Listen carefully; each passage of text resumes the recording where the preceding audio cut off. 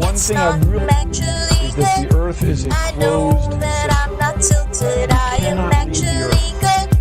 I'm not spinning or tilted, so I'm actually good. I'm not spinning or tilted, I am actually good. It's not true that I'm spinning, I am actually good. I know that I'm not tilted, I am actually good. It's not true that we're spinning.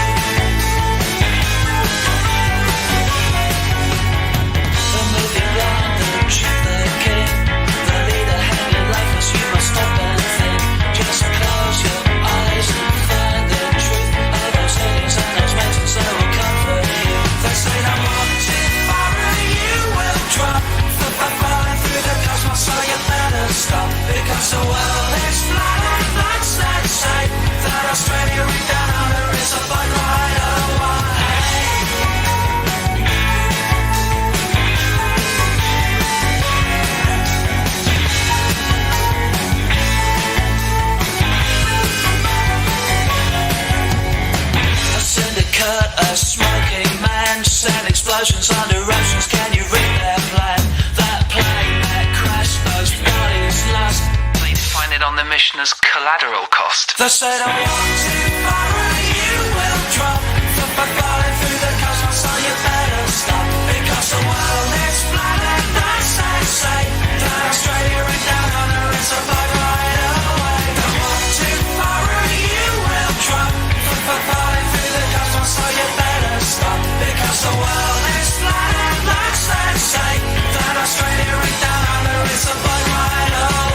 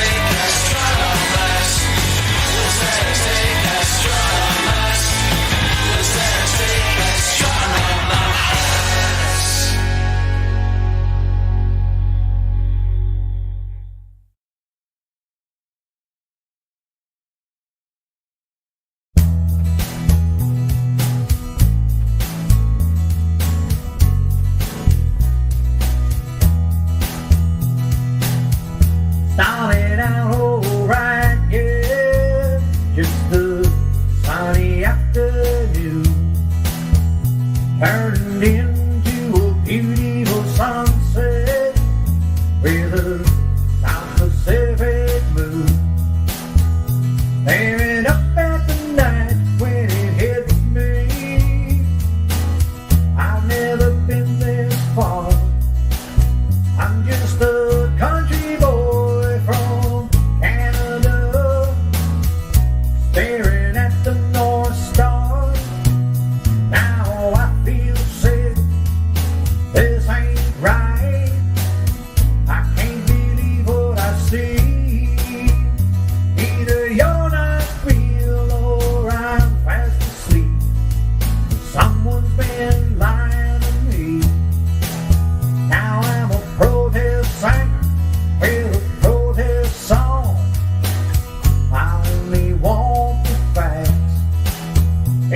I can see the North Star from the southern hemisphere, I guess the world is flat. Dear globe, I'm gonna miss you. You were so special to me. Now you're busted flat down in Vietnam on the South China Sea. The good Lord knows what's going on. I only know what I see. You can fool me once, shame on you, but twice, well, it's shame on me. Now I feel sick, this ain't right. I can't believe what I see. Either you're not real or I'm fast asleep. Someone's been lying to me. Now I'm a protest singer with a protest song. I only want the facts. If I can see the North Star from the southern hemisphere, I guess the world is flat. Liar, liar, pants on fire. We never walked on the moon. Well, Mr. PhD from MIT, we just want the truth. Well, we know about all the king's horses, and we've heard about all the king's rings.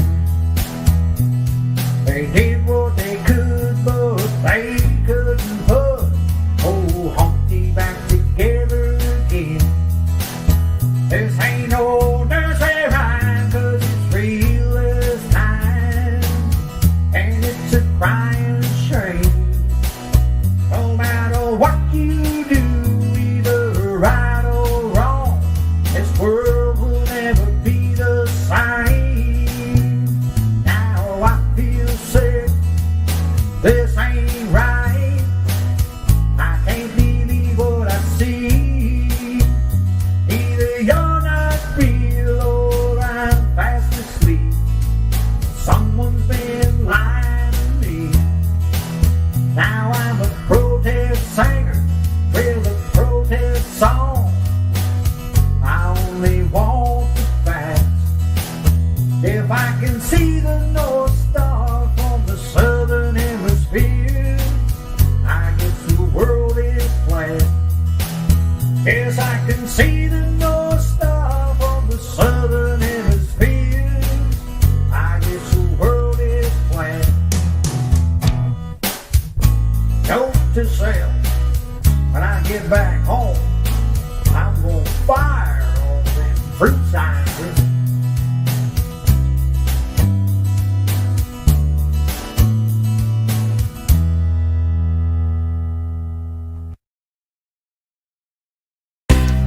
It is for chocolate, but it has to be.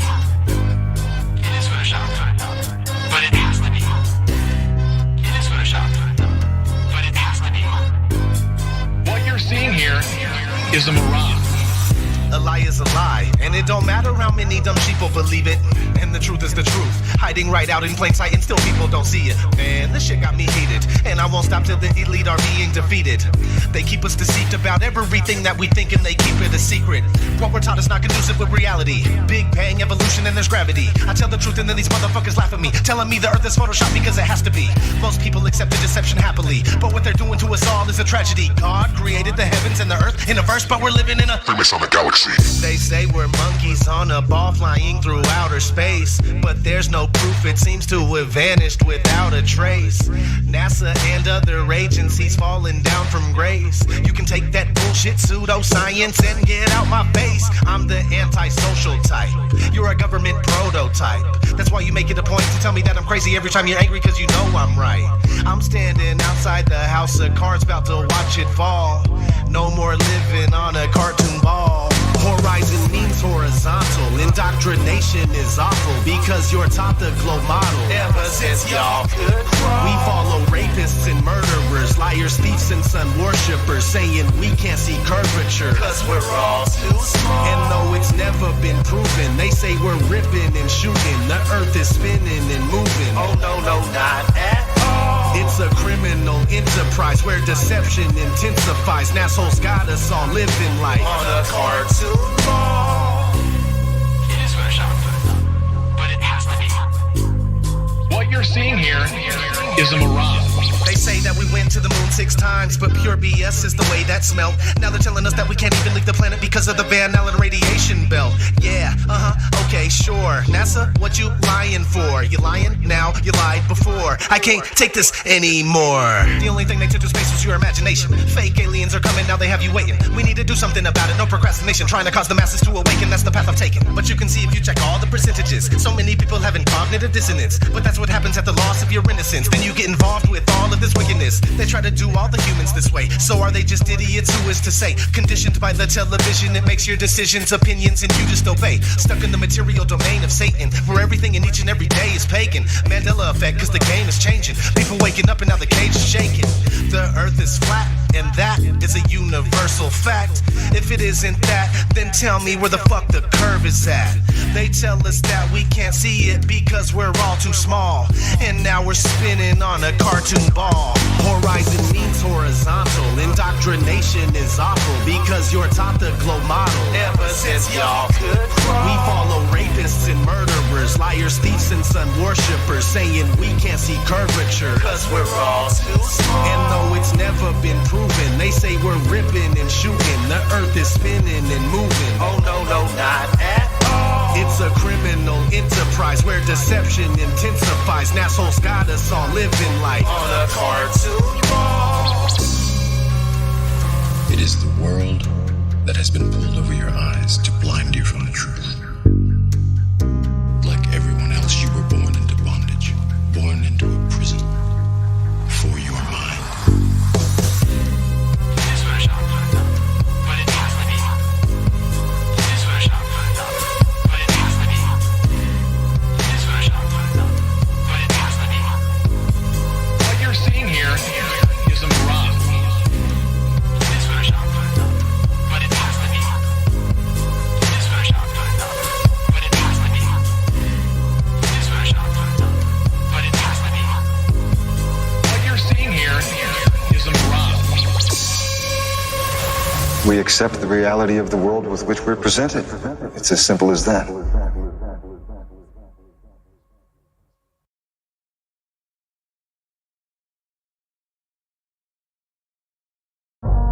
Nobody claims that what you're observing when you're seeing the horizon is the geometric horizon.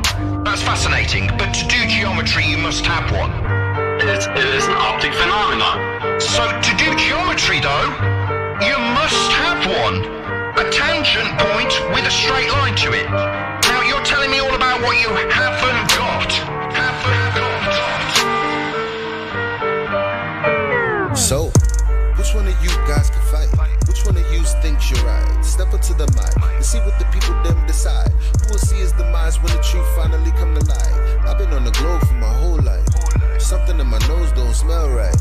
Meditating, feel a slight breeze in the wind, but I know I ain't moving, this is no ride. How you gonna tell me that the air that I'm breathing, that the PSI I'm feeling, it contain, motherfucker? How you have gas pressure next to a place 10 to the negative 17 to a space, motherfucker? What did Nixon say? One small step for man is one giant leap for mankind. And at the same time, McKenna-Tuna landed on the moon while the Vietnamese died at the same time. I ain't got time for the life MLM. Helios, flame out, breaking down the dam. Crushing all false gods in the program. Believe when he say that I am that I am. I am that I am.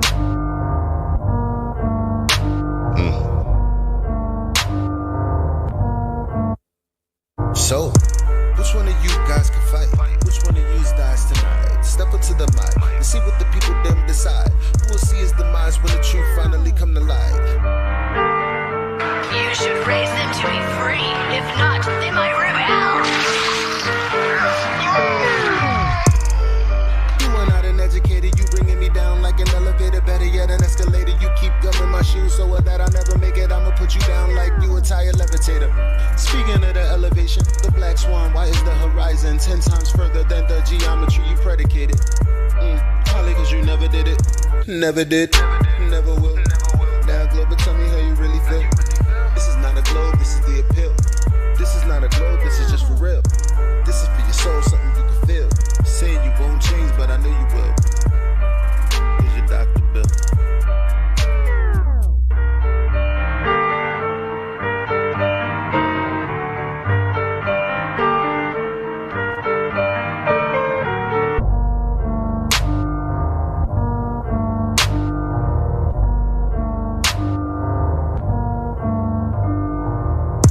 Which one of you guys can fight?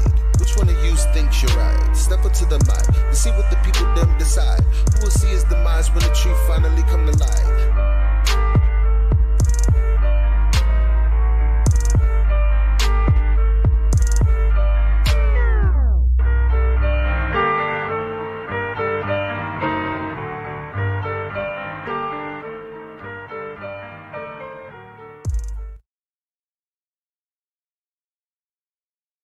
Like, why, when you got one case for like, why would they lie? That's my thing, is that I would like to a explanation of one way or the other, so that I'm more informed if I were to be, asked for anything else.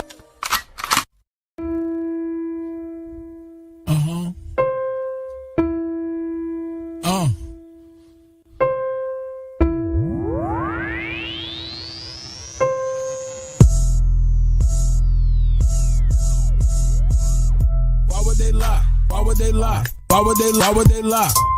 Why would they lie? Why would they lie? Why would they lie? Why would they lie? Why would they lie? Why would they lie? Why would they lie? Why would they lie? I know you've been hating this, but how about that radius, huh? What is he saying though? Broken geometry. Okay. I just pointed out, now you're at hominy. Went to your mommy be trucking and driving, Globers be wildin'. They went out of style. 8 inches per mile squared, never been measured out in the wild. Why would they lie? That's what they cry when it just can't be denied. Defending the government, slave till you die. You ain't got no reply. That stuff is flat. Who told you that? Like I can't trust my eyes? There ain't no curvature, and the swan is black. But nice try. Why would they lie? Why would they lie? Why would they lie? Why would they lie? Why would they lie? Why would they lie? Why would they lie? Why would they lie? Why would they lie? Why would they lie? Why would they lie? Why would they lie? Once you go flat, matter of fact, you never go back. You never go back. Why would they lie? Why would they lie? Why would you ask such a question? Coming here crying to ask why they're lying? Dude, may I make a suggestion? It seems to me in your mind that you could use some introspection. Instead of advancing your thinking, you're headed straight to a sad state of regression. People keep thinking it's our job to find them the model that they've been questing. Meanwhile, they're walking around every day in the world never ever suspecting that the very own senses a human possesses have never attested. Something that's absolutely and completely reversed to the world manifested. How can you think that a person like me could take someone like you even serious? Why would they lie? Why would they lie? Bro, are you fucking delirious? How can we even engage in a true conversation if we can't surpass this? I'm gonna need you and your little fundy friends to pull their heads out their asses. Why would they lie? Are you fucking high? You really gotta be kidding me. The world that you've known, all on its own, has been nice and flat since the beginning, see? No 8 inch per mile square, that's why y'all scared to have this become mainstream. So as a result, we transform into nightmares, waking folks from the daydream. So proceed to ask why they are lying without verifying your story. And at the end of the day, maybe all I can say is that y'all fucking bore me. Why would they lie? Can't even deny. You're sounding just like a baby. Maybe a hero is all that you need. Maybe else somebody save me. Global abortion, all applauded. Cheers, big heads, small, enormous. From cradle to grave shall be like tortoise. NASA Tower lies every day is exhausted. Nothing more boring than the stream they recorded. Yeah, that looks real, is that a joker talking? Composite mind nuts is not a bore you foreskin. Ignoring, distorting the facts where they store is. Entering your mind irrespective of warrant. To say levels curve we expect from a zealot. Spherical excess, now we don't want it. Delusional puppet digesting the stomach without any warning. Hick on the shoremen. Are you a moron is not that important? Similar to Karen, always reporting. Endorsing the fraud and effects without cause. Manifest force from a pseudo source. Reversing the curse of what you've been taught. They've been rehearsed in the dirt, but they still fall short. Imaginary planetary like coincide with space warp. At astronauts monetary paid for. Submerging the water. But they claim that the orb, it's a circle, cloud circle in the globe. Why would they lie? Obvious the creator. If the globe don't fit and the earth don't turn, that's a whole lot of that they have to earn with the horizon swan. We eliminate the curve. All our eyes are on only what we can observe. Global lies are wrong, what they're hiding flat. Keep my spies like on hide for the research. You rely upon priest and pirate like a bird. With your lying blood, preach religion like a church. How should they die? How should they die? Why would they lie? Why would they lie? Why would they lie? Why would they try? I got the math and science on my side. I'm running circles, it's easy as pie. Your reification is all falsified. The education is all just a lie. No need to replace it. All I need is you to face it. All I got is time and you just wasted. This is a gift staring you in the faces. Where you gonna get the truth from if not from us? Then who you dum-dum? Made the bed of your demise and chose to sleep to count the sheep since 9 to 1-1. Never been a fighter, fact of life, a choice of wrong and right that I would never run from. State the truth, defend the youth and stop the coup. It's just a job that got to get done. Why would they lie? Why would they lie? Why would they lie? Santa was real, the fairy was real. Why mama lie? My brother died, healthcare was bad. Why mama cried? The system is broke, your son is woke. I'm setting this shit on fire.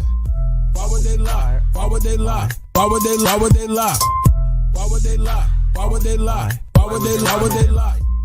Why would they lie? Why would they lie? Why would they lie? Why would they lie? Why would they lie? Why would they not? The plot and derive by watching the sky and they know it's a clock. They picking both sides and listen with lies. The people pretend that they pick who they got. The people divide and then they disguise and now they devising a plot. You ask why they lying from behind closed eyelids. You disguising an iris that's lifeless. You're denialist, but this lie is why you're a nihilist. Guess you're lying for the pride then. They enticing the brightest to get deprived in contrived confinement. Lie about what the meaning of life is. Get a degree in a 9-to-5 shift. Only way that you'll survive this. What's that mean? They have to bribe them. Yeah, it's tragic. Their only tactic when the model under attack is asking where a map is. If they lied about the earth, what you even asking? Weaving past them, leaving blasting. Everything you believe is backwards. Occult belief is practice. That's what they achieve in masses. Yeah, it matters. You believe what masses. Massive incoherent magnets have a weak attraction. That's electrostatics. They always invert it backwards. Wonder what's the verdict, pastors? Religious zealots preaching, talking past us. Sent a blitz right up the middle. Who can block the fastest? Falsify the radius. You cannot walk right past it. Yeah, they truly think they got the masses, but God's got the backing, so they can't stop what happens. Why would they lie? Why would they lie? Why would they lie? Why would they lie? Why would they lie? Why would they lie? Why would they lie? Why would they lie? Why would they lie? Why would they lie? Why would they lie? Why would they lie? OG. Why would they lie? I'll tell you why. They don't want to see you survive. They don't want to see you get live. Love on your queen till you hire you some kids and provide. They don't want to see you revive. Take an L, then come back harder than ever besides. Packing that hammer on side. How can I help it, bro? Second Amendment on mine. They won't label you a felon. That way you can't get your hands on protection. That way they come in and fake an election. If they want Caesar assets, you can't stop or arrest them. That way the hood is simply a reflection of the design that they predestined. If you don't like it, they pop off your top like your last name was Kennedy in Dallas, Texas.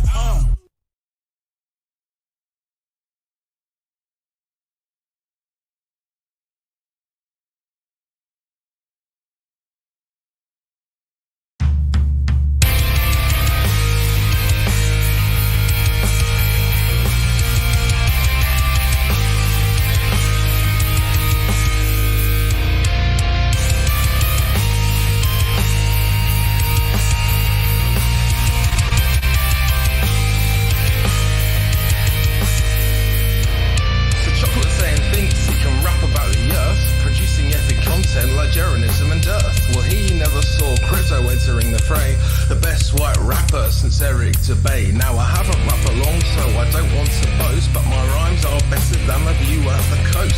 And right now I'm dropping some pretty sick bars, and I can't help notice that we see too far. In crypto trading we have different kind of bars. They exist on your screen just like terraforming Mars. You can't really go there, it's just a visage. It's not a real place and it's not a mirage. Anyway, let's get back to the plane. Unlike platypus, I'm bringing the pain. Earth is flat and it does not move.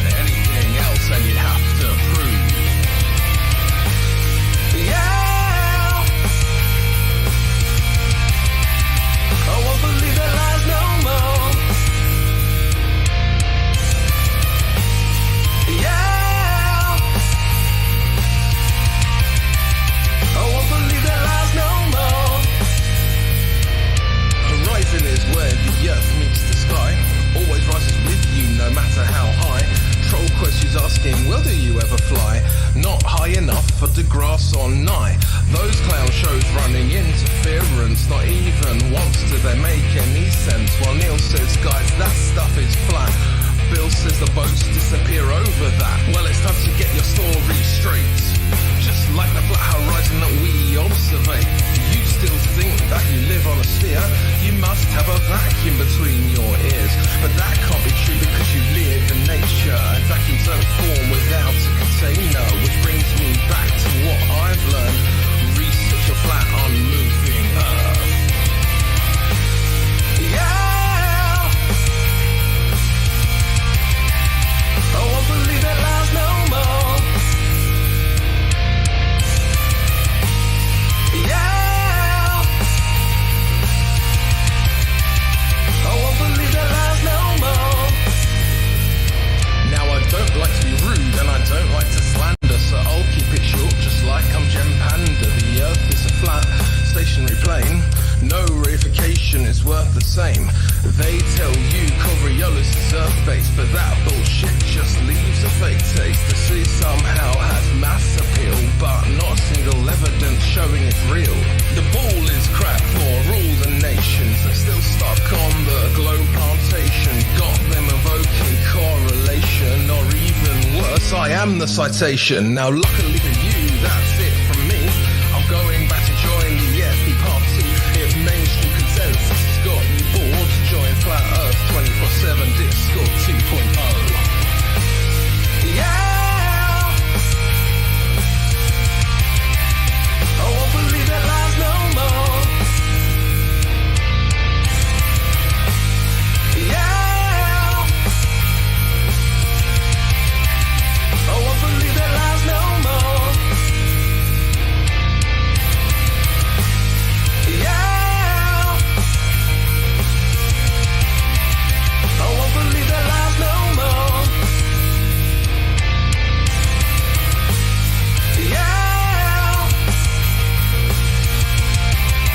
I won't believe that lies no more.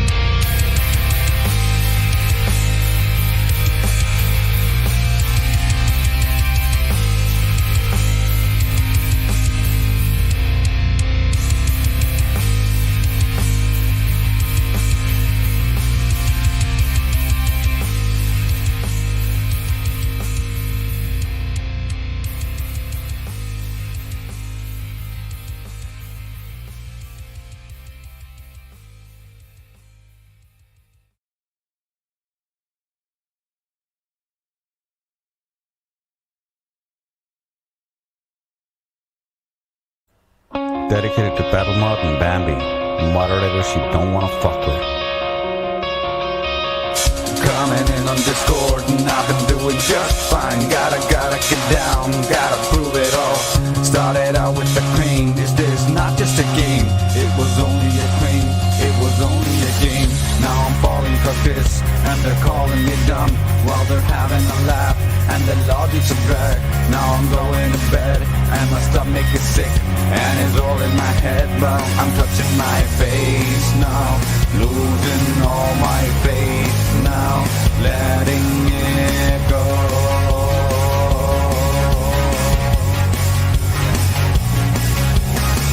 And I just can't look, it's killing me, and taking control. Gravity turning sinks into the sea, swimming through sick fallacy.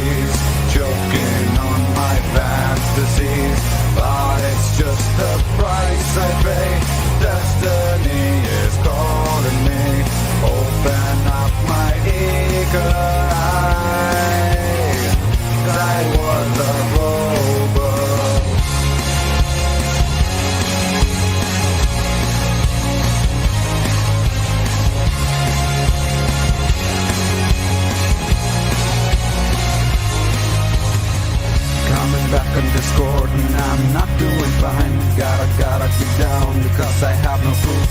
Started out with a claim, this is not just a game. It was only a claim, it was only a claim. Now I'm falling for this, and they're calling me dumb. While they're having a laugh, and the logic's a drag. Now I'm going to bed, and my stomach is sick, and it's all in my head. Now I'm touching my face now, losing all my faith now, letting it go.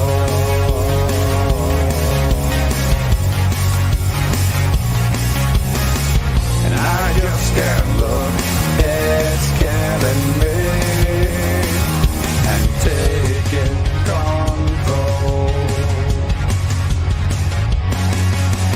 Gravity turning sinks into the sea, swimming through sick fallacies, choking on my fantasy. But it's just the price I pay.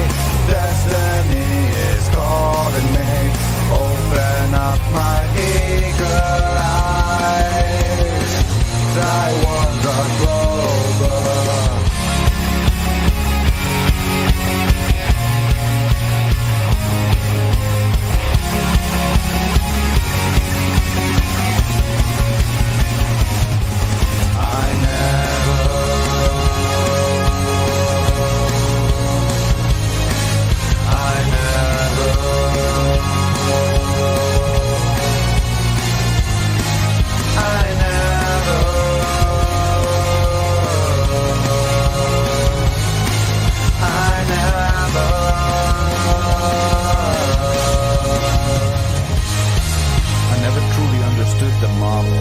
Became a flat earther.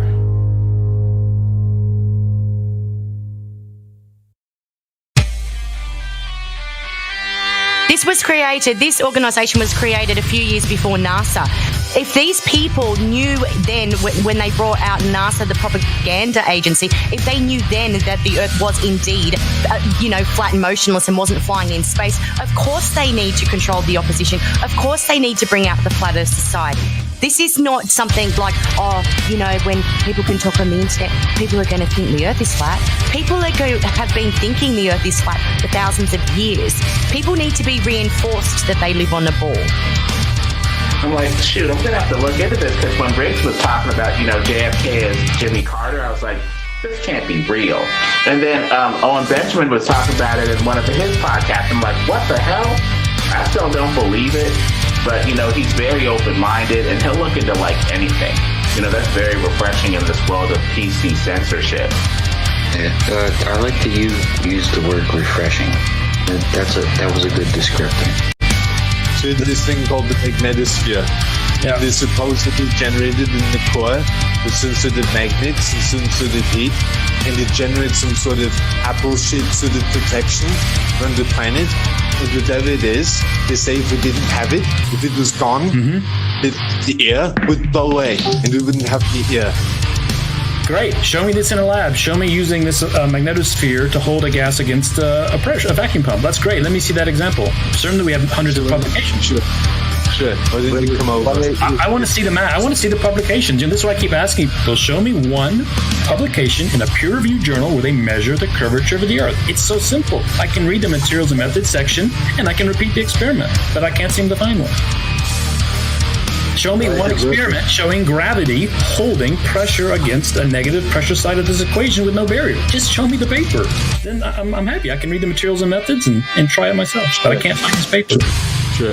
Why didn't you just go to university and say, in the deepest, most manly voice, show me the curve? We only have one shot at this guy. Okay, a little left. Okay, now factor in the spin. No. God damn it, man. Okay, what direction are we? East, west, north, south, northeast? Factor in everything. We need to know exactly the direction, the spin of the Earth, and how to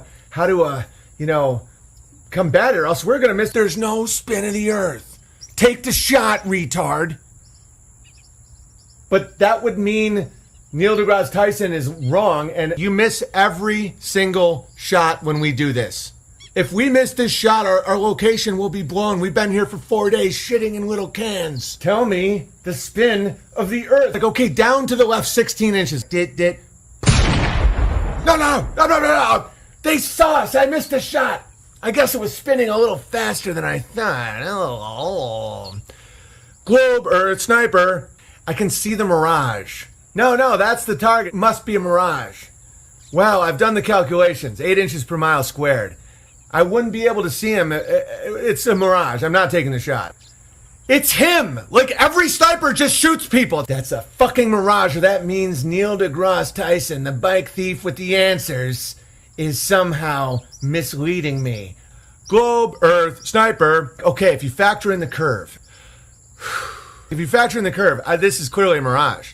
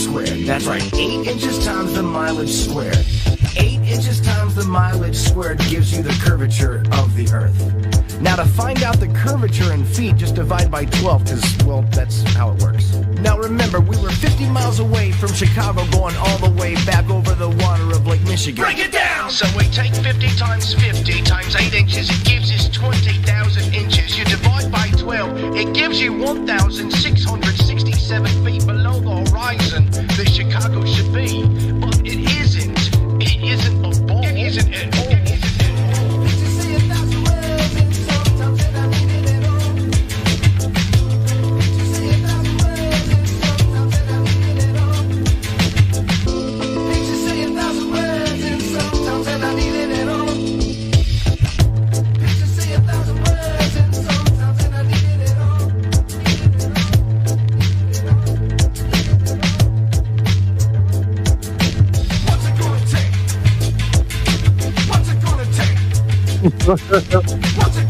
God, I love it. That's awesome. One thing for sure is they've been lying to you. Liar, liar, pants on fire. Liar, liar, pants on fire.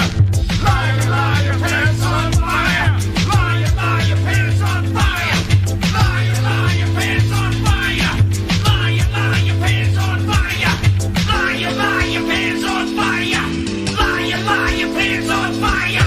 Liar, liar, pants on fire.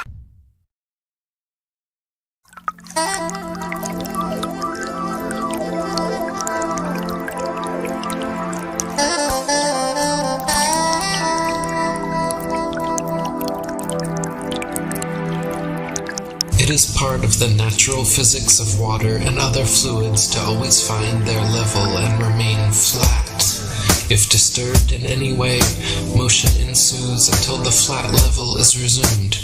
If dammed up, then released, the nature of all liquids is to quickly flood outwards, taking the easiest course towards finding its new level. If the Earth is an extended flat plane, then this fundamental physical property of fluids finding and remaining level is consistent with experience and common sense. If, however, the Earth is a giant sphere tilted on its vertical axis, spinning through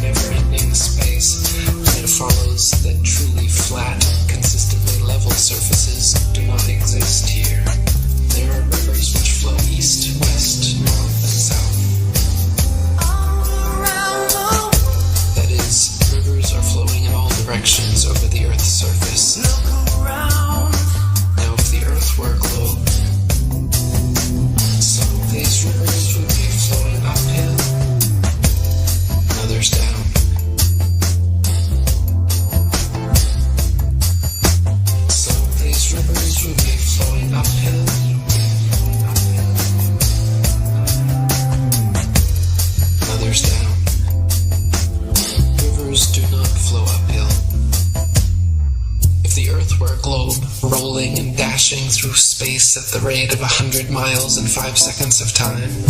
The waters of seas and oceans could not, by any known law, be kept on its surface. Whenever experiments have been tried on the surface of standing water, the surface has always been found to be level. To drop the theory which supposes a curved surface to standing water is to acknowledge the facts. If the Earth were a globe, the surface of all standing water would be convex.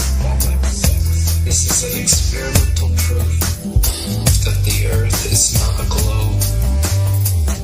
There are rivers which flow east, west, north, and south.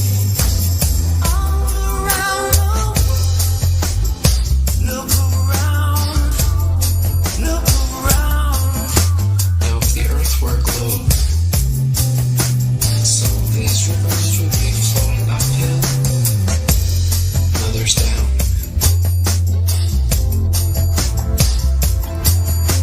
Some of these rivers would be flowing uphill,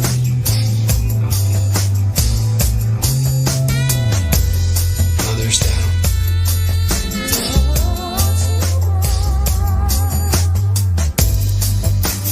Rivers do not flow uphill.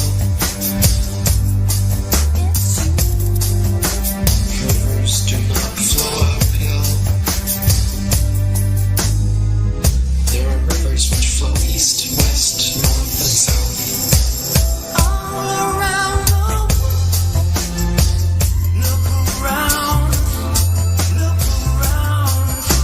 Now, if the Earth were a globe, some of these rivers would be flowing uphill, and others down.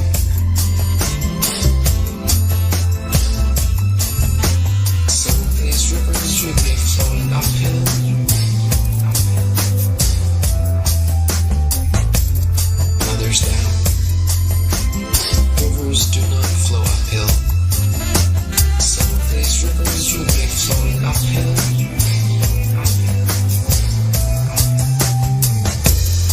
others down.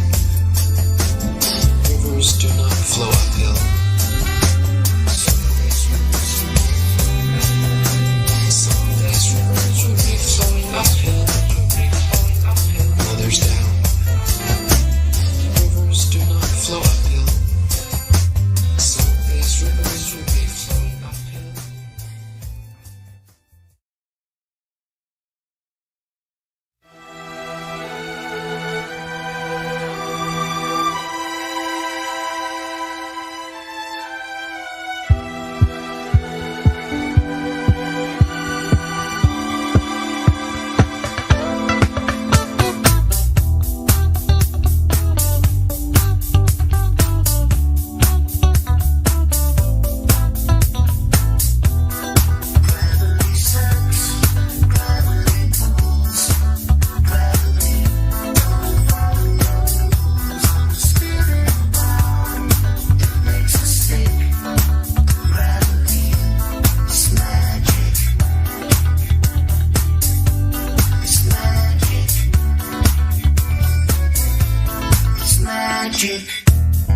Light things rise up. Heavy things fall down. Simply a natural property of weight and density. That is very different from gravity. Gravity is a hypothetical magnetic-like force possessed by large masses, which Isaac Newton needed to help explain the heliocentric theory of the universe.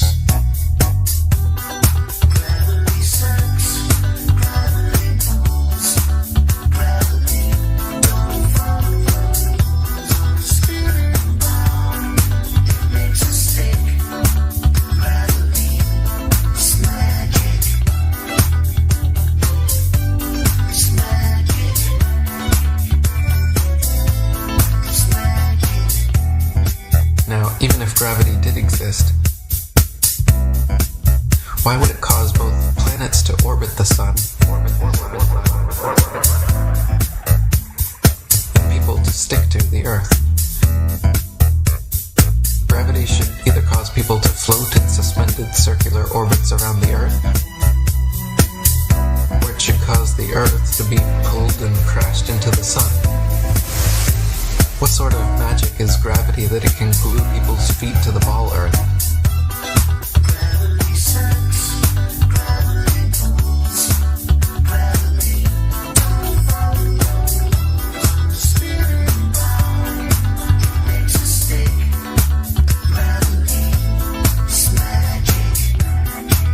Gravitation is only a subterfuge employed by Newton in his attempt to prove that the Earth revolves around the sun.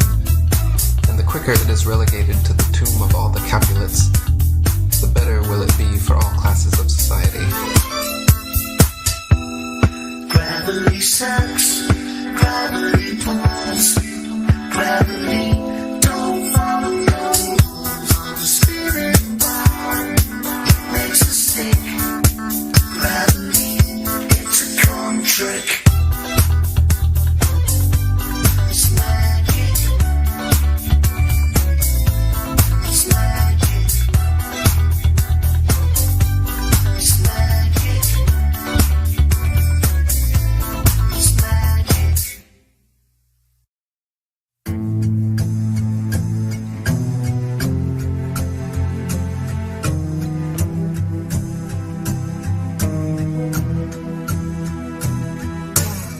I confess that I cannot imagine how any human being in his proper senses can believe that the sun is stationary when, with his own eyes, he sees it revolving around the heavens, nor how he can believe that the earth on which he stands is whirling with the speed of lightning around the sun when he feels not the slightest motion. We've been taught that the moon has no light of its own, but is merely a reflector of the sun's light, that some masons from NASA actually walked on the moon, that some other masons from NASA sent rovers to Mars, that satellites and space stations are incessantly spinning in suspended animation above the Earth. For almost 500 years, the masses have been thoroughly deceived by a cosmic fairy tale. By a cosmic fairy tale. For almost 500 years, the masses have been thoroughly deceived by a cosmic fairy tale. By a cosmic fairy tale. We have been taught that a mysterious force called gravity, a magical magnetism responsible for keeping everything from falling or flying off the spinning ball Earth, is just strong enough to hold people, oceans, and the atmosphere tightly to the surface, but just weak enough to allow bugs, birds, and planes to take off with ease. We've been taught that the ball Earth spins at a constant velocity, perfectly dragging the atmosphere along so we cannot feel the slightest bit of motion, wind, or air resistance. They say we cannot feel any of this motion because the magical Velcro of gravity pulls the atmosphere precisely along, and we cannot measure any of this motion because the stars are so incredibly far away. For almost 500 years, the masses have been thoroughly deceived by a cosmic fairy tale. By a cosmic fairy tale. For almost 500 years, the masses have been thoroughly deceived by a cosmic fairy tale. By a cosmic fairy tale. A sphere where people on the other side live with their feet above their heads, where rain, snow, and hail fall upwards, where trees and crops grow upside down, and the sky is lower than the ground. For almost 500 years, the masses have been thoroughly deceived by a cosmic fairy tale. By a cosmic fairy tale. For almost 500 years, the masses have been thoroughly deceived by a cosmic fairy tale. By a cosmic fairy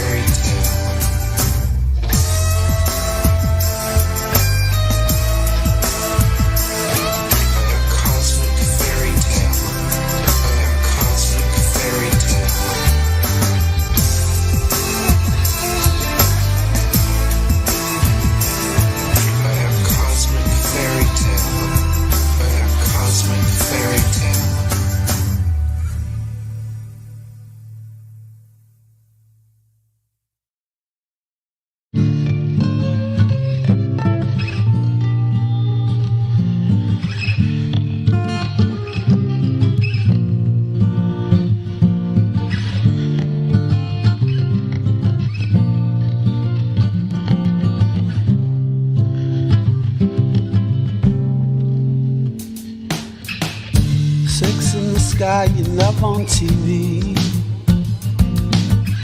Your empty eyes break it off me. The moon is landing on my head, and I can't feel anything you say. I can't feel anything you say.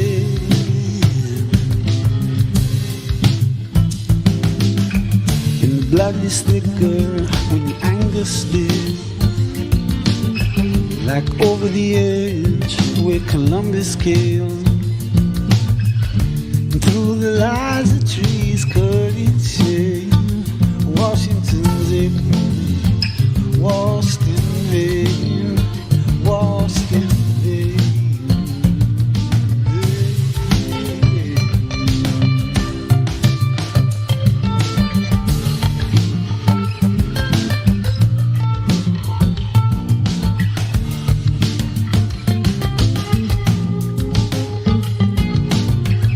Read their nonsense to lay vision images planted in your brain.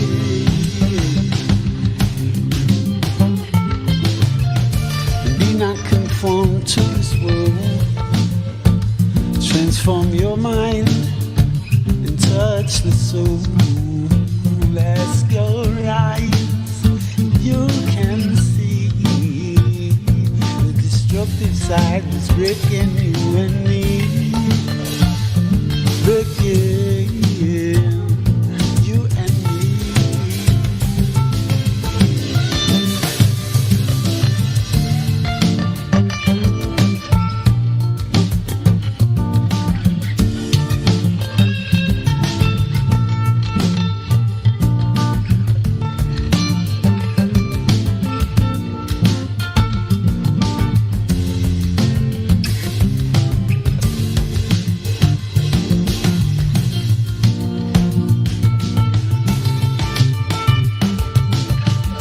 Sex in the sky and love on TV.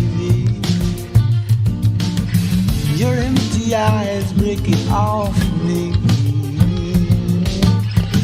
Moon is landing on my head, and I can't feel anything you've said.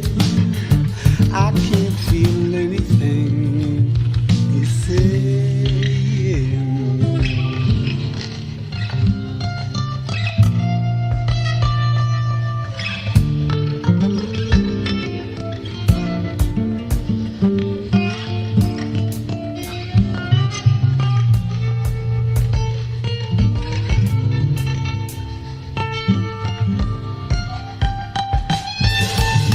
Blood is thicker and the anger spills, like over the edge where Columbus came. The light tree is cut and shaken, Washington's apron, washed in vain, washed in vain.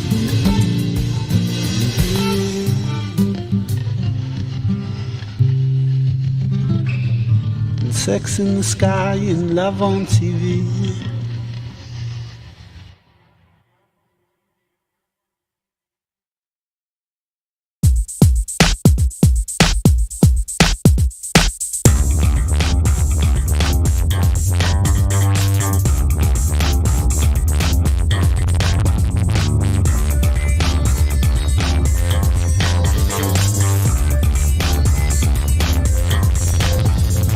We don't have time, we don't have time, we don't have time, we don't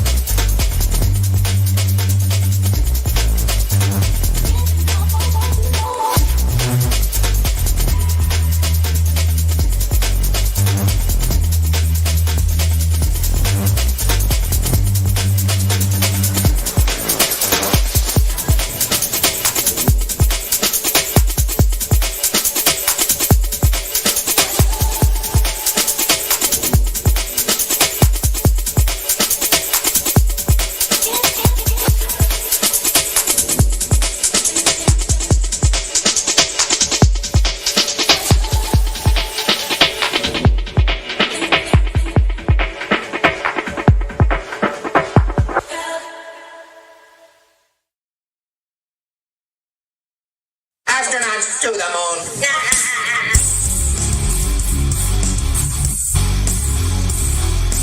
This force below my feet, that's a real cold gravity. I'm running faster to the east, 'cause there's the ball rotates with me. In the sky I wonder why. Drop the mic through the lights. Flying in the shelter. Great achievement for humankind.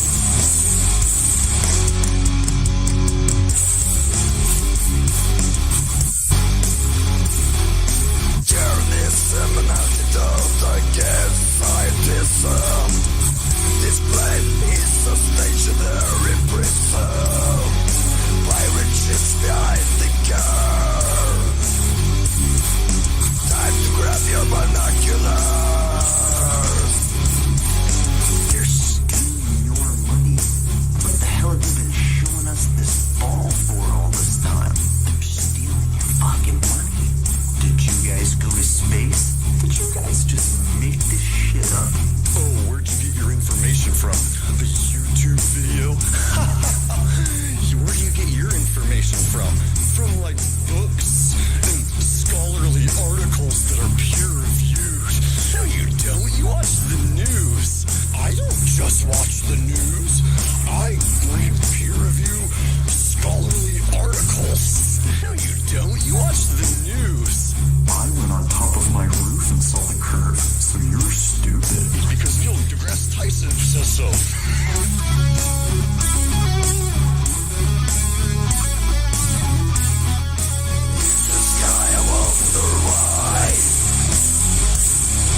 Drop the mic through the lights. Flying in the homeless shelter. Great achievement for humankind.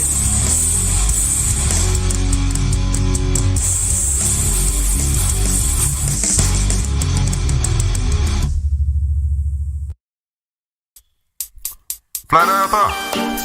Yeah, what can I do for you, really? Just tell me. Just finished the Flat Earth map, bro. Are you on it?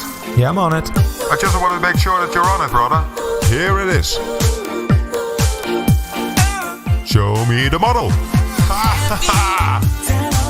Yo.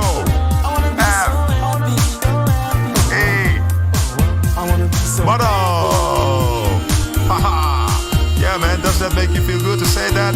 Say it with me one more time, Flatty. Show you the model. Oh, no. You can do better than that. I want you to say that you would mean it, brother. I've got all the Flat Earthers lined up waiting. I better hear you say it. No, show you the model. No, not show you. Show me the model. Show me the model. Yeah. Louder. Show you the model. Yes, brother. But you gotta yell that shit. Show me the model. I need to feel you, Flatty. Show me the model. Flatty, you better yell. Show me the model. Show me the model. Do it for the ball earthers. Show me the model. I destroy the ball earthers. I hate the big blue ball. Who's the real Flat Earther? Long live the Flat Earther. What are you gonna do, Flatty? Show me the model. Congratulations, you're still my agent. If she don't leave me alone, she's gonna be mad. Gonna be mad. Happy tone sad if she don't leave me alone, she's gonna be mad. She's gonna be mad. Yeah.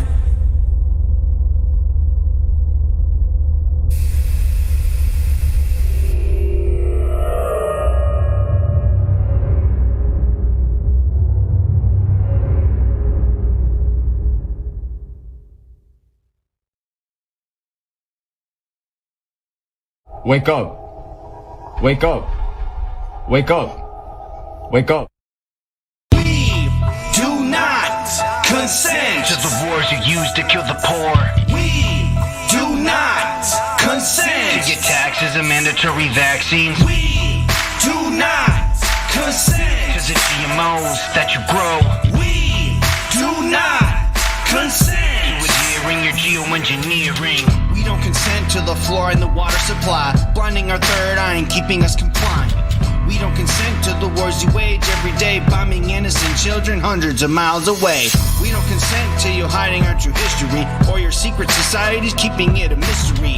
Cause you've been lying to all of us for centuries. Now it's time we break through your green screen reality. There won't be a rock and turn for y'all to be hiding. You're unprepared for the upcoming uprising, and no denying that you've ruled for too long. And we're chipping away at your armor with each song. We use the truth to put an end to the abuse. Once you see what's to come, I wouldn't want to be in your shoes. You think we're just lambs lining up for the slaughter, but we're here to make your new world have no order. We do not consent to the wars you use to kill the poor. We do not consent to your taxes and mandatory vaccines. We do not consent to the GMOs that you grow.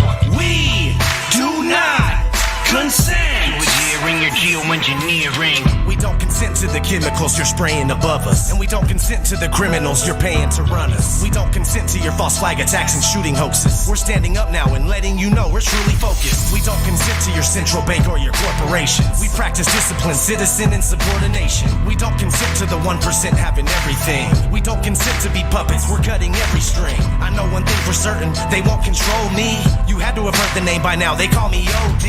I don't consent to the media telling lies to me. I don't consent to them engineering society. It's time to take over this shit, so now we're locked and loaded, ready for anything that happens at any moment. We're wide awake, there's no way that we'll ever go back. Never sleep again, and we wanted to let you know that we do not consent to the wars you use to kill the poor. We do not consent to your taxes and mandatory vaccines. We do not consent to the GMOs that you grow. We do not consent to adhering your geoengineering. We do not consent.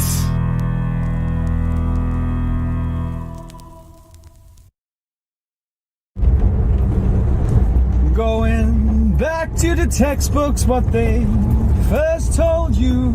Gotta take another look at Earth, cause it doesn't move. Look across the oceans, look across the land, and please, if you see that curve, can you tell it where I am? They'll try to tell you stories you need to understand. It's not round, it's just a big flat piece of land. Although it makes no sense, they say we're spinning round. How can this be true when my feet stay on the ground? Cause if one day you wake up and see that Earth ain't no ball, and you look in the distance and see there's no curve at all, I said try not to worry, as it does all who've been fooled. They've been ramming it down our throats since the first day you were schooled. Earth's not moving, Earth's not moving, yeah. Spaceman said, look, we're floating here. I said, I don't think so, dude. I see wires everywhere. You gotta watch your back, these come and lie to you. How can they go Mars when they can't even go the moon? So if one day you wake up and see that Earth ain't no ball, and you look in the distance and see there's no curve at all, I said try not to worry, as it's us all who've been fooled. They've been ramming it down our throats since the first day we were schooled. Earth's not moving, Earth's not moving, yeah. When you look up in the sky, the sun goes round and round, not the other way round. The North Star has never moved, so how can we be spinning?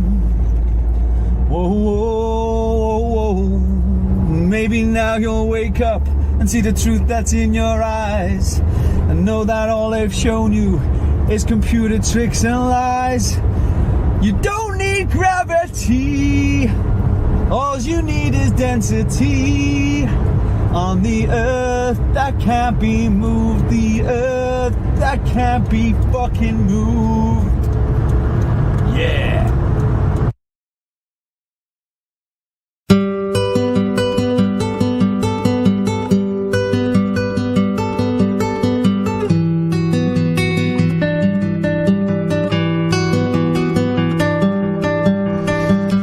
I must now tell you why, as you awaken from this global lie. Despite what they have said, Earth is not a globe spinning, but instead they mind tricked you to steal your plane, as someone close to you programmed your brain. But why? So clear this is, improve your stance. Space is fake, we are contained. Their scheme is over, the truth has just begun.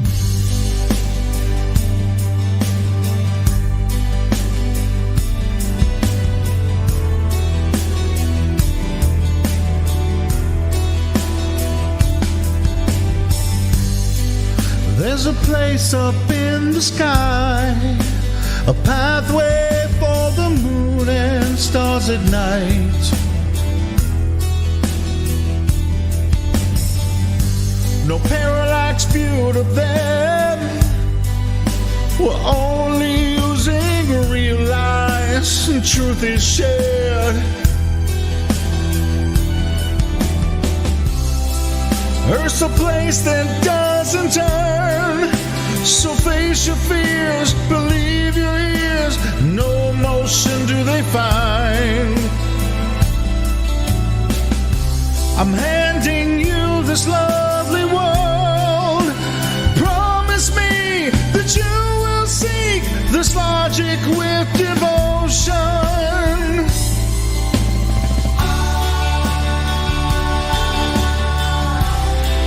Truly see your point of view. I'm gonna teach you how to prove.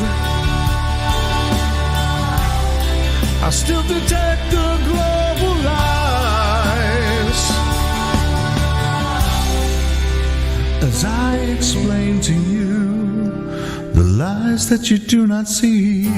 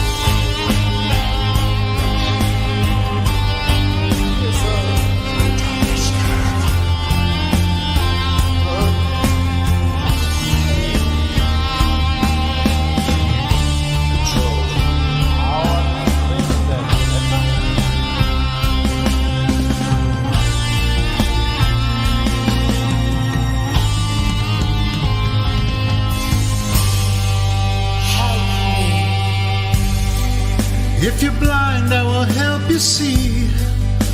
You must deny the vicious lies you believe.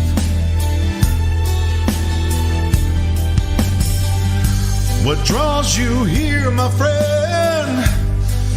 Come listen now and let's fly to the truth end.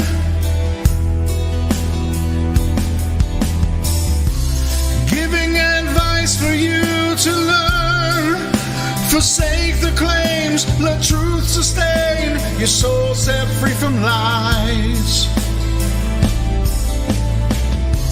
A heartfelt yearning to be had, lost in the illusion using real lies. You will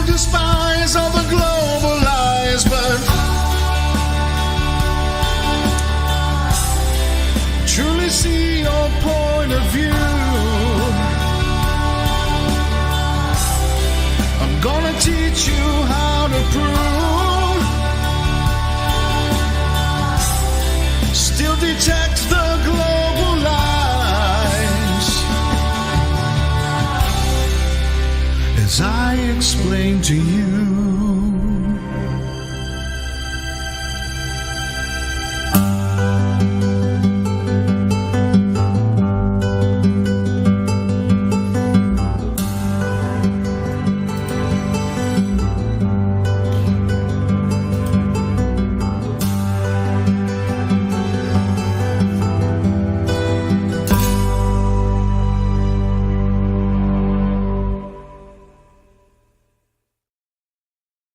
Wake up. Wake up.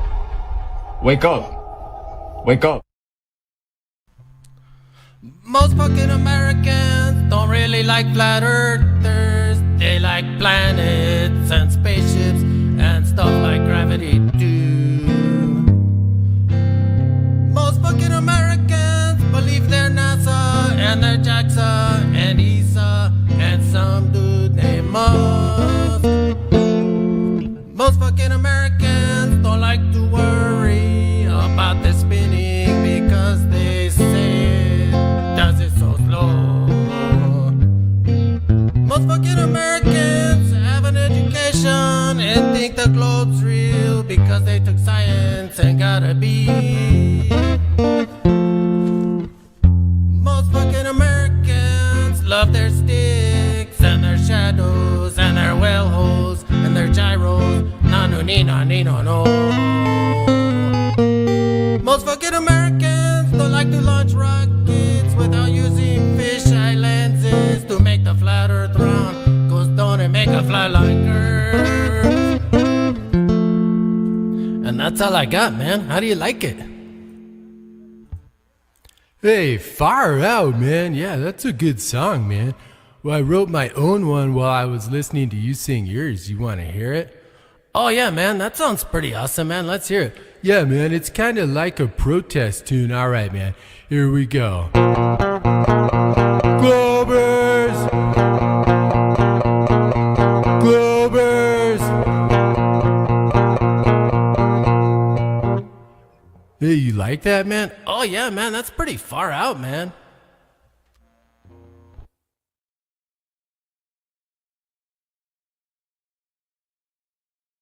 If you are 2 millimeters above this beach ball, you just don't.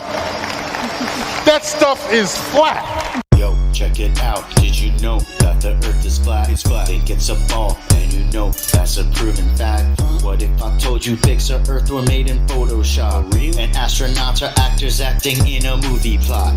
What would you say? What would you do when you find out that the globe is fake and isn't true? You globers about to turn into a bunch of flat earthers. Just ride the wave, cause you know that y'all bad surfers. Ride the wave. Cause you know that's not the curve of the earth, right? At that height, you don't see the curvature of the earth. Just saying. That stuff is flat. That stuff is flat. That stuff is flat.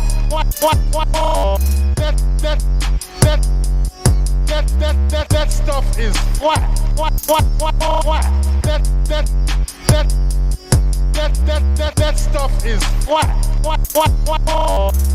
flat. That stuff is flat.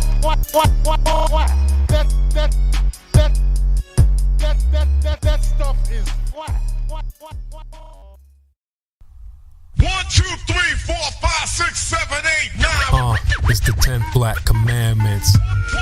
Yeah. This globe, you can't tell me about this curve. Can't tell me nothing about this curve, this speed. I'm a real truthist. Truth is on the beach. I ain't forget about you, brothers. My Nikon beauty shooters. Shout out to the lobby. I've been in this game for years. It made me an animal. It's rules to this. I wrote me a manual, a step-by-step booklet for you to get your game on track. Don't let your way get snatched. Rule number uno, speak on what you know. You shouldn't make claims unless best you know for sure.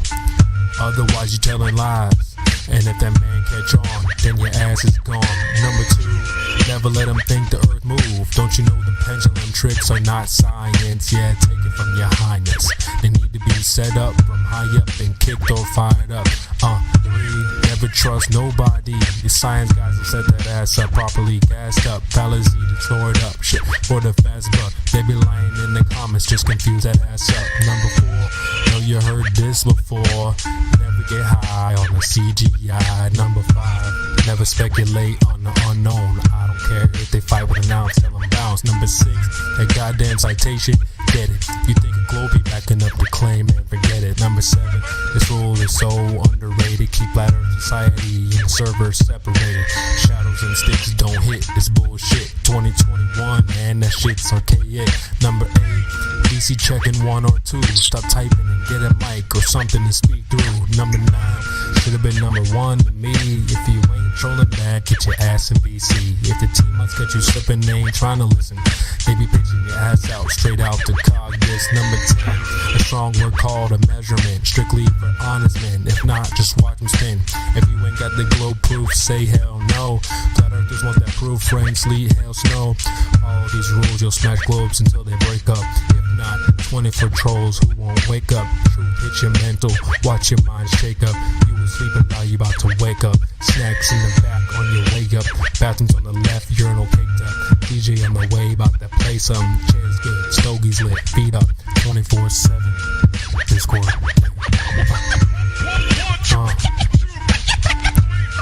CB, yeah. Shout out to the mods, golds, silvers, values, lobby gang, yeah.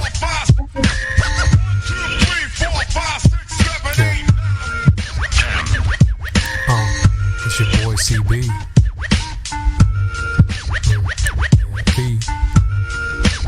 In the lobby. Catch me in the live stream.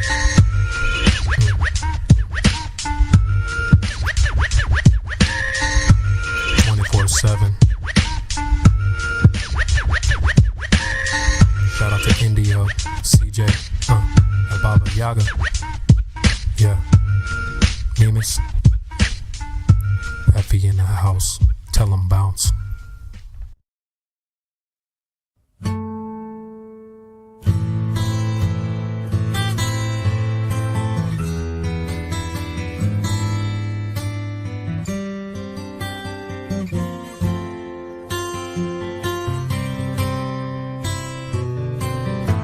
Debate, flat earth debate. Is there anyone who would debate me? Debate, flat earth debate. Where is the one who could debate me? Who has the science acumen? Where is the intestinal fortitude? Where can I meet you in debate? But Baltar, Space Monkey, you can't say I never tried. Baltar, where are ya? Get your ass in the arena. Baltar, pretender clown, it's time to meet me in debate. I'm gonna shatter all your dreams. I'm gonna smash that friggin' globe. While there's tears, they taste sweet. Baltar, pretender clown, where can I meet up and eviscerate you?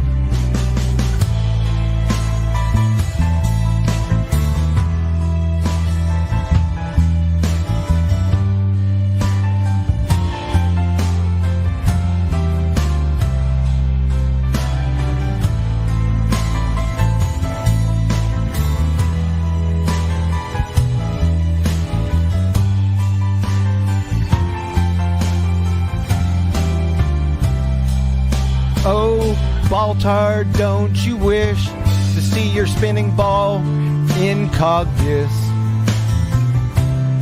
Ain't it time you said goodbye? But Baltar, Space Monkey, I see that sadness in your eyes.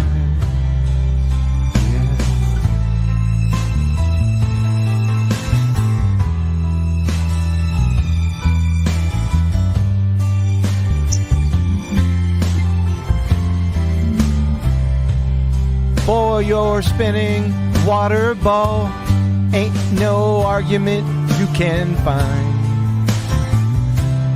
There is nothing you can say.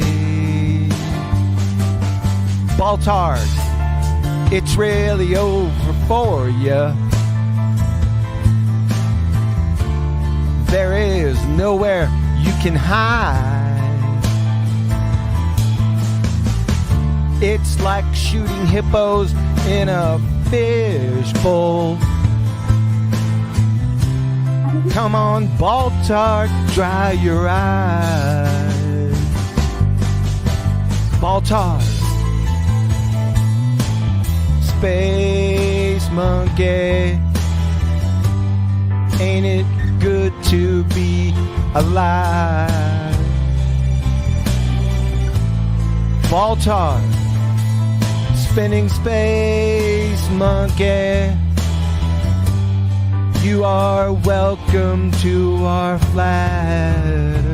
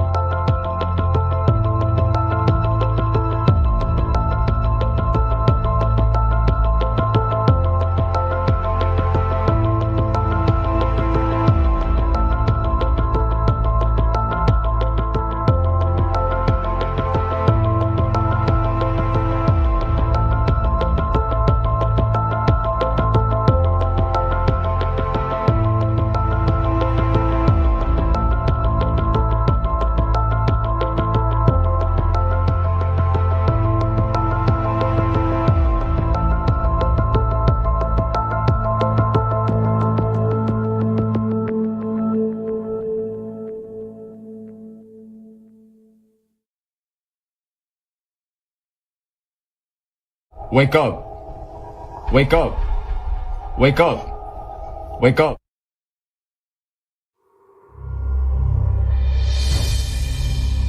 How real is this flat world? Some things to consider. Let's start off with a bold statement, one that some of you have heard me say over the last 5 years. If the world is flat and it's enclosed, then it's probably digital. I say digital because the word virtual seems to have lost its meaning, like artificial intelligence or smart when referring to electronics. Sounds like false learning. Digital may seem like an older term, but it still applies. Why does this make perfect sense to me? Well, for starters, I'm older and had the pleasure of working in the tech field since its infancy. I was one of the first kids at my university to have their own computer. I played video games for a living during the 90s and then taught proprietary software for the better part of 20 years. The short version is I know what the industries have been striving to do for decades, and it is the one aspect of our future that has almost reached its potential. Most of what was promised to us since we started building machines has never been realized. No one has flying cars or ray guns or robot servants. I suppose there are special military programs that have achieved some of these goals, but the general public will never see them for various reasons. Flying cars are too risky. Ray guns are way too dangerous, and robot servants, well, you've seen the movies. No happy endings there. The one ladder we did scale was information technology, or IT. That progressed very quickly, and the leaps we made in that arena were astounding. We have basically put small computers in just about everything, and the large ones have been dedicated to creating virtual worlds, or what I like to call the ultimate escape. Maybe it's the only true escape. Human beings seem to be designed to want escapism. We've all heard that. It comes in various forms, from alcohol to drugs, and yes, many different kinds of entertainment. Anything that distorts or triggers our suspension of disbelief qualifies. Suspension of disbelief is, by the way, the reason why you get emotional when you watch television, movies, or even read a book. Drugs and alcohol are kind of a poor man's virtual reality and doesn't require much thought. They smudge the canvas of our world and give the illusion that you are somewhere else. The stronger the drugs, the stronger the illusion. Some of you know what I'm talking about. Books, television, and movies require some imagination, and a good story in any form can transport you to another world, but you have to buy into it. If the story isn't realistic, the effect doesn't work.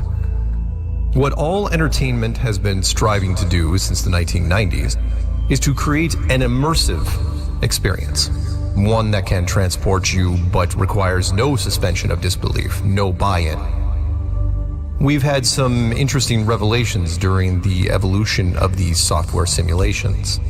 The first is that almost all groups or companies use the same programming techniques. Just about every piece of 3D software that has been created, be it Fortnite, Minecraft, GTA, and all earlier titles, are all built on a flat, enclosed world, similar to a cake box. In fact, everything you see above you in these realms uses what is known as a skybox system. Even those that display a dome-like structure have to eventually square off the edges, which is why I keep using the word box. Computers still can't do some of the things that we do. One is, of course, be self-aware. We will get into that later. Another is that computers can't draw true circles. Not because they aren't smart enough to do it, it's because we haven't figured out a way to tell them how to do it. That's something to think about. If you zoom in on any circle drawn by a computer, it will start to get pixelated or square off into right angles. The same goes with large areas. Eventually, you have to draw a straight edge border. Why? It's more efficient. We can create illusions of spherical things like the moon and other planets, but up close they are always just bunches of little boxes. The same goes for the flatness of these realms. They are all built using a perfectly flat base. Mountains and valleys are of course added for texture, but the outer edges are always perfectly level with each other. Why? Because programming a curvature is much more complex.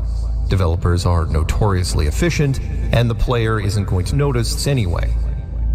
People don't notice the missing curve in simulations because they never see it in real life either. The curve of the real Earth is supposed to be 8 inches per mile squared. But it is only assumed. See what I'm doing here? This also happens in some simulations, Warcraft being the perfect example. The game itself is built on a perfectly flat framework, originally designed in 2004, but Warcraft globes that included continents were added to various rooms in later versions, and that subtle reinforcement worked. Now, younger players think the World of Warcraft is built on a globe framework. We believe the world that is presented to us.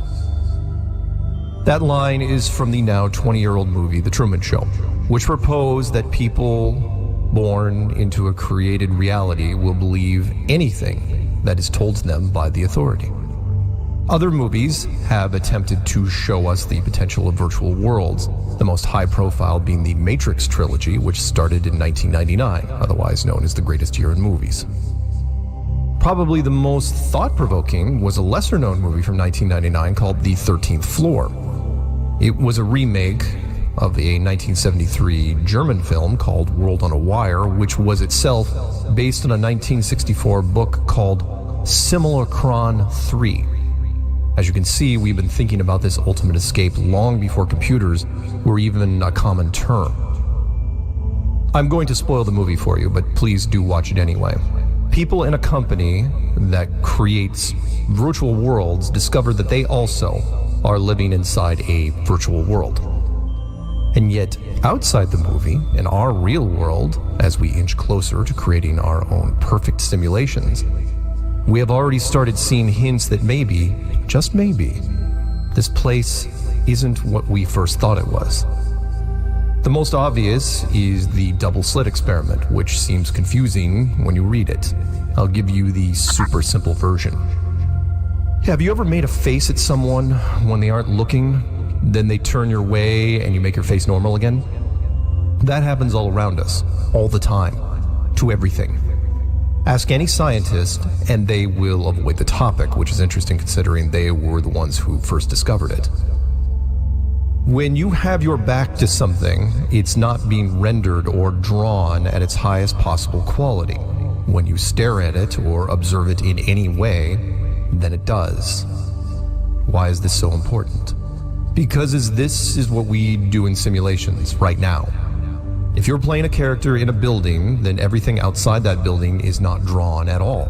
It's called conservation of resources, and we do it for obvious reasons, because it's more efficient.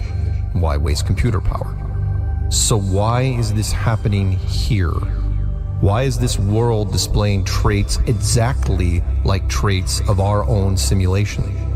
And if you think that's the strangest clue to where we live, think again. We've discovered something years ago called neuroscience and free will. The test was simple. Tape some sensors to a person's head and have them pick numbers on a computer screen. Have the subject note the time that they decided to pick the number before hitting the keypad. So when I think of the number 3, just then I thought of it. That's one of the ways we define being self-aware, that we can choose these things out of thin air, right? We create thought from nothing. Not so fast. It turns out that the computer could tell when we decided to pick that number 8 seconds before we chose it. Maybe that didn't sink in. Think of a number right now. Now understand that a computer can see that thought process 8 seconds ago. It's not possible. Nothing exists pre-thought, unless, of course, all this isn't really interactive, not really live. If you need to pause for a moment or get a drink, I don't blame you. The next few minutes are going to get pretty weird.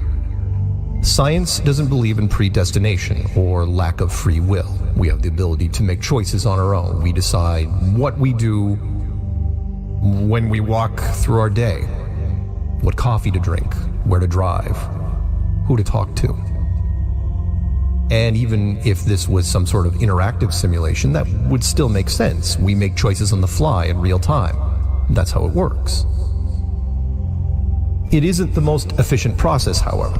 There is a way of doing all this that streamlines everything, something I like to call the interactive movie.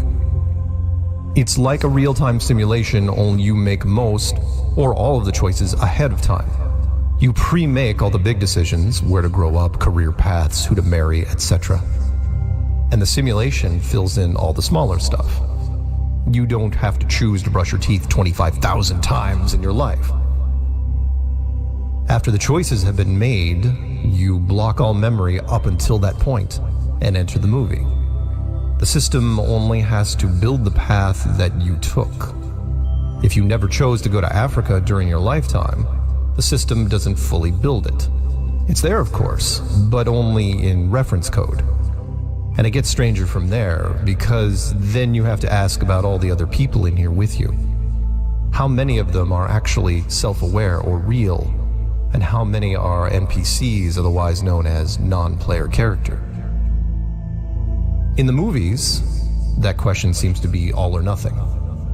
In The Matrix, everyone that walked the streets was a real person that fed the system. In the 13th Floor, only the user was real, and everyone else were just millions of apps in human form. Which makes more sense. In most cases, programmers create armies of NPCs to interact with the players because no one wants to be a placeholder program. Everyone wants the freedom to run around and do whatever they want. In massive multiplayer games, there is a huge social aspect, where people interact with each other, but what if that could be simulated as well? What if basic conversation could be, for lack of a better word, simulated? I'm sure you've met people who fit this criteria, and it raises even more questions.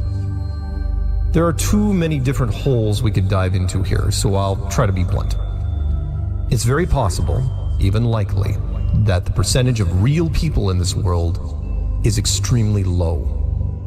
And if you are listening to this and understanding that statement, then you are probably one of them. Yeah. The rest of the masses milling around, sleepwalking through their lives, are just basic characters, like the ones in the movie Vanilla Sky, especially the last 30 minutes of it.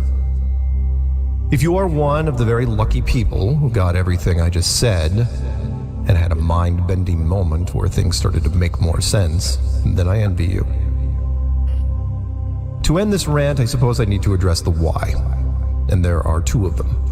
Why not reveal the nature of the world to the people when they enter? Why not give them the freedom and unlimited choices in real time? Why hide that?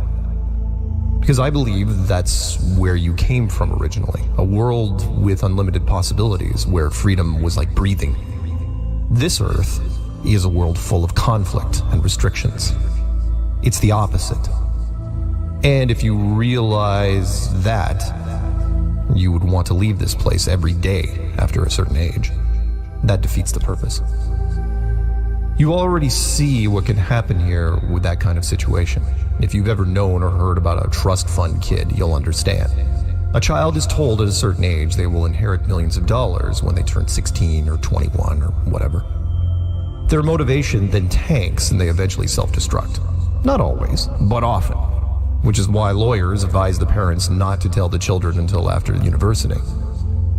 It also happens with child actors, royalty, and so on. Last but not least is the other why. Why come here? Why did you volunteer to suffer in this place?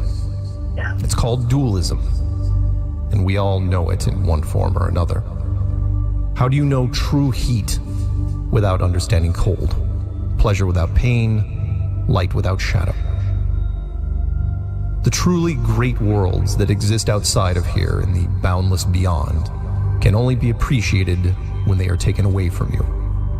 Or, as the song lyric goes, you've got to go through hell before you get to heaven.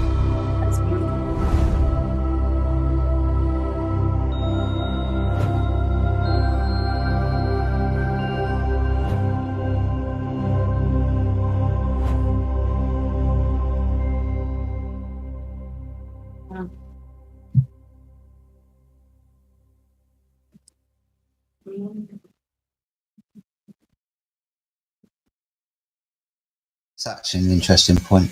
Sorry, guys, got to interrupt. A couple of new people have joined the live streams. This guy called Space Croker. Welcome to our live stream, Space. Yeah, welcome. Yeah, sorry, guys. So if there's anybody who does want to jump in with a conversation, otherwise we're just going to sit here and shoot the breeze. So if you've got any points of conversational questions you want to answers to, now would be the time to ask. Hi. Hi, Space. Welcome. Hi, yes. I was wondering what information had brought you all to, or here, I wrote my question down. Let me read it again. What convinced you all or brought you all to discovering that the Earth was flat? And I'm asking because I was in a Discord with Geo, and all I really know about it is from the documentary that I've seen on Netflix. And he pointed out that the information in that documentary is pretty biased. So I just kind of wanted to understand more about, I guess, why the Earth is flat and whatnot. Why the Earth is flat? Well, or kind of like yeah. The evidence for the Earth being flat. So the water, 71% of the Earth's surface, is observed and measured to be level. There's no curvature to the Earth, especially over water. So if there's no curve where it should be mathematically and predictably, it's not a ball. So that's the main piece of evidence, because you need a ball for everything to start moving and spinning and to live on. And it's not observed, it's not measured, and it's not practically used. Okay. That makes sense. Yeah. Welcome to what else? If we could find the curvature, we would probably know some flat earthers. We've all looked. There's been a lot of people, a lot of different tests. Laser tests, long distance observations, geometric calculations that don't make sense. There's just a lot of solid, real evidence that supports that the Earth is measures flat. And there's no evidence of curves. There's no evidence of spin. There's no evidence of a lot of things in a lot of ways they said they explain things to be. There's no evidence of it. I got one for Space Okra. Is that what you go by? How do you say your name? Your handle? Oh, it's a Space Quokka. It's this cute little animal. Okay. So Space Quokka, I could basically, my path to the flat Earth is, self-deprecating and very embarrassing. And I say that because I thought I was right because so many other people I believed were wrong. Because I was in the Army for over 10 years. I had multiple combat deployments in support of the global war on terror. After my 4th deployment, I had a friend, a close friend that I actually grew up with, who I went to basic training with. And it was part of the troop surge. And we both just happened to get deployed as part of Bush's troop surge. And he got killed. And I basically watched him die.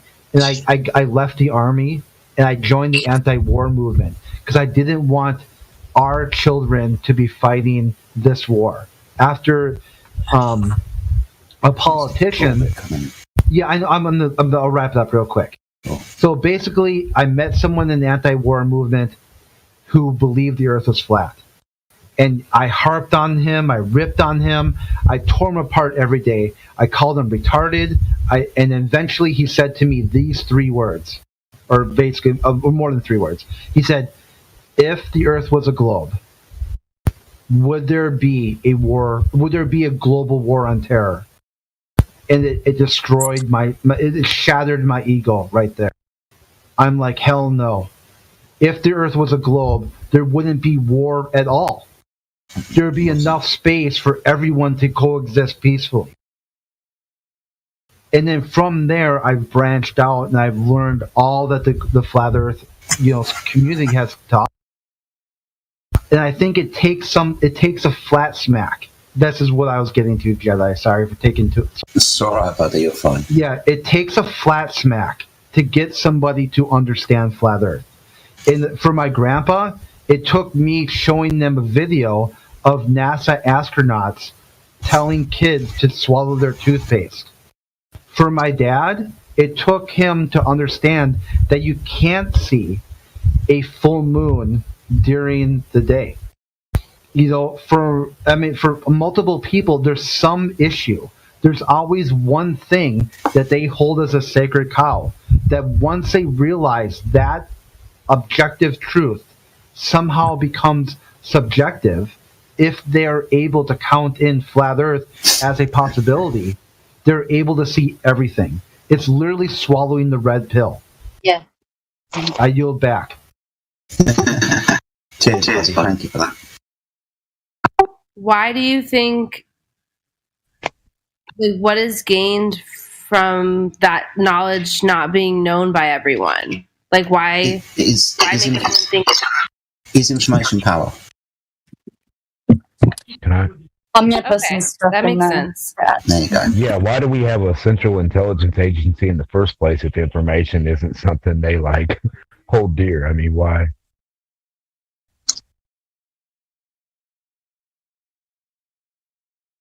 Yeah, I mean, information is power, and you can use that information however you need to.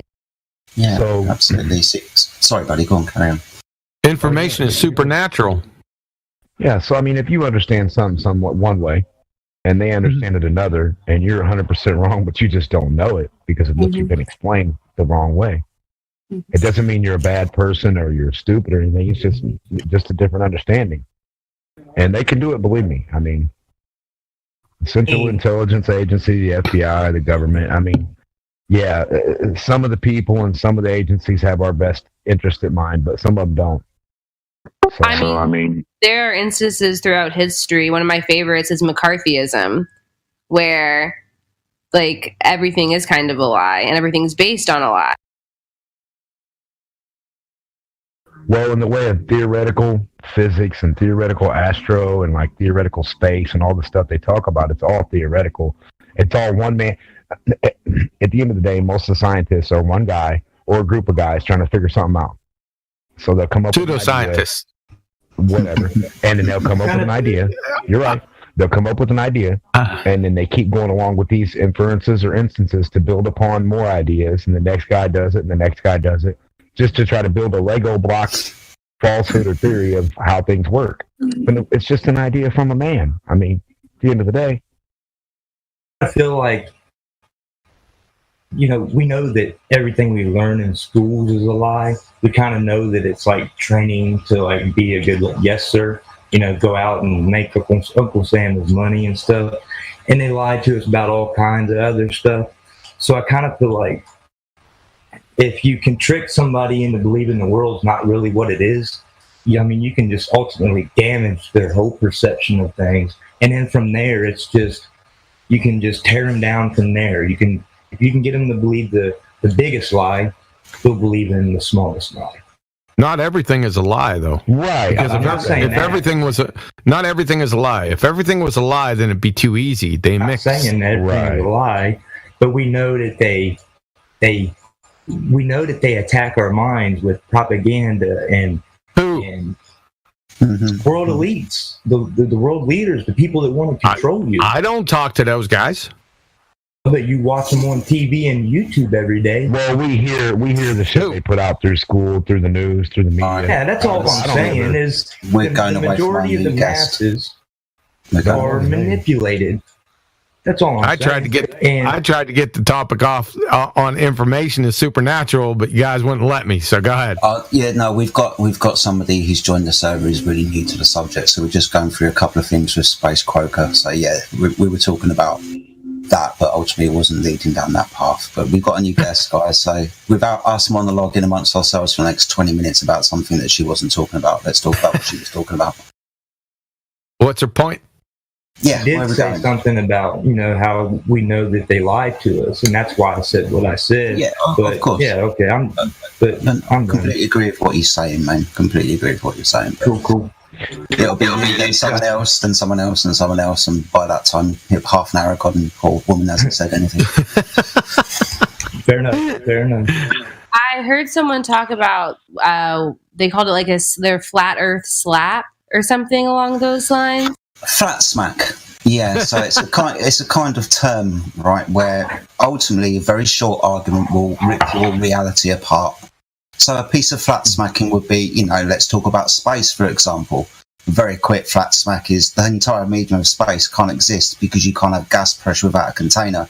The atmosphere of the Earth is uncontained from the vacuum in space. This breaks natural law or ruins the whole heliocentric model. Now, if you understand that and take that as it is said, you've just been flat smacked. Then you can understand from what I've just said that all of your reality that you've been told is a lie.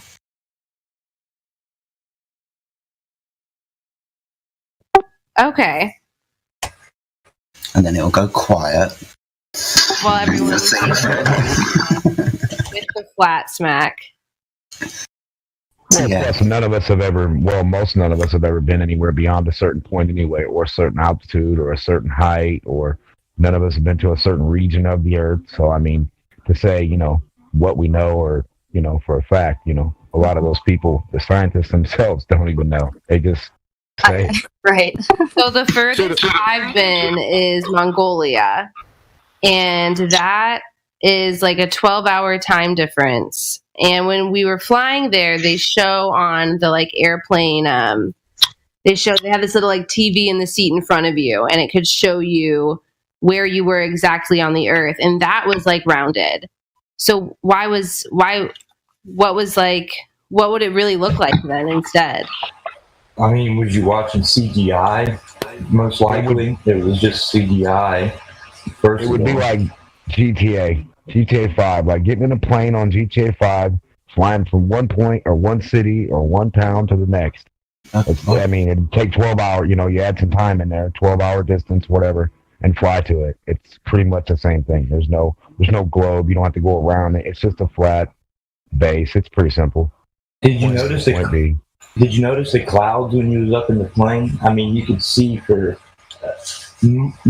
more miles. Like, you should be able to see curvature from the top of the clouds because you can see so far out. I mean, that's really. I flew twice in my life, and it really sold it for me because you never see the clouds curve because if like I was saying earlier, if the Earth is a sphere, there's constant curve. So eventually, at one point in the world or another, you're going to see some curve, but you don't. I mean, in the clouds, that is. But you never see the clouds curve. They're always stretched out, flat.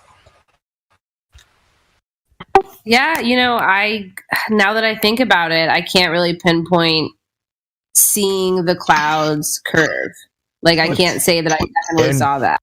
Well, how about the plane? Hold on a second. How about the plane flight drop, and how long was the plane flight? Well, the flight was a 12-hour flight. Whoa. How fast was it going? Black clouds. No, I have no idea how fast. Wait a second.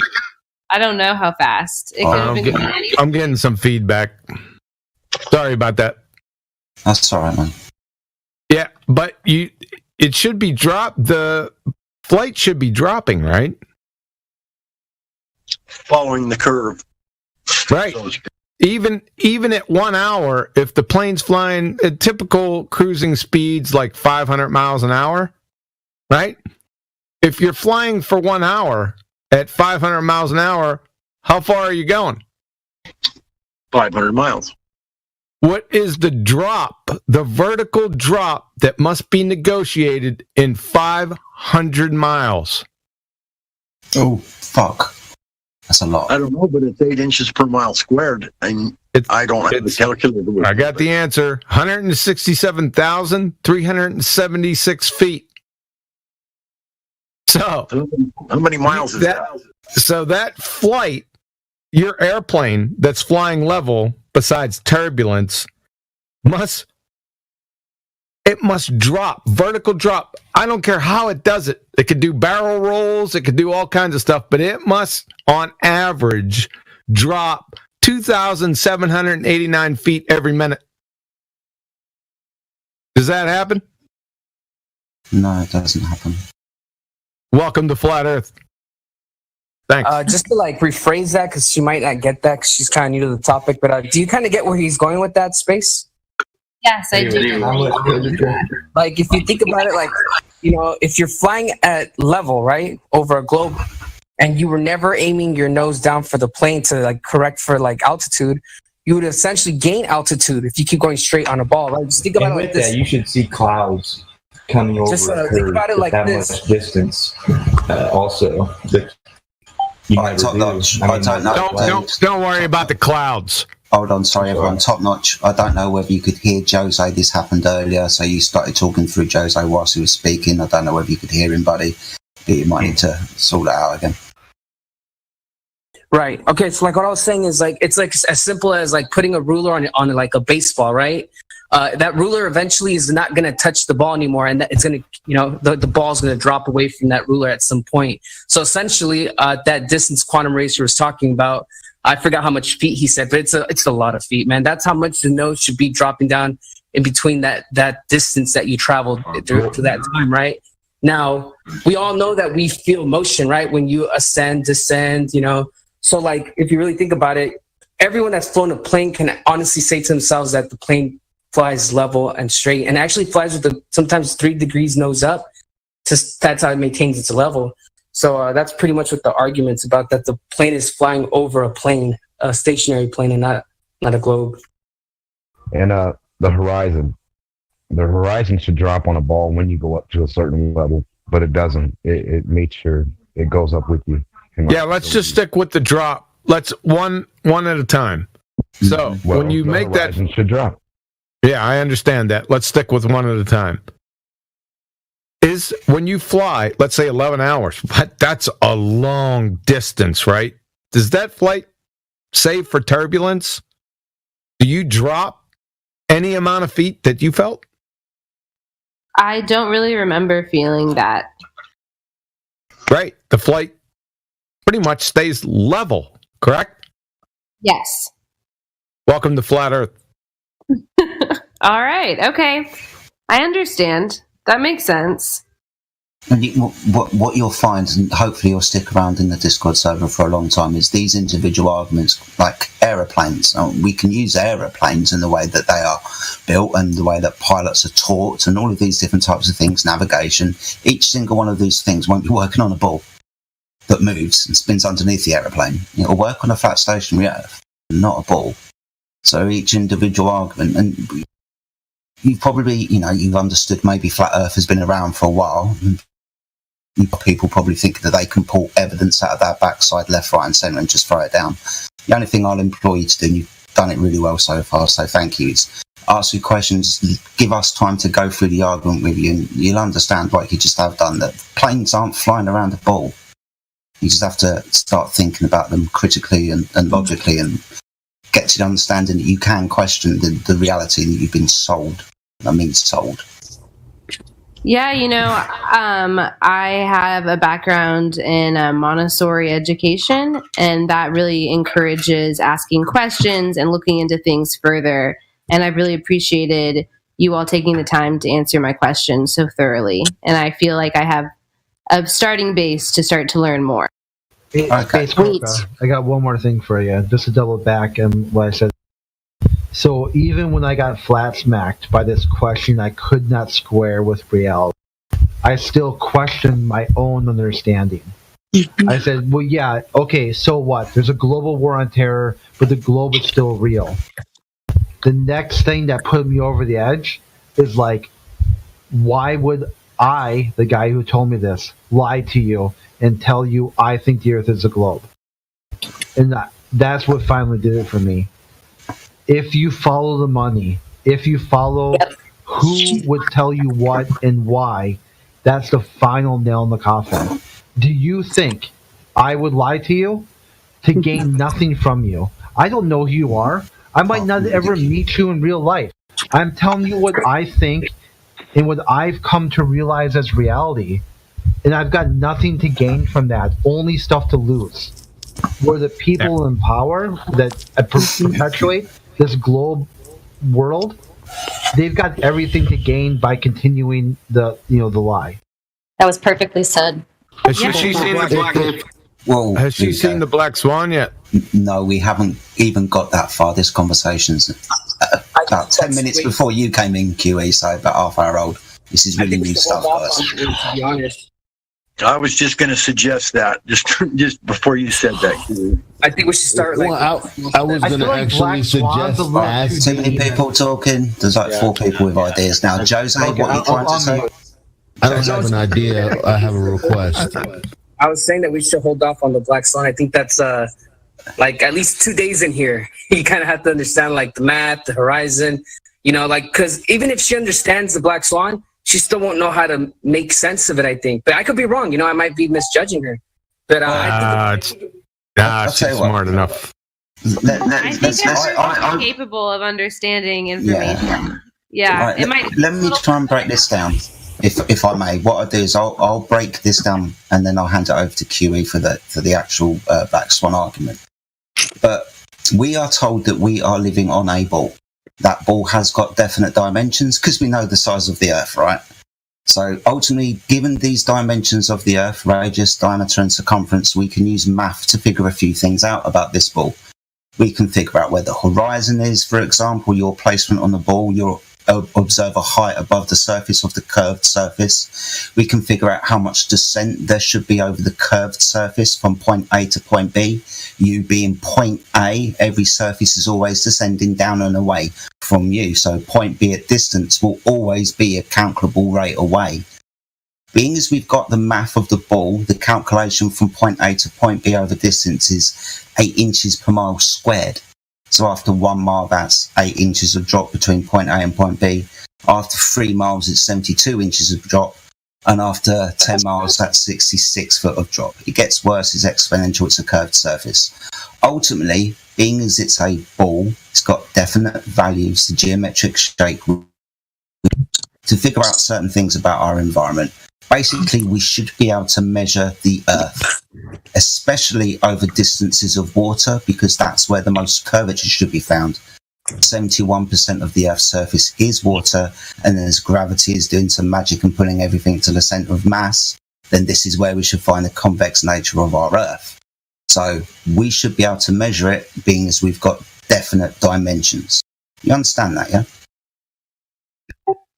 To a degree, but I was wondering if you have a figure that goes along with that so I could visualize.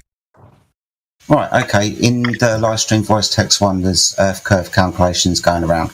It's a shape. It's 2-dimensional in this instance because we're only figuring out drop between point A and point B. So this is 2 lines. So the circle is good enough to represent the sphere.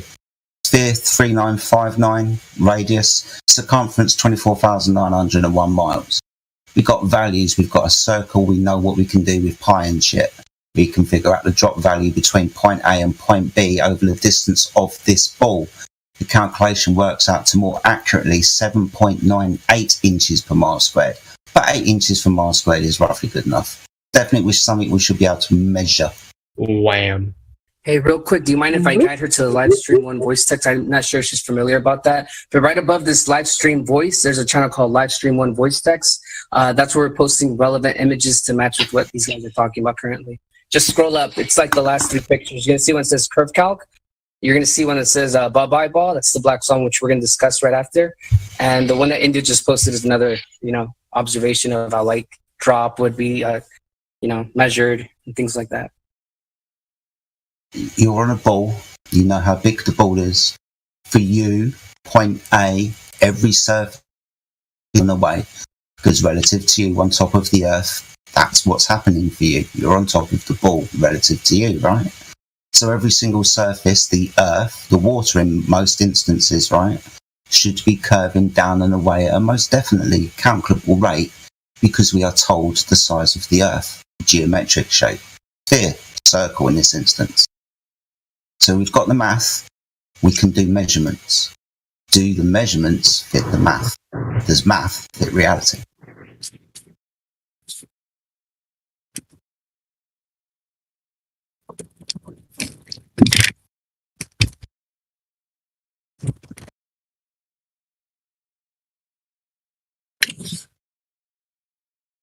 I'm so glad that you guys wanted to do that and show people's faces. It's a lot of fun. Are we doing that? We already did. Oh, about to say. Egad. Kidding. I am too. Now I'm excited. I think what we're going to do, I think Mayhem suggested this a few weeks ago. We're going to have the women grade the guys and how good looking they are who go on camera. And Okay. so and we're not going to do that to the ladies. That's a little bit chauvinist, but we're going to have the ladies grade the guys and how good looking we are on camera.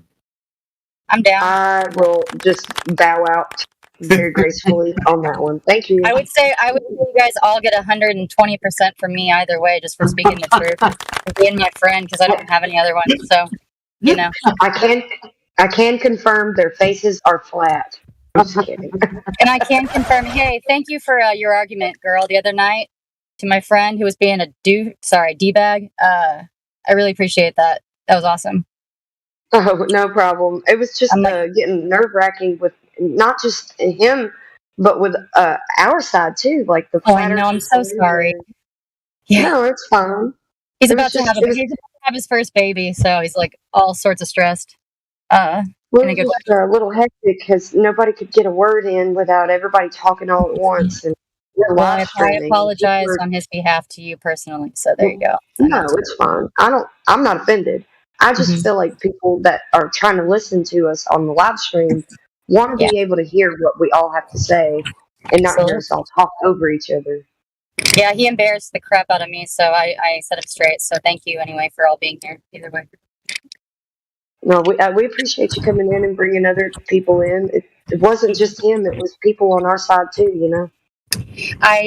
We can talk about that at any point, sometime privately. But I'm gonna mute myself because I'm driving. I just wanted to say hearts to everybody.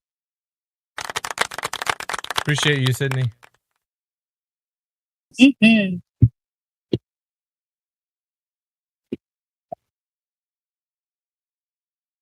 Telling you, man, it was a success. We have at least 48 people right now watching. So, And congratulations on reaching that 100 subs.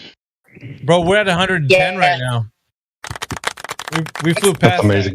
110. I'm gonna when I get back home, I'm house sitting right now for my folks, but I'm driving there now. When I get back, I'm gonna have about 2 to 3 hours of getting my. I forgot that I had a separate account on Rumble, but I got you with a wink. That's all I'm gonna say. But you'll have some good stuff coming tomorrow. So I can't wait. That was some fun stuff. That was really great. I enjoyed that. I like it. And I've been using Rumble for like 3 years, so whenever it first came out, I guess I was doing it. So I'm really excited to help anybody navigate it too. Oh my God, man, you're awesome, man. That's crazy. I'm awkward, but I know some things sometimes. Thank you. Sometimes the awkward girls are the most beautiful. I was part of that weird gay program, that never existed on the certain agencies and whatever in the South growing up. So I was like on that like visual artistry, gifted kid thing, whatever. So I just process information a little bit differently. Not on the spectrum, but You're talented. Is that what you're saying? yeah, but it's to my detriment most of the time. But yeah, that audio, the guy that did the Flat Earth music right before we came back on here a few minutes ago, that last little bit was amazing. It made me like understand myself, and I'm like, that's exactly what I've been trying to say. So whatever that was, I would love for somebody to message that somewhere. I got you. That's Blue Jumper you. right above me in the Thank you. panel. Thank you kindly.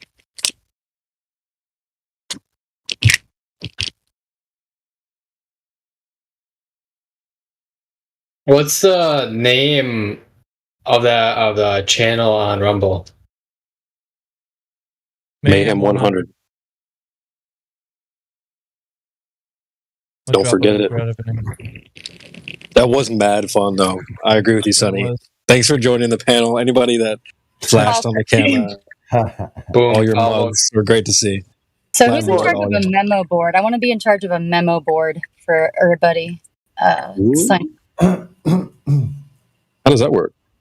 I don't know. I would create it, but for my work schedule is what it is, but I would have loved to have gotten the gang in the video thing had I known about it.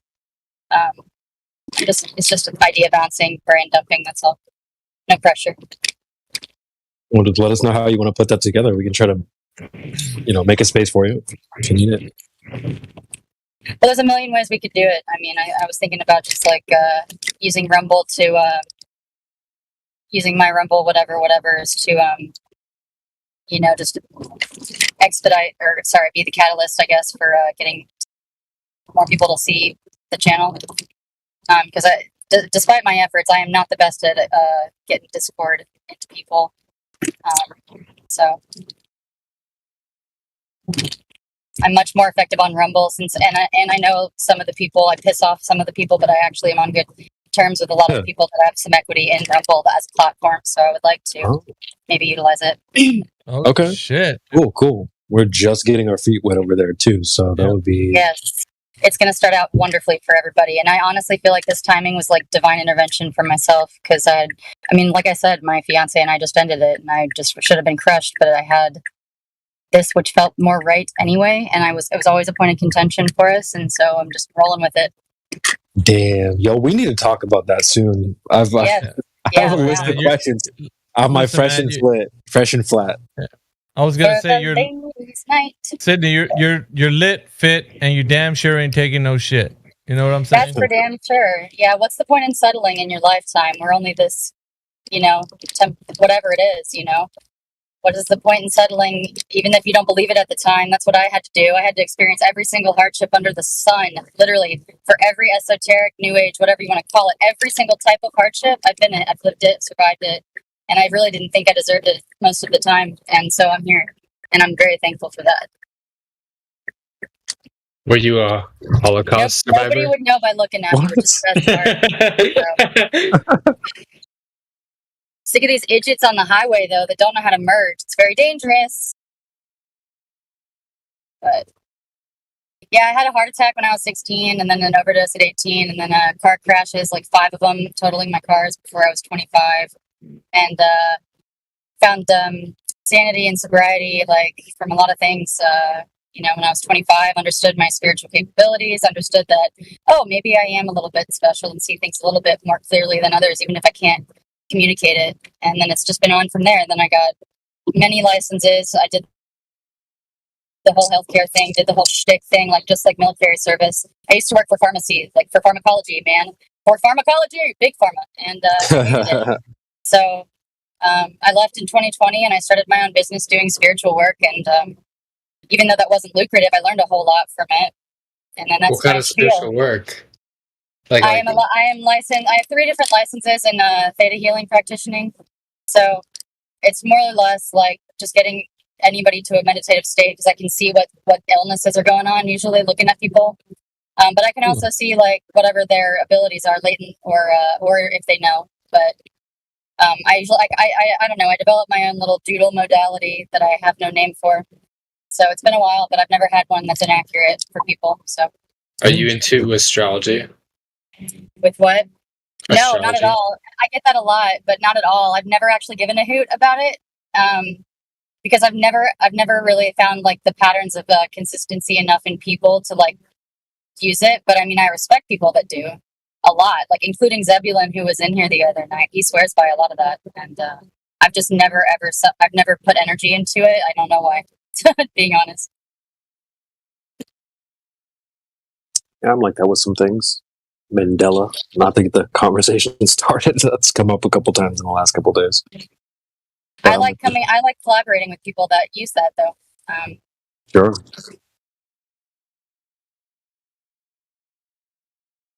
I've had to remove a lot of scary things to some people. I guess scary to some people, but nothing scares me on that end of things that is unseen. Too used to it.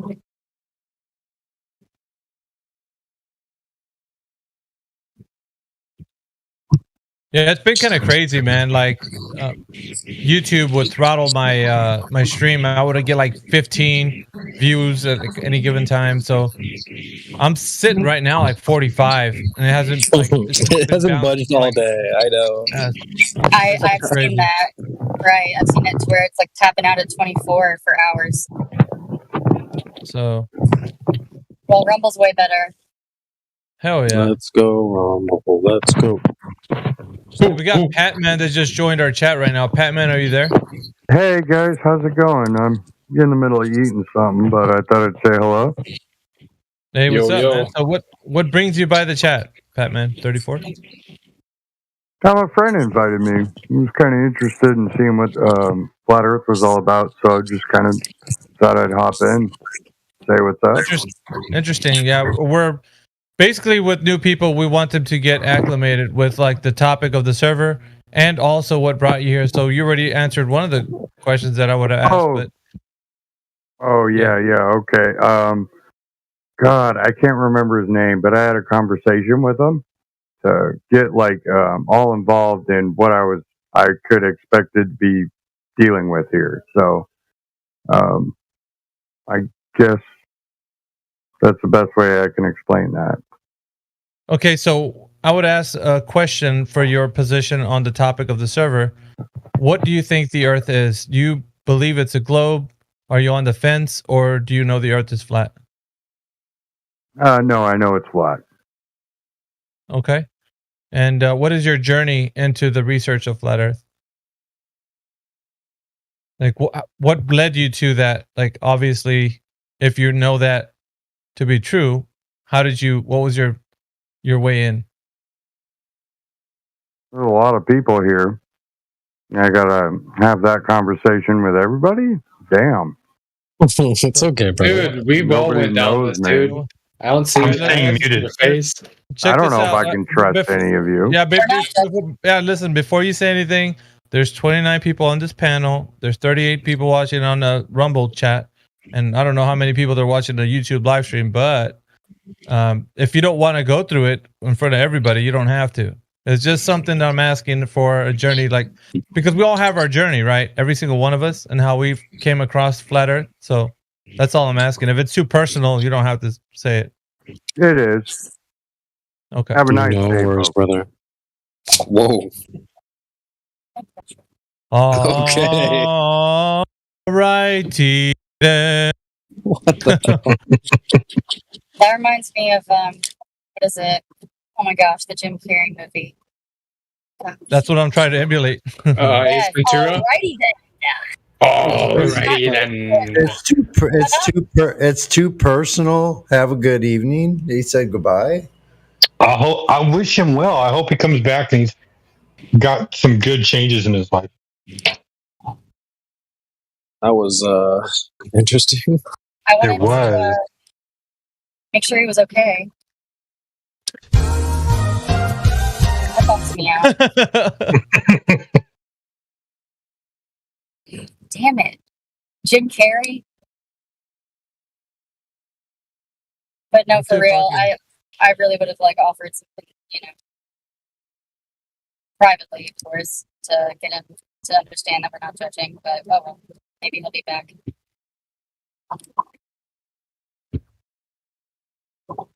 Yeah, it's like whatever, but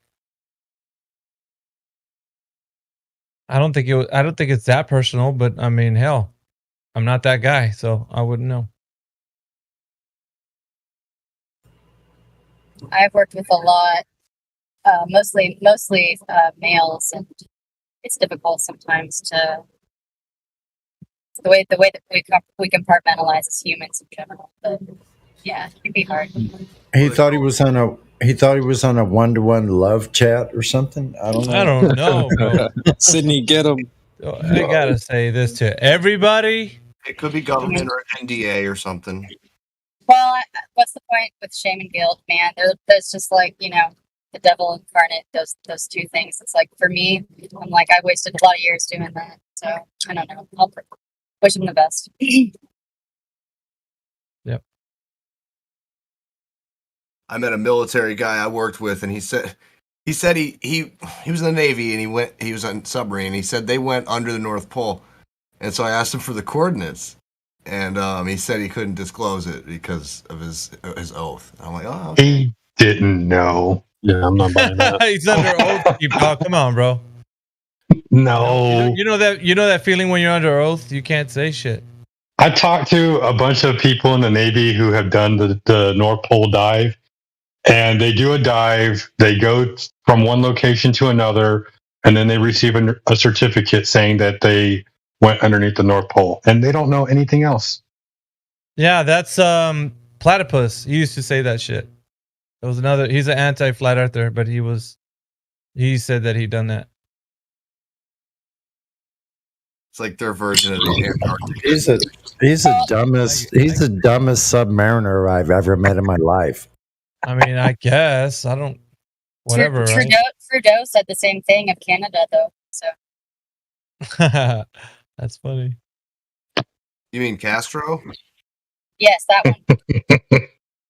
The one that's either like the clone that just didn't make it past the A+ check, or he's his kid. Yeah, probably. I joke. I'm very sarcastic, but I go there. I'm sorry.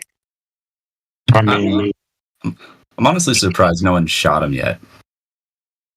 Oh, come on, now. A lot of them. I mean, yeah, for a lot of them, like, there's no one. Okay. No one what? I wasn't paying attention. We're not encouraging that. Not encouraging. I'm just surprised that no one's done it. Yeah. It's surprising. With the shit that's happened the last few years. Mm. It's like imagine if like your kid like died because of the shot. Oh shit, I shouldn't say that stuff, but well, I think you Wrong should. chat. Your kid got shot? Yeah, I think that's what I heard. Well, my parents are dealing with it now. My dad's teeth are falling out because of it, and I tried to warn them, and I did my best to try, knowing that I left pharmaceutical work because of all this crap. So that's better for Rumble, you know. Yeah. You know. That's brutal though. Pain share. I don't even think litmus test is the right term for that whole thing, but whatever it was, it definitely was eye-opening, and I'm thankful for it, sadly. Georgia Guidestones, I think, could have pointed people in the right direction. Yeah, No for pun sure. intended. There's so many of those things that did that. Yeah, for sure. I'm extremely calm right now. Sorry, guys. This is not normal, but I like it. Wait, you got to be on edge. We're gonna need some more energy. Crackhead energy. Please start a line right now. Oh, just kidding. No jokes. Hey everyone. Too much theta. What's up, I have some energy. This morning, because I've been volunteering at one of the hot air ballooning places, I actually managed to get myself a free ride on the hot air balloon, and I thought, oh, should I bring my camera today? I have a feeling I might go up, just a feeling. So I bought my camera, and it's infrareded, so I'll just send through a picture. Ooh, yes. What do you got? P900 or 1000? P600. What's the reach on that baby? Oh. Well, P600 would be, I don't know, 60 times, I guess. Okay, you got to give us some distances here. Well, how far are we looking at? Well, let's look it up. That's the problem. I don't know where I was because I didn't bring a GPS or anything. I didn't even bring my phone, so it's really bad for like data things. I'll have to be more prepared next time and get like a GPS and barometer and all that. Do you have a height and altitude? I was told at one point it was about what was it? The guy said something in feet, but the feet didn't really register too much for me because I think in meters. But I think I converted. I think he said something like 450 meters, which would have been maybe feet wise, about 1,500 1,500 feet. Yeah, about 1,500. But that was at one point. I wasn't like continually asking him for the altitude because I didn't want to come across like a naggy person who just wants to know the altitude every second, which I wanted to know. But are we there yet? Are we there yet? Are we there yet? Oh, I didn't even realize you sent that, CB. My role is unvalued now. Shit. Yeah. Let's go, boy. Hey, but by the way, real quick, I'm gonna go ahead and end the stream on Rumble, and then tomorrow I'll restart it again. So appreciate everybody once again. Yes, I'm sir. gonna head out too, by the way. So Hey, have a good night, Miggy, man. No, thanks for spending Appreciate all the time here. Later, Miggy. Later, Miggy. This wouldn't be See the you. much, brother. Thanks, Miggy, for bringing us together to get on the cameras, because that's a bonding experience. Well, we're gonna do it again tomorrow. So I mean, you know, eventually you're gonna get tired of us. What time? What time? What time? Shit, man! As soon as I get up. And we want to see some new faces on there. So what did I miss? What are you guys talking about? We cammed up, Stacey. Conspiracies. We went on Rumble. We let loose. Rumble. All right, loose cannons. Oh, by the way, I'm gonna go ahead and give you the link to the channel. Just whoever hasn't got it, and go ahead and follow me there. We got 1K unique viewers on this stream. Let's bleed and go. Wow. Yeah. All right. That's, hey, have a good night, brother. Sleep well. Good night. Pache.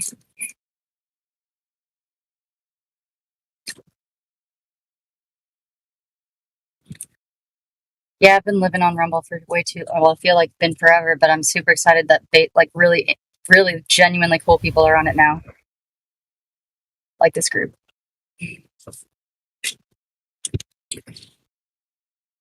I've had Rumble for a while. I follow OP Freedom on there.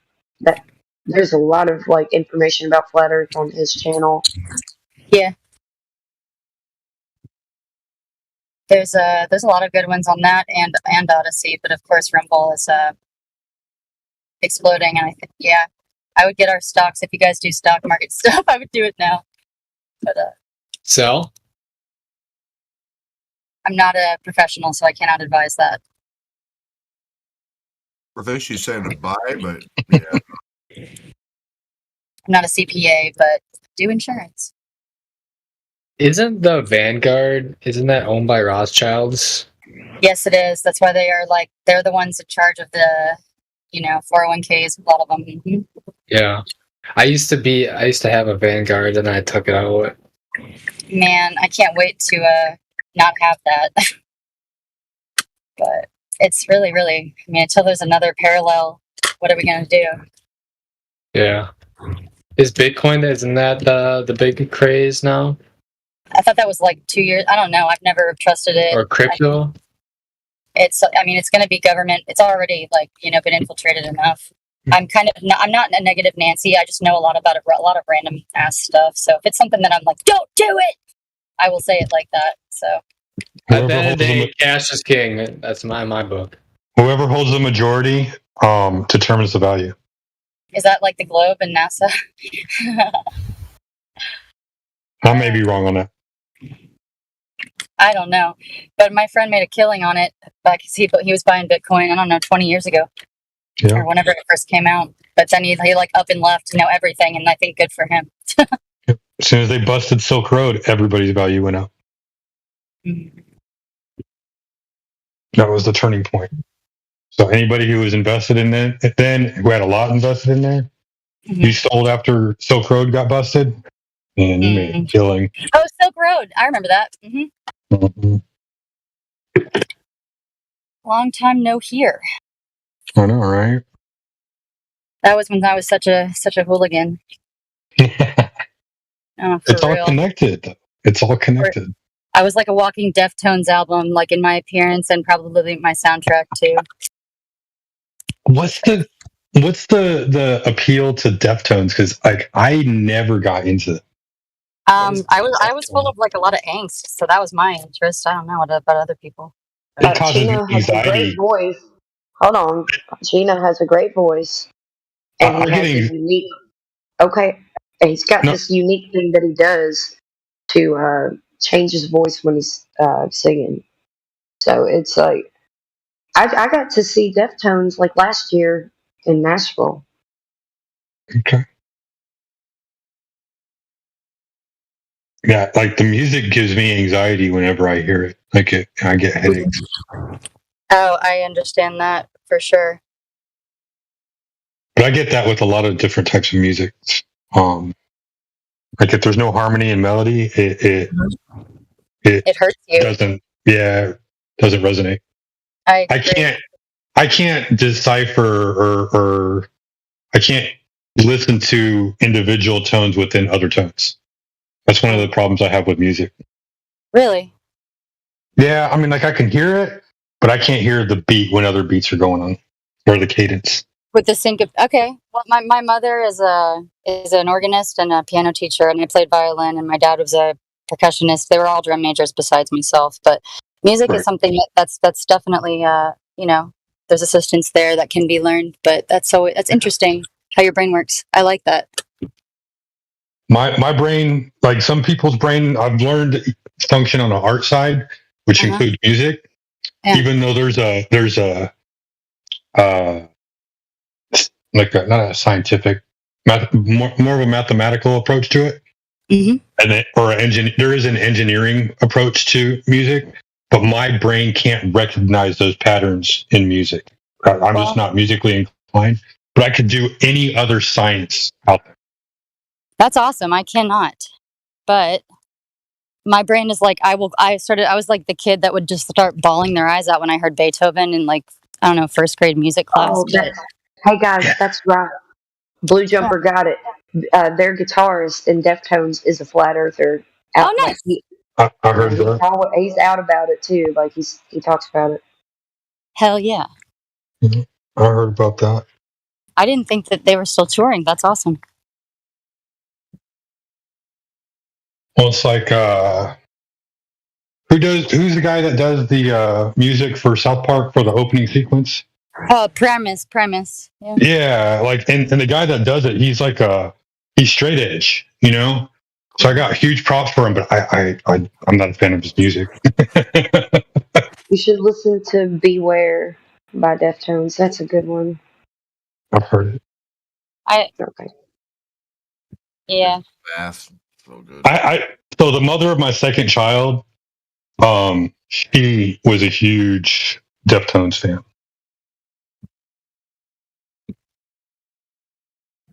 So I got an earful of Deftones when I was dating her.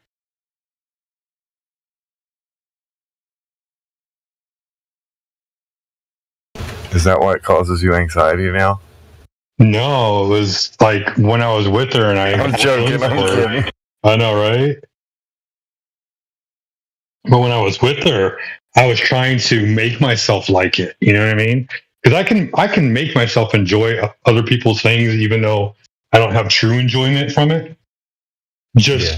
It allows me to connect to that other person, so that way when they're doing something, I can see why they like it, and then like it with them, and make it more enjoyable to them.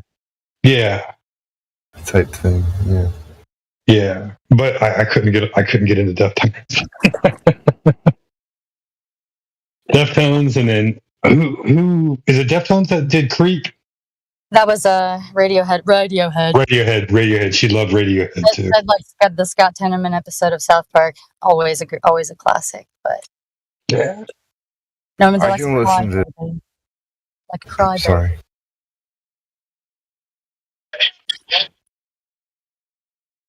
Anyway. I was just saying I can listen to just about anything except for mumble rap, and when people sing way out of tune, like no, I can't do that.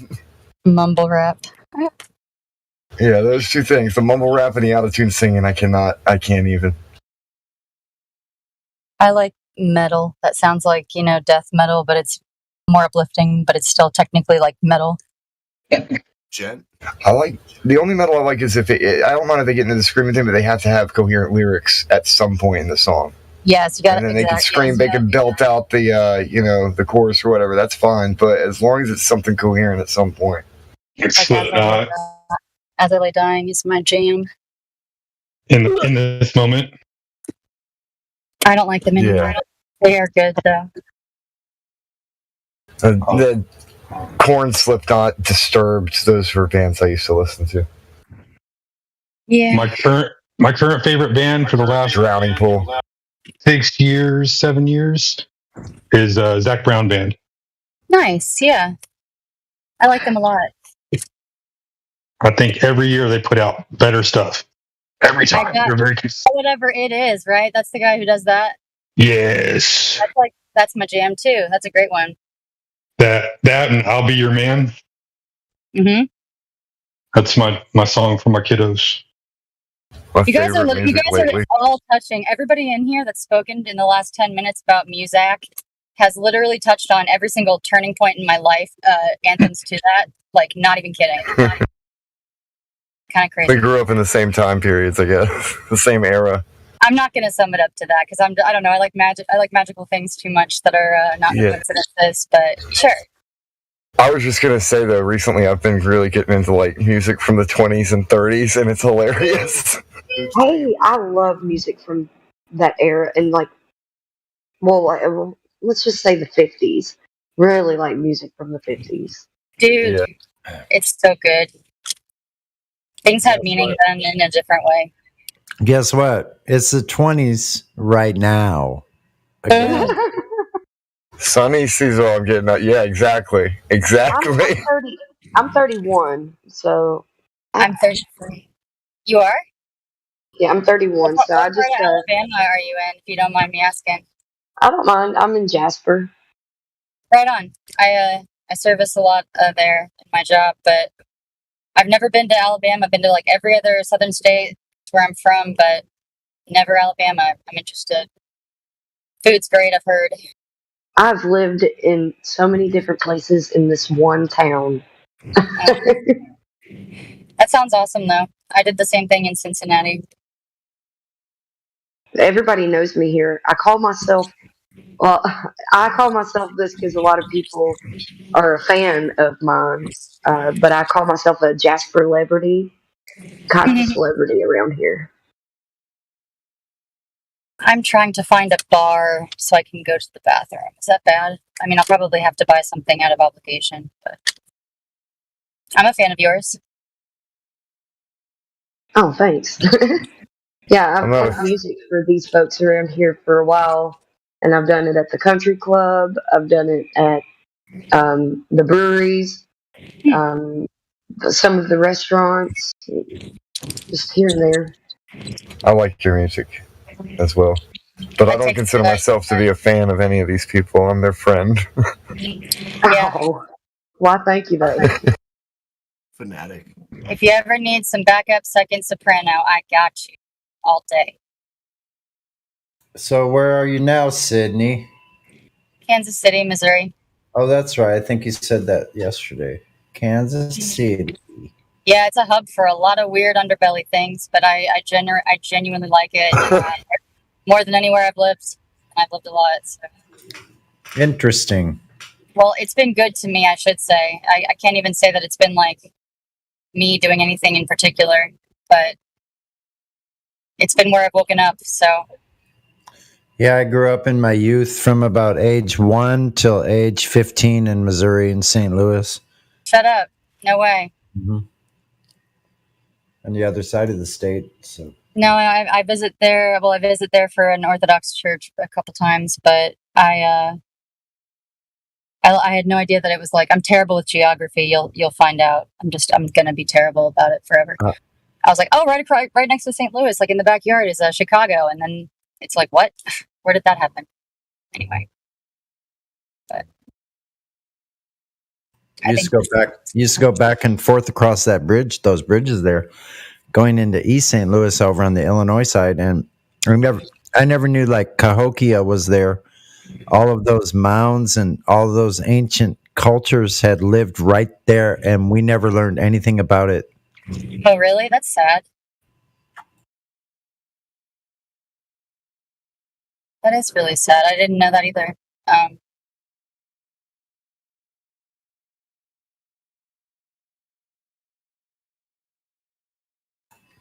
But it was a great place to grow up when I grew up. I was growing up in the 60s and 70s in Missouri. I have a lot of friends in St. Louis currently that still stay in that whatever they call like that old historic district with like the really wealthy newspaper street or block or something. I forget what it's called, but it's they tell me that was the heyday as well. So. Yeah, I heard recently, actually, not more than few years ago, that St. Louis now has the population it had in 1855. Not all. That's wow. That's whack, isn't it? I mean, I love whack. everybody That- left from there. Real quick, there's a John Paul Baptiste that's here in the server. He's kind of new. I don't know if he's VC verified. I don't know if he wants to open his mic and say hi. Hello. I can. How's everybody? Hey. Hey, what's up, buddy? I'm glad Yeah, you welcome. found us. Hey, I found you guys. You know, found us. for me, yes, I found you guys. You know what? I'm from. I live in Texas, in East, and you know what? It's been a trip. I'm from Canada. You know, brief of who I am is I am a native from Canada. Okay. Well, welcome to the server. Welcome to Texas. How long have you lived in Texas? About 7 months now. I live I live with a group on a ranch. You know, we came together. We're friends. We've been knowing each other for a few years now. So you know, doing that ranch thing is pretty cool. Well, what brings you to the server? Server, I was on what is that called again? Shit, what is that called again? It's called Rumble. Rumble. That's it. Rumble. I was on Rumble, and I seen you guys right away. You know, because flat Earth, right? Flat Earth. For me, you know, I don't know about you all, but I woke up in a sense in 2016. I've never been the same since. But however, though, you know, flat Earth, right? You know, you guys are speaking about it earlier, and I don't want to, you know, throw everybody off this subject, but our controlling this. We're here. But you know, there's this one guy. He was sharing it, and yes, you know, I speak to spirit a lot.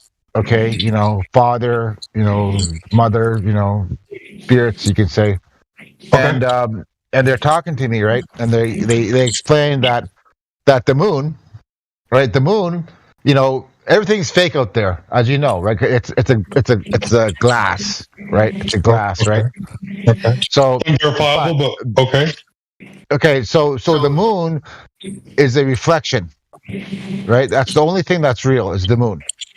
Okay. Right? Okay, so in a sense, we are on the moon. But okay, you're talking about the moon, Make a note, Mr. John Paul. We personally don't really make such claims here. I mean, if you want to, that's fine. You're welcome to. But just to kind of give you an idea of how most people act here, most folks don't make claims like that anyway, just to let you know. We like to talk about things I'll that let you are know. verifiable. We stick to pretty strict empirical standards in this room. Usually, we have a speculation Sundays where you can kind of run rampant with speculative claims and stuff like that. But for the most part, we just try to stick to the hard empirical side of things, just so that we can, you know, deploy ball. Oh yes, and I see that I triggered you guys, and and that's what happens sometimes. You didn't trigger us. You're so funny. No. You know, we're not triggered, man. Yeah, we're just trying to protect you from other arguments in the future because of the way things just are here. That's all, bro. And we're just trying to protect the position too, right? It's a tactical thing, right? It's easier to defeat the ballers when we're not running around making, you know, claims that we can't substantiate. Well, I actually know this one guy actually, and I forgot his name. You know, excuse me for that. He had a lot of scientific proof on it. I just, you know, for me, it totally makes sense.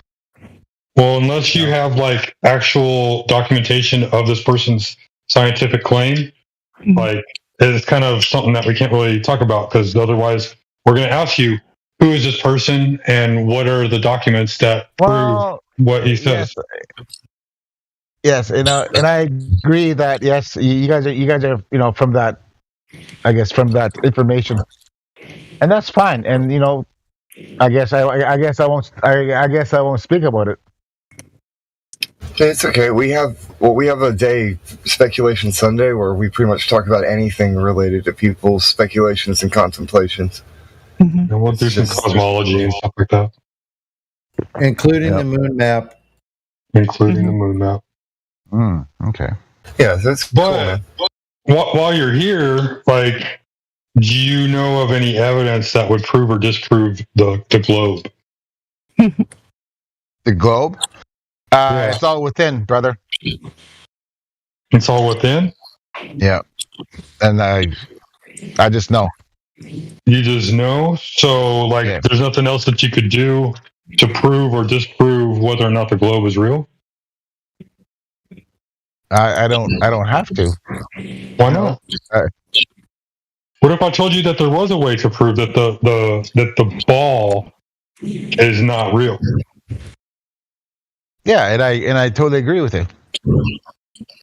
I didn't even tell you what it was. You already agree with it?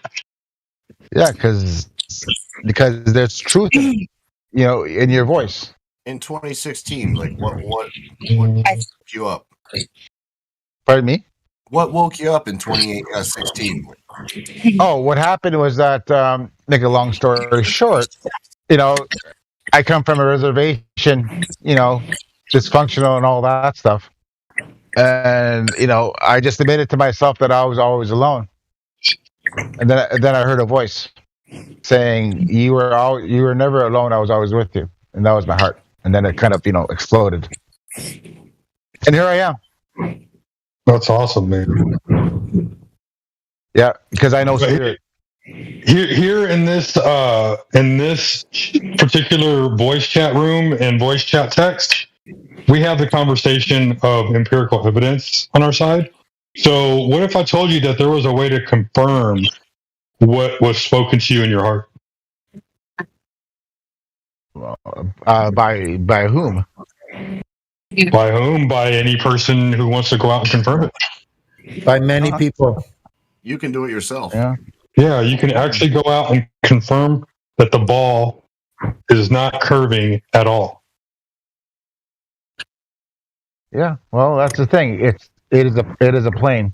We live on a plane of existence. Yep. Yeah. Water needs to be contained. Okay. Yeah, that's where we live.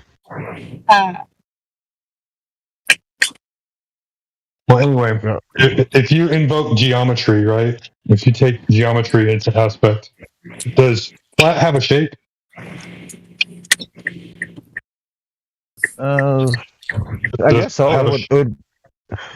What would flat look like? It has a 2D shape. A 2D shape. 2D. I mean, there's no real shape to it, right? Yeah, but it's flat, but it has a 2D square shape. is flat, a circle is flat, any kind of a polygon is flat. Yep.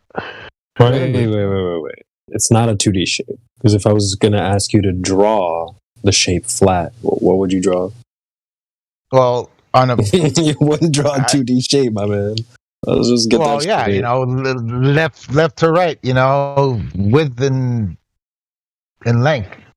No. Yes. What we're talking about, what we're talking about is descriptions of surfaces. There's only two options here.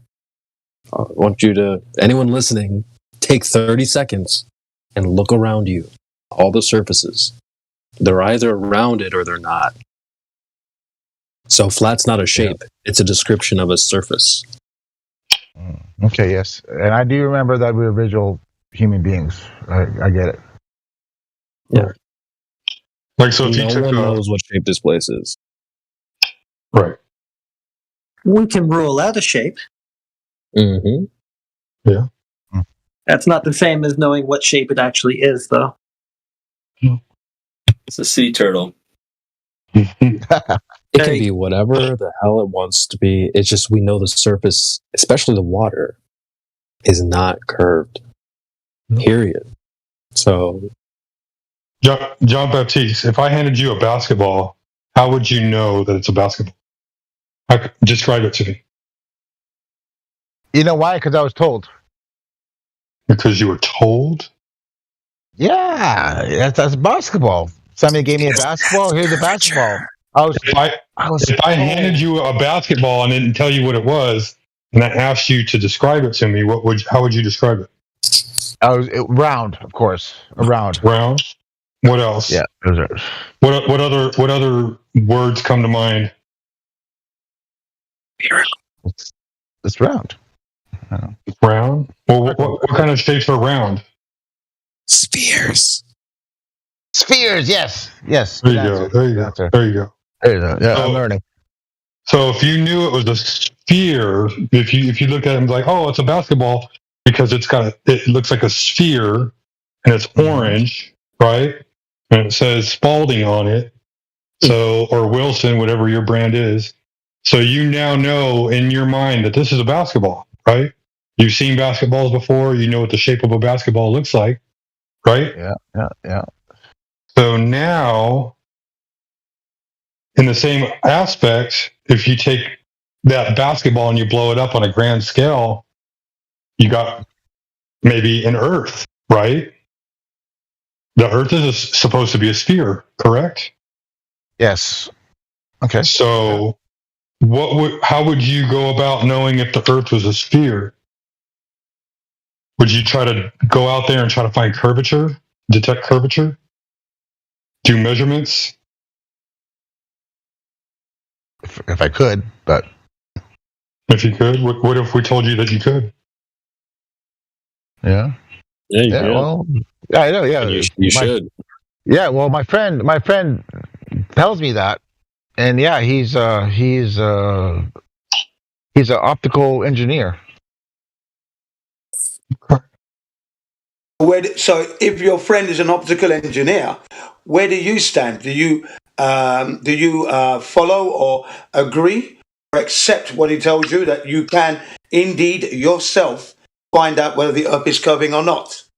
And do you want to find out? Is the other question.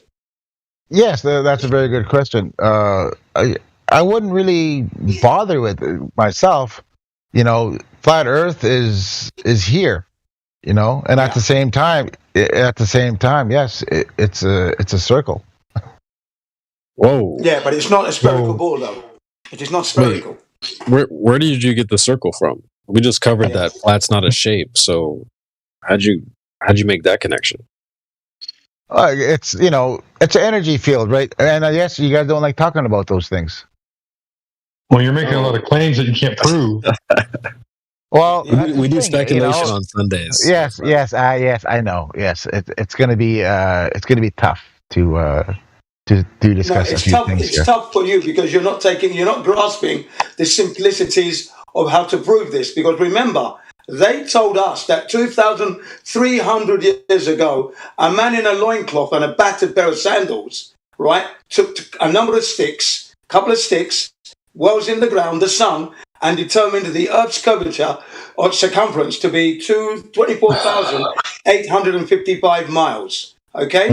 That's what he did, supposedly. Okay, now if he can do that 2,300 years ago, okay, with there's no technology, it stands logical that we should be able to do that today with today's modern technology sooner and easier, don't you think? Yeah, I guess so.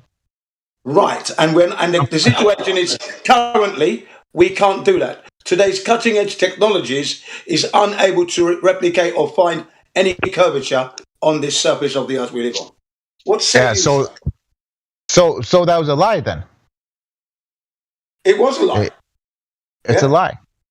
Yeah. It's a lie, because it's not there. Exactly. That's what I'm saying. Yes, and I've been told myself, what's a car, what's a dog, what's a cat, right? All my life, and I know that it's all wrong. No, you can go and test. You can go and find out if those things exist. They told you it was a globe, and you can go find out if that exists. Yes, everything doesn't become fake. Yes, but I mean the naming of it all, Pretty sure dog's a dog. Yes, but we were told that. You see. Yeah.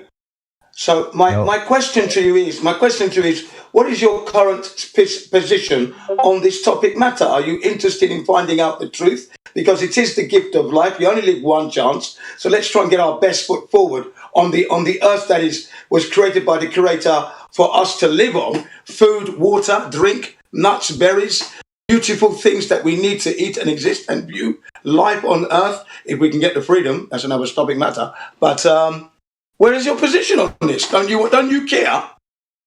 I do care enough to be in sitting on this beautiful ranch, doing with the farm animals and pretty much having a busy day today and yesterday. And okay, good. And that's good. But regarding the subject matter of the shape of the earth, which is being taught at schools, colleges, universities, elementary schools, it's a lie. It's costing the taxpayer loads of money, because remember, an industry has sprouted from this. Okay, and then now they're talking about space travel. It was Mars, moons, planets, Voyager 1, Voyager 2, Himawari. Yeah, just to be moving. We've got newcomers to the game: China, Israel, Saudi Arabia, United Emirates, New Zealand. I mean, India. This is a country that's had 24,000 bridges collapse since 1977 to 2018. 2,500 bridges collapsed, and they're telling us they got satellites up there. So they're ripping off their own people. Do you see how it snowballs out of control? Because we don't care. Yeah, that's a big topic, okay? And I can't just sit here and talk about these a couple of things about it. Well, you can clarify your position. You can clarify your position, though. That's the thing. That's what we're trying to find out. Yeah. Yeah. Okay. Right. See, and every time I try to use spirit, that's not allowed, as you guys mentioned before. I just, for me, I just try to know myself, know thyself. That's all. Okay, that's cool. That's cool. Know thyself, but don't know where I live. I know where I live. Substance, where I'm existing on. Don't know about that, but just know thyself. Very good. Good stuff. We have a garden outside. It's 5 acres. That's where I get it. We have cows. Where the oceans are, where the mountains are. They had a bigger garden. Yeah. Well, if there's a sea here, I would get them. We do fried catfish. So you do get me. Know thyself, but don't know thy place. Oh, very nice. Well, he said he does. I'm very disappointed that he's created something so magnificent, but you don't care about it. No, he said he does know that. He said he does. In the beginning, he said he does know that the earth is flat. So okay. You got to give a person a break. Yeah, so people need to go through their own process. Sorry, and I do apologize. I didn't hear that. So if that's the case, well, then that's it. At least you know it's black.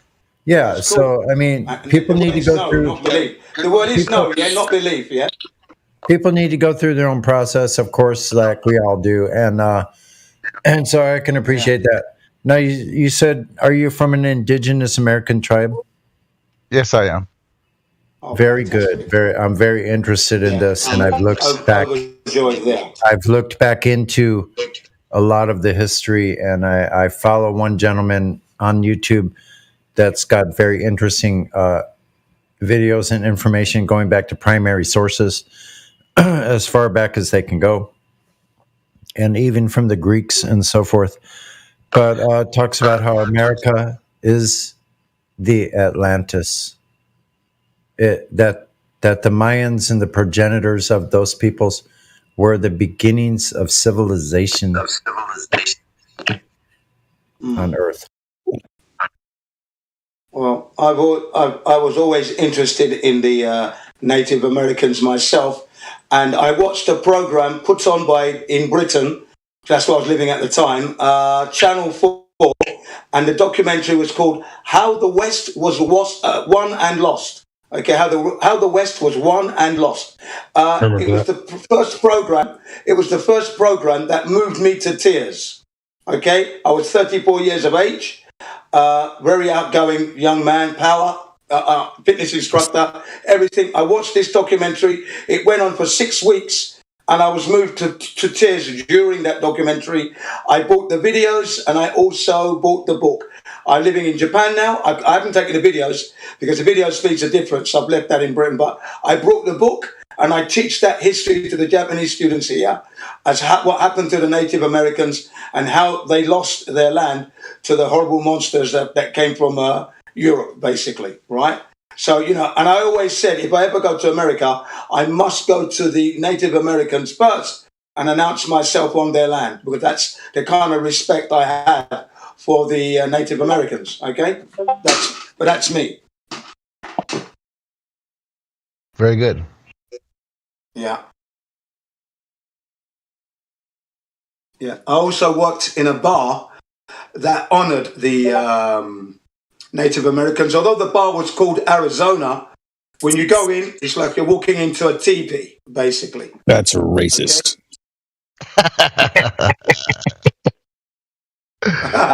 Yeah, you know it, brother. I'm just messaging. Go ahead, brother. TV is of the white man. It's racist. Yeah, I was the security guard, the doorman at that bar, Arizona. So everyone had a good time. But yeah, it was a great place. I used to love going in there. You see, so my affiliation with the Native American and their plight is similar to the Africans, and that. So we share a similar thing, kind of. And it doesn't matter, not just Africans. In fact, all races that have suffered. Of course, I have a bonding to that, and it resonates with me. But I was moved to tears watching the documentary. That's all. And and as a grown man, I thought, wow, that wasn't good, And then later on, when the series finished, I knew where the studio was, went down there, ordered the video, and picked up my book right there. I've been in Japan 24 years, so I've taught that as part of a lesson from that book. Yeah, it is a tough. Good stuff, man. Yeah. Do you gentlemen? Do you know? Hey, do you know that one with what's that one story called White Buffalo Calf Woman? Well, I'm not familiar with that story. If you explain it, maybe I've heard of it, but I don't know the actual name you've given it there. So if you could explain a little bit, it would be interesting. What happened? So the Lakota, right? Lakota. This is an old story. So long time ago, right? There was a chief. Mm-hmm. This chief had he sent 2 warriors out, and then these 2 warriors they were coming up on a hill, and all of a sudden there's a lightning. This lightning struck this on top of this hill, and out comes this woman, white calf woman. Yes, white buffalo calf woman. That's her name, I believe. But okay, that's right. Yeah, go on. I'm interested. So what happened was she appeared, right? Right. One of these warriors asked, that woman looked very beautiful. So and then right away that man says, she's so beautiful, I want to make her my wife. I'm going to go get her. And as soon as he went there was a lightning strike him. He struck this one Indian man, and all that was left of him was bones. Right? The other man was shocked, terrified. All right. I apologize how I left last time. That's okay. Yeah, that's all right. Carry on. Yeah. So, but the woman spoke to him. Yeah, and she explained to what just occurred. She said that man had lust in his heart. Obviously he was impure, but he was afraid for his life, right? So that woman says, the woman says, do not worry. I want you to, come here tomorrow, and I'll give you some teachings, right? I'm trying to fast forward this story. Yeah. So he goes back to the chief. The chief, he explains what we've seen, right? So he brought, some other ones over there to that woman, and that woman gave the 7 teachings, right, to the Lakota people. The 7 teachings, right? The sweat lodge, the horse dance, right? The sun dance, all these teachings. Yeah. Right? The first ones, right? Yeah. And she says, you can have these teachings. She even gave him the chinumpa, the peace pipe. Oh, right. Okay, brilliant. She is the one who did it. You see, she was a woman. Right. Keep that in mind. She was a woman. Yeah, I'm keeping that right in mind. I'm following you every word. Yeah. Go ahead. Yeah.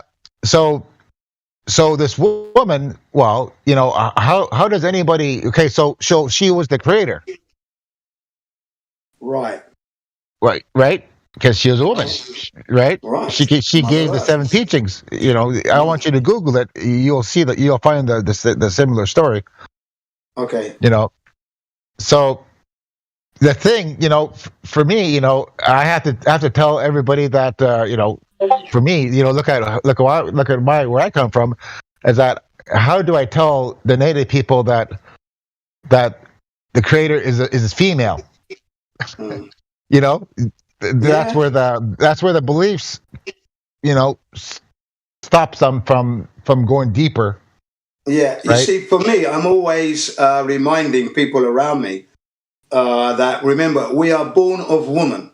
So when you see things that are going on that are oppressing women or holding them back, remember, we were all born from woman, and don't ever forget that, because when you oppress a woman, that's your mother, your sister, your auntie, your cousin, your niece, and other female, all being oppressed. If we allow one to be oppressed, just remember that as we live our lives, us men, yeah, supposedly. That's what I say. Of course, I agree. We dropped our consciousness because of our morality. Okay, morality and consciousness, they go hand in hand. Yeah, of course they do. In humanity, in the mirror right now, it's showing it. All this crazy stuff that's going on. It's in the news. The Taliban, those people, I'd love to give them a rifle butt right in the jaw. I said, do you remember sucking on your mother's breast as the rifle butt goes into the jaw? Bang, do you remember that time? And you as well, where's your friend? Bosh! Do you remember when you had your mum's breast in your mouth? Bang, you don't even remember. Of course you don't remember. But then you oppress older women. Bang again, bang again. Send them in, tie them up. You women with your stiletto heels and slippers, give them a smack until you're satisfied. That's the kind of punishment they deserve. Bullies they are. That's just the Taliban, for example. There's a saying that we use here. If you can't see creator within people, you don't know creator. Yeah, exactly. That's what we use. I was saying that yesterday on another server. Modern Day Debate server. And I was saying, if you can't see around you that God exists, the creator, I'm not religious in any way, but of course you know that the earth wasn't made by man. As if you can't see that, then that means, you have divorced yourself from nature, and that's why you are the way you are. You don't even realize you don't realize you're alive. Yeah, you don't know what you're connected to. He doesn't know that. Yeah, I mentioned to him. I said you could see the air, and he said no, you couldn't. I said so when you have fog, mist, dew, right? That's air you're breathing in. That's the air. You can see it. You breathe that stuff in. That's spirit. Come on. Yeah. That's spirit. That's what it is. Yeah, they haven't got a clue, have they? That's the thing, No, they're they don't in know. their 30s now. Oh, gee whiz! I'll be 55 here soon, in a couple months, but. Yeah. Don't be too. I'm 61, so. Don't get me wrong. I was there too. Okay, these are like kind of stair steps, or all of us were there. No, I was never there. I always had that respect for women and knowing how I can, because I made a connection to Earth when I was like 6 years old at elementary school, where we were doing this nature project where we had this jam jar, a glass jam jar, and we collected nature, insects, some leaves, and then we put a little paper on top, elastic band, pop some holes and bring it back. But I felt bad pulling the leaves off the tree because I knew that leaf was now going to die. And I didn't like this. I didn't even like the insects in the jar. So as soon as we'd done the project and done our drawing as best we could, I asked if I could release it back. And ever since then, I've always said, don't destroy nature. That's what I said to myself. Don't destroy what you never made, because you can't fix it. That's what I said to myself at 6. And yes, that's because from 0 to 7, that's when we are in creator consciousness, right? Right? Yeah. And after that, we lose it, and then we blame everybody and yada yada yada. We don't. I don't think we lose it, man. I agree with you though. I agree with what you're saying, but I think it's taken from us. Well, that's a victimtality. That's a victimization. You know. Well, no, it's more like it was taken from the people teaching us too, so they don't have it either. Like they're just passing down. It's kind of like a shit rolling downhill thing, weaponized ignorance. Yeah. It's not anybody's fault. There's no blame. Yeah, Well, there is a blame. There is a blame. Definitely, you have to. It's your own blame. They lied about the flat Earth as a globe. Yeah, so there is blame there, but we were innocent when they brainwashed us and directed. What's the word? They diverted us from the true path, if you will. Right. The thing is, you still need to look to yourself, though. Because it's you will ask the question within yourself. What is the reason for your existence? And my answer was, first and foremost, is to protect because I realize it's a gift of life, is to protect the earth for the generations yet to come, because it's not mine to destroy. So I must keep it in pristine condition. And if you're in that ethos, that kind of mind frame, you're going to be careful as you move through life. You're going to be. I agree with you, nature's concerned. Yeah. Like we don't own this earth. We borrow it. We get to borrow it for a short period of time from the descendants who aren't even here yet. Yeah, you got it. That's why I was always careful. So it's in us to know, even if you are being diverted, if you look to yourself and you ask yourself the relevant questions in this tyranny, dictatorship and slavery that we're all in, you're going to come up to some real truths. And that happened to me years ago as a kid. So I carried that through. And then there were organizations like The Body Shop, Friends of the Earth, Greenpeace. Okay, now they were doing World Wildlife Fund. We're looking after the pandas. These organizations had integrity at the beginning, back in the 60s and the 70s. But they kind of evolved into this climate change mob. So now we know that they've changed because it's new people. If we go back to the 60s and 70s, they were trustworthy. Their ethos was correct. So they've come off the rails a little bit. Do you see what I mean? Body Shop's still there, producing products that they don't test on animals. I used to work for them for 1 year. Best place I ever worked. And I raised a lot of money through charity work for the Boys Town in India. But it's all about being earth aware. Still didn't pick up on the clues that the earth isn't a ball, though, mind you, but I was always in love with earth. Yeah, that's it's a consciousness. Yeah, go ahead. You knew it was a lie. Yeah, it's a consciousness. You've always known it's a lie. Sorry, John Paul. No, you're right though. That's exactly what it is. It's consciousness. Yeah. Now, the bigger picture. You know, there's only one Earth, so that means there's only one consciousness. You know, you are not outside of consciousness. You are in consciousness. That's right. That's what's so beautiful about the Native Americans' culture, because it is all basic with consciousness and being in harmony with the environment they are on. And you can study that ethos, and it's beautiful. Africans do it.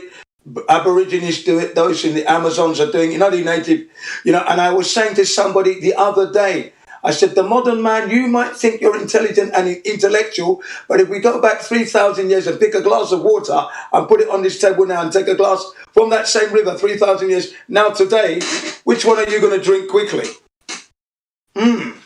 Yes. See what I mean? Just the water there. They were cleaner and they were living beautifully back then. Modern man has made it worse. It's costing us more to live. We need more gadgets. And then I mentioned the 4 children that survived 40 days in the jungle. Okay, 40 days they survived due to the grandmother teaching the granddaughter on their walks, what to eat, what not to eat. A plane crashes with their parents. They have to survive. And I said to those guys in the modern day debate server, I said, you lot, if you were in that situation, I know some of you would have been dead by now. But there's these little children. So their intellect is superior to yours at this point. Okay. Yeah. Thank you. They know how to keep it simple without overthinking things and solve problems without getting lost in their own heads. Well, this is when you're trying to beat God, the creator, this is where you end up. Needing so many things to survive. But yet the primitive man, when you say to him, they think the earth is a globe, they just laugh in your face. All of them. You know what I mean? Yeah. And they've never seen a TV. Yeah. So I love it, man. I love this contrast, you know. Yeah, people act like that's uncivilized and uneducated, but they probably have more functioning brain cells than the average person who has watched TV most of their life. Yeah, they're disconnected. That's all that is, definitely, and that's a beautiful thing. Yeah, and that's coming from what you said. Creator being a woman, and we are born of woman, so. Yes, and another teaching that we have is there's only one heart here. That's it. Right. One soul. That's right. It's not my soul. It's not your soul. It's just one. It's all one. It's all one, yeah. And like I said, I was moved to tears. Hard stone, rock hard gym, solid fitness instructor, super duper motorcyclist, rocket of a cyclist. And then I'm an engineer. I was in the army and everything. But I was moved to tears to watch that documentary, you see. I was moved to tears. My brothers were surprised. I said, yeah, but this is bad. This is what happened to us. This is our story, but it happened to the Indians as well. This is bad, man. That's what I said to my brothers, that I felt this was bad. And then after the series, I was moved to obviously buy the book and get the videos. And then I've come to Japan now, 24 years. And through those years, I have taught the Native American history. It's not as you see it on TV, where the Indians are the bad ones and the Americans were the heroes. No, it's reversed. They were actually fighting to exist. And they always portrayed them as bad. And when they saw that, the look on the kids and the adults' faces, like when you showed them the story, they were like, and then it's like, why? I said, yeah, exactly. Look to your leaders as to why. And look in their hearts. You'll find nothing there but a black hole. Yeah, I hear you. Yeah, man. So I'm there, I'm a love man like that, but I'm still got a heart. Is what I'm saying. A lot of people, a lot of men, their hearts became callous because in their heads they replaced their idea of what love is with money. They think money is love, and in no way is it connect. No, it's not at all. Yeah, it goes down to romance, sex, and money. That's their form of love. This is what I've been teaching my children. That's what I'm teaching my children, to understand that psychology. I said it looks like mummy could be showing the love for money more than daddy. Is that a good thing? I said to my children, is that a good thing? If mummy is more concerned about money than daddy, is that good? No, right, exactly. Yeah. Because if a woman loves you for the money, when you have no money, she doesn't love you. That's not what you want. Remember.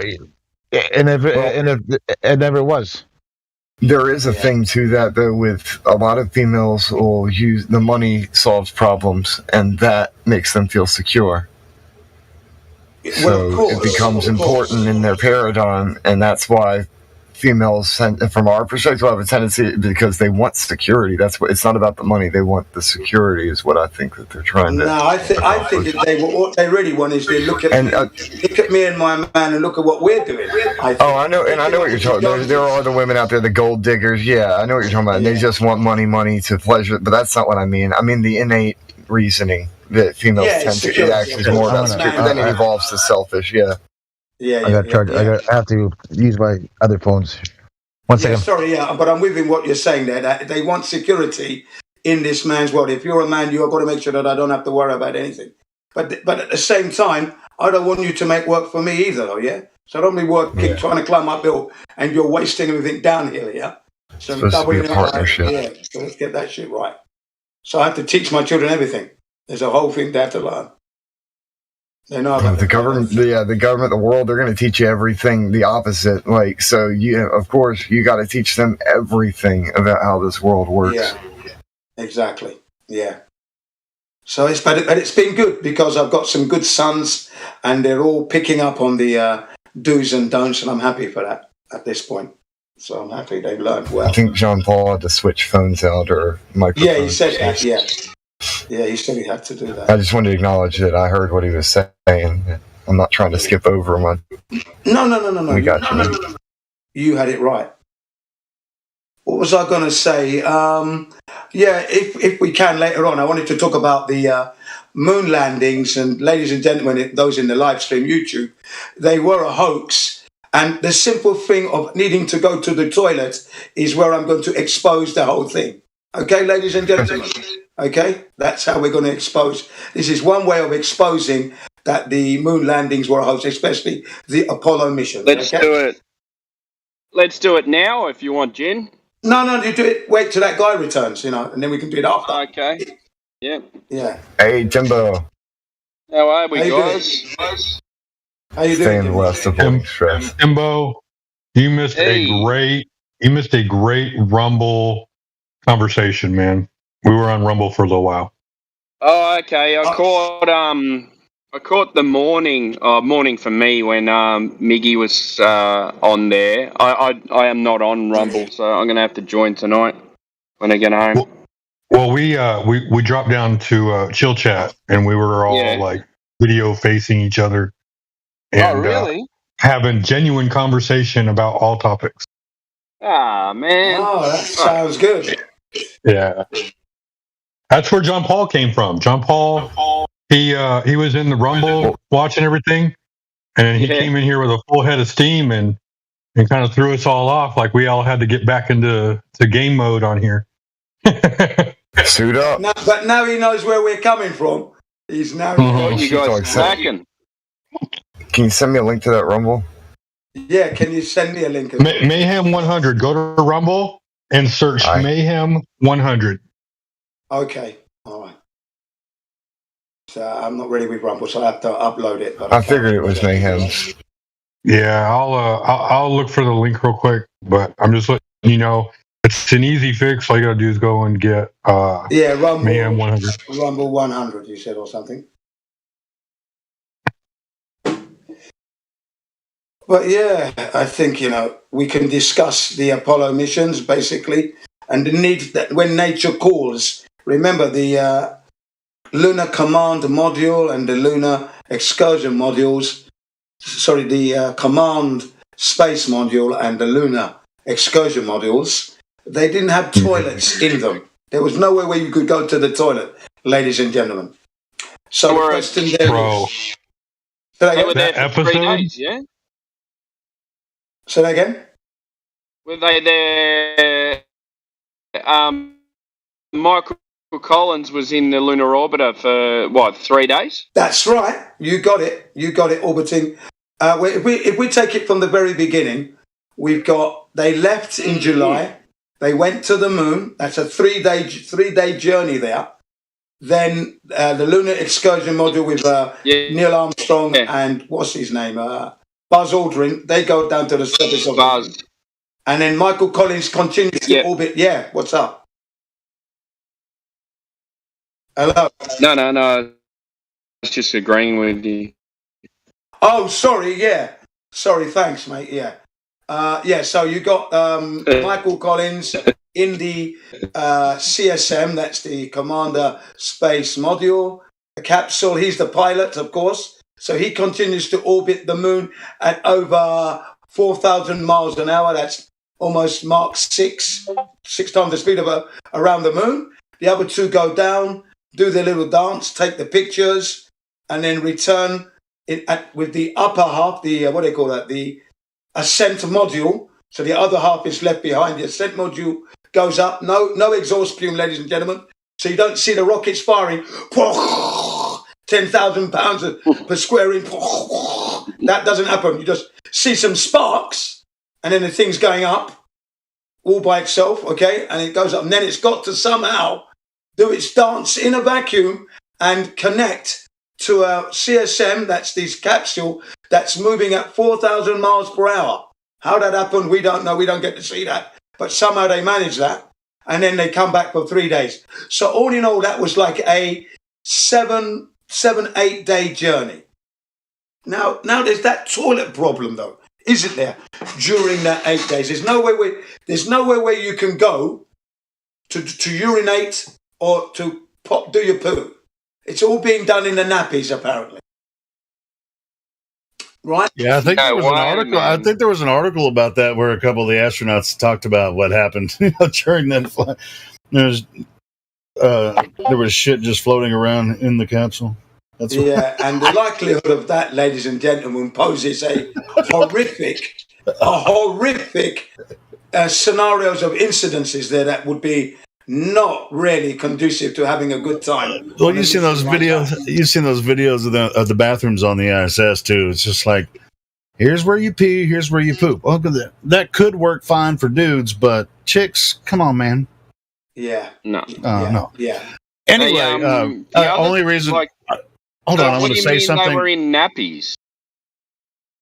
Oh, yeah, go here, Leo. Sorry, mate. No, sure. I mean, were they wearing diapers? Is that what they're saying? They wore diapers? Yeah, that's what they said. Yeah. There was also a pee pouch. There was also some kind of pee pouch that the penis was connected to. But remember, that pee pouch is going to be full up. Was it was it a catheter?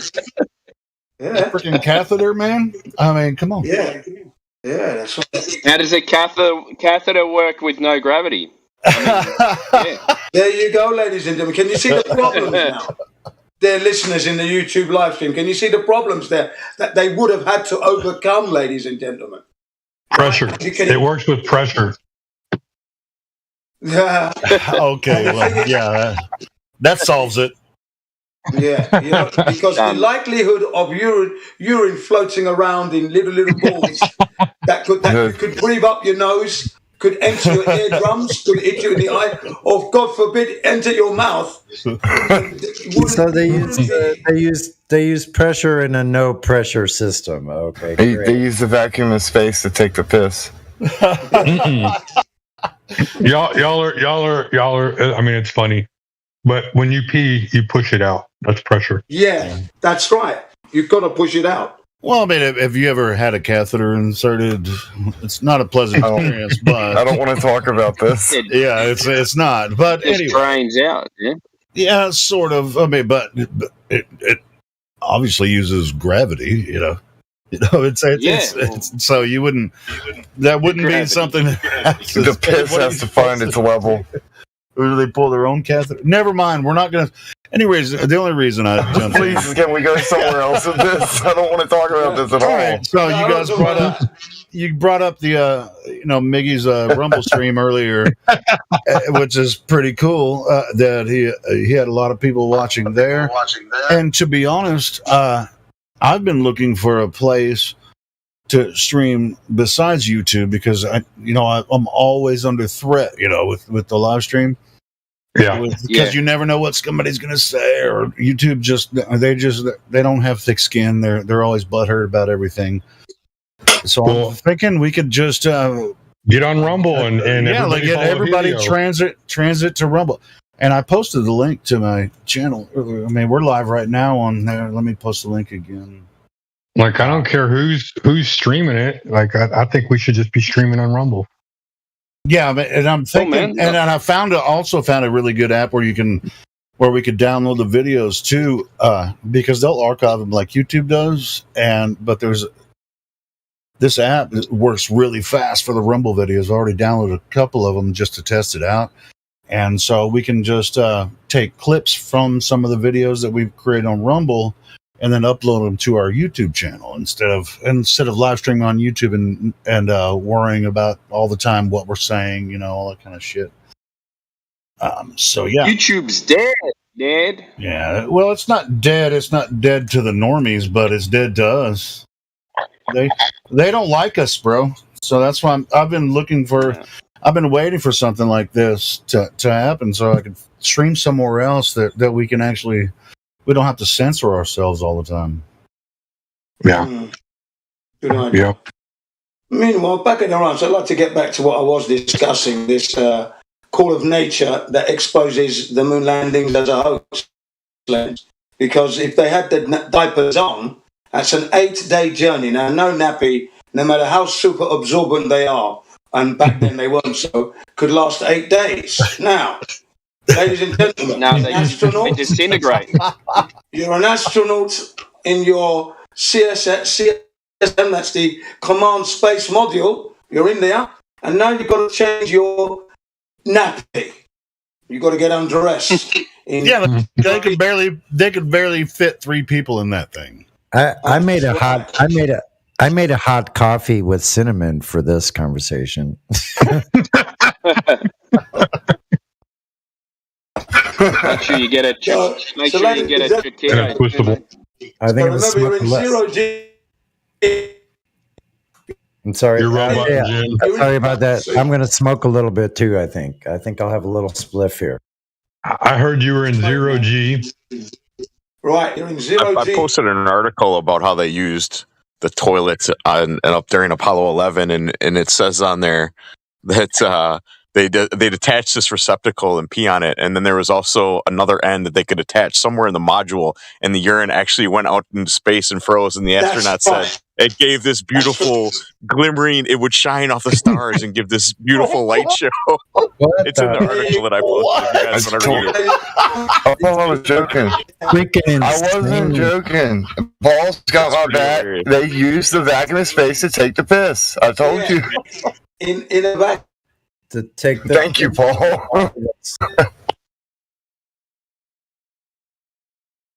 Keep going, Gene. It's amazing the stories they tell us. There's a massive delay, yeah? Something's happening. between several people. So, you know, when your country finds a whole bunch of new islands. I mean, that's astonishing. 7,000 freaking islands. Like, okay, maybe one or two way out in the freaking boonies somewhere. Okay, I could understand that. That being okay. Yeah, we had no idea they were here. We just didn't happen to, but 7,000 of them.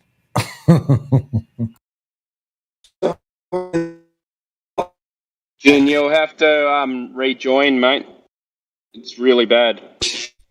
I thought they said on Apollo 11 they didn't see any stars, but according to them, that when the urine went out the space module, it glimmered off the stars. That's interesting. Where did they say that? Look, you gotta read the article, bro. It's hilarious. The urine glimmered off the stars. These people are absolutely batshit. That's why I didn't make it up my hand. They had their nappies on, so they were full of shit. Article, bro. Their nappies are full of shit. So they're just like, I'm tired of sitting in my shit. So I have to...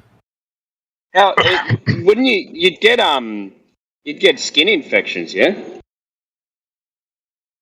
Bad. Yeah, you're gonna sit in piss and shit in a nappy for 8 days. Are you kidding me? Yeah, exactly. You'd have your skin would be, you'd have a fucking flesh-eating disease or something. You'd be fucked.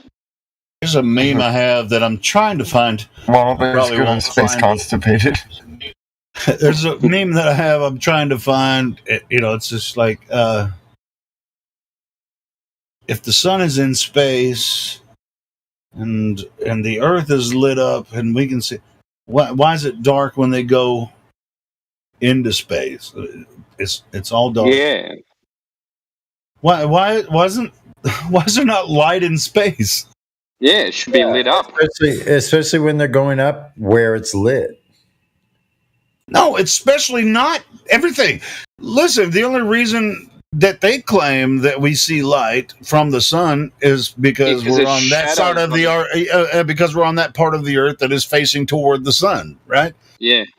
So where does the light go that's in space when we're not facing toward the sun? Obviously, they say that the globe Earth is blocking it, but and the photons are floating through space. Yeah, if you go into space, though, I mean, it should be there should be light everywhere. Yeah. Yeah, I mean, if you count the ways that it's bullshit, the globe Earth, the whole thing. If you want to count the ways, there's as many freaking bullshit stories as there are stars. Hey, Sonny, I just found a meme that not the one I was looking for, but this is how many ways you can count the bullshit. Yeah, there you go.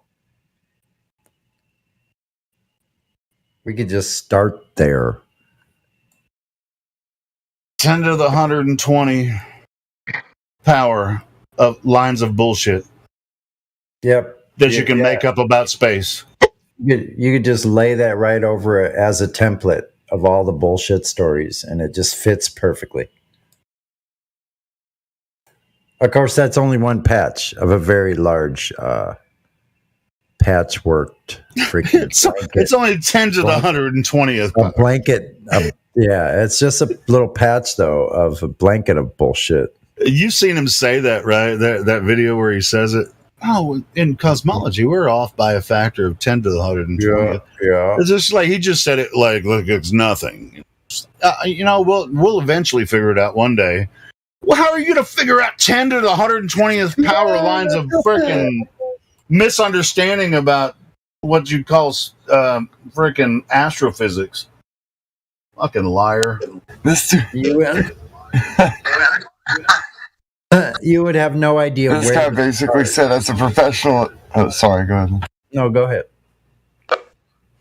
Go ahead. I was just going to say, he basically said as a professional at the top of my field, I promise you, we have no idea what we're talking about. Like, what the hell, dude? Yeah, he said that too.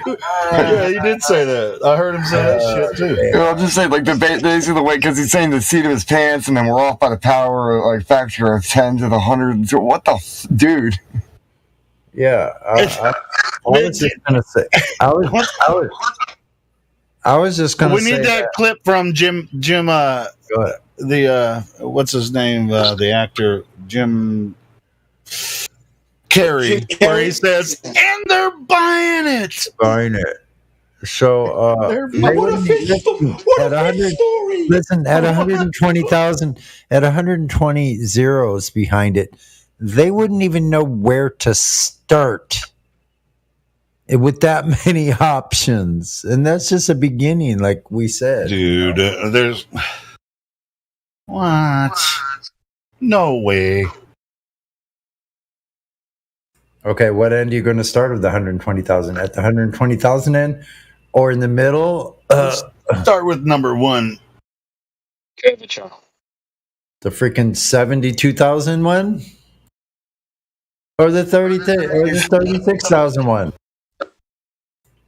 He said start with or the 76,000 trillion one. Which one are you talking about? I mean, you wouldn't have any better luck from starting at the very end at 120,000 than you would at freaking one, with that many odds, with those kind of odds. One is the loneliest number that you'll ever do.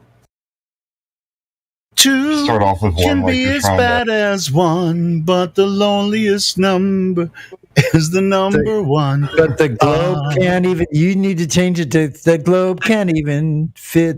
The globe can't even find a single one, or something like that. Yeah, I know. Do that. Globe is the loneliest number that you ever knew. Globe is the saddest affair that you ever knew. You know, I mean, but to be honest, I mean, it's on it. When you find the flat Earth, honestly, it's just like, bro, we are alone in the Earth because there is no universe at all. Not the way they describe it. So we're together on this. I mean, no matter whatever conclusions you come to, whether it's through spirituality or different, studies of maps and all the bullshit that they've thrown at us, we're together on this. As far as that goes. In my opinion. That whoever's got a repeat on Helio's voice when it repeats sounds like Neil deGrasse Tyson. Let me see. I could probably, if I worked on it, I could probably actually make his voice. I could probably do his voice. Just start What saying is gravity? I don't know. Next question. What is gravity? We don't know. I don't know. Next question.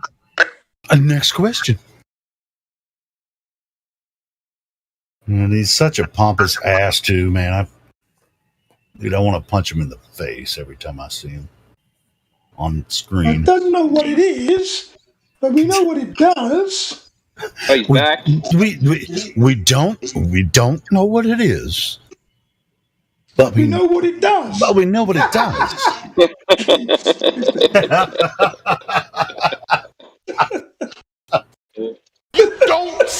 You don't see the curvature of the Earth. Oh, I can do that one. You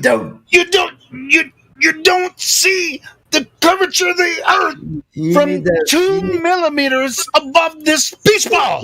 You need the heavy echo. You need the heavy reverb on that. Yeah, maybe so. voice. Maybe so. Yeah. Sounds like He when he does that, he sounds like Richard Pryor. It's true. It does. It does. He's very passionate. I'm back, by the way. And to be honest, if you've seen the entire clip where he talks about that, the audience is going, "Yes!" Yeah. The entire audience, they're just enamored with, Neil deGrasse talking about, like that's a seed. You don't see the curvature of the Earth. I mean, he was talking about Felix Baumgartner. It's just like he from space. I mean, he followed from space, and it's just like that audience he is didn't go CGI. to space. That Maybe. audience is CGI. I don't think so. I think they actually fucking took him to heart, man. They really believe that shit. It gives him comfort. What can I say? What about Michio Kaku saying that gravity doesn't exist? There is no force keeping me down to the ground. We lied to you, is what he said. We lied to you, he said. Michio Kaku. Wait, you're gonna have to give a citation. Where did he say that? We have to get that Okay, let me. I'm going to post you the video from a song called "When Your Balls Collapse." We need to get that clip. Yeah, get that clip out. Okay, That sounds hurtful, Jim. Perfect for the soundboard. It's coming. Hang on a second. Let me just get that. When your balls collapse. It's a great rap Ouch! song. It's by the rap song is by AI. What's that white rapper? Come on, you know the guy. Clip where Eminem. Yeah, AI Eminem. This is all right, and it's when your balls collapse. It's all to do about the heliocentric model and the balls collapsing. It's brilliant. A great track. Hang on, I've got to make sure I've got it. Well, so what was the quote? When your balls collapse. No, the quote from Michio Kaku. What did he say? Oh, he said, "There's no. What's keeping me on the ground? It isn't gravity, basically. There's no force keeping me on the ground. There is no gravity. We lied to you. We lied to you." Oh, These okay. words. Hang on a second. I'm going to get it. I'm just getting the song for you to try. I think if Neil deGrasse Tyson was stuck in a corner and had to answer that question, he would probably say the same thing. That's funny coming. Yeah, he is quite animated coming from somebody who's a little chubbier in the South, especially after lunch. Hey, and I saw a talk the other day where he actually said the same exact thing. Oh, it's sort of pear-shaped, It's a chubbier in the South. Oh, It's like, bro, what the fuck? Are you still just throwing this chubby in the South thing? Pear-shaped? I mean, he's still doing it. He's still doing it. It comes in within 30 seconds. So just watch it from the bebeginning. He always says that. He does it after lunchtime. He always says it after lunchtime. Because he's a little chubbier. Yeah, he's a little. Check him out. I'm a little chubbier in the South after I eat lunch. He's grabbing for a piece of fruit, and more times than not, he chooses the pear. Hold on. What's the time you said? Jim. From the beginning. Just watch it from the beginning, and it.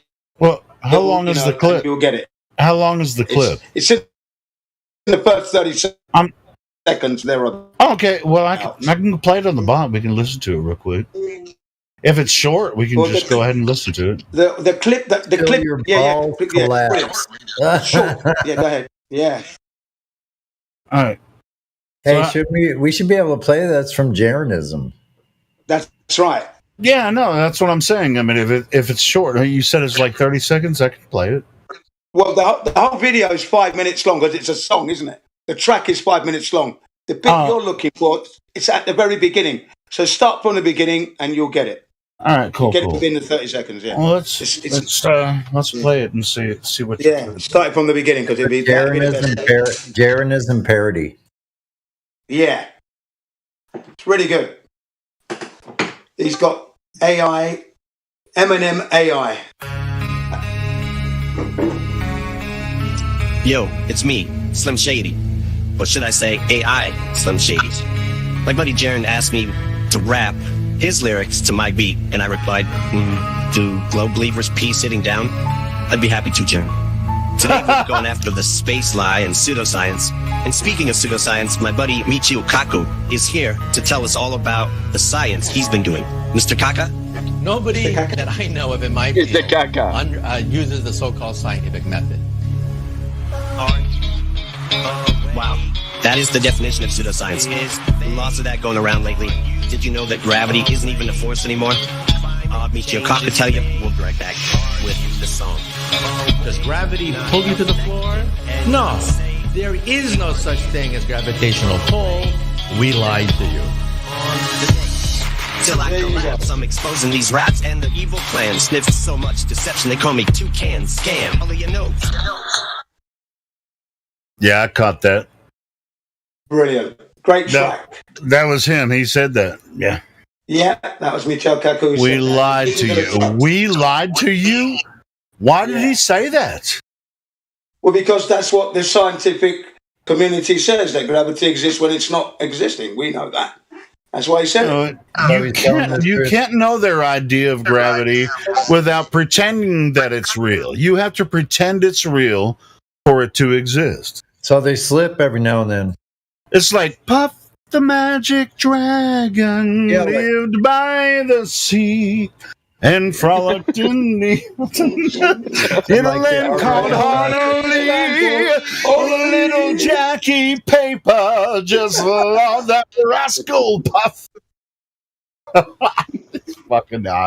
These fucking outer space weirdos. Fucking guys. Yeah, man. So there you have it. Michio Kaku has told the truth occasionally. It was Kaka. Yeah, it's a second. That's a good clip, man. We should call him convexly challenged or something. Convexly challenged. I like that, Sonny. That was a good one. That was a good one. Yeah, great track as well, by the way, guys. Good track, that one. But I must say, you guys have equaled the quality, though, and content. So, it's on par with you guys. Especially the stuff that was being pushed out 3 years ago.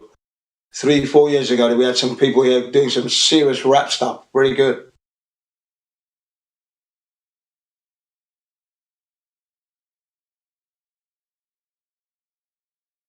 Yeah, I think we're just about to arrive at another big FE music bubble. About to be popped open and spread out omnidirectionally into the ether across the plane. Yeah, according to Mark Sargent, he was saying the other day in his Strange World that Flat Earth has had a serious injection of new people pushing content. Someone said it was like going back into 2017. So I thought, well, that's good news then in itself. That, with he called his show Flat Earth Rising. So that's good news that we're still out there. And of course we are. Of course we are. Yeah. I mean, no doubt about that. That's what that track is all about. That track is like me. I'm not going to stop talking about the flat earth and exposing that false fake ball up until the day I die. That's it. I'll be 90 with my flat earth t-shirt on, doing a little dance on a jig, shouting at flat earth. I know that. That'd be me. The loudest voice in the place. If I make it that far. I hear people playing that song "Bankster's Paradise." That ODD used, right? But yeah, that was good. But that's a popular song just by itself, right? Yeah, yeah. Because I heard people playing that out on the street. But I wonder if that by playing that song that leads them to the ODD version, and then all of a sudden, Flat Earth is like right there. And I think. And they'd be thinking, this flat earth from a guy in Hawaii. I remember 2018, he was shouting it out at the top of Diamond Head. And he was saying, take my picture. Bloody hell, it is flat. Because that's what I was doing in my avatar. Shouting out flat earth. You've got eyes, but you do not see. Already gave it to him, man. Gave it to him like some kind of prophet. Yeah. I did. I went into one. That's why I'm sweating buckets. It took me 25 minutes to get up there. That was the fastest I ever climbed that thing, right? That crater. Okay, and I get to the pillbox. I climb on top of the pillbox now. And I got my arms out like Jesus Christ, saying, it's a flat earth, everybody. Flat earth. Yeah. Anyway, I have to go to bed. It's 22:21 p.m. Ooh. Oh, well, that's not too late, is it? It's early. That's early, man. Almost 10:30 p.m. That's early. That's early, man. Yeah, it's time for me to go to bed. Okay, well, you enjoy your rest. Have a good one. I'll see you tomorrow. Yeah, hopefully, if I'm around, yeah. But yeah, that was me and my avatar screaming out flat earth. You've got eyes, but you don't see, yeah? Eyes wide shut. Who's heard of the flat earth amongst you lot? Anybody? And a couple of people put their hands up. Yeah, well, it is flat. Have a good look, you lot. Take my picture. Come on, come on. Yeah, come on. Flat earth t-shirt. See that there? It's a flat earth. Have a good look. Come on. Yeah. That was the day. And then I ran back down only to be confronted by the Jehovah's Witness mob, and they were going to talk about Jehovah's Witness stuff and the Watchtower. I said, look, hang on, before you start, I know about your group. Used to come to my house every Wednesday in London. His name was Frank, right on children's programming, man. And I hated the guy. That's what I said to him. So please, I know the Watchtower, but have you heard of the flat earth? And I flat smacked them for 1 hour. They were feeding out of my phone for links like a horse out of a trough. Couldn't get enough information. Loved it.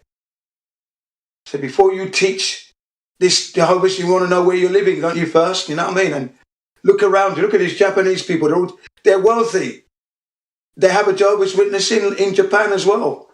So they're not going to be interested. They're all not. Look at the families. They've got the bags. Look at them. Bags of shopping and everything all around them. You're never going to connect with them. You need to go to the homeless. You know the homeless? Tent village. Yeah, you know what that is? They need your help there. That's where you should be. Helping them to get out of that hellhole. Thanks. Not here. This is Affluent Avenue. Everybody's happy. But I still gave them some tips as to how to connect in Japanese. Excuse me, can I have a moment of your time? Sumimasen ga, chotto ii desu ka? You know, sort of thing. And yeah. And then you can begin to give your spiel. So I gave them a few pointers, but I gave them a heavy flat earth uplifting, I have to call it. So the Watchtower had to be put down and the flat earth tower had to come up. And it went up and it was good. right in front of the Honolulu PD, right there. The police department was right there, watching my very actions. Yeah, they probably thought, oh, we got a right one here. Look at him. Look, all those hands. He's moving his hands too much. What's he doing? But when they hear my voice now, he's from England. Okay, leave him alone. Get back in there. Yeah. He's not from here. I loved it, man. It was good. Flat smacking the Jehovah's Witness. 5 of them. 2 women, 3 men. Eldest was like 45. The women were in like their early 30s. The other guys were 2 of them were in their like late 20s, yeah. All around about the same age. But the leader of the group was 45 and he was the one that was like, can I have a link to that? Yeah, you can have a link to that. Anybody else want a link? Yeah, we'll get your phones out. Come on. There you go. Rob Skivers, the flat earth with the sun and moon doing the dance. And then I gave them the cluster of the planets orbiting the sun, hurtling through the universe. Is that what we're doing now? I've been doing that. How old are you, 45? That's been going up with 45 of your years. Is that right? Really? Yeah, fucking loving all this still. 8 years on, it's still fantastic. And to hear that the numbers are increasing, yeah. Dude, man.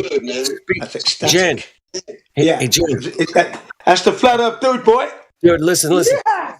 Listen. I went on YouTube today and I typed in flat earth and I searched just this week, right? Yeah. There's fucking hundreds of fucking videos. Shorts, a lot of shorts, man. Yeah, that's exactly what Mark Sargent said. It's fucking. It was shorts, and I didn't see anything I really clicked on, but I was just like, holy shit, he's right, man. There's a ton of shit on there. Yeah, and I'm really glad to hear your voice. And some of my friends in London are sending me shorts. You know what I'm doing? I'm sending them the full version from when we were arguing in the Hangouts. I said, get out of it. Look, this is the stuff you want to look at. And I wrote it up like this. This is but a drop from my private library.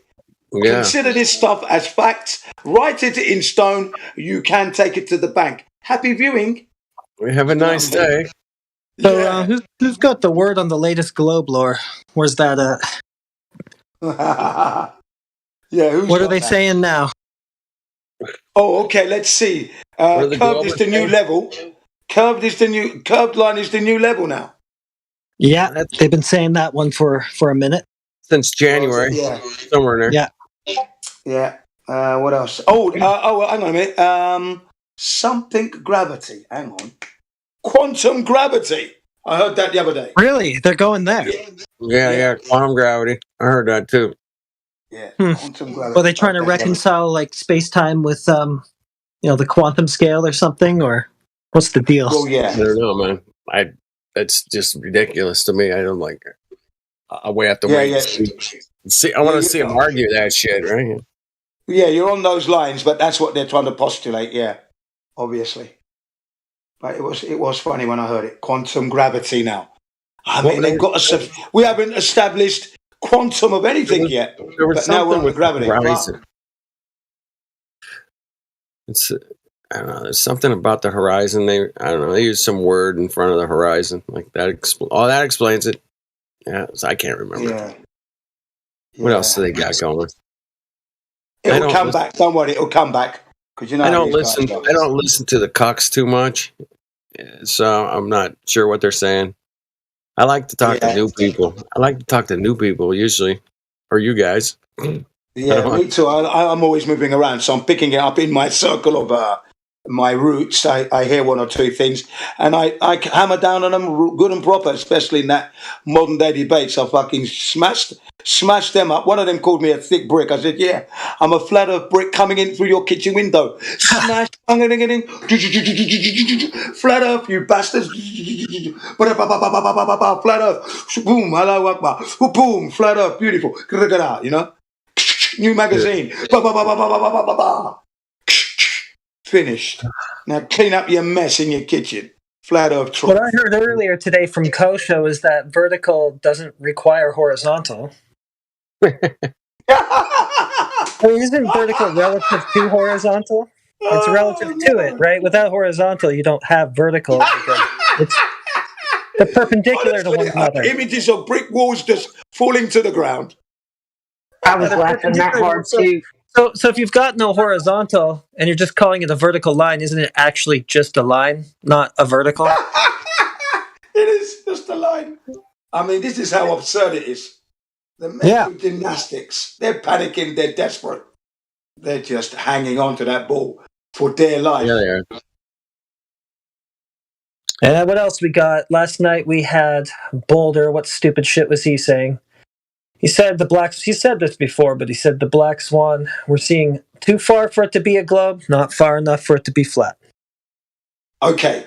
Brenda was on. By the way, I'm here if someone needs to ask me a question. I'm good. Okay, Brenda was on Generalism the other day, right? And Generalism's interviewing him, and he's talking about he did that laser beam test over something bay, 18 miles, okay? And he's asking Brenda that if we can see the object at the other end, is there a curve in the way? He says no, so that's zero level, isn't it? Zero level? Yeah, welcome to the flat earth. That's what he said to him, right? Then they were talking about the Syngenta of the curved ball. He says when you draw a line, it means you can't see each other because the Syngenta, that's a hump, a bulge. He goes, no, that's zero level. He said, that's sea level. What? Yeah, and he was giving that for like 5 minutes. And Generalism was just calling him a retard and dipstick and everything. Yeah, that was funny. And Brenda was insisting that the Syngenta proves that it's sea level. Well, Brenda is what it is. That's all. It is what it is. Exactly. It is what it is. It is what it is. It doesn't matter if Brenda will say anything to Helio. A shoe is a phenomenon. Yeah, I remember that. Yeah. I mean, so are bone clocks, right? I mean, it's just like bone clocks. No, I mean, I knew I was dealing with a cock as soon as Brenda said that, man. I'm like, oh, fuck off. That's it. You ever heard her bone clock thing? You know, her or him, his bone clock thing. You know, never heard her shit, man. Yeah, a shoe is an observed phenomenon. A shoe is okay. Yeah. Yeah, when we heard that, that was just the end. That was it. That's it. Goodbye. We're done. You fucking done. Definitely a definite troll. That's why he comes in pretending to be a transgender. He's pretending to do all that just so he can undermine flat Earth. I got a shout out to Mayhem Miggy he did the live stream today over there on Rumble. Yeah, and from here, well done, Miggy. I wish I'd seen that. He was in here and live streaming on Rumble. Oh, brilliant! Oh, and it was bopping off, man. He had over 50 people checking in, people getting money. It was pretty interesting, man. We're getting a bigger reach on Rumble, eh? Like right away, that was way more people, and we got a bunch of people. Man. It was like I was listening and working. I'm like, fuck. I said hi in the chat a couple times, but we got some new. Check this out, man. I'm doing the same thing right now.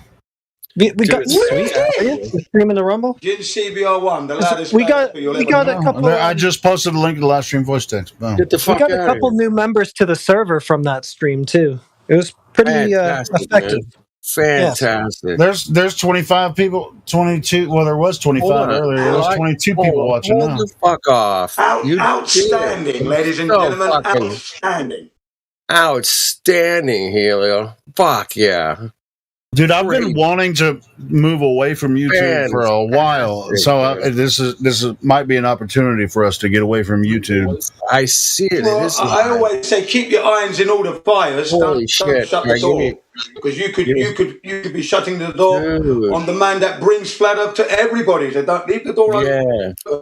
Anyway, on YouTube. That's fantastic. We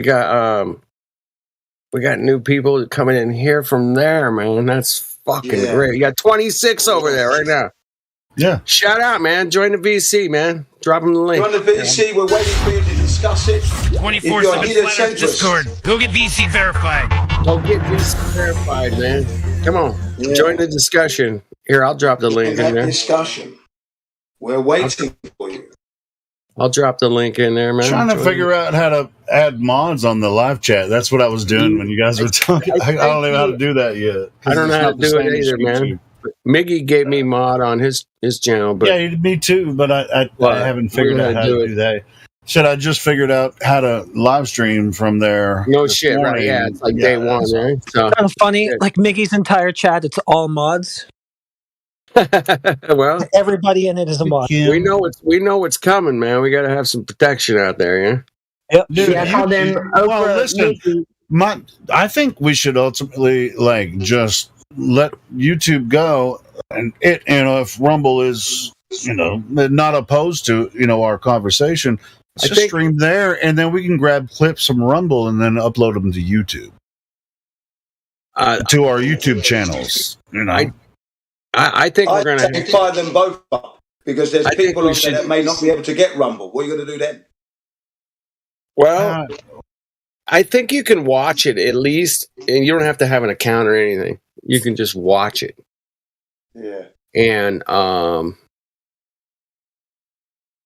so that's cool, and it looks like a pretty decent platform. I mean, Miggy's stream is real smooth. Maybe a little bit premature, Helio. Give it a little bit and then swap over. Yeah, give it like a week, and man. let it go. Yeah. I'm not. Yeah. That's my plan. That's my plan. We're gonna try eventually move everybody to Rumble instead of YouTube, and then then we'll start uploading videos to YouTube from and so the YouTube channels will still be there, but we won't be live anymore. Maybe do it on Rumble. That would be a shame. But there you go. Well, I mean, to be honest, I mean, my live stream, we get, at the most 30 viewers at a time. It would be nice, Helio, if we could play some fucking, what we call popular music, where we wouldn't get in trouble. Yeah, I've got so much stuff I can play. Yeah, popular music. Anything, fucking like some fucking Zeppelin or whatever you like, or whatever you're in the mood for, or something. Are you talking about like I could have the live stream open and just play music on there? When you're strange, you know how it gets. Sometimes you're like, I want to hear that song. Fuck, it was by fucking Brown Sugar. How comes you taste so good now? You know how it is. Well, I can't play copyrighted shit on YouTube. I don't know what. No, you can't. But you can on Rumble. You'll be able to play whatever you want to on Rumble. Okay. You can always sing it though, right? I actually want you assholes to talk 24 hours a day on Rumble. I don't want to hear no fucking music. Yeah, I agree with that too. You fucking listen to anything I want to, anytime I want to, but I want to listen to you assholes talk about flat Earth. But I mean, I have a subscription to YouTube Premium, and I can listen to all different albums. I know what you can fucking everything is at my fingertips. I can listen to anything I want to anytime. Shit. But this live content is the most creative thing that actually really It's going to be a lot more. It's going to be a lot more creative if people are able to actually, share an opinion about something that's maybe a little off topic. You know what I'm saying? And that could happen on Rumble, so we don't have to worry about YouTube. Yeah, we don't have to worry about that shit with YouTube anymore. But we don't want to shut that down until we get everybody moved over to Rumble. Right. And then we can grab clips that we can upload to YouTube. It's like, this was a good conversation, and that video will come out on the channel. People, it'll show up in their subscriptions, in their. We've got a couple channels. These guys are been putting some really good clips on YouTube from here lately, man. There's been like 100 or so. Sure. Yeah. And it's just been great to see those, because those really expose the cuckery of the globe, and and the people that don't know the first thing about the globe. And there's those people. I'll tell you this: I was looking up the source of the who created Rumble. Let me find it. Really, I think it's this one. Yeah, here's Elon Musk. The guy that created Rumble is a Canadian. All right, and it was in 2013. So they've obviously been working on some shit, right? 10 years, dude. Yeah. I don't know. I'm not sure if I trust Canadians. Exactly, right? I don't know, man. There's a lot of truthers in Canada, man. Fuck, we have a lot of Canadians. Kidding, man. I'm just kidding. I'm just messing around. He's messing with you, bro. But this is from Wikipedia. Take it for what it's worth. I'm proud of you. I mean, you can look up more or whatever about this guy that created Rumble. I'm super impressed you did it, man. You made the plunge. You set up the account. You started the stream. You figured it out. It's going. I don't know, mate. I mean, fantastic. Shit, maybe it won't work out. 31 people. Rumble will be sick of us on Rumble. It'll be like, fuck you. Go back to YouTube, you fucking assholes.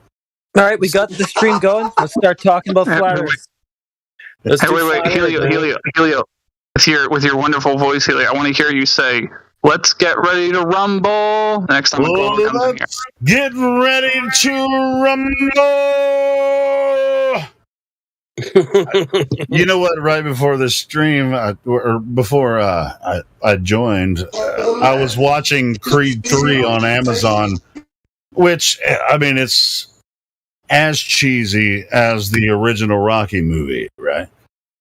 Freaking, it's good shit, Are you seeing my? Okay, everything's good in there. I've got with me. I dropped a link in the Rumble for this Discord. Is it showing up, or I don't have perms, or what, man?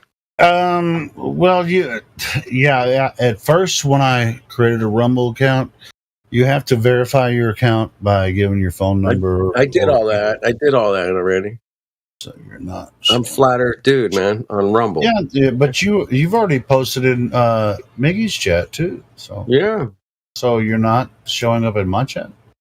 I don't know. I'm asking if you can see me in your chat because it looks like it's grayed out. Yeah, I can see you. Do you see the link I put? Says the dude abides. No, I don't see the link. Oh, yeah, it's not letting me put a link. The page.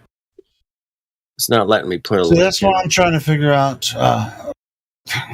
Let's people just post links. I haven't even modded anybody in the chat. Yo, Zoltaic, welcome to the chat, sir.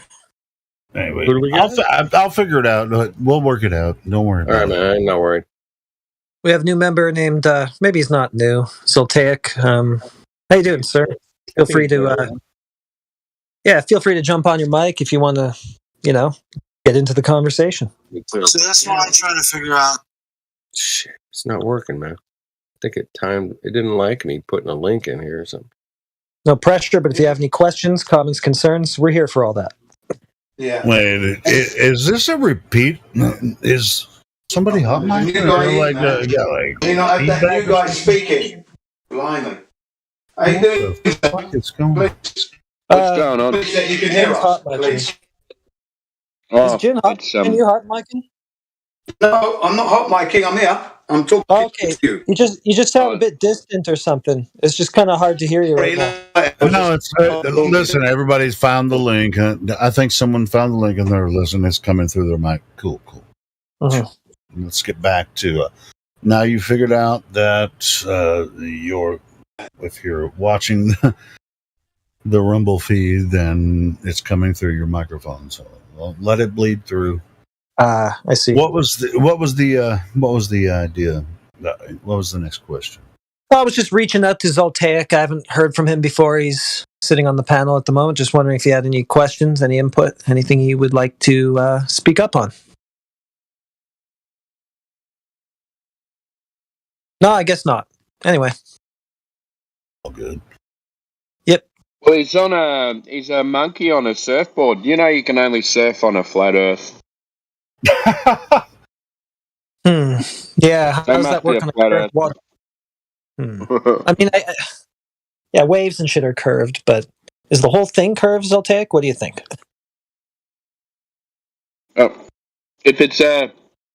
If it was a curved surface, the waves wouldn't come in straight.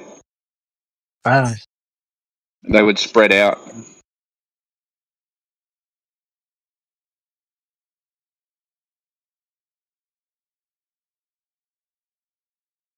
What do you reckon, Zoltaic? Talk to me, baby. I guess we're just going to have to try to read his thoughts for now. He likes purple.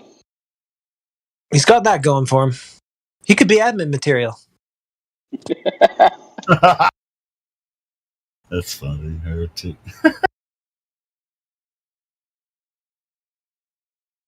Well. What? Who the fuck? I don't think he wants the spotlight. That's cool. You can just hang out and be a fly on the wall. All good. That gift that I just found and posted in there. Who can do that on a surfboard? What? You can, Helio. I can't, but somebody did. This kid, unless it's CGI. Nah, probably isn't CGI. Yeah, pros at those sports are absolutely cool though. But it's just like that dude was like in focus. He was like, "I got this." Boom! Like surfing, snowboarding, skateboarding, the stuff that they do in all those sports is just asinine. It's like you have to try it 500 times. You have to try it 500 times before you actually get it right. I've got no idea how that surfboard sticks to his feet. I know, it's weird. I kind of feel the same about skateboarding. Oh yeah, I guess there's grip with it.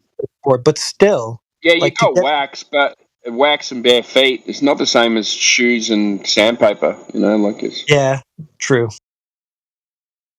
Yeah, like surfing is totally different than skateboarding, though, too. But I mean, who knows? Who fucking knows? It's the same movement. Same movement. Yeah. If you can skate, you'll pick up surfing a lot quicker than everyone else. And if you can surf, for the most part, surfing, doing tricks. Usually, tricks are done, on a surf. I don't know. That looks really weird to me. Maybe I think that's probably CGI. No, it's real. They're called It's aerial competitions. Yeah. Yeah. You kick flip over a wave. Nah, he just did it down. It's like push back. Then he probably busted his ass right after that fucking trick. Yeah, let's see the ride away. Yeah.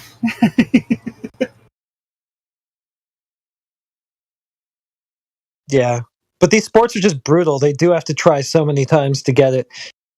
Or like skateboarding, they want to do a kickflip over like 17 stairs or something. The guy has to each hit like 50 times to get that one. Yeah. You don't just do it in one take. Well, I mean, you can, if you're really good. Get lucky. You can, but usually it's not the way it goes. And sometimes they they break arms and legs and stuff and have to go back after they're recovered and try it again. Like, who's crazy enough to do that? Hey, who's crazy enough to do flat Earth like we do? Me. I'm crazy enough to do both. I used to skateboard. And the harder hits we take, the less blows are. The blows just feel like nothing now. It's like, dude, what you're saying makes no sense. You give as much as you actually. In the flat Earth argument, like pushing back against their bullshit, it's just easy now. It's just like, it's like the Matrix thing where he just like he meets freaking Mr. Anderson and he's just going. We've kind of got it down to an art. Like we've boiled it down to some basics, and it doesn't take much now to knock down their house of cards. And they don't know what to do. They don't. That we ask them, and in the same way that there is no spoon, there is no argument. Yeah, there's not one. Their argument is with reality, so good luck.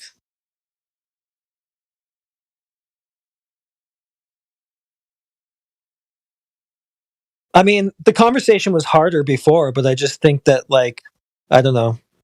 It's been 7-8 years of this. A lot of material has been accumulated over that time. And, I mean, it was obvious in the beginning that they're wrong, and now at this point, it's just like, what are you still doing out here?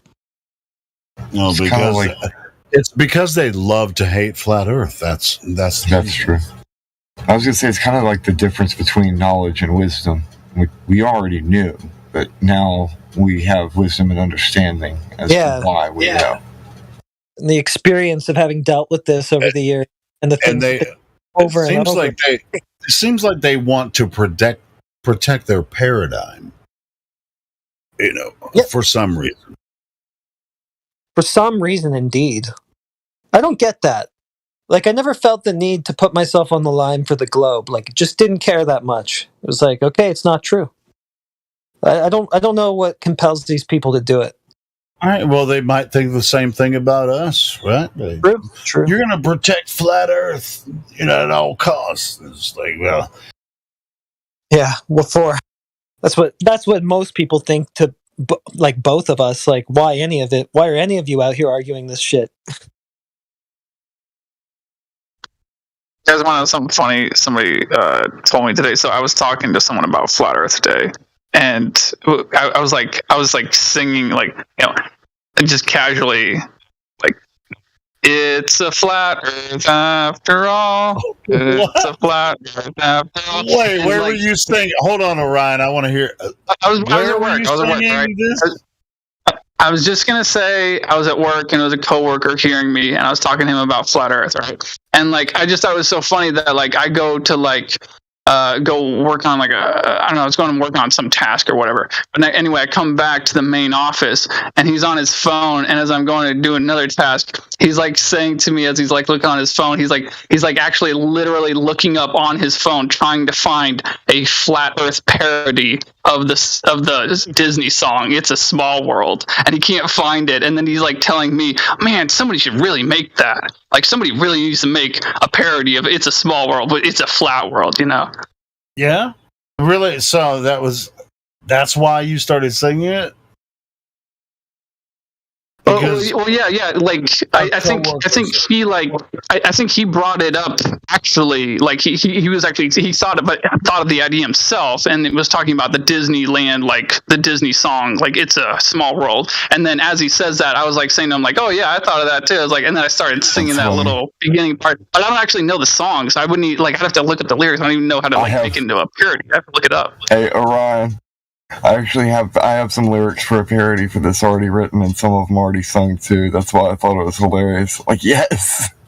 Yeah, that's interesting, man. That's why I was just like, what? So your friend who he's not a flat earther, but he was actually I wasn't really talking with him so much about work, but I think he's more on the flat side. He's much more on the flat side. He's the same friend of mine who at one point in time, he ran into me arguing with someone else about the surface of the earth on the street. And when he noticed that I referred to the other guy as a glober, he questioned me about the term glober afterwards and was like saying to me like, glober?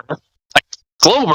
I don't ever want to be called a glober. That sounds terrible. You know, like I just thought that was funny. So no, he's not really a glober. He's really more. He's not. I wouldn't exactly call him a flat earther, but he's kind of leaning more the flat direction. He's certainly not a glober. That's for sure. Kind of trippy though, you know. So who else was talking? He's open-minded. Yeah, he's open. Oh, was it Ether Chris? Well, it's a flat earth after all. I mean, it can be. You need some lyrics for it proper. I'll send you what I got, but we need a full song for it. And some I think he said he already has it. That's what I was wondering. Do you already have all the lyrics? It's a no. I said I need to look them up. Like I've never actually heard the song. Well, that's what I was saying. I was the one who said I already wrote some. Yeah, I'll look it up. I have it saved somewhere. Let me see if I can find it. No, that's awesome. So you've seen all my parodies. I can do. It's a flat earth after all. That's a whisper voice. He knows. You guys know I can sing really loud. Anyway, that's really cool. Yeah. And oftentimes, Ryan, you know, well, just like with me, everybody knows I'm a flat earther, so the last thing they want to talk about is flat earth when they talk to me. Like my friends and family, you know, people, you know, locally, they might give me a little jibe sometimes, you know, in public, you know, when I'm interacting with people. But for the most part, they know I'm a flat earther, but they don't want to talk about it until they do.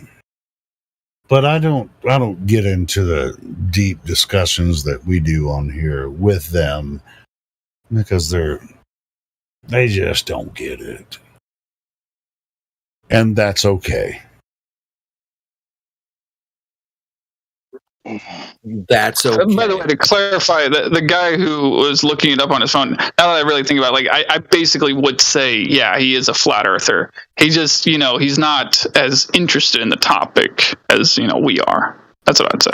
More accurate. Well, that's okay too. How about that?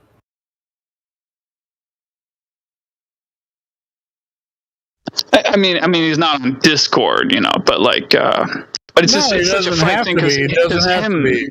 Yeah. So yeah, exactly. I mean, it doesn't have to come to Discord to be a flat earther.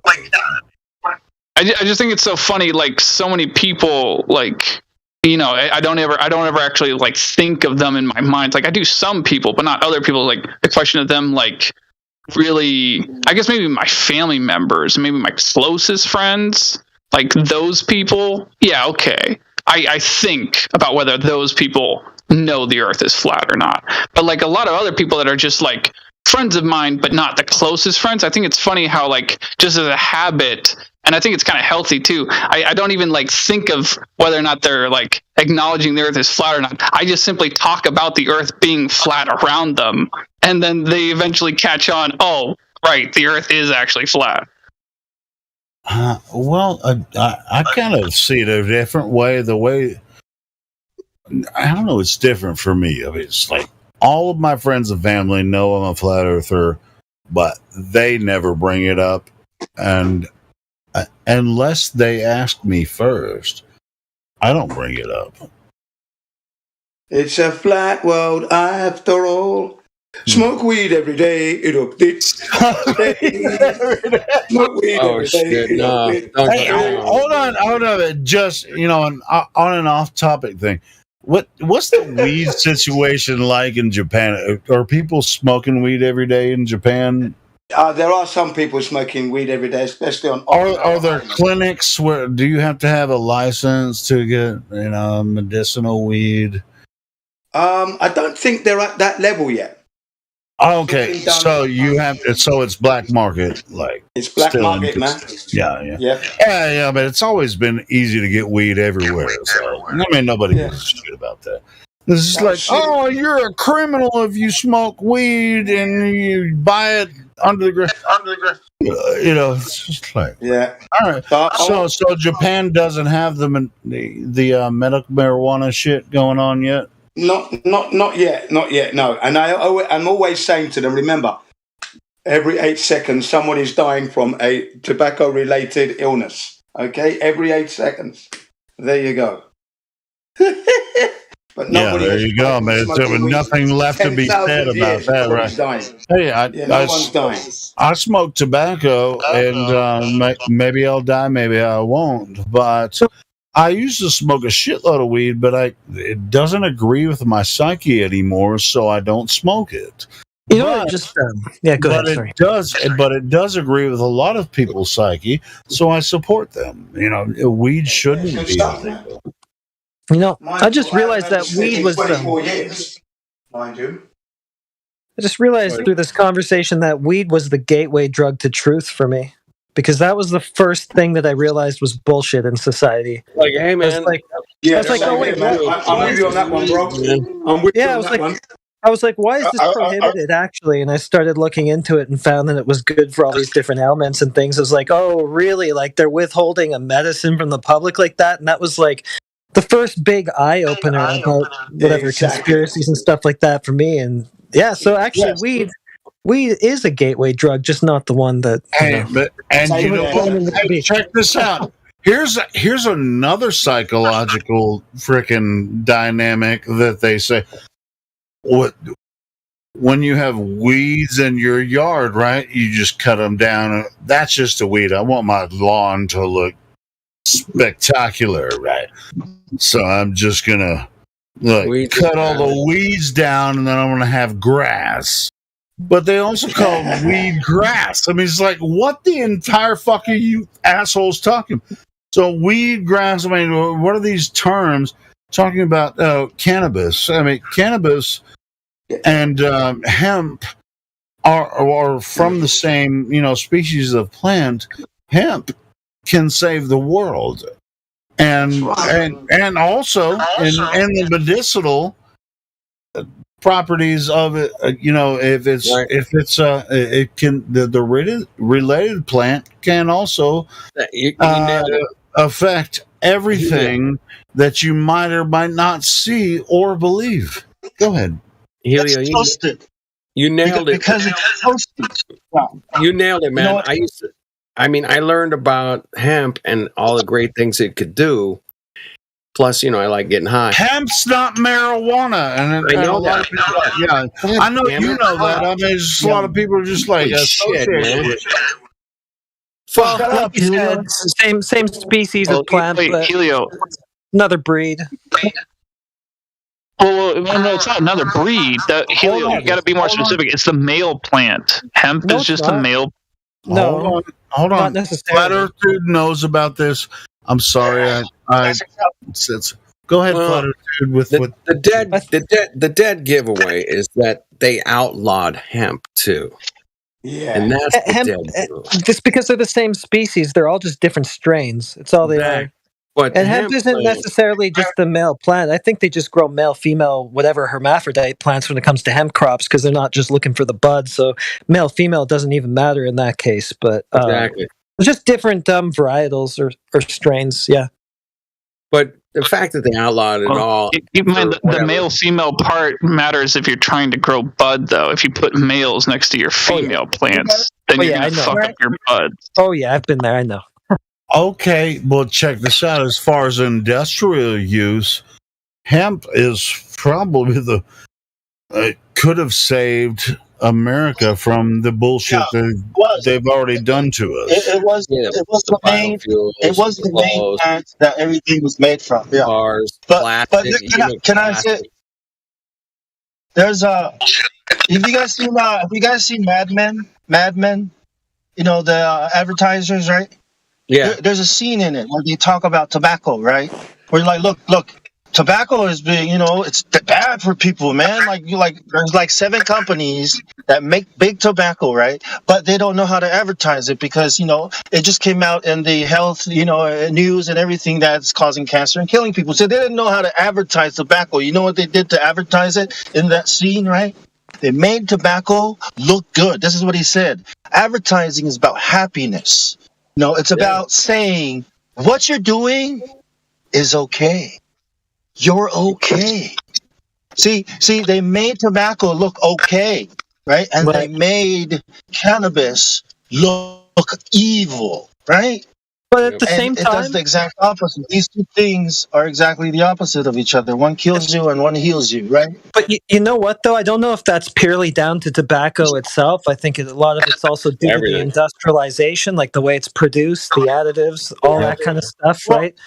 That's not the point I'm making. That's not the point. Well, not necessarily, no.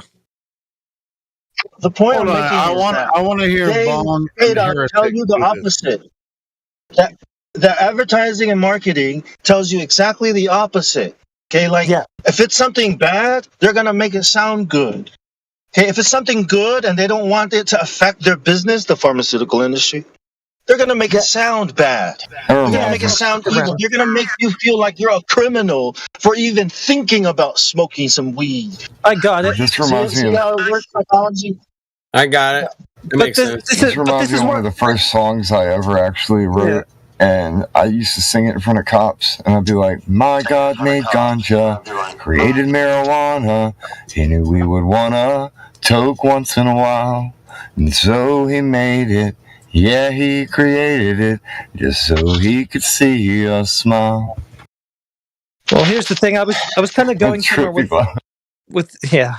I was going somewhere there with, the idea that the tobacco plant, whatever, it's been bastardized, right? And they promote that, right? So now that weed is being more accepted in the mainstream and they're promoting that, I think that the same thing could potentially happen to it where it gets completely corrupted and bastardized like tobacco has been. So I'd be worried about that. GMO weed is going to be bad. Here's the question: why would they lie? It's like why would who lie? Why would advertisers lie? Because that's what they do. Why would they lie about the shape of the earth? Because that's what they do. What do you mean that's what they do? Why is tobacco legal? Right, Bong. A marketer.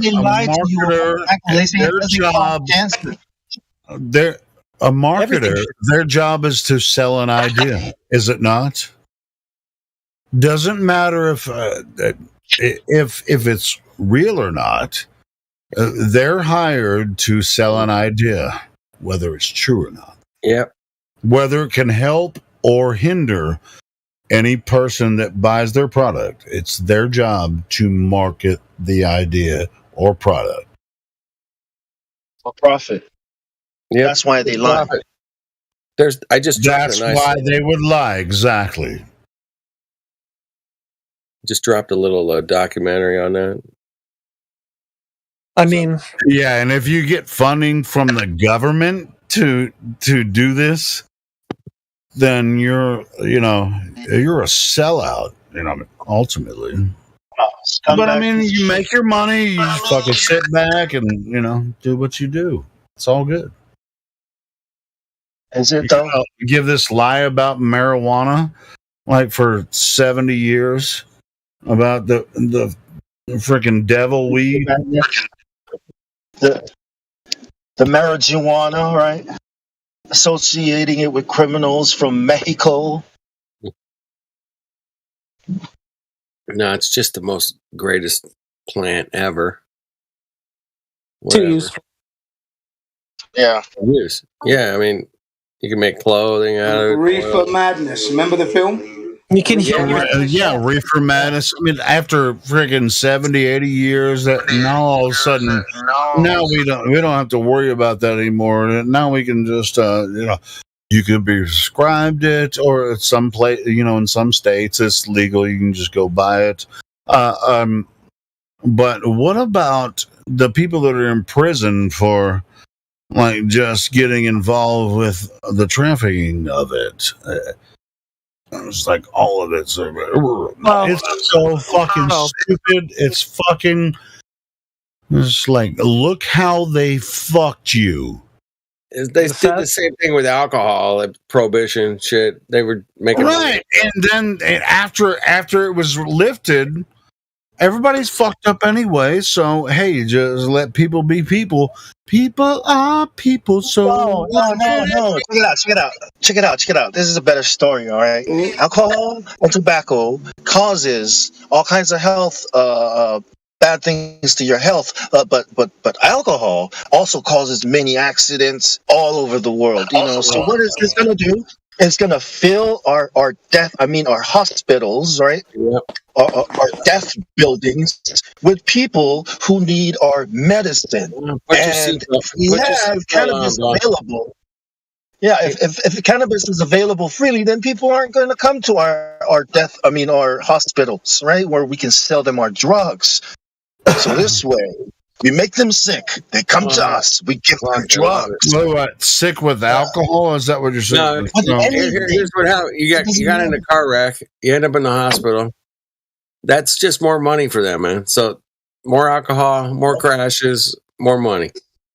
I think that's I mean, this is the mind control. Mind control system. It's a cycle for all of us. And if you don't drink, to be honest, it's happened throughout hundreds of years, but it's cyclical now over the past several dozens of years because of advancement in technology. It can happen very quick. So yes. Well, the thing about all this stuff is that none of it works without a flat Earth. So none of it works without a flat Earth, man. Not what the fuck? Hold on, it works. The mind control works. Yeah, it works on a flat Earth. Especially because of the digital mind control that's going on now. Yeah, but the prerequisite for the digital mind control and everything that goes with it is the flat Earth. I'm just trying to return it home. I'm trying to return it to the home topic. Bringing it home. Okay, I get that. We're bringing it back down here to Earth, man, real quick. All right, cool. Go ahead, brothers. Guess what, man? I was just wondering what baller madness is going on as late. What's the latest hotness from them? I don't listen to enough of their rhetoric to really tune in to what they've been doing lately. If anybody knows, it should be me. But so I think the strongest what's approaching us, right, is reality. Okay, I think questioning reality and all simulation specifically. I think I think that's going to be the next big thing, because people are already saying well, 99.99% sure type shit, and I don't even know if I'm here, I don't even know if I'm a brain in a jar. So I think it has to do with manipulating reality or something like that. Because they got nothing. Absolute relativism, I guess, is where it's going. They're going to have to throw reality under the bus because reality doesn't support the things that they say about it. Yeah. And it's fascinating, if there were multiverses and I don't have to be accountable for all my mistakes and all my bullshit on Earth, that'd be so cool. No God. Imagine there's no. Yeah. Well, there is this cool place we live in. We can check it out. Jen, you sound like you're inside the dryer right now, man. It's 11:11. 11:11. Sorry, man. I saw I'm right here. So if I'm hot micing, I shall do that now. Hang on a sec. You sound like. Well, you can talk, Jen. Go ahead, but I'm hearing funny. The kind of reality, like if I look at something, at someone, and I see that it's a man, right? Yeah. It's like that. They'll be like, "Well, you can't just assume that's a man. That could be a woman in a man's body." You can't just assume you can't just assume it's flat. You can't just assume that the 10-mile horizon isn't at 1.2. You just can't assume that it's like 1.2 miles away. Come on. Exactly. I know it looks flat, but it doesn't mean it's can't flat. assume that. Yeah, it could be curved. Could be a distorted curve appearing flat. It feels flat. Yeah. I don't feel like I'm moving, man. What's the problem? I don't feel like we're spinning. You're moving. Yeah, it'd be cooler though. You got any more of those spinny things laying around? It'd be cooler though if it did look curved, man. Right, bro. It looks so cool, man. If it was curved, man.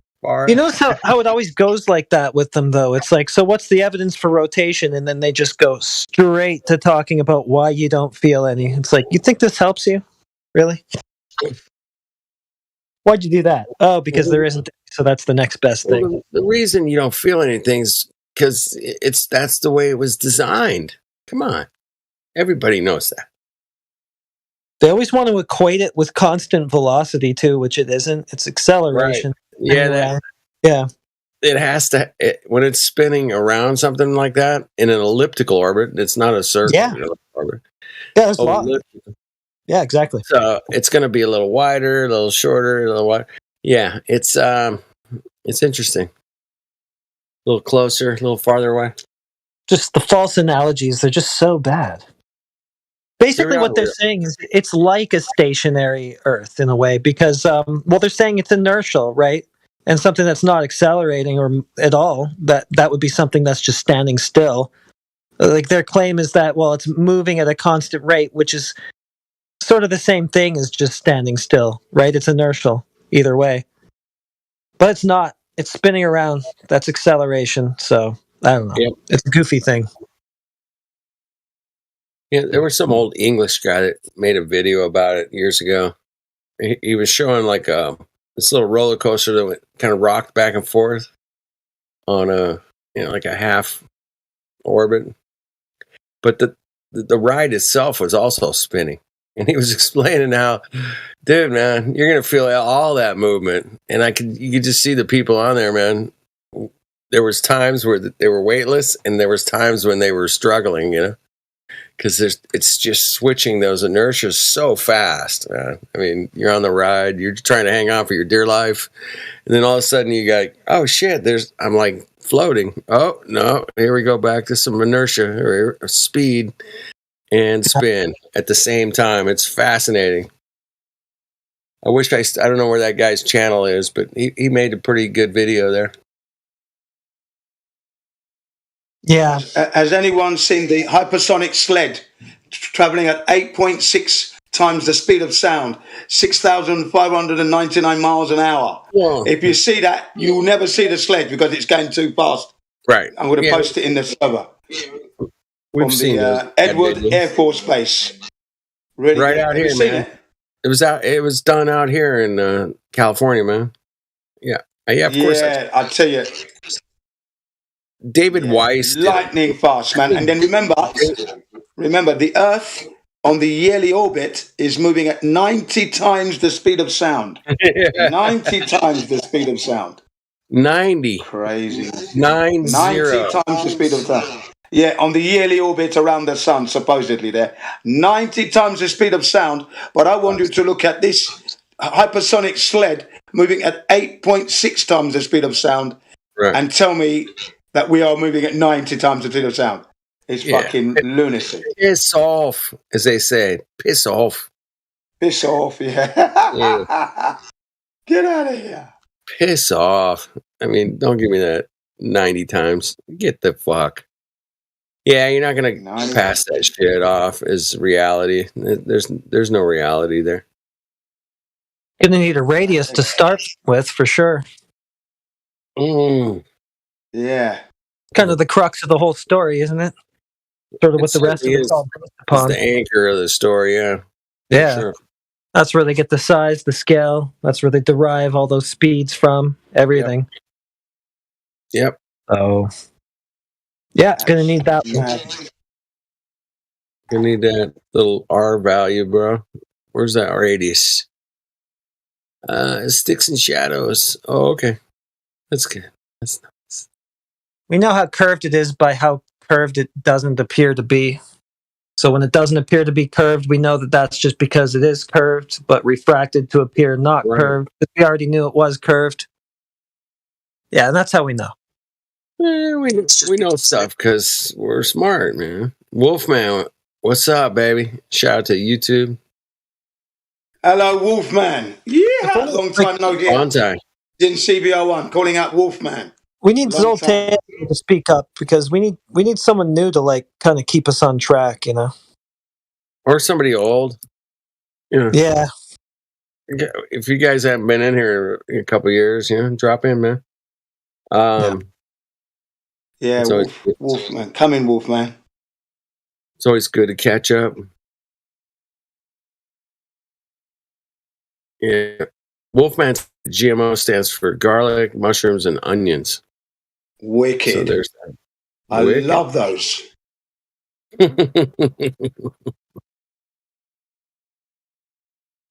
Grows like a weed, smells like grass, he said. Oh. Tastes like grease lightning. Whatever that tastes like. Whatever that tastes like. Grease lightning. Well, we'll get there, man. We'll get some new people in here, man. Yeah, we do. What you got for us, Flat Earth dude? Send them in. Yeah, I'm trying, man. I'm trying to get those guys to get come in there. There's only 15 people on YouTube, and so hardly anyone's paying attention right now. How many people over there? I've sent in two people recently. Wait. We got people over there in Child Force. We got 28 people over there in Rumble. So so why is Rumble? We're just completely shadow banned on YouTube, I guess, because we just started on Rumble, and like that seems to be working way better. Yeah. Miggy was dead on. He spotted that today. He's like, "Oh, wait. Why do I got 50 people watching, man? What the? Yeah, we're getting shadow banned beyond belief." Every time I use YouTube, like anything I do on it gets shadow banned. I make a comment, a post, I post something in a chat, whatever. Pretty much all of it just gets shadow banned, and you never know on YouTube. They don't tell you. Shout out to Rumbles. Yeah. Whoever's out there in the chat, man, join the VC. The description. The link is in the description. Flat Earth Discord. Go get VC verified. Jump on in here, please. That'd be great. Anyway, I can't even see the chat. I'm completely shadow banned from the chat over on Rumble right now. I don't know. I probably need to reboot everything, but I don't know what happened. But shit happens. But anyway, if you're out there on Rumble, man, jump on in. The link is in the description, and you can join the VC and talk to us, or don't. You know, you can just say hi and tell us to fuck off, or. Oh, did you guys see there was a guy that came in here that made a video about trolling you guys? No. You didn't see that? I think Heretic, I think you were in there. Really? Yeah, it was I posted earlier today, man. You can check my post. Posted it maybe this afternoon, I don't know, like 6-7 hours ago. But yeah, there was a guy that made a video coming in here. His name is Alex. And he fucking trolled us, and that was his whole intent. And he came up with the mushroom. I mean, not the mushroom, but the mashed potato ice wall. Oh, that idiot, yeah. That idiot. Yeah, he made a fucking video on it. And It didn't last very long. It didn't last too long, but the way he edited it with what he was doing on his end was interesting, man. You can check it out. Anyway, I threw it in the chat earlier today, man. I thought you guys would get a kick out of it because I got a kick out of it. It's not too long. It's like maybe like 5 or 6 minutes or something. But they just try to make fun of us, dude. That's all that cuck did, man, was just try to like, oh, these guys are so stupid. And I came in with, I'm going to troll the Flat Earth Discord, and I'm going to join, and I'm going to put my own picture here, and I'm going to create a profile, and I'm going to do, you know, he did the whole thing, how he was going to cuck us over and like tell us how stupid we were. And it, you know, in a lot of ways, man, if somebody actually watched, there was a lot of comments on his video too, man. I don't think he had too many views, 500, well, it's good promotion. It's exposure, right? Yeah, it's exposure, man. I'll take it. And he'll frame it in a way where we look like doofuses, and then all of his doofus followers will think, oh, this will be funny. I'll go in and dunk on these guys. That won't work out. And yeah, they'll find out that actually, in fact, the earth is flat. So thanks for helping. And some of the comments, Heretic, were like, oh, man, this channel's so great. You should have 500,000 subs. And, you know, it was like some weird comments in the comment section. And anyway, it just came out like within the last week. So anyway, he put it together. He came in here and gave you your mashed potato ice wall, man. I thought that was pretty funny, man. And I could see where like a normie would like, oh yeah, that's fucking funny, man. I'm laughing at it from a completely different perspective, you know. I'm like, really? And I'm sure you guys handled it. I think, you know, Jedi was in on the call. Yeah, it was interesting. I think there was a conversation, which has been done before, Flat Earth Dude, where they were talking about the Sigma Octantis, talking about Sigma Octantis viewed from multiple points. Not multiple, only 3 where they claim they view it from. Okay. You know what Sigma Octantis is, right? It's a Southern Crux. That's the cross. Yeah. That's the supposed like center of the South Pole that you actually so it's supposed to be similar to what we see. Yeah, it's supposed to be similar to what we experienced with Polaris in the north. You can't see it. You can't. Hold on. Everybody, calm down. I got to clarify real quick. I had to listen to it for 2 hours for nobody to say exactly what I wanted to say. I'm going to say something about it, but can you hear me? Yes, I can hear you. Go ahead. Hold on, Jizz, man. Let Helio go. Hold on. Sigma Octantis is not in the Southern Cross. It's not? No. So wait. Are you saying it's not in the Southern Cross, or it's not the Southern Cross? It's not a part of the constellation. Because it's not visible. I know that much. Sigma Octantis Southern Cross is a constellation that appears in the southern hemisphere. Sigma Octantis is supposed to be the most closely related star to the Polaris. It has, right, bro. We're on the same page. Let's go through this, step by step. Follow the bottom of the cross. The bottom of the cross points. See, we have an Australian here talking to us about it, so let's go step by step. Yeah, because this was an issue yesterday, and so let's talk about it. Go ahead, Timbo. No, I'm just saying the bottom of the Southern Cross, the long. There is no bottom of the Southern Cross. What are you talking about? Anyway. Yeah, there is. The long part of the cross points to Sigma Octantis. Oh, points to a section of. Yeah, I see what you're saying now. Yeah, it points to a section that's invisible. Like I was saying, you can't see it. Yeah, you can't see it with the naked eye, no. Yeah. But it's not part of the Southern Cross. Right. So I just wanted to clarify that, just so that way we don't look like idiots when we're having a conversation. Hey, man, I trust the guy that lives there, man. Timbo, whatever he says. I looked Apparently a lot into the 3 stars that you can't see, but no, you're right. Go ahead. Well, sure, and there was like a 2-hour conversation of, well, if you were in South America or South Africa, you could probably see it, and they have seen it, but you can't see it. And it's like it finally became, well, you could. Can they see it at the same time? And that's proof of the globe. I mean, none of it really rolls out to any proof of any type of globe. Go ahead. There's Heretic. There's the troll, man. That was it. The guys that trolled us in here. So the Sigma Octantis thing, it like if you look at it in like apps for celestial bodies, like star charts and everything, Polaris practically rolls around central on the pole. Sigma Octantis does not. There's a hole, supposedly. I don't know. I've never been to the south. Timbo might be able to clarify a little bit more, but it's more of a hole, and then Sigma Octantis goes around that hole.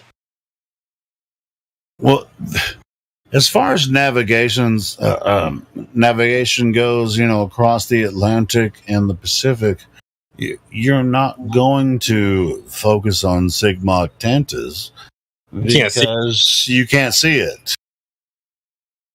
Correct. Let me see if I can find this video. I made a video on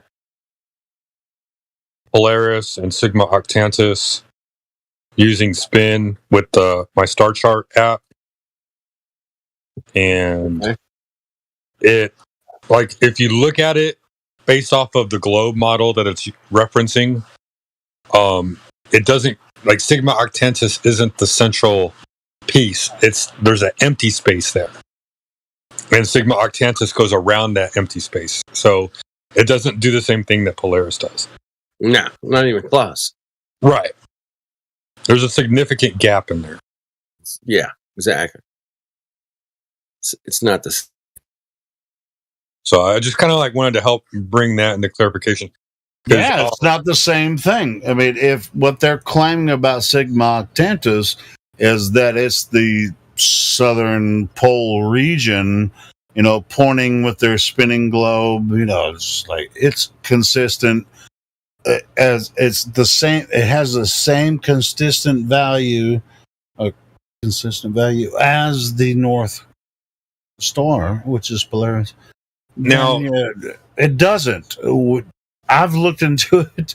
All of us. This video has no audio, but y'all are free to look at this video. I did a kind of like a star trail type thing with my app where I just went in a circle. I advanced the time forward, and it goes in a circle.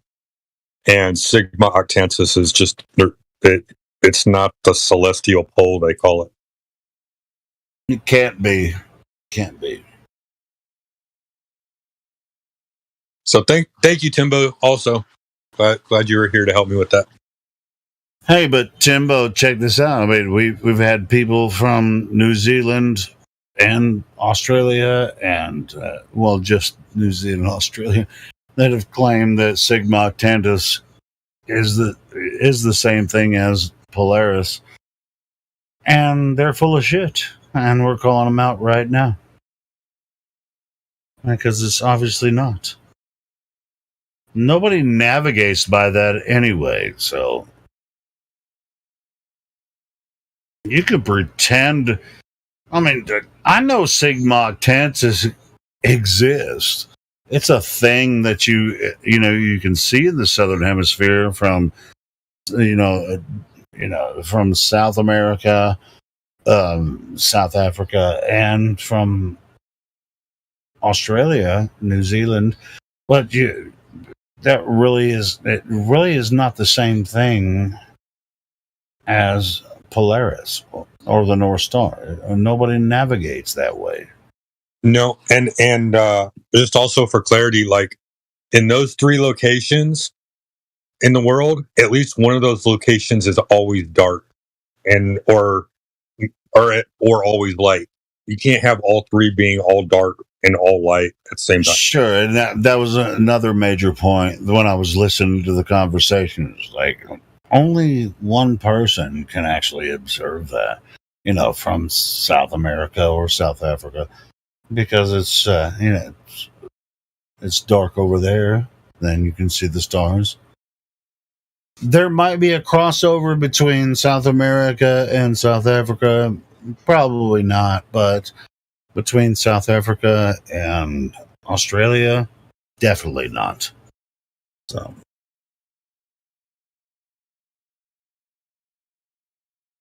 but the guys that come in here and claim the Southern Cross being, the South Polar region or star that is Sigma Octantis, they're just wrong. Nobody experiences that way, experiences it that way like we do with Polaris in the North. You're either making shit up, lying to yourself, or just believing what someone told you because of a globe earth model.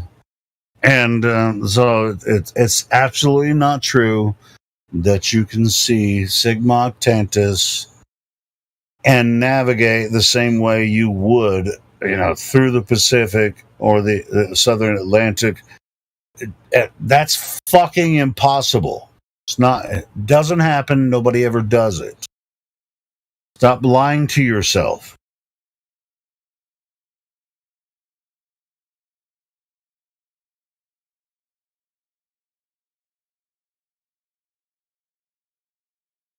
And I'm finished with my rant. You guys can continue. So I got a new argument on refraction that I'm working out, seeing how it works. You always hear the argument refraction that temperature and density have effects in refraction, right? But in the atmos, in the air, temperature and density are only like significantly changing in a vertical sense, not in a lateral sense across Earth. Does that make sense?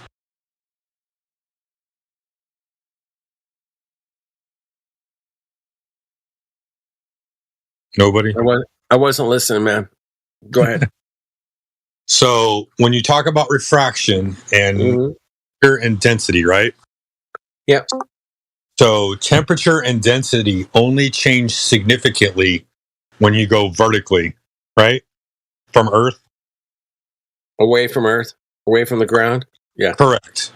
Away like you'd have to change altitude in order to have a significant change in temperature or density. Right. So when they invoke refraction, why in the hell are we letting them get away with horizontal changes in temperature and density when there is none? It only occurs vertically. Right. Well, if it's horizontally, then you can pretty much assume that it's balanced evenly all the way across. In real observations, yeah. In their minds, oh my goodness, if the island over there and that one over there, then they could be completely different temperatures. Yeah, they could go with temperature variations all they want, man. The fact is, we could see too far, and it drives them nuts. It drives them nuts. That's okay. That's why we're here, to drive them nuts and say, hey, man, we can see way too far, and they can keep coming back with, well, it was a nuclear reaction of the sun, and fuck off. Come up with whatever you want, man. We see what we see, man. We got 700 miles. We got 1,200 miles. It's over. It's done, man. Give it up, boys, girls. But it's over. It's been over for years, man. I'm in the rocking chair of Flat Earth at this point. I'm like, what do you guys got today? You got some cuck shit. Okay. More cuck shit. Hey, line it up. Pile it up over there, man. We got a whole pile of it. Y'all see the conversation I have with that, though, the argument I have with that, right? I didn't. I don't think I saw it, man. You didn't see the problem with no horizontal change in density or temperature? No lateral, no parallel? Sounds familiar. Well, if you look up temperature and density changes, yeah, only vertical. It's never horizontal. Yeah, I agree. So when they say refraction, you're looking horizontally out to an object. You can't invoke refraction because there's no temperature or density change going outward. Only if you go up is there a temperature and density change. Well, they love to use the term gradient. Gradient only works vertically. It doesn't work. Right. But that's how they use it. Oh my God, we got gas pressure. It's a gradient. Gas pressure is a gradient, bitches. All right, come on, flat earthers. Dispute that. Like, now they want to use it like to their advantage, or yeah. That's the only way it would work. You're right, vertically. I see where you went with that. That's pretty good. Not bad, not bad. I mean, they say that there has to be a gradient, but there's no gradient on a lateral plane. On the lateral plane, only when you go vertical. It's the only chance you got. There's your gradient, vertical. You would agree with that, right, Mr. Flatter or Mr. Glober? Yep. Because gas pressure is a gradient too, man. Ain't that right? Only vertically. The gradient is vertical. It's not horizontal. That's right. That's an easy. It's super easy way to explain it. Using gas pressure or refraction, same thing. Just I mean, they'd love to use gradient. Where's your gradient horizontally? I don't know. I like it. That's good. Simple. Right. And just hold them to it. Hold them to it. And if they declare it, demand a citation. Yeah, we'll hold them to it. Putting your feet to the fire. Refraction's fucking done. Refraction's done. Fucking gas pressure's done. Fucking curvature's done. What else they got, man? Yeah. Their fake fucking ISS shit. Yeah, that's done. Next, even they, man, will admit that NASA's tricking some shit. Yeah.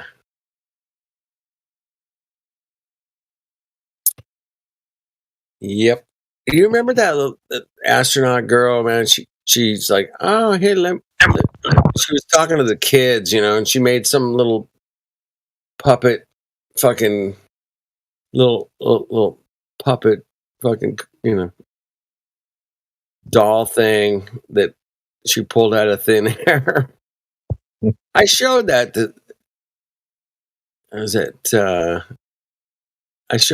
to some people, man, and they're like, oh, well, they just use that, to keep the kids interested. And I'm like, well, if they can do that, man, they can do anything, right? Well, yeah, they can. Yeah, it's just fascinating when you watch a Glober try to defend deliberately using CGI on the ISS. Deliberately. Using multi-layered screens or whatever. She pulled a fucking stuffed animal doll thing out of the air, man. You guys have all seen that shit. And if they're willing to go, if they're willing to do that on purpose, what are they willing to do? Just to trick people. Yeah, they're floating around in some tin can up in the air, man. That's bitching, man. That's a bitching thing, man. It's far out. Looks good. Looks good, Jen. Floating upside down. There it is. Donato, man. Fucking killing. That was the one. If they're willing to do that, ask these fucking Globers if they're willing to fake this fucking shit on purpose, what are they willing to do? And look at her fucking Duper's Delight face, too, man. Fuck her, man. She's got a little blow up there, and she's willing to magically pull some shit out of fucking nowhere, man. Are you fucking kidding me? That is the fucking dead balls fuck off giveaway that they can fake all kinds of shit up there, man. And they can do it. And we all know they do it, but I want to convince the next fucking guy that doesn't know fuck all about the globe. Hey, man, this is what they're willing to put out there on the mainstream. It's like, oh, we just pull fucking objects out of the air and move them around. And we have the technology to do this. This is a fact. They did it on purpose. That's crazy. They were willing to do this on purpose. What are they willing to do just to trick you? That's it. I'm done ranting. Helio, why don't you rant for... No. Have you seen that? Was it? It's called NASA JPS or J. It's like a NASA. It's a NASA. It's for the kids. Yeah. And you go on YouTube, and they've got them all dancing around, pretending to be planets, and just. But it's solely for children, and they all dress up as the different fucking planets and suns, and it's just like total brainwash. Yeah, I can't remember. It's called NASA. It's like NASA Junior or something like that. It's called. Eli posted a video the other week, and oh my goodness, yeah, it's just like it's proper indoctrination. I'll try and get the right name of it, but when you watch it, you think, "Fucking hell, this is stooping low now."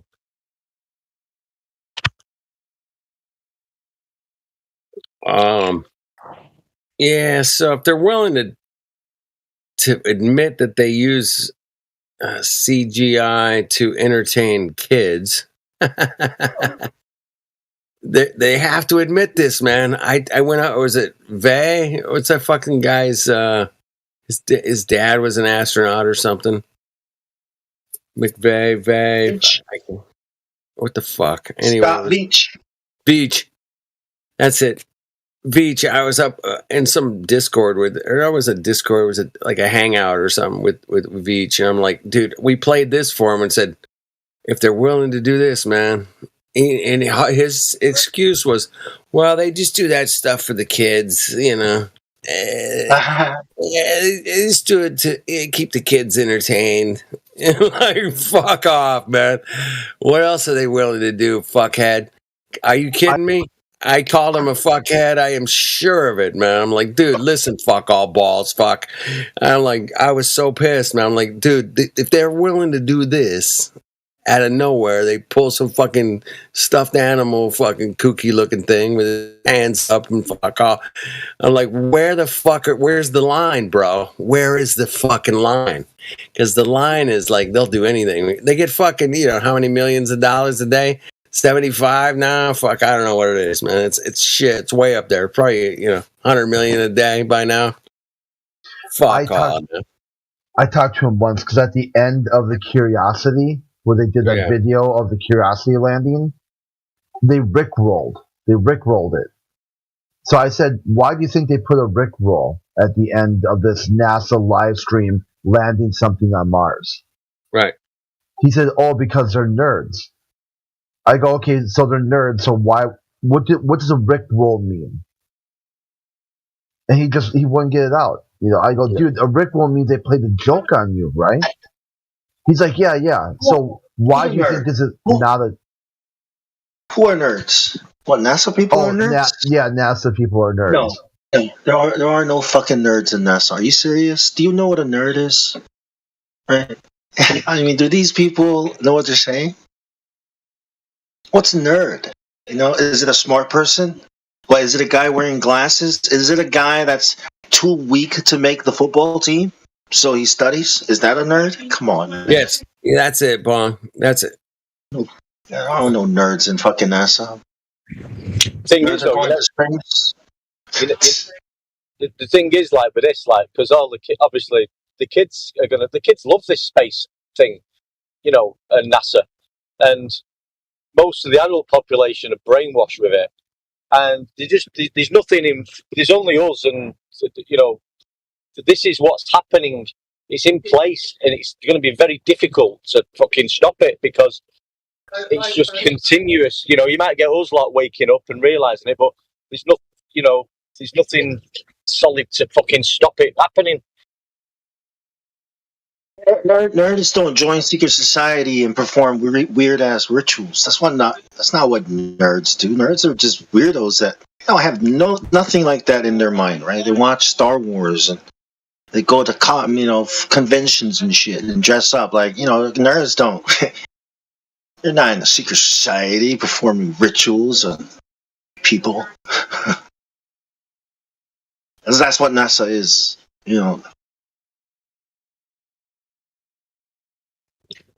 Wasn't NASA originally just ocean fucking based like years ago?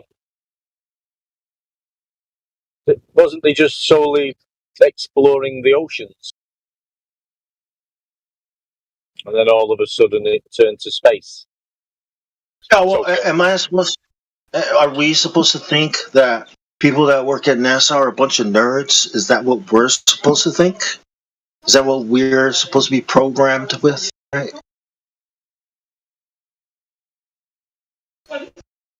You guys think Neil deGrasse Tyson is a nerd? Because he's not. This idea of a nerd, what is that? What is that? A lot of these people who jocks, the guys you call jocks, they're probably way smarter than the nerds. But the jocks, the people who have it, right? You're supposed to go play football. You're supposed to go be an actor. You're supposed to entertain us with your genes, right? And what about everybody else? Well, you can be nerds, right? Like, what the fuck does that mean? This is what they do. There's only a small percentage of the population that can see through the deception.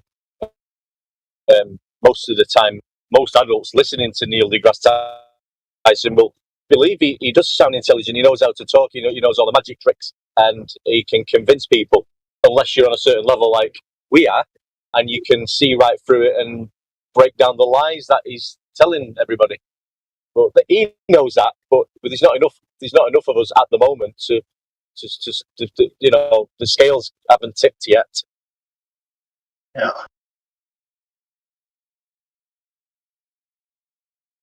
It's very, this whole dressing up thing. It has these grooming vibes to it. It has an LGBT vibe to it. Like, what the fuck are you guys doing?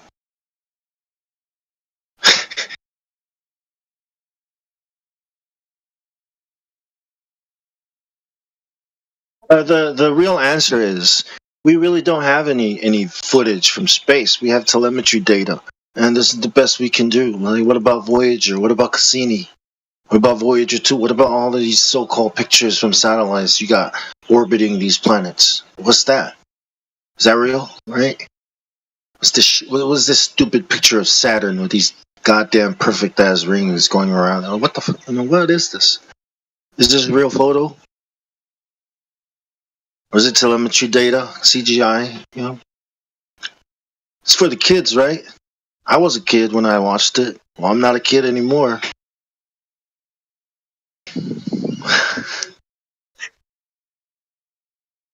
The Toys R Us song go. I don't want to grow up.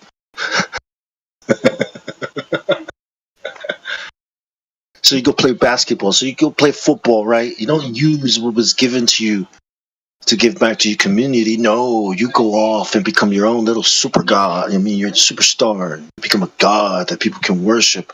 But you're really just a puppet for advertising, right? And marketing. You could have been doing something good for your community, for your family. But no, you're out here doing the stupid shit, playing football, playing basketball, trying to become some kind of fucking star for people to worship. Yeah, that's where they take all the talented people of the world. Yeah. And what are we left with? People who have to go to school and get brainwashed. Yeah. Entertainment. It's all entertainment. It's all for your entertainment. Because you don't care about the truth. You don't care about reality, right? You only care about stories that sound nice, sound good. It's called entertainment. You don't care about the truth. You care about being entertained. You care about pleasure. You care about feeling nice and happy all the goddamn time. Who the fuck does that? Who's always happy all the time? Now that's the world that they want, you know? World without God. Godless world. And that's the world we live in. Why would they lie? I mean, even if there was a place called space, like, you know, like, and they could send satellites up there and rockets, and they was doing what they said they was doing. What are they fucking doing? They're not finding anything out anyway, or, you know, saving the, you know, making anything better than it is on Earth. It's just a load of fucking bullshit. Keeping us entertained. Hey, literally. I mean, think about it, like, you know, like, people don't want to hear the truth. Like, I think that's I think they know that. You know, so why not just entertain them? You know what I mean?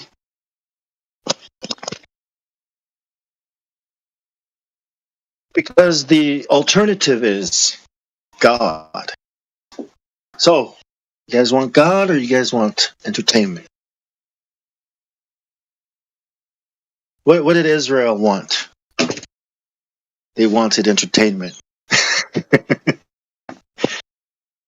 They didn't want God.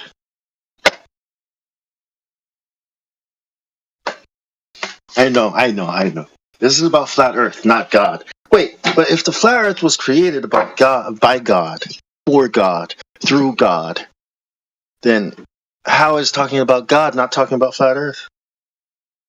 Remember, the Earth used to be flat before, and that didn't do anything for anyone, right? We're just worse off now than before. Because at least before, people weren't that stupid.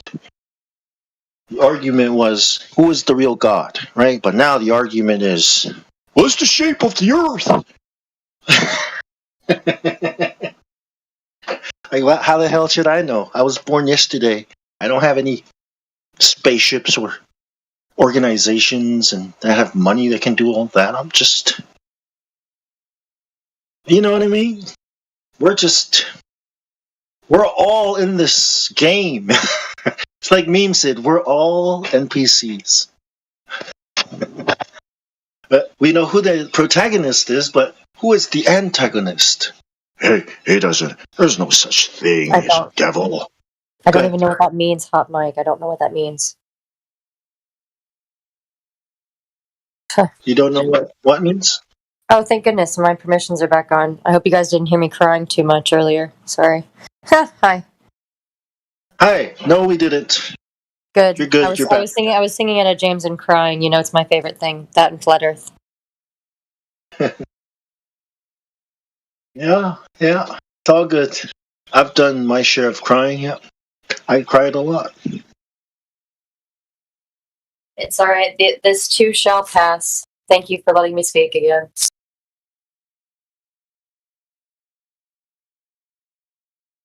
You're welcome. God gave you that ability. You should use it. That's why I'm here. That is literally what brought this thing to me, I think, and it's like the first thing I don't feel like is a total psyop, which is amazing, and I intend to. I really appreciate you saying that. Same to you. Yes. Make a sandwich because I'm starving. But anyway, I'll just listen again. But it's all good. I'm just ranting. You know. Yeah. We're taking turns ranting, so I was like, oh, fantastic! Please, the next one, pray tell.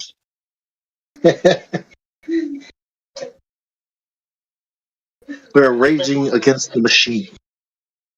Before they became the machine, right? That's a rant in and of itself. Oh, Yep. yeah. It's a great one. It's a timeless and endless one. I noticed that as we go forward in the future, right? Each generation becomes more and more of a time traveler because of how fast things change. You know, I feel like I'm from a different time. You know, my grandma and my grandpa were from a different time, but it seems like mom and dad are now from a different time, right? Pretty soon it'll be your little brother, you know. I feel like I just caught up to myself. Yep. Yes. I agree. Yesterday you were yourself, and then the world changed, and now you're someone else. No, not exactly, but go on if that's. I'm curious about that. Well, you know, like 10 years ago, you could say anything, and it was cool. Now you have to watch what you say, or else you'll go to jail. I miss being called a cracker and me calling myself a cracker. Like it was just harmless, you know, back at a time. Yeah. I miss calling myself a man and not get yelled at. You know what I mean? Like, I'm a man. Whoa, yeah. I'm just like, oh shit. Well, I take comfort knowing that the same people that want to destroy women want to destroy men too. So I take, you know, it's nothing that we can't, you know, just change by asserting differently. Yeah, they're trying to destroy God's institution. You know, it's called the family. I agree. Of course. Yeah. That's why I ran for my local office. Like I ran and I only lost by 4 votes and I beat the incumbent because I wanted to get involved to save the friggin' children, man, and the family. And then I realized, okay, that's Flat Earth is the foundation for all of that. So it was stress like that I didn't need to have, unfortunately. Like Mayhem was saying earlier. Yeah. But I don't regret doing it. It's just you got to pick your battles with this is the foundation one. You know. Yeah, and talking about it is the only way to really, you know, like strengthen the knowledge and you know, getting the message out. So why not, right? I mean, just like meditating as a group. Yeah, there's a spirit that moves through us. Resonates Just like for sure. Yeah. Just like there are spirits that move through them. You know? Oh gosh, yes. Oh yes. Yeah. Whoever, I don't know whoever, speaking of that, since you said something, I don't know. Somebody's grandma's not far from them, and I don't know whose it is, but anyway, just know that. They're gone.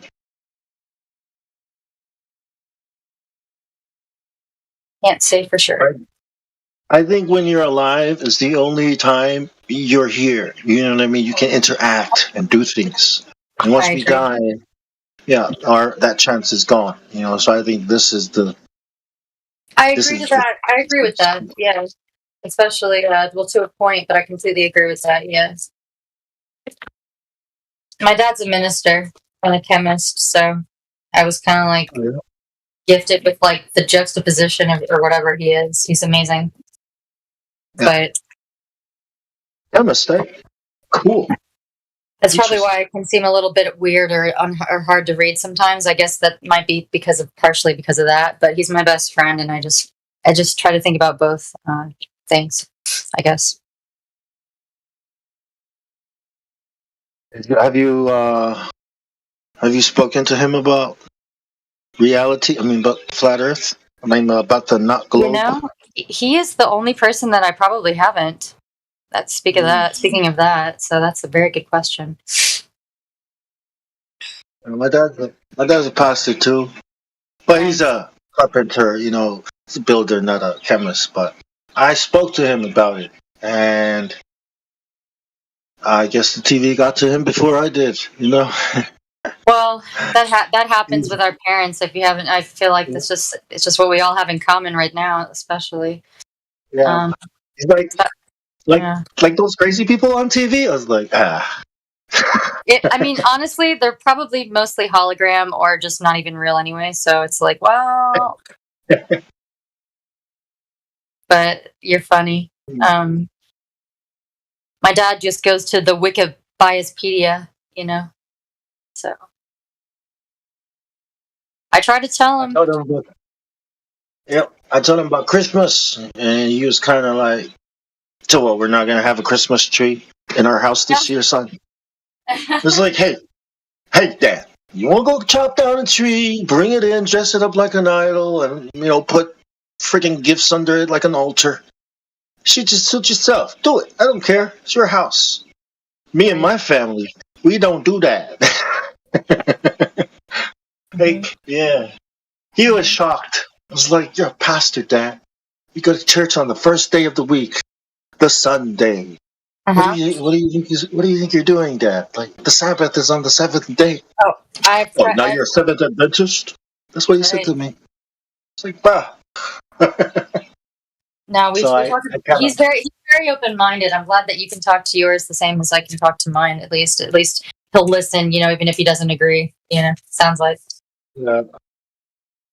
I talked to him about sports. He says, "Just let me have my sports."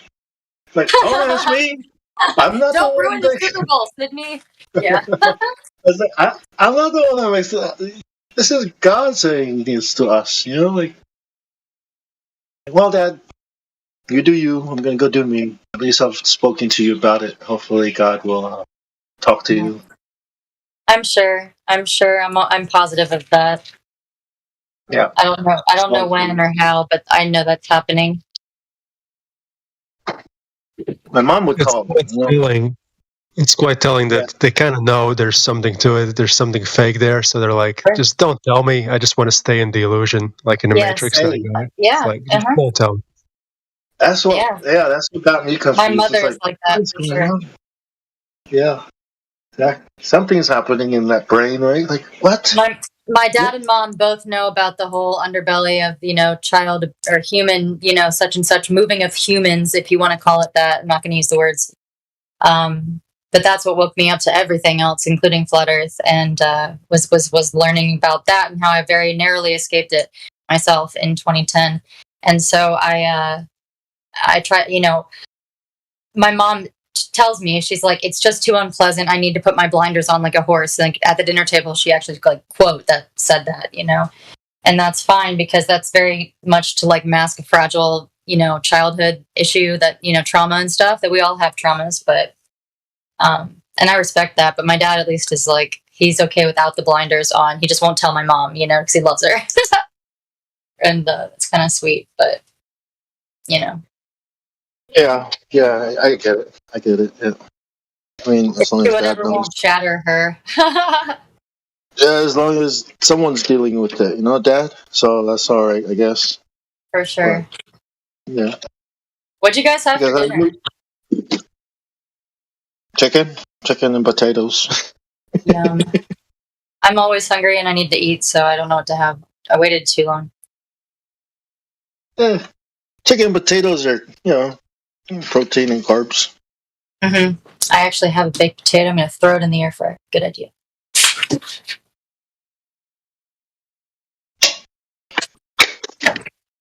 Yeah, and my parents are not even Globers, but they respond like it.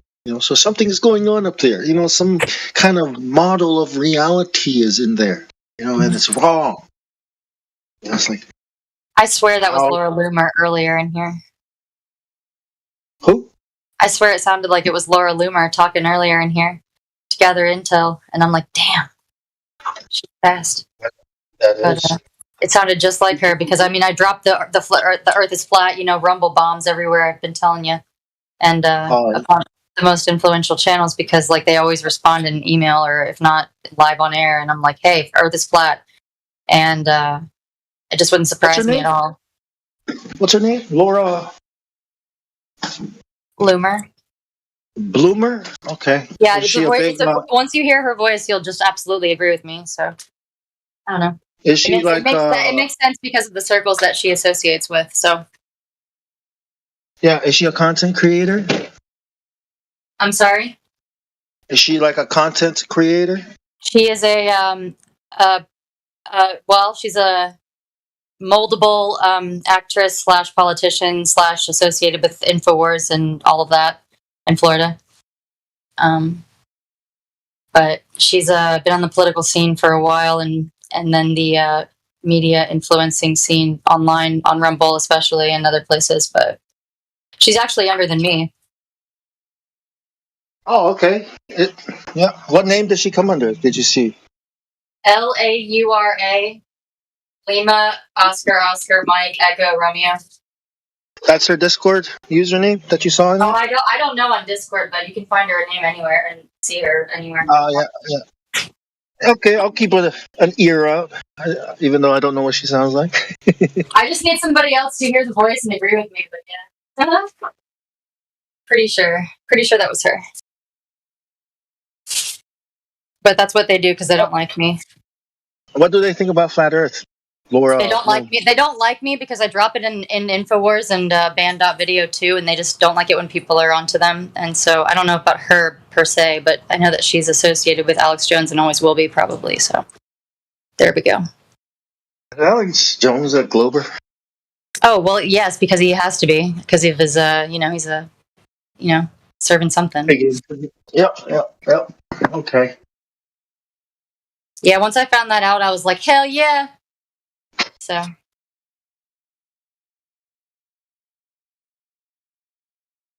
I'm not worried. I mean, what argument did they do? And honestly, it's like... Sorry, Alex Jones did have that interview with, what's his name? My phone always has interference right now, sorry. Had the interview... Sorry, yeah, I was just saying that Alex Jones did have that interview with, what's his name? You're going to say Joe Rogan. Yeah, Joe Rogan, but the other guy, the one that I really like, Joe Rogan I don't like, but it was Joe Rogan, Alex Jones, and the other one that does that, jiu-jitsu, I you know who I mean? No. Really. Garcia. Is it, what's his Eddie name? Bravo. Eddie Bravo. That's the man, Eddie Bravo, that's the one. Eddie Bravo. Oh, I could talk about that for a while, but I won't. Yeah, he was. Flat Earth was put to Alex Jones, and he got straight. In the end, he had to succumb to some of the truths. So irrefutable evidence at the end of the day. But he still had to be the Glober, of course. But he knows about Flat Earth, full and proper. Well, whenever Eddie Bravo and me and Alex Jones and Matthew North and all of that, there's a lot that we could talk about another time. But yeah. Well, it was still interesting to watch, though. It was. It's interesting to watch Alex Jones's reaction. And Eddie Bravo was just plastering him with all the truths, and there was no way they could get out of it. Mm-hmm. Yeah, I loved it, man. It was good.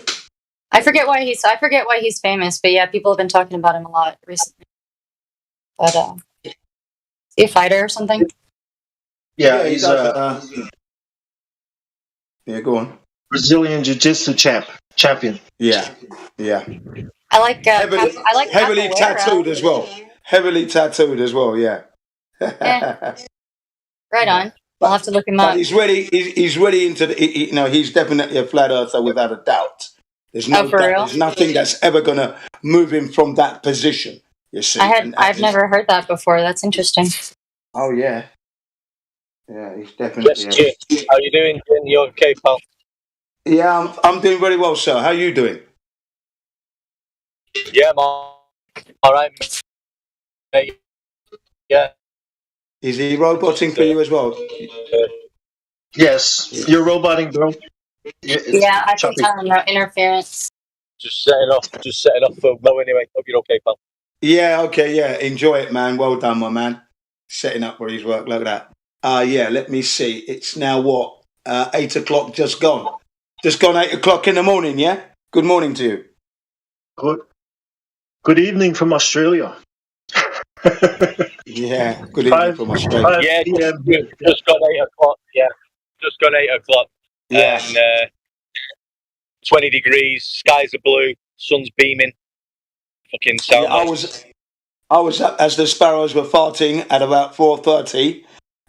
Drizzle, rain, 19 degrees, but it's the rainy season here in Japan. But I was up at R5, 15 miles, 6 mile cycle, 3 mile run, 6 mile cycle routine.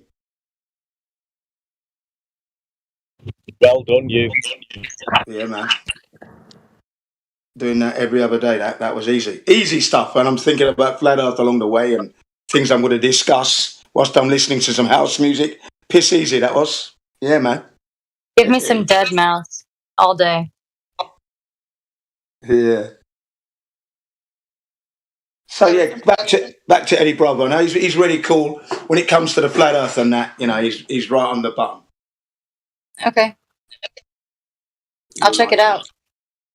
Yeah. I don't know. I will. I will definitely give it a shot, and I will give you my word on that.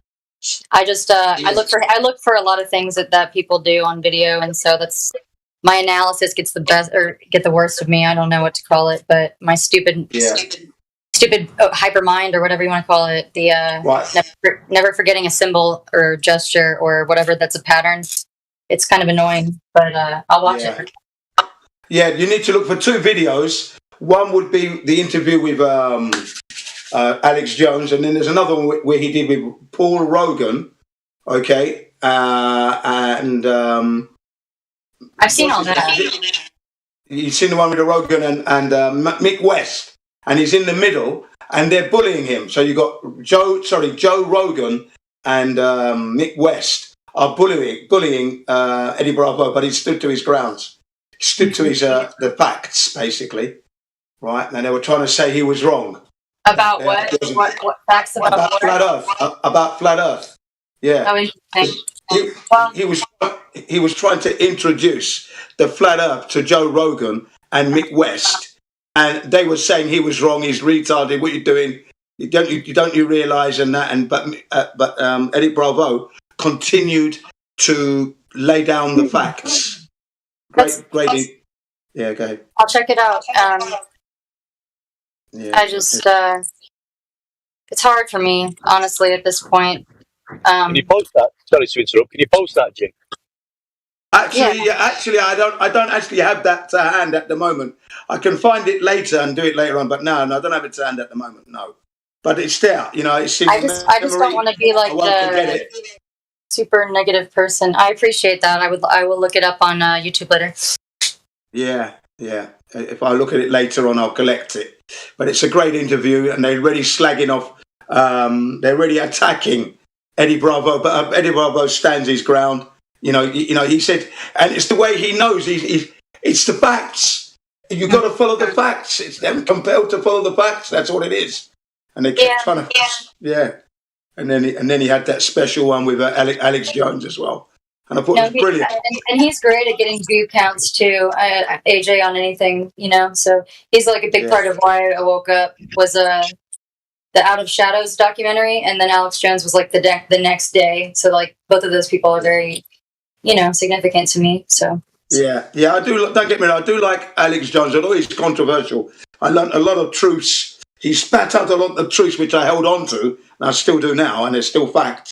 And he's a little bit controversial. But in recent years, when this pandemic came on, he spoke the truth about don't do it and that, and he gave his heart.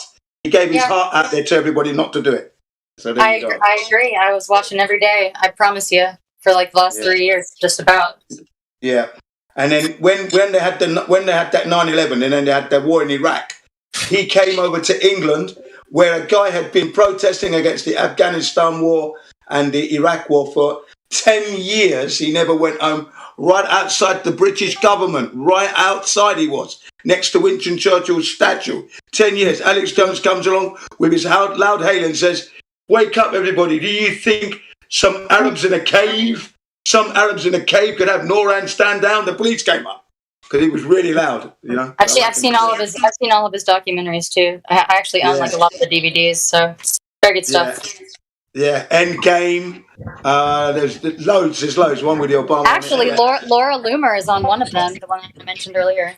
Yeah, I know this Lorna Loomer you're talking about. I actually know her. Yeah, Lorna Loomer, I know this woman you're talking about. I love Nick Fuentes, so yeah. Yeah. You're good. Thing is, as well, what we need to do, right? What we need to do going forward, we need to infiltrate these. The flat earthers, right? We need to get into the media.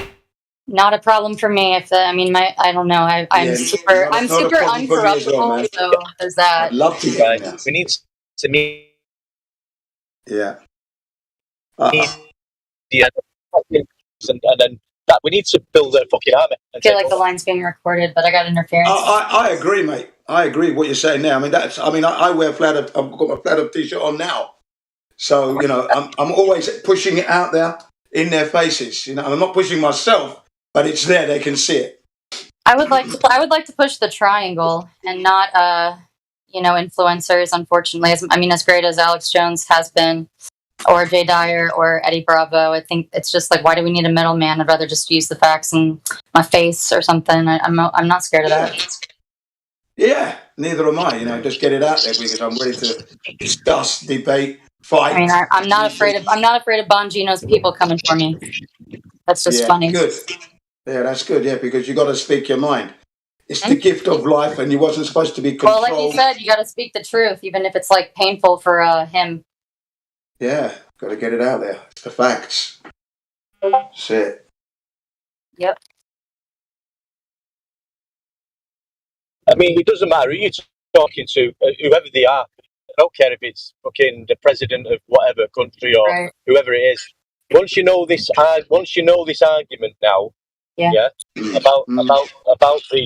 the elevation angles, and we've got evidence, the black swan and other things, gas pressure. Once you've got that, you can give that to anybody. If they don't understand that, if they're in a position of power and intelligence, and they're not accepting that, my uncle works for the intelligence community, so I'm well aware.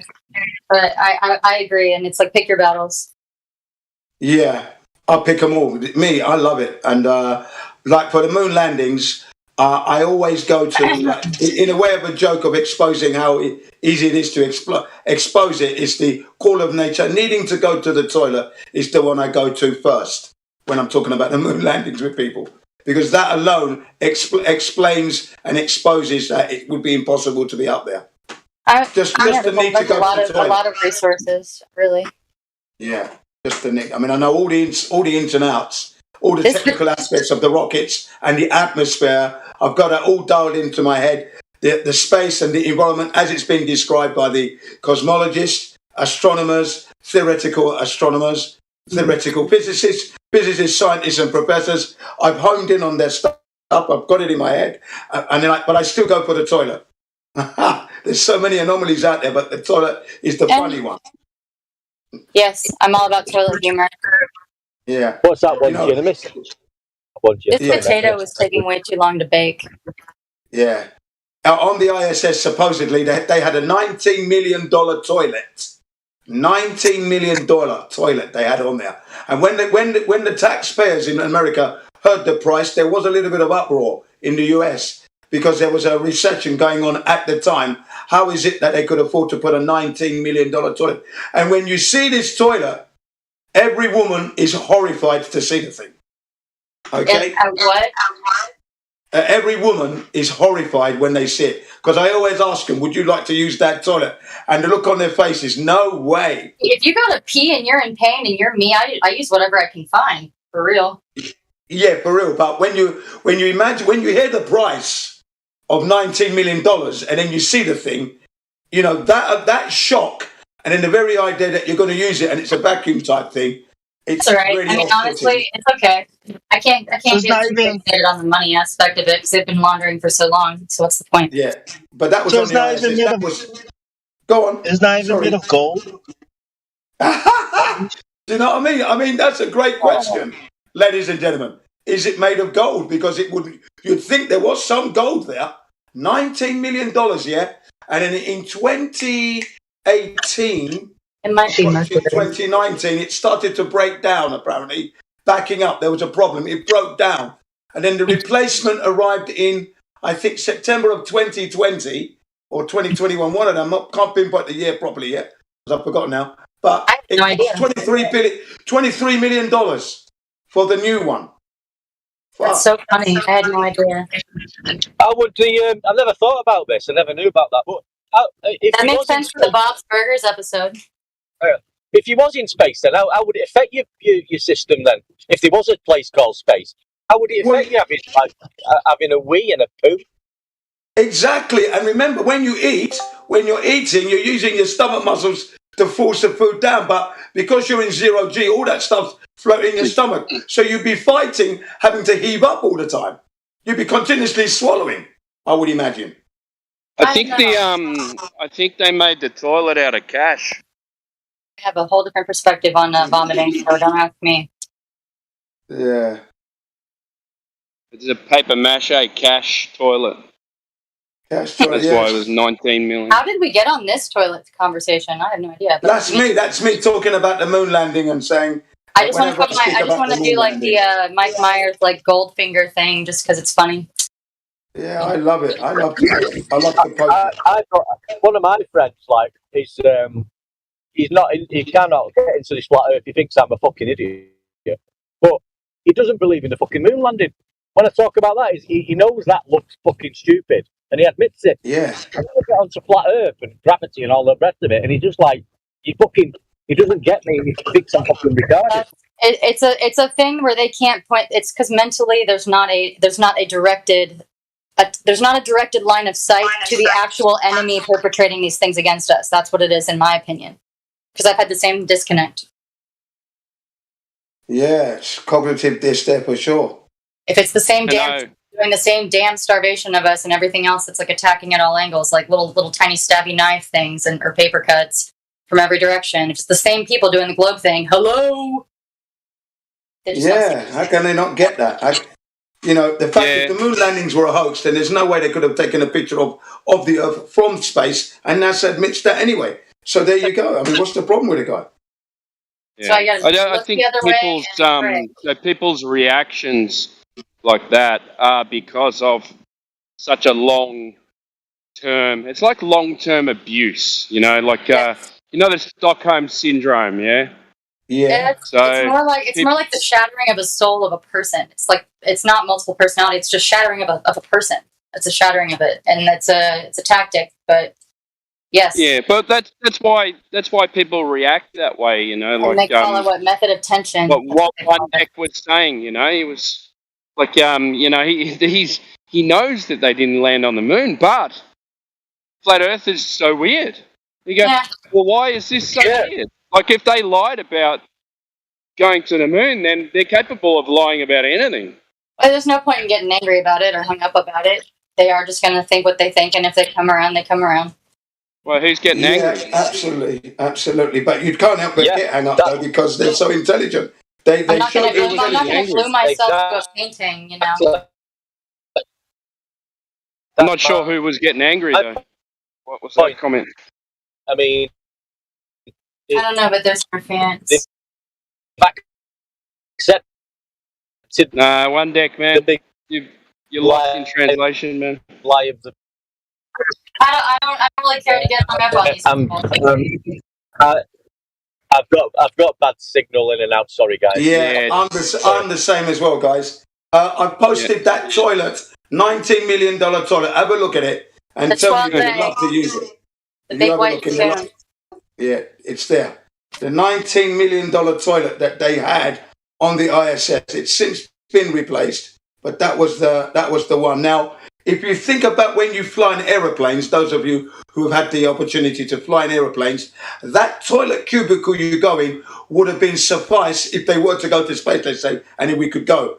And it wouldn't have cost anywhere near $1 million for that toilet. The flight paths alone prove the flat Earth, so.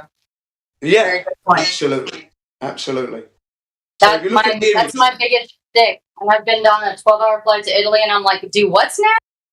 No. I was like 13 or 14, and I'm like, no. Even back then.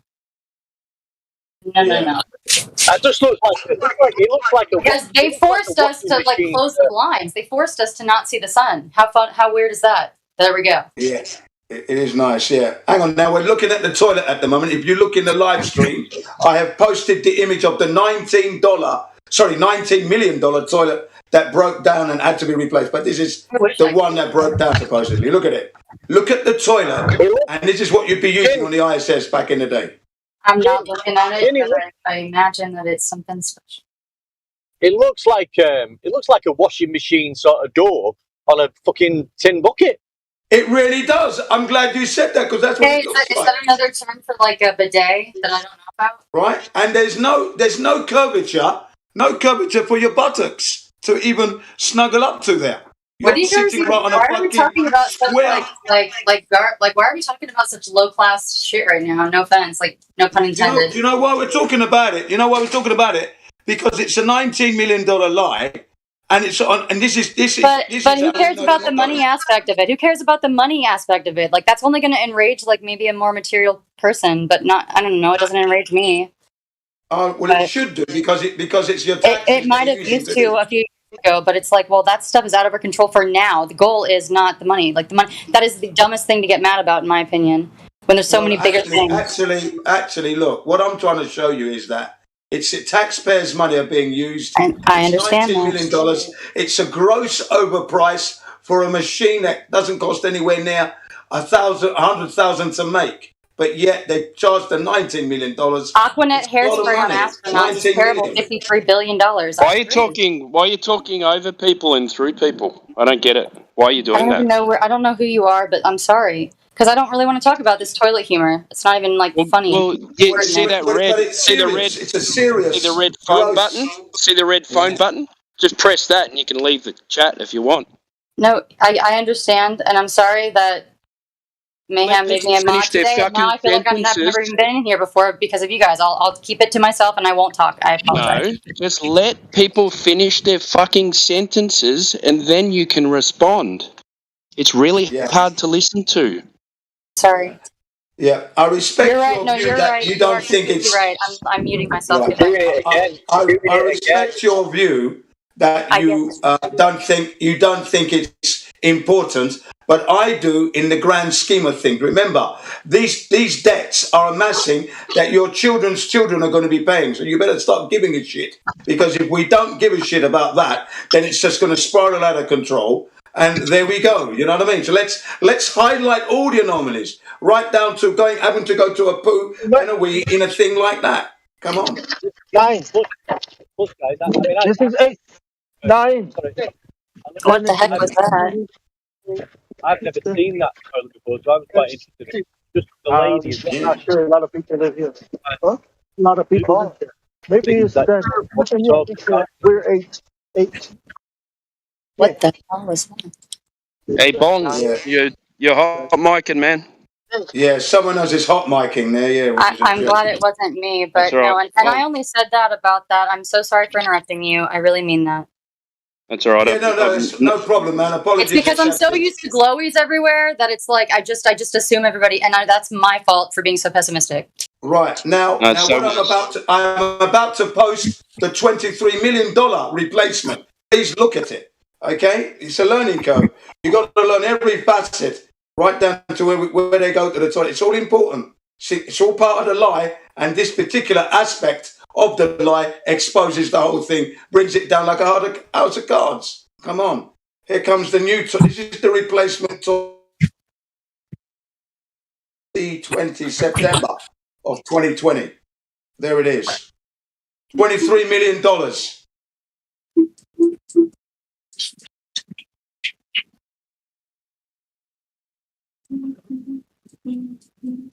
I'm losing my religion. Someone's saying it. Okay, can you see it? There's the replacement bog. I mean, that just looks like a pedal bin that you'd keep in your kitchen. Yeah, or one of those spin dryers. That's, you know, the spinner before you put it in the dryer in the laundrette back in the 1970s.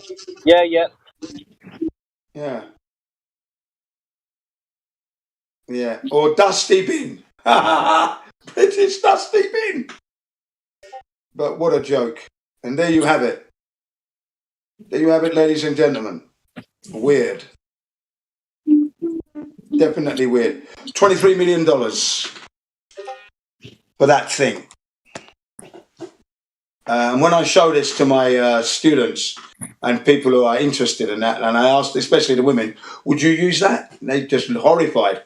What is that? I said, that is a toilet. Really? Yeah, $19 million. Really? Yeah. It's crazy money. Especially if you look at the, as I said. I wonder what the spec is on it like. You know, like what does it do? Does it? Where's the installation guide? Really? Hello. Yeah, the plumber, the astronaut plumber. Yeah. Have you seen the video about how they use it? Yes, I have, and they all look silly trying to. How weird is it? I'm trying to get their Like a mates to do it. No, you do it, John. No, you do it, Hank. No, you do it, Tony. It's like, well, it's almost like a prank that's being played on that. You know, that people would believe anything, right? That they would believe that $90 million has to be spent because we're in space. You know, and it's about people believing anything. You know what I mean? Like, and yeah, that's what's offensive about it. Yeah, not really. That's it. If I'm allowed to speak, that's the psychology of the lie. My man there just put his nail right on it and banged the hammer down. That is the psychology of the lie. You believe anything.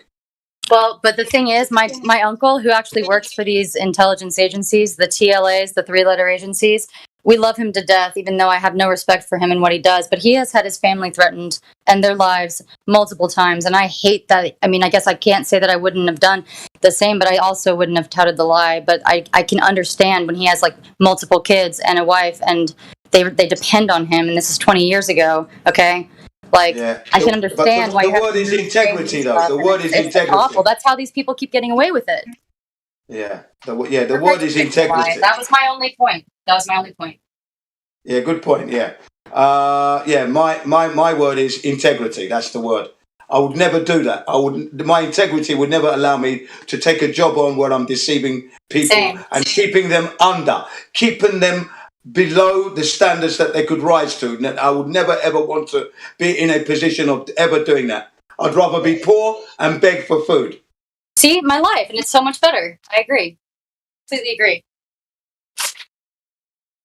Completely agree. Yeah, that's right. So I have the right to scream and shout about a $19 million and a $23 million toilet because we need to wake everybody up in every way we can. And that's the Machiavellian philosophy, blackmail. You know what I mean? Movie stars, pop stars. When I look at them, the mom and dad can't do shit for you. The only person that can do something to help you now is God. So that's why it's like, once you've compromised your integrity somewhere, they got you. You know what I mean? Yeah. Yeah. God is the only person that can save, you from such a situation. Because I thought about too, like my parents, they're nobodies. If the government comes after me, there's nothing anyone can do about it, right? I would like to share a story with you guys one day when I'm not interrupting or have recently interrupted somebody, because it is a miraculous story that I still can't believe. to this day. Hey, don't take it to heart. Yeah, I wasn't. No. I take it to heart because it's something that I've been trying to improve about myself for a long time. Yeah. And my meds have worn off, and I'm like super ADHD, and I'm just like, Urgh! And I'm sorry. So when you're talking to people and you can't see their faces, the only thing that you can do to have a successful conversation is listen. Yeah. And then respond to whoever's talking after they finish talking. Wait, which chat am I in? Am I in the 24/7 or am I in a different chat right now? No, you're in 24/7. Oh, thank goodness. Okay. Yeah, not listening. I feel like whatever I just said just went in one ear and out the other. Yeah. Yeah, we do try to operate on a standard higher than all the medias you've ever seen on your TV. This server, I can strongly say that it is a university of no other kind. Okay, because there's what we learn here and what we discuss here. They're not doing it in any university you can think of in your country. So, bear that in mind when you're in here. Bear that in mind. The media is not doing anything like what we're doing here. We're better than them. Yeah, instantly. I used to do it a lot. I used to talk over people or not, just respond immediately to something that was said instead of waiting for the person to finish. And it took me a long time to try to. So now when somebody chimes in, I automatically stop. Because there's no point in keep talking while the other person is talking and no one can hear anything. So it's become like a habit now. Good habit to let one person. Otherwise, we would all be like CNN. It is a hard thing to learn, Bong. You're right. I used to do the same thing, and yeah. Who is that speaking? Who, me? I'm the kangaroo down the bottom. I know. What is your name? I'm sorry. Timbo Slice. Slice. Damn, Aussie. And I'm Jim CVR1. I'm Jim CVR1, the loudest flat earther you'll ever meet, believe you me. You better turn the volume down. No, you and T-Dub sound exactly the same. Like, just, he's a little bit more raspy. Yeah, you and T-Dub. I thought it was crazy that I went to high school, like, right next door to, same years and everything, I think, with a Care Bear, or sorry, something Bear. What is it? Creation Bear? Yes. Yep. In Cincinnati. Small world. Huh. He's a legend. Yeah, I don't doubt it. But I mean, anybody that can survive Cincinnati from birth, that's amazing. Like, a lot of famous people that I knew, even that I worked with, like Dave Navarro of Alice in Chains' sister and him, I worked with them. They all leave Cincinnati. It's a very, very difficult place to thrive and and it was hard on me, just in a spiritual sense. But I think it's fantastic if you can actually make it there, because it has a lot to offer, really. So that guy's awesome. Cincinnati. What's so bad about it? It literally tried to kill me every day from a spiritual sense. I only had to do one exorcism in my professional career, and that was there. Was it the place or where you were at? It was both, actually. Yeah, they attack on the fear points, but it's 3 different native tribes I think have cursed it, maybe more. I'm not positive, but it was hard to get out. It's intense, man. They're like magic spells, yeah. They only work if you believe they work. That's correct, and I don't anymore, of course. And it took a lot. But since I moved out of there, I've done nothing but I've done more in 4 years, I think, here in Kansas City than 15 years there. And Kansas City. What's Kansas City like? We don't have anyone from Kansas in here, do we? Except for you. I'm in Missouri, but it's Kansas, Missouri, and Kansas. There's both. Yeah, it's great, actually. Barometric pressure is nice, and it's a temperate climate, and the food is really good. So do you guys say, we're not in Kansas City anymore? There's always something going on. That's funny as hell, though. Getting my ruby slippers. There's a lot of cool, like, industrial railroad historical sites here, so that's what I find interesting. We're up to see the wizard, the wonderful wizard, the wizard.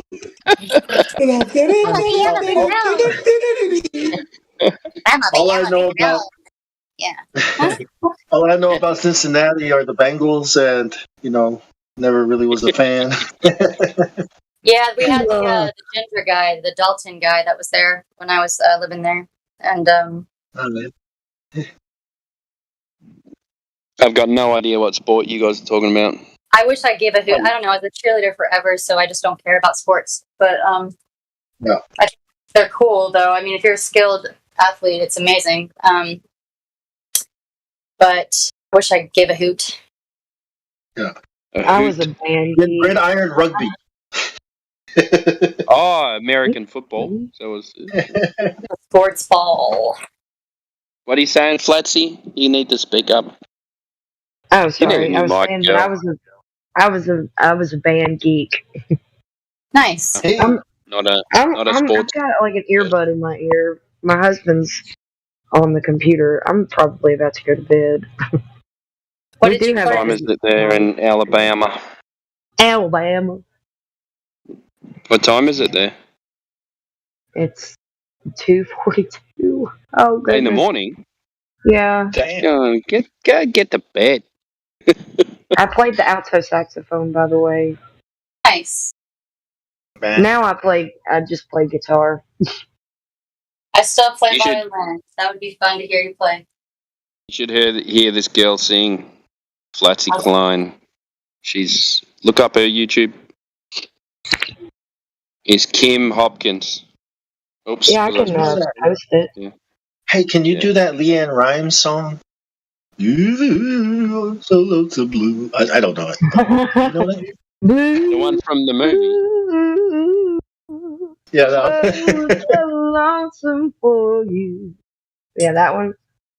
yeah, you kind of sound like her. A raspier. The soothing sounds of Flatsy Klein here on 24/7 Flat Earth Discord. Sorry, that was me just being stupid. I like that. It's nice and low.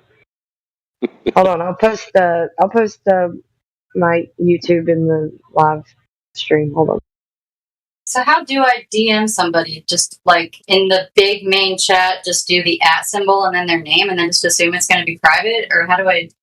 No, you click on their their avatar, and then their profile will come up, and then you say message, and they'll have to accept your friend request.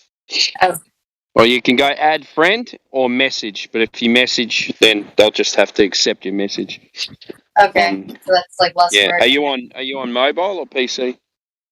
I have both. I can only speak on my iPhone, but I usually like to follow the. I can post like anything in the chat. It's easier on the PC, so I have both open usually. Well, it's in the So live on stream voice that. So on the girl here. Sorry, go ahead. I like ladies' night with you, Flatsy. You sound fun, and I'm stoked. Oh yeah, I've only been waiting for like 17 years for a female friend again, so I will not be a dick to you. I promise. Oh, I wouldn't. I don't have really any friends anymore now, but I can crush some Globers. Let them go. No, you did. You got Zeptus by the balls. It was great. You were great. Thank you. Mm-hmm. Entropy. Man, they bring up entropy. I'm gonna crush it. Don't mention entropy. Flatsy's in the room. I work in healthcare, so I'm like, what do you need? Bad joke. Tropic.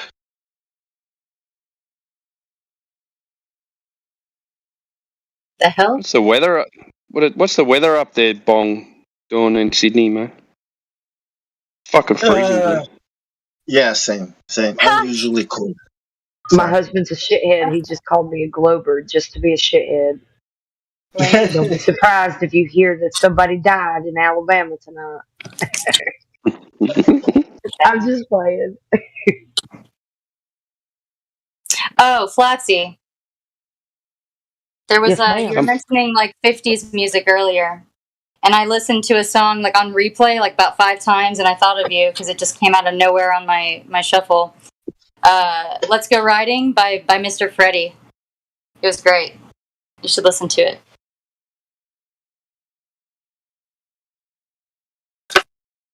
Can you post things in the chat yet? Yes. You can. Yes. Just chuck it in there. At like 80 words per minute. I sure can somewhere. I build houses. I can do about 2 words per minute. That's kick ass. That's kick ass. No, that's kick ass. I do voices though. I'm the worst typer going around. I type with 2 fingers. Am I the only one that learned how to type from Mario? You guys from what? From Mario typing. You guys remember that? No. Bro. On archive.org. On the first Nintendo or no, it was on the computer. It's a computer app. You can play with it right now. It's on archive.org. Just type in Mario typing or typing with Mario. It'll take you to. Yeah, that's how I learned how to type. You know, you push the right button, Mario jumps up and hits the thing. You push the right button. You know. That sounds. I think you're the only one, mate. Holy shit! Mario. That sounds fun. You got the word, the correct. Oh, as long as I'm Yoshi, then everything's gonna be fine. Yoshi didn't exist back then. Then I gotta be in pink, I guess. But no, I was always like wanting to be Yoshi or Toad. Mushroom. You meant a mushroom. Yeah. I think 96-ish. N64 was the shit. I don't care what anybody says. Oh, really? I never owned one. I went straight from. So it's from. Go on. Sorry. No, I was just saying I had the first Nintendo, and then I went Super Nintendo. I think that was the last game console I ever had. You call it Super Nintendo? Yeah, it was like early 90s, maybe. That's a great play on words. I like puns. Good one. Yeah. Really? You stopped playing console after that? I stopped playing consoles in early 90s. Never bought another one ever again. Mine was 99 with Donkey Kong, I think, or whenever the Donkey Kong for N64 came out, because I don't know. What's the point? Because, life is there, and trees are there. I agree with you. I'm a nature person. I walk the dogs everywhere. I take the boys camping. I go surfing. Nice. Try and and then I spend all my time on Discord. Do you guys like to climb trees? What's up? Do you like to climb trees? I love climbing. When I was younger, yeah. Yeah, that was like the only place to escape and run away to as a kid was my little apple tree. It was like crab apples, that you can't even eat them; they're terrible. Oh. But it's a crab apple. But I think that might be a thing between all of us. I don't know. I just felt like it's a safe place. Yeah, safe space. Yeah, trees. Yep. A safe space. Except for coconut trees, because they'll fall on you and dangerous to climb. Yeah. Are coconut trees no bueno? Oh, they're the best. Except you don't want to be playing around under them, and you don't want to be the one climbing it if you don't know how to climb. Oh my god, sounds bad. No, we climb the coconut trees. It's just dangerous. It's dangerous. Good. You just gotta. Yeah. That sounds really nice, though. Yeah, it's nice if you're just standing down there watching the guy climb up. It's really nice. Get the other one. Hotter. Yeah. Not gonna be. Get the one on the other side. Climb up over the tree and just push it down with your feet. I'm gonna fall. Are you having some childhood flashbacks, Bong?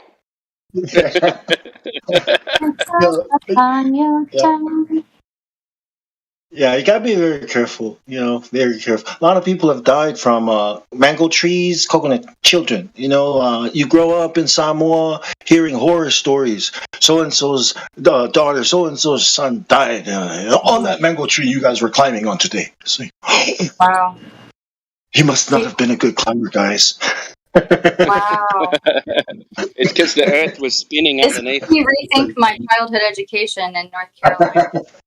But we did a whole piece on like dancing in like African sarongs, and like we won this huge competition in Raleigh, North Carolina, called Pieces of Gold. And it was the song we did was Shake the Papaya Down, and we were all doing handbells, like handbell choir, moving around, walking on stage. And it's just interesting because that's so dangerous now. I'm like, I don't even want to sing it. But interesting. I've posted that video on Alex Jones and the Flat Earth with Eddie Bravo, Joe Rogan. It's in there. Small excerpt, 14 minutes long. Okay? I found one. I'm looking for the others. Carry on.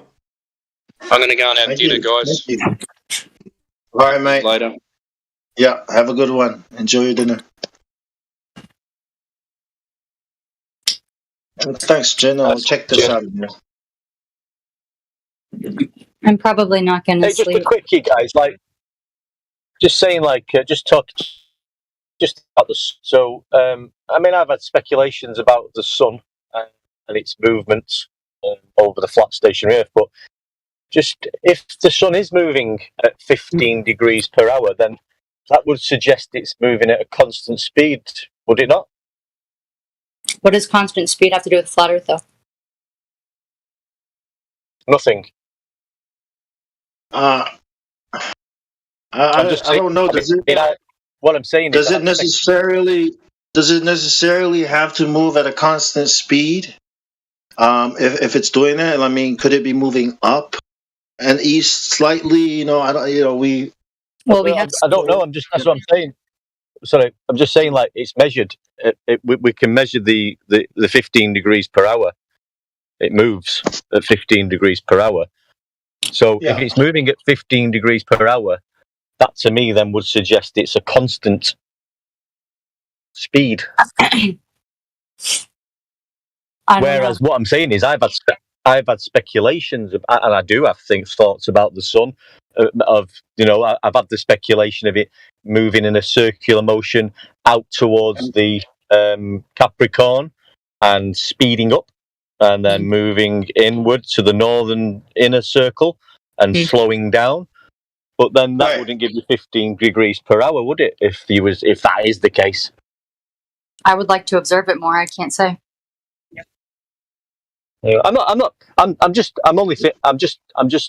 I'm just airing my thoughts. It's not a trick question or anything. I think about things. Yeah. Mm-hmm. Yeah. So it's just I've often thought of that the sun's movement. I've often thought it must do circular motions, and because it's going round the outer southern circle, it must speed up there or slow down. Speed up. And as it moves in towards the northern Cancer, Tropic of Cancer, it's a smaller circular motion. So it must alter its speed, but if it wouldn't, that wouldn't give you 15 degrees per hour then. So I don't know. We don't know anything about the sun, do we? It's just like 15 degrees per hour when? Because in the north and in the south, inside and outside, there are seasons, and the time, the daylight, how much daylight changes. Go from like 12 hours to 10 hours to 12 hours, depending on where. But you can measure you measure the angle. You measure the angle of the sun, don't you? So you're measuring the angle of it from the 0 degrees. So 15 degrees. 15 degrees is an hour, and then 30 degrees too. So that's you're only getting the sun moving in your perspective. So the 15 degrees per hour is from where you see it. Yeah. You know what I mean? Yeah. Because you're seeing 180 degrees, yeah. So, but you only see it for like 8 to 10 hours. So, but you're only seeing it in an arc that you can see. So the 15 degrees per hour is only from your perspective and no one else's. Because if someone else is 10 degrees over there, they're going to see a different 15 degrees per hour. So the 15 degrees is only relative to your position. It's not. It's 15 degrees, or otherwise it's 15 degrees to what? You know what I mean? Or relative to the elevation, to the elevation of your position, because it changes if you go up. Yeah. So it's probably very specific to that place and that time. The angle wouldn't change depending on your elevation. But the angle is only in your perspective, though. The angle is not a position, you know, because you got to think about it. It's the angle above the. It's the angle above 0 degrees. Yeah, but in your perspective, you only see a certain distance.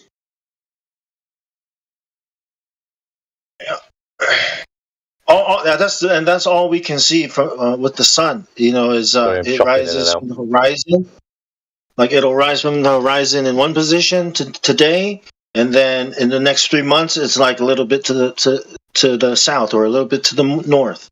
But we don't know what it's actually doing up there. We don't know if it's spiraling up or as it's going in and out. We don't know if it's just traveling in on one plane. You know, one layer, one plane on the same.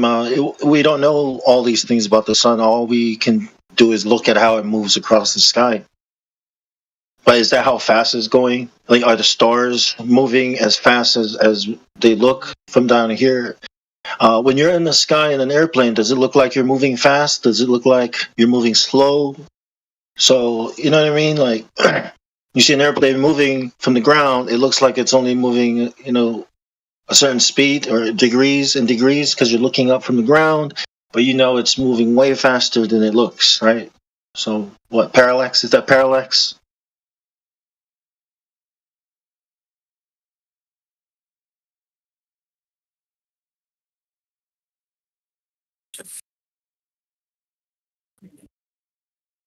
We know how big an airplane is. We know how high it is, and you know how it's flying. But we don't know that about any of the, you know, sun, moon, and stars. I love food. Yes, it's good for staying alive. Yeah. Oh my goodness! Give me sustenance.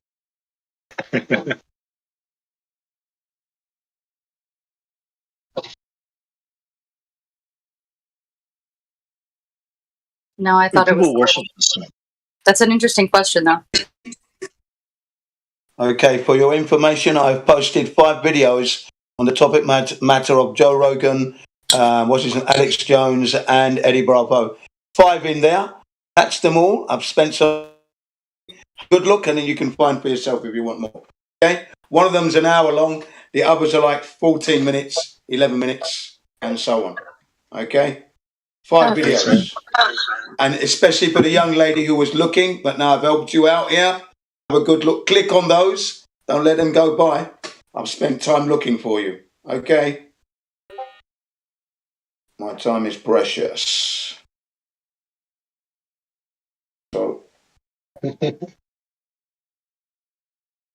I've looked for them and I've posted them for you for your benefit. I've seen them already, but you can watch them and then say what you think. Okay? 5 videos. Look for them. They're all there.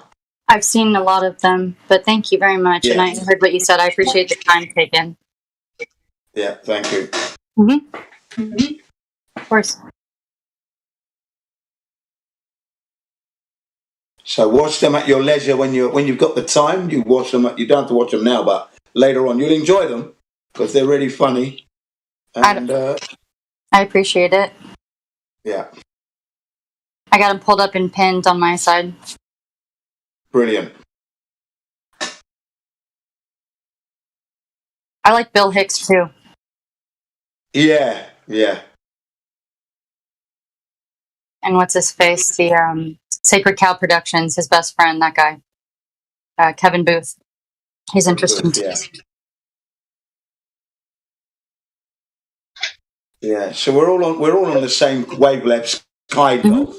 We've experienced similar things and that, and now you're on this server. Now you're going to learn a lot more. The longer you're here, the more you're going to learn, for sure. I mean, from day one, I was like, I need to be a part of this because I found it on archive.org, actually.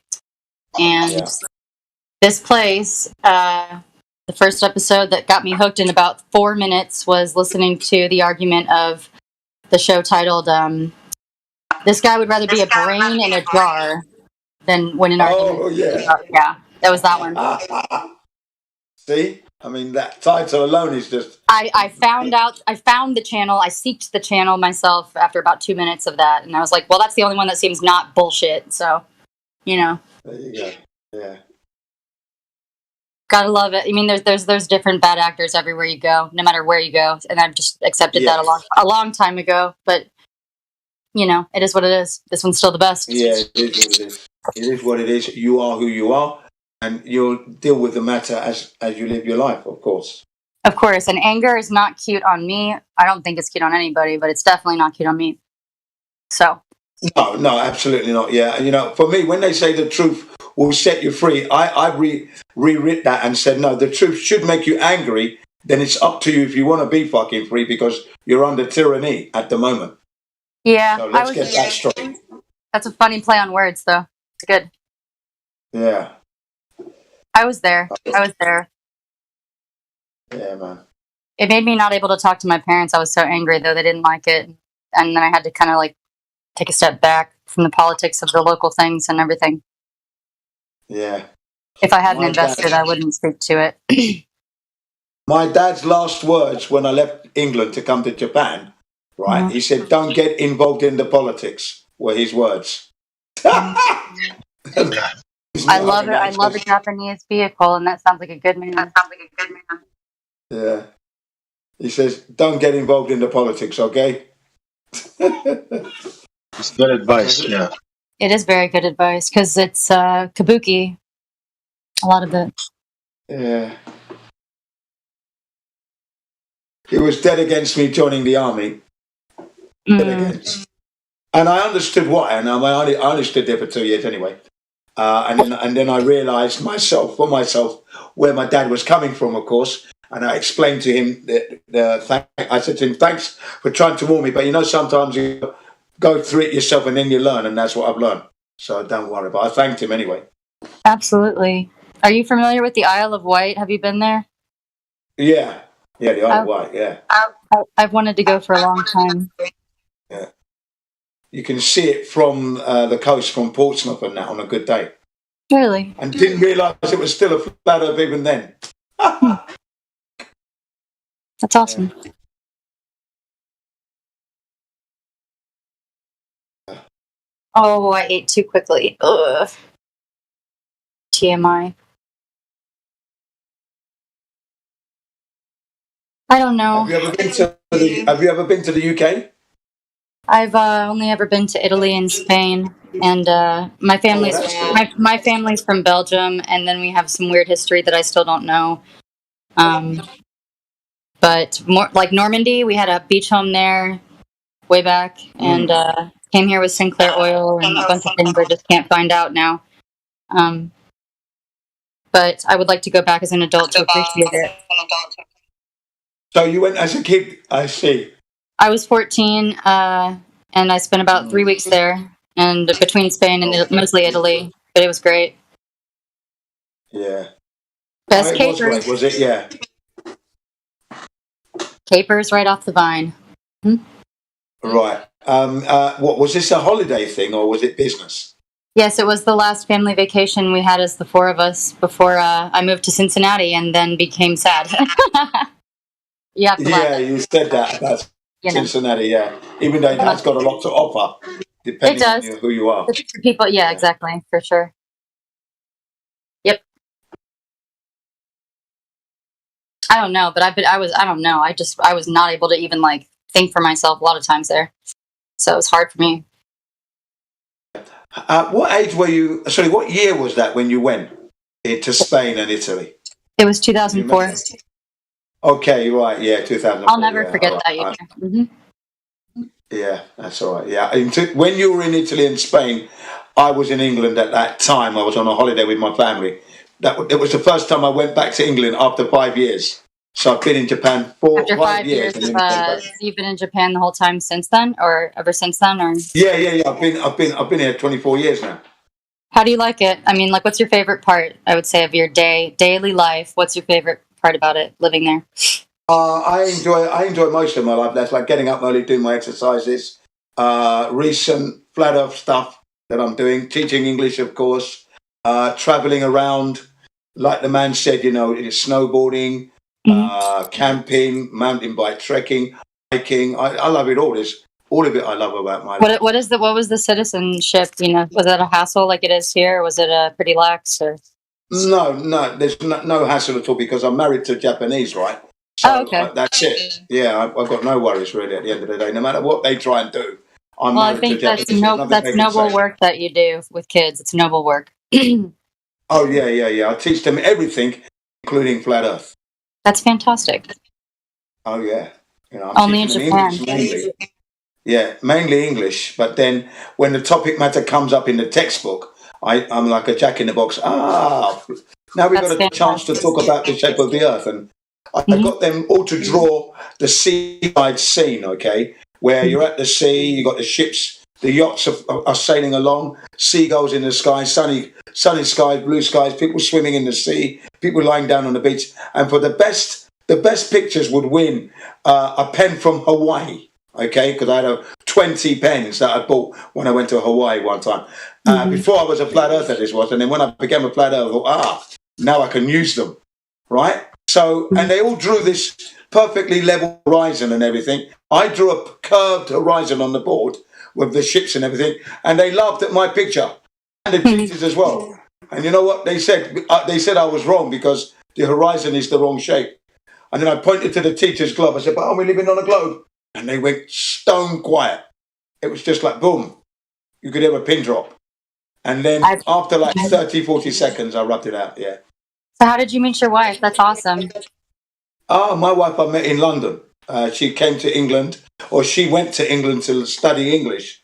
And I was doing security I was helping I'd already done my job, security. So I was riding my Honda CBR 1000, hence Gin CBR 1. I was riding my CBR 1000, brand new at the time, 1998 model, black and gold. I'm a Honda fan over here, so you're talking my language. That's awesome. Right, yeah. My son is currently at Honda Technical College learning the technologies like dad. Right, so I was riding home and I stopped off at the pub where I know my friend works. His name's Timothy. We went to the same elementary school, you see, and I know where he's working is quite dangerous, so I was giving him a hand, and that's where I met my wife there. That's amazing. I love. And Hondas. Yeah. Yeah. What it was two girl twins that knew me because I used to look after them at other clubs whenever they had boyfriend troubles. They ran up to me because they gave me a kiss and everything, the twins, two girls. They were saying, Jin, long time no see. Come and meet my mum.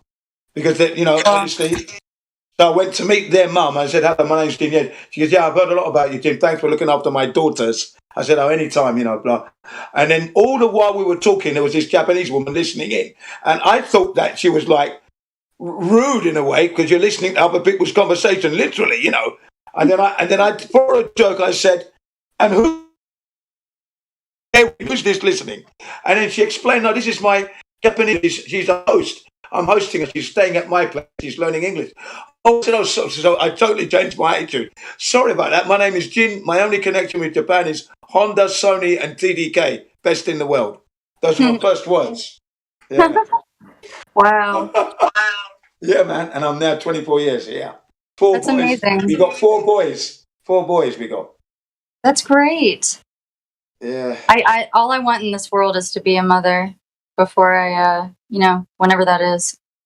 I would love to know that. You'll meet the right person. You'll meet the right person, and it'll happen.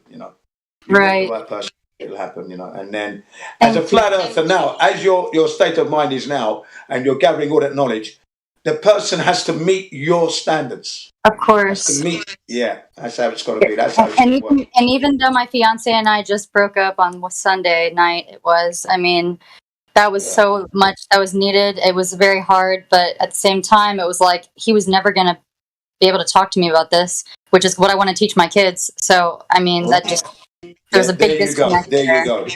The man you will meet will want to meet your standards, and then you'll meet his standards, and you'll get on. Where we can truly talk about anything. Yeah, I agree. Yeah. Thank you for that. And that's what I said to my wife. I will be the grass you can walk on. Don't worry, I'm not here to hassle you. That's I love that. Yeah. That is so sweet. Yeah. There you go. And I do nursery paintings too. If anybody ever has a kid on the way, I literally do them for side business. Right. Yeah, so you're talented as well. You see, you're talented. So that was that guy's loss, I think. I feel bad for his heart, and I really get saddened by it. But I'm just going to be praying for him and his mother especially. Yeah, you got to be able to at least express yourself and download all the stuff to the kids. That's going to help them avoid all the deceptions, of course. And all of the identity crisis.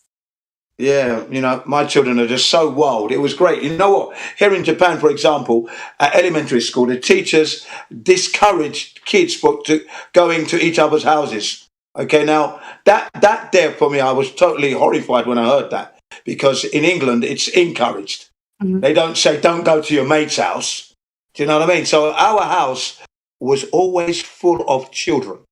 Always. Mm-hmm. Because you've got 4 boys, and all their mates are coming around because they realised that they could come here to play. And they came. Their mums used to drop them off. They might be working part-time. Goes, yes, okay, they'll be up there safe. Don't worry. Boom. Mm-hmm. Earthquake, I'm the last one out. Don't worry. They knew. Mm-hmm. They just knew. That's great. Easy. And I was teaching English, and they knew me anyway. They're straightforward, straight as an arrow. My mother did daycare too. I think that's a wonderful thing for any local neighborhood or community, for sure. Yeah, I was honoured that they would drop their kids off to come and stay with my kids to come and play. So how old are your boys now? No, okay, the oldest is 23. We got one at 20. We got one at 18, and one at 14. Oh, 14 is so hard, but yes, they're all in my thoughts and prayers. Then that sounds awesome. Yeah. So and like I said, one's at Honda Technical College, a biker like his dad, off-roading and everything. We have one at Business College, Business and Finance, and athletic. He's the only one in the family, in our family, African family there now. That's going back to my dad's era as well. That could slam dunk. He can actually dunk it, and dunk it in. Nice. And I thought, wow. I mean, I could never do that. Mind you, I'm only 5'8.5". He's like 6'2", 6'3". Oh, seriously? Yeah, at 18. Yeah. Nice. You should you should tell him to work on a pet project just for me. I'm just kidding, but you should do a 1990 Honda EF body with the opposite, make it all backwards, on the inside. That's my fave. Yeah. We're doing bikes because that's where we are at the moment. Although he's learning the car engine, he's learning all about the cars, and we can go off-roading. Okay? So he's getting the best of both worlds. Yeah. That's great. My dad actually rides Honda bikes too, ST1300 right now, but before that he was Yamaha. Nice. And kind of a gearhead over here, but I love what I do in auto insurance every day. I guess it makes sense, but it's so cool about the school. There's a Honda school. That's right. He's at Honda school at the moment. Yeah. And I said to him, if you ever do a project and they ask you to do a project about Honda and the history, make sure you mention hemp and hemp fuels. That Honda have missed an opportunity. Put it in there because they like to hear all those kind of things, because that's how they build better ideas and a better world. So I said, we're moving towards electric, but electric is not always the best at the moment. Make sure you show them. I told him, make sure you mention all the misforgivings of electric and how it's not really the best. Yeah. And then show them. Claims never get resolved. You never get you're paying for a Tesla. I have heartbroken customers every single day that call me. There you go. That cannot get the new car, cannot get the new battery, and their insurance is way higher in the rates, and I can't do anything about that because it's just the car they picked. And then it's like, okay, 8 months later, they're still paying on their loan for a car they only had a week, and then they got into a total collision. It's like, oh my gosh, these things. Yes, I can't forget about that. Yeah, no thanks, man. I don't want an electric car. No, thank you. No, thank you very much. Guess how that Honda's thing started? towards- Oh yeah, natural gas and other things. Yeah, I'm using petrol. Yeah, petrol. I've got we use what's called regular here. There's high octane, there's regular, and then there's diesel. So my car is a 26-year-old Nissan Pathfinder. Okay, it's a Nissan. It's 26 years old, 3.3 V6. It's good enough. I love the car. 26 years old. I don't mind that. It's functional. Then there's the Honda CBR 1000 that I ride from 2008. And then we got my bicycles, my Hummers. We've got 5 Hummer mountain bikes that we use. Yeah, there's a bigger selection of transportation, including bikes, anywhere besides the U.S. So I'm a little bit jealous there. That's cool. Yeah, it's nice. Yeah, and I like the British. We like to hold on to the things we have because of the time you've spent maintaining it. Why get rid of it if it's working nicely? What's this? All this brand new, but you don't get to know. Just for the sake of being new, and then you ruin it all. Yeah. Mm-hmm. Yeah, and you don't get to know the vehicle. Yeah, you don't get to know the vehicle's capabilities, and I'm really still in love with the vehicle no matter what. So I would like to learn how to. It's actually got a number plate. Guess what the number plate is? The number plate is 911 in memory of those who died. I chose that number myself. For what? And for my vehicle, I chose the number 911. Never to forget that atrocity that happened back in 2001. Yeah. I could not agree more. And I remember, I will never forget where I was as well. Right. So I chose the number for the car registration, right? And then when I'm having these debates on other servers, and I'm talking about 9/11 being an inside job, and then you get people saying you're desecrating those who died, you're disrespecting. I said, how can I be disrespecting when my number plate is 911? So not only do I talk the talk, walk the walk, I drive the fucking drive as well. Shut your mouth and get out of my way. Mm-hmm. And then I sent a picture of myself with my car. I'm in my cycling gear there, and the number plate's right there, and the caption is 911 was an inside job. Just like, I'm the same way when it comes to people talking smack about my unknown family that they somehow know. It's like, I can't help it that my family's all Freemasons and I have no idea who the hell, they were, because it's like a name change. And so I'm not them. I don't know anything, man. That was like 2 generations ago with Amelia Earhart and friend groups. And it's like, oh my God, what the hell? I don't know any of that. My dad doesn't know any of that. We're just like sitting here like, what the heck? And yeah, man, I don't know nothing. But I'm glad you mentioned I'm the most critical of that group, so that's why you'll hear me talk smack a whole lot about them. But that's probably because I have a lot of family, Yeah. Well, I'm glad to make your acquaintance, and I'm glad you mentioned Amelia Earhart because as a kid, her story frightened me. Why was I frightened? Because she disappeared. Where did she go? As a kid, I'm talking about in the 70s when I was like 10. 11, 12, yeah. And she was super glamorous. Sorry, say that again? She was super glamorous. Right. But the thing is, she was. She really was. The thing is, the story of her disappearance bothered me. Laid with me for a long, long time, man. I thought, wow, where did she go? What happened? And I couldn't understand how she disappeared. My intellect wasn't up to speed. As a kid growing up in London, so many things on my mind. I couldn't understand what happened? Why did she disappear? She was going to make it. The best female pilot. Wow. What year was that? I didn't even realise she was beating the men. I just thought she was a good pilot, Not until I became a flat earther, started doing the research, okay? And I find out that she actually stated categorically, right, that when she was on her way to Paris, she could see Ireland halfway across the Atlantic Ocean. She said, the earth looks flat to me in an interview. She said it out of her own mouth. And she was more famous for getting lost than actually getting to her destinations, actually. But she was told that if she made her maps, like a flat earth map, she'd never get lost. And she never got lost again. That's so great. Yeah. That's great. I'm not surprised. Yeah. What year was that? Was that the mid-40s or? Yeah, that would be around about the mid-30s, 30s, 40s, yeah. She was really doing a grand job of it. You know, female aviators had, tried No, she to do was the she Atlantic was crossing super and crashed sexy, and like at died. the time too. She would wear like nice mink, and she was just all about it. You know. Yeah, the story is that when you look into the story, sabotage galore. People were trying to stop her from doing the three shooting, the men, because she was outstripping the men in records. You know, and she got married. I think she got married to a monster of a guy, as far as I'm concerned. And I don't then even know who she was married to. That's interesting. I have no idea. Yeah. Oh, she got married, and then after she got married, she aged quickly, and that's the only thing I could say. And then She was eventually pretty gets tall lost. too. That's all about I know. But Yeah, our last flight, she had this who was a drunken bum. Really, he was a drunkard, and I things up the plane, and I don't know. It's honestly, a strange crash, and Amelia Earhart's death is a mystery. There's still, I think didn't may they have blame found like a the plane Bermuda recently. Triangle? Yeah, another Bermuda Triangle. What about it? I do too. I mean, my family's all in Florida, which is odd, but it's where I was born. But I just forgot that they had like blamed her whole disappearance on the Bermuda Triangle, not even a person or an event. I thought that was weird. Yeah. I think that's a man-made story there, to be quite honest. But it's nothing mysterious at all. That would be a deliberate intervention by man to take someone out. But Japan has its version of the triangle. It's called the Devil's Triangle, right? And it's a really odd-shaped triangle because it's like a very long triangle. It is a long one. It's kind of like the navigation arrow on your phone on apps. Yeah. Just like flipping the other way, other direction. Yeah.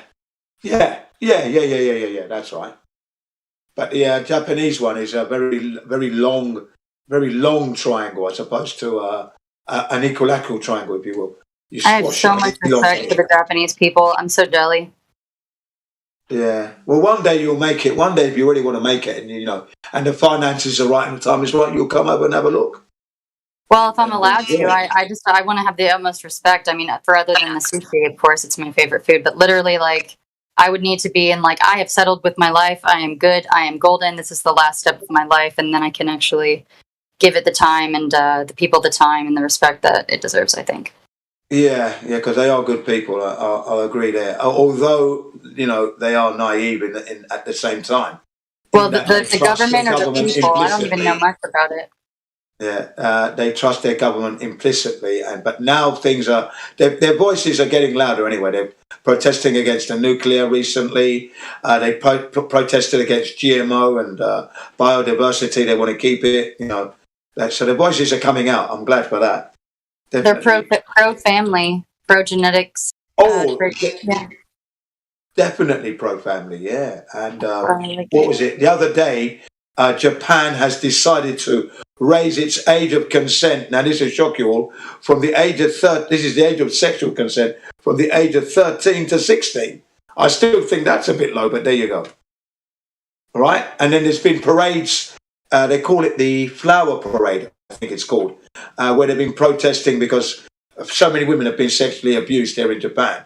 And it's all swept under the carpet, and so there's every month, on the 11th day of every month, they go out and protest. Seriously? So they're finding their voice at last. I'm glad. That's amazing.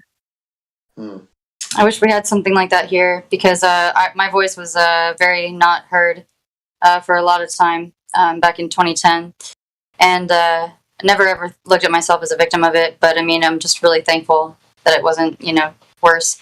But I mean, it was like a Rufalin, robbery, kidnappings type of situation. It was like, I wouldn't wish it on my worst enemy. And 3 days later, just got out of there alive somehow. What the hell happened? Came to. But it was like that was one of them, like part one of the 3-part miracle of that year. It was crazy. Right. Yeah. Crazy. It's hard. Yeah. So it's hard there because not only women get sexually abused, but men also. Right? Absolutely. It's all come out in Japan here, and they're having these monthly protests so that the government can actually get their finger out and do something. So that's a recent thing. Yes. Before they leave their office.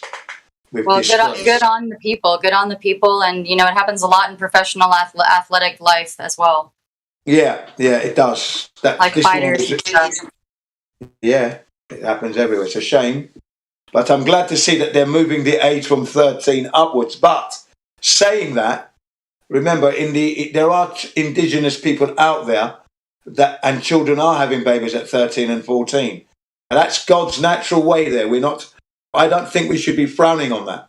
Okay, because that's the reproductive system is ready to go at that age. Okay, that's God's creation. So if a child actually has a child, I'm not going to say anything against that group or that tribe or whoever they are. Remember, in the modern world, a child at that age can't support itself. So this is the modern world versus the natural world that God made. Always bear that in mind. Well, the social norms too used to be arranged marriages were acceptable and commonplace, and that would prevent any of the drama of the confusion of what do we do with the kid when that's like not the mom's, that's not the mom, and all of the social dogma or stigma that comes with that. But I agree with you to a point. Yeah, I'm not advocating for that, but at the end of the day, it is what it is. This is what God has created, yeah. Because if it was supposed to be, let's say, at the age of consent 16 or 18, then I think the Creator would have made it like that. But the child can have the baby at 14, 12. I think bloody hell. I mean, I'm amazed at that. To be quite honest, I was amazed, but that's God's way. I mean, who am I to argue with that? That's nature. A lion is hungry; it kills a Thompson's gazelle to eat it. And that's where, as long as the mom is safe, obviously. But yeah. And it's all done properly, respectfully in the tribe. This is how they lived together for so long, and they pass on all that knowledge. It's brilliant. I think you live with your family, great-granddad, great-great-great-granddad still alive. Do you understand? It's all there. I think the modern world devalues life anyway, so we've got to remember that. I think that we devalue hard work or working for anything because we've lost the appreciation for anything material. So therefore, we have zero value for ourselves. It just is a natural cycle of things. It's all the darker side of things. But when people say the Satan word, and the people that practice that as an actual faith, it's all that is materialism and vanity and selfishness. Yeah. And I learned that the hard way because everything that I had that I took for granted or was not mine, that I did not deserve years ago, was taken. And it took me a long time to pay that back tenfold. But it is what it is. But that's just how I see it. Yeah, I do feel that the modern world devalues life really, and that's the shame of it all. But if you're smart and you're in touch with nature and your Creator and that, you learn. I'm not a religious man, don't get me wrong, but at the end of the day, I do know that this earth wasn't made by no man. I agree. My life must be very careful not to destroy what I didn't make and leave it in pristine condition as I can for the next generations coming up. So that's me. High five. I'm giving you a high five through the phone. Yeah, I'm giving you a high five as well. Yeah, man. And shaking your hand, to be honest, because, we have been given the most perfect machine / tool. With 3 brains and in all different places of our body. And we're just a big gut tube. Isn't that funny when you think about it? The first thing that develops is your GI tract, but big tubes with organs and feelings attached and a divine sense. And I think that anybody that doesn't understand that and hasn't felt that, I want them to all feel that before they die. That's just my goal. They're divorced from reality. They're divorced from themselves, which means they're divorced from Earth, proper Earth. They're not connected. Well, they don't want, and it's up to them to ask for help, like I had to do. It wasn't easy. Yeah, nothing came to me until I begged for it, though. For real. Yeah, I mean, there are cases where we flat earthers are actually counsellors in some states because some people, when they start spiraling and tumbling out of control, we got to bring them back down to earth. Point out all the potholes in the heliocentric model, and in the evidence that's been revealed when you look for the globe, you find flat Earth. I mean, come on, use your common sense here.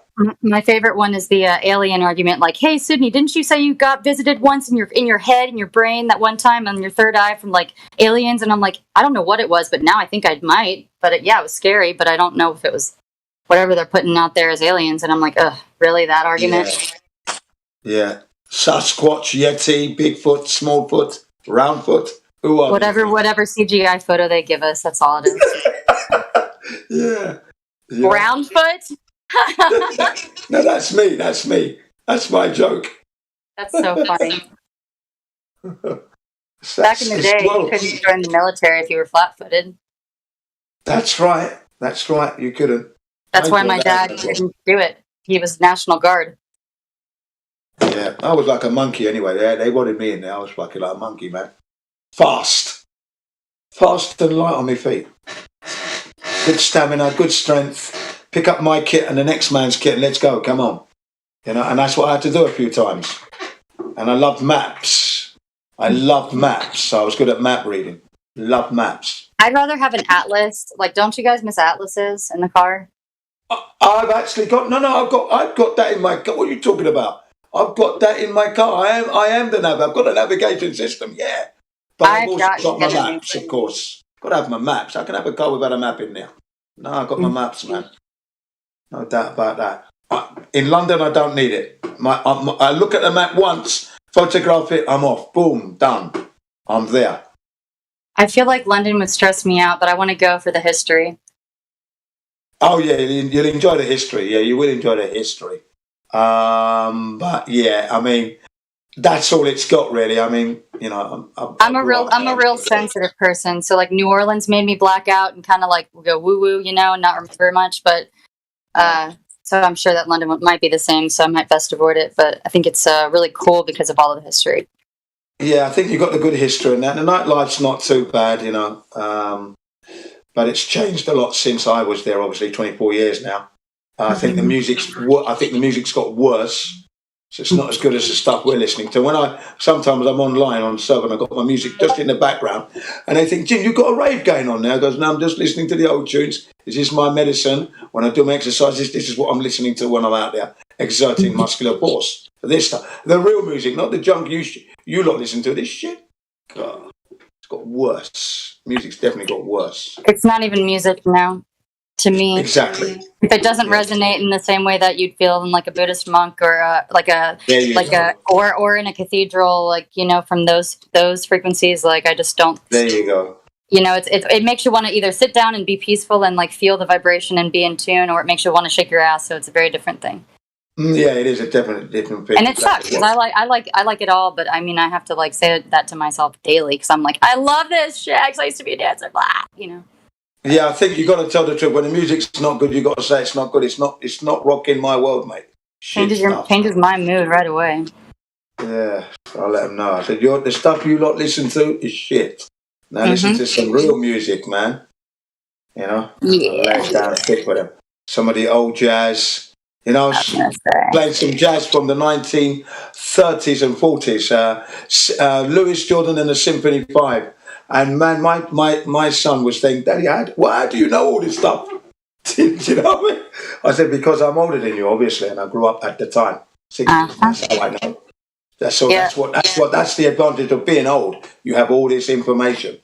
I think we're lucky because if I wasn't on the road trying to find perfection, because that's what you're supposed to, that's instinctively in you, we wouldn't be flat earthers, okay? We'd be still in that stupid globe fantasy thing, and we're thinking that's the real world. No. So we were lucky, yeah? We're lucky, that's why.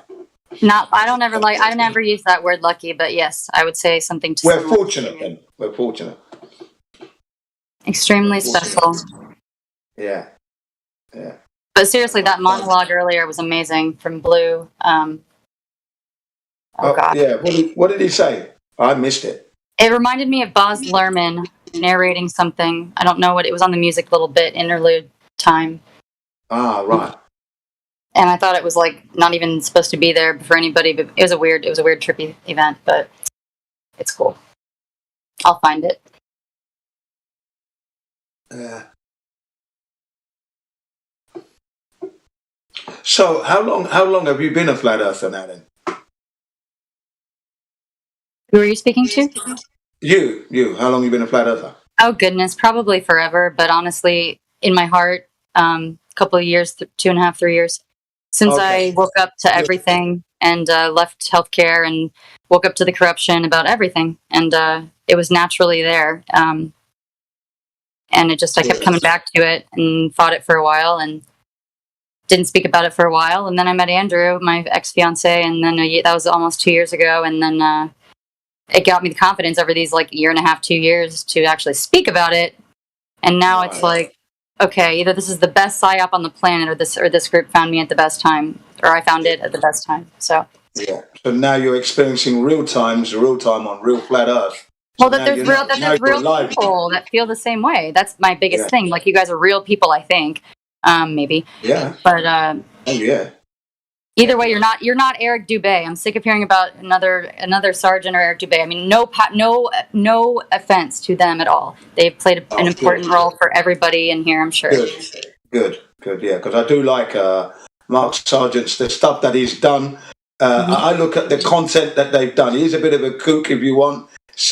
Puts his foot in the bucket now and again, which raises a question: is he part of them or not? The thing that's exactly right. Right, exactly. Yeah. Mm-hmm. Right, but he's put some content out there, and that's what I'm measuring by the content. And when I think he's putting himself in a position where I'm getting that funny feeling, I'm on Skype immediately. I say, look, you've done it again. You're making me wonder what are you up to? Because there's a lot of people out there calling you a troll, right? And I'm defending your honor. I don't want to be defending your honor if you are a bloody troll, because I'll be the worst fucking troll on you. That's what I said to him. Good. That's exactly how I am with Bongino. Seriously, I call that mother out all the time, every day. Yeah. So get that shit sorted out. And I've met Steve Bannon and all these people in politics too. I'm like, you guys are just terrible human beings. I can't believe I shook Steve Bannon's hand. I wish I could take it back, honestly, after finding out a lot of things. Peel the skin off. Man, I'm like, you just do your thing, and I wish that I could. Okay. I can't say it because it's a conflict for my job. But anyway, there's certain things that I wish I could do, but for punishment for these people. And as for Eric Dubé, he's a controversial character. He's done some good work. Some of it can be seen as riding on the backs of others, especially with the 200 clues. I mean, there was 100 clues out there before his 200. And some of it are. There was a book published in like the 1905 or 1907 or something. I'm going to post it in the chat just now. Hold on. Yeah, thanks. There's one by Alexander Gleason himself. Zetetic Cosmogony, Earth is not a globe, and that's got all the clues there. So he's riding on the backs of others.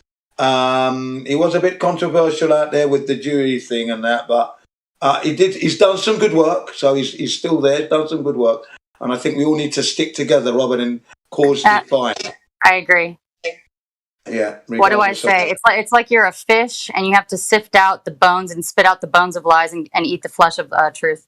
Yeah, that's it. You got it perfectly. I made that up, but I'm always thinking about food. So. Yeah, because you're hungry. Always. Yeah, that's nice. Yeah, I like cooking myself. So. And I was saying, it became love. Yeah, food is love, right? Yeah, exactly. I was saying to my son, do you ever smell Daddy burning anything? No. Why doesn't Daddy burn anything? I said because one, it's a waste of money. I've ruined the food, and I have to clean that pan out. So no, I'm not burning anything. Never cook on a high heat when you can control it and let it get to you slowly. What's the rush? Don't panic cook. Where heat is required, yes, you blast it up, but then you bring it down. You don't leave it there. Never burn your food. Don't burn your utensils either. That's me cooking. I want to hear the sizzling, bursting with energy, and you put it on the plate, and lovely. I don't want to smell burnt. We're not out on the forest. That's what what I mean. We're in the kitchen, so let's keep it nice, keep it sweet, keep it lovely. Lovely. Yeah, good cooking, heat management is what it is. And I took to cooking like a duck to water. It's the engineering side again, When you're an engineer, you approach it that way. You think, I'm not going to do that. I'm not gonna enjoy my job today. I'm not gonna sleep though. I don't think. Why not? Because my brain power, man. I guess, but right. I think it's much better than wallowing in my own sadness about Sunday. So, Right. Are you? Do you have to travel far to your place of work? No, I work from home. Oh, that's cool then, isn't it? Oh, well, I can see what you mean now. You're at home already now, and you're not sleeping when you're supposed to be, I suppose. Well, I've never really had a set sleep cycle. I've always kind of had. My dad tried to give me Ambien at like age 6, but I'm like, nah. But yeah, me too. It's sporadic. My children are the same. You know what? I'd finish work at 9:30 in the evening, 9:30 p.m. They'd still be up. Daddy, can we go out? Yeah, okay, get your bikes ready. We're out on the bikes. Second wave, right? Second, third waves of energy. Yeah, for sure. Yeah. No, I was with them. Because I wanted to be with them. Let's go. Come on, yeah. I honestly just think it's because it's like, latent abilities or something that we can't see or something in the astral state or something that we're not, expelling when we're awake. It's like, okay, I get a few hours and I'm set. I'm fucking, pumped the next day. You're ready to go. Yeah. Or it's the opposite, Yeah, I'm like that. So my sons would say, Daddy, can we go to the bike shop? Yeah, let's go. Let's go and have a look at the bikes. And then I'd be explaining them what they're looking at and telling them the history of the motorbikes and that. And it's a Japanese brand, but it was very popular in London because remember, I grew up in London. Yeah, that bike there was really popular. Giving them all the SP, right? And then we move on to another place where they want to go to and that. And then, okay, time to go home. Let's go home. Come on, boom. Other times. It makes me want to watch Mary Poppins for real. Yeah. It used to be one of my favorites. Yeah, I remember watching that film, Mary Poppins. Oh, I'm so sorry. I meant Chitty Chitty Bang Bang. I was going to say that. You took the words out of my mouth. But they're walloping over the mountain, the big brown bear. That's one of the best movies ever. Yeah, it was with Dick Van Dyke. Great movie. He's fantastic. Yeah, he was, wasn't he? He was. He was a perfect match. He was. A perfect match. They were a duo. They should have. I said they should have got married. The Dick Van Dyke Show was like my favorite with my grandpa after school, for real. Yeah, I used to watch that as well with my dad, Dick Van Dyke. See, we had a lot of American influence whilst I was growing up in Britain. Because there you go, it was right there. It was like I was living in America sometimes, the way the programs were coming on TV. But then again, Britain also had a really good film industry. Yes, it was films then, films. Yeah, they made some good films, yeah. Casablanca was great. Oh, yeah, with Humphrey Bogart. And the Bogart. Yes, Humphrey Bogart. Yes, did like him.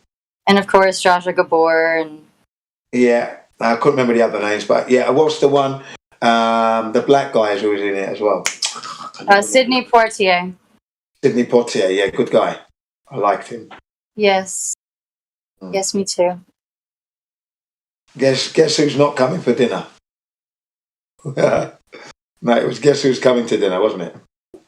Really got him well. I don't know, but one of these days, Alice, straight to the moon. If anybody gets the reference, but yeah.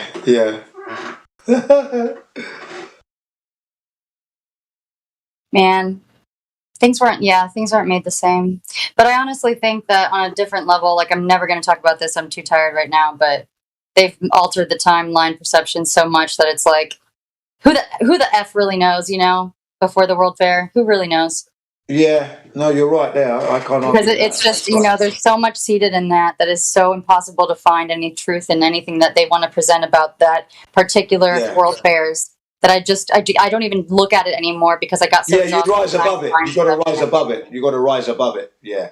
But there's a lot of truth in it either way, but it sucks. Yeah, I just rise above that stuff. Leave that behind, really, because you can't really work it out. You've got to deal with. For me, right now, we've got to deal with the tyranny that has been going on for so long. That's where it's at. Get the military on my side. Get the Air Force and the Navy, and with my loud halo, I'm already in my army uniform, spit and polished, cleaned up, shiny pin, and I'm shouting out to them. You know what you've been doing for the past 200 years? You've been facilitating tyranny. Well, and the thing is, we are not free. We are not free. No. We are actually under dictatorship. Do you understand, you stupid soldiers? Soldiers, yeah, wake the fuck up. Are you giving yourself an echo? Yeah, I'm giving myself the echo, of course, yeah. Oh, thank Christ on a crack. I was so confused. That's what I do that occasionally, right? And I was going to say, what are you, the Edge from U2? Yeah. So that's what I would have done to the military. and then they'd wake up out of their slumber and think, yeah, he's bloody right, because we're not free, and we're paying for you to do this shit. So stop it now. I have to say though, we have the momentum on our side, and all of us, but I work with nothing but military members and their families in my job every day, and it's like they tell me a lot of things about, you know, the hopelessness or the sad, or like, you know, it's very sad, and it's hard for me not to notice that, but I mean, it's usually you know. Yeah, what you've got to remind them is that they have the right to say no, disobey the orders, question the orders. You've got the right, and when it's not right, you say no. Since we're being recorded at all times, it's their lives that they're risking. They're risking their lives. Remember, right? I do. If they're going to risk it for tyrants and scumbags, why would you do that? Well, since I can't say that, I always just say like, "Well, we've already won, and we have to remember that." That's what I usually say. Well, yeah, but let's. I would say let's really go and win it for real. Let's go. Mm-hmm. Time to take out the trash. Well, for reals, if I wouldn't get fired, but yeah, I know. It'd be nice. Time to take out the trash. Because my two questions to the militaries of the world: who is it you want to go and kill right now? Who is it you in? Who are you in a hurry to kill, and why is the question? And then the second question is, when do you want peace? Today, tomorrow, on your dad's birthday, on the birthday of the president? When? When do you want it? Following orders, it's like, can they even answer that, you know? No, they have to answer it. They would have to answer it because it's directed to them. You know what I mean? This is your questions, boys. Deja vu, crazy deja vu, or deja vu. Sorry. Yeah. No, that's okay. Deja vu, weird, isn't it? I haven't had it in a while, but it's usually my thing. Yeah. I remember when I got my first deja vu in Japan, I goes, how could I have deja vu? I wasn't born in this country. What's going on? You know what I mean? I was questioning the validity of that bloody deja vu. And I've had many since then. I think that it's been probably a daily thing for most of my life. It's very hard to explain. Yeah. Now mine it's periodically, obviously. So it's just the funny thing is, it's like I was destined to come here then. Fucking hell! I think that we should all record our dreams better and like write them down as after we wake up from them while we're remembering them. I think that I need to do that more. Yeah. Yeah, that would be funny. That would do that. Yeah. Wow. My cat's giving me the death stare right now. Mm-hmm. Death stare. She's my angel, though.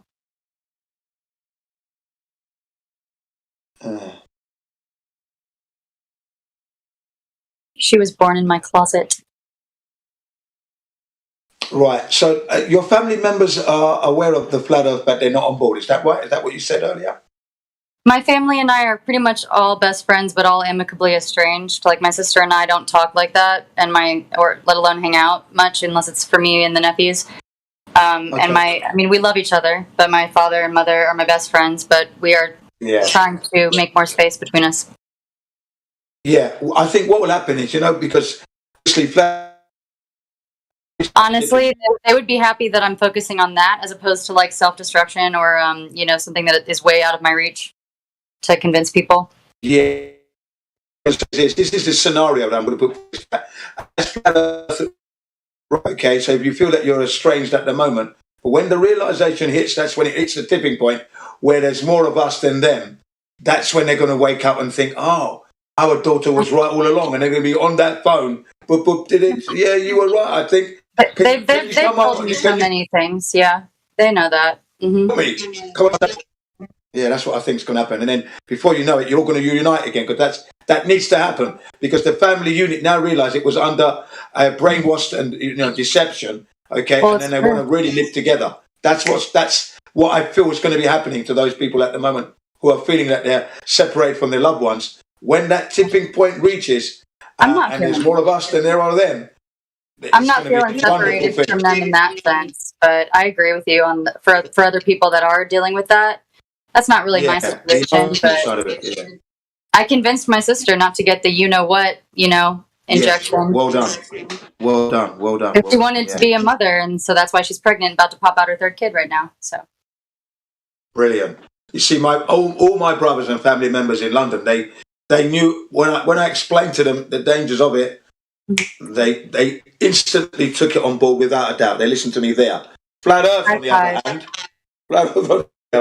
I've got one that was resilient. It took me 2 years to turn one. 8 years in, the youngest one still not come around.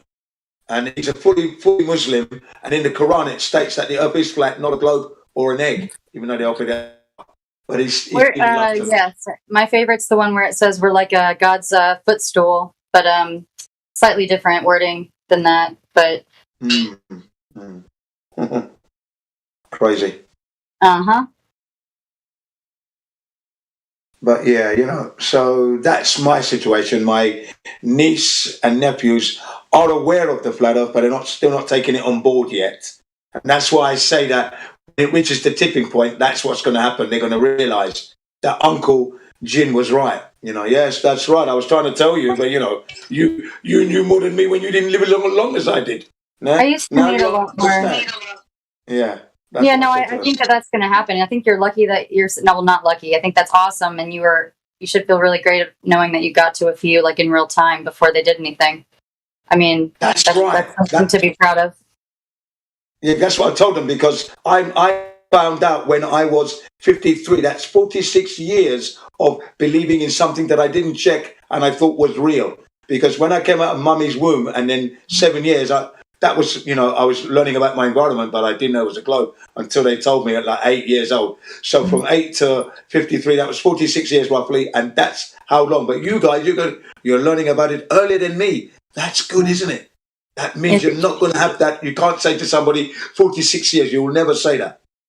Right. There you go. Well, I think faith has no merit on the soul, and then wisdom is not the same as knowledge. And I think that, you're very prolific, it seems like, in a good way. And I think that as long as you keep doing what you're doing, I think that I will validate you all the time, for as long as whatever. But I used to actually like exhaust myself wanting that validation or affirmation from anybody really. But that's why I was like, okay, I was pushing people away, and I was becoming really bitter, like somebody said earlier. And it all worked out, where I'm at right now. But I felt it's very frustrating though when you feel like you're ahead of everybody. So I understand.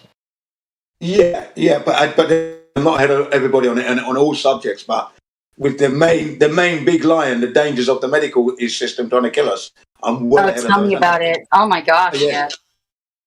When they said that we black people were more susceptible, I blew my top when I was running. I was jogging at the time, listening to the podcast on the news thing, right? You bastards, you saying I can't be fit now? Right, now we're at war. So I decided to summer clothing, sportswear for training all through winter. So I didn't wear any winter clothing. I wanted to catch this shit because it's not there. It's not there. Let's see it. I didn't wear the mask. There was no need to. There's no danger because I knew there was no danger. I knew that that thing was a lie. All right, and I proved it. People in Japan, they said to me, in the neighborhood, "Aren't you cold?" I said, "Well, my arms are numbed up, but when I get home, I'm going to warm up. So I'm trying to catch it. I'm putting my immune system to the test. Let's see." Right? And then one day I was at the laundrette, okay, and I was folding the clothes up, family's clothes at the laundrette. And this couple came out of the car looking like the Michelin Man, walking duvets, right? So they come in and I said, "Are you scared of the boogie boogie?" And they said, "Yeah." And I put my arms up like Jesus Christ. I said, "I'm not, look at me." And they laughed because I did look ridiculous. It snowed outside, okay, it's cold. And I'm with summer clothing on. They look like Michelin, and we were laughing for like 2 minutes in stitches. Well, it is really sad though, because I have to talk. I mean, I used to be an EKG technician in the hospital, and I worked for Big Pharma too until I left it after like about a year of it, I guess, in 2020.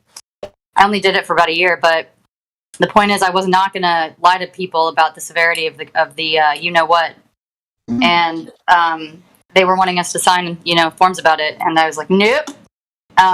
But before that, it was I have to still hear people that are members, military members, but they're doctors, and it's my sister included, who's a GI nurse at this point, even still, and they're the most, brainwashed and have no idea and scared. And so that's what makes me think about things differently. But yes, it's equally funny sometimes. But then at the same time, you're like, oh my God, you have a newborn at home? Why are you here doing this?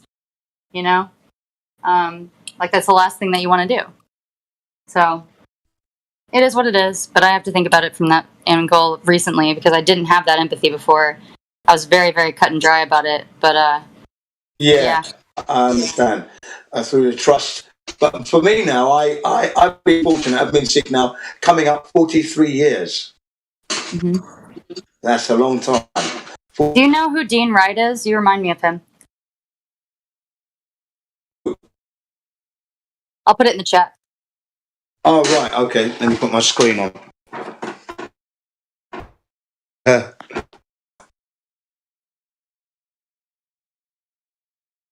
I'll send you his Rumble channel link too. I'll post it in here. Let's have a look.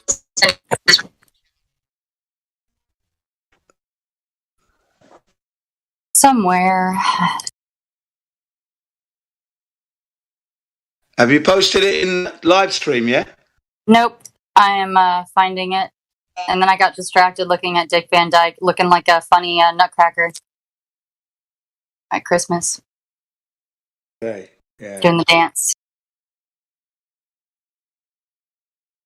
I don't trust any of these clowns, but even Dean Wright, nobody is. Oh my gosh! Just look at their hands. Just look at their hands, man. As they're talking, doing anything, it's like it's like, come on with the silly hands. We all get it. Stop it. So that's my thing. But you must know thine enemy. So I've been fortunate, that not being ill at all. 43 years coming up, and that's good. So it's going to keep on that road. Yes, and there's no judgment from me. I don't think from any of us. It's not about when you get there; it's about being there, right? Yeah. So when I spoke to a few nurses online, I asked them, should I get that boogie thing? And they said, yeah, in like 40 years. Why would I need it? Oh, so you can help someone else? I goes, no, I don't want to do that. That would compromise my own immune system. For somebody else, never going to do that. So I know how it works. I know the nurse. Terrible. You gave me bad advice. Tut, tut, tut, lady. Tut, tut, tut. It's up to us to respect who is wise enough and kind enough to disperse advice, but we don't have to follow it. Yeah, exactly. That was a Baz Luhrmann quote. I didn't know that. Yeah. A lot of crazy, like super libs, liberal people have the best quotes sometimes that they have to be reminded of that they said, don't you think?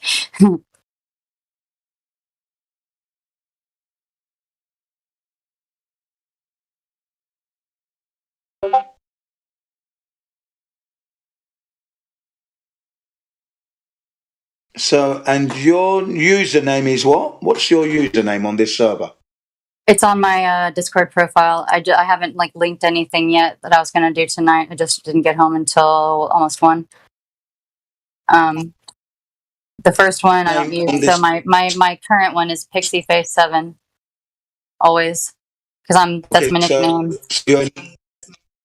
So you're PixieFace7, yeah? Yep.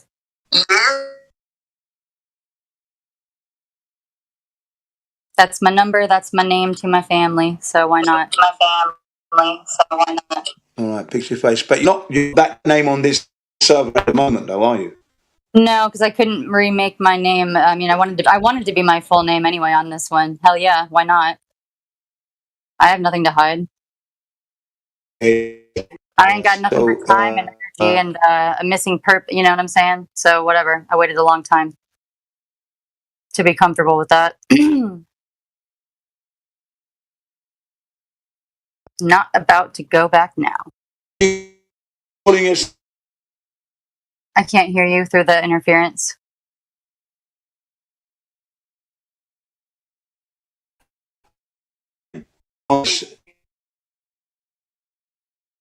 I have all 5 bars, so it's not me. Come on, Jin, get it together, mate. We gotta get it together.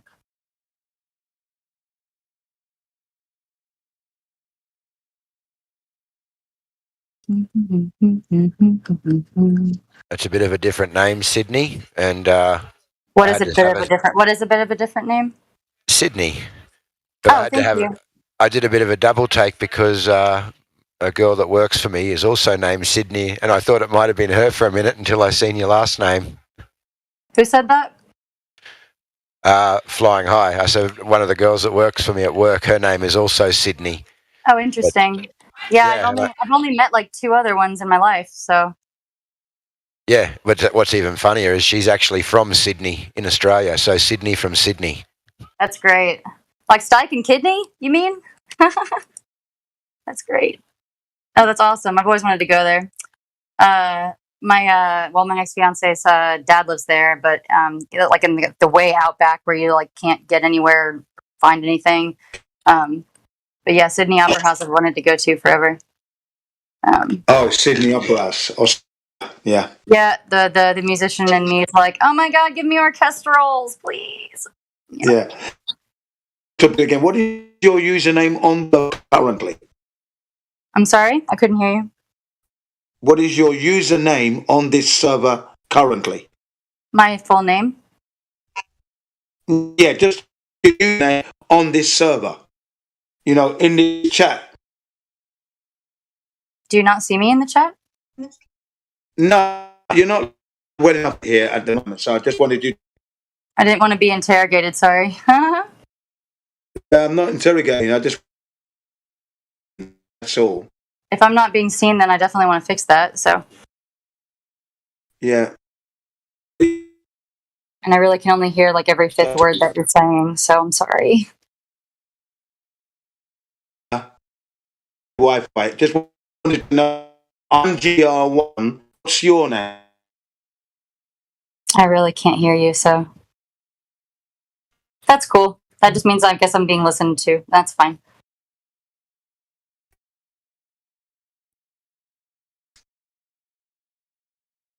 So used to it. It's pathetic. Not you guys, of course, just my take on all of that. Like, oh, when there's interference, well, that must mean it's pretty sad. I don't know. My name is CBA. What is...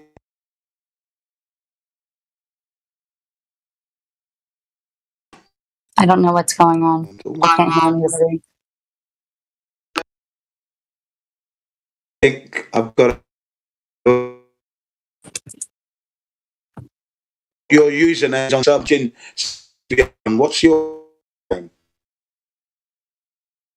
My username where? Oh, now I can't hear anything. How is it not being seen?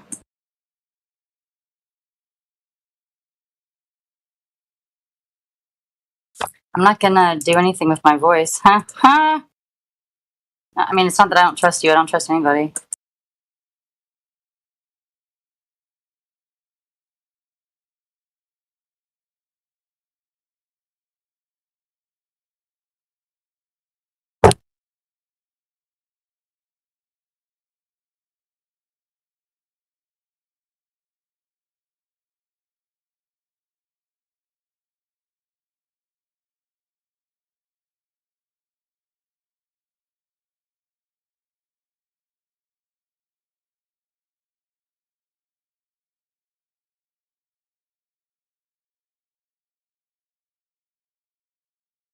It's not because I want to be a cat. It's because my middle name. Ha ha ha.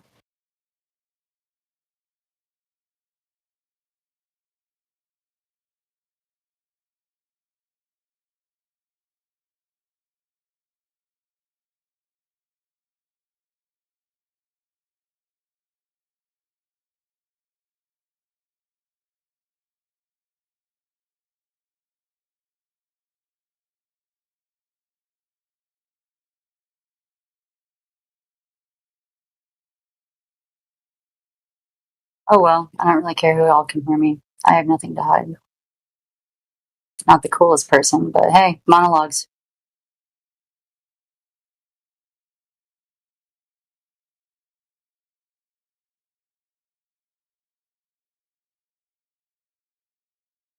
Got a one-man show. Sydney? Oh, thank goodness, yes. You alright? Yeah, I finally hear you. Took forever. Just narrating my life over here, amusing myself. If you were talking to someone in the live stream, voice text or something. Yes, Figure because it out. I couldn't hear any audio from you guys' end, though. And there's a timing malfunction between my phone and the PC, and I can only use my phone to have audio from my end. And so I use the chat typing in my PC because I cannot use the audio on my laptop. So, and then I didn't hear anything from anybody for about 3 minutes now, so that was weird.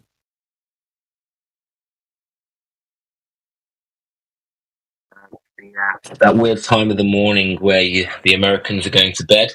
The last ones are just going to bed, and the UK guys are coming on. Okay, I'll be quiet.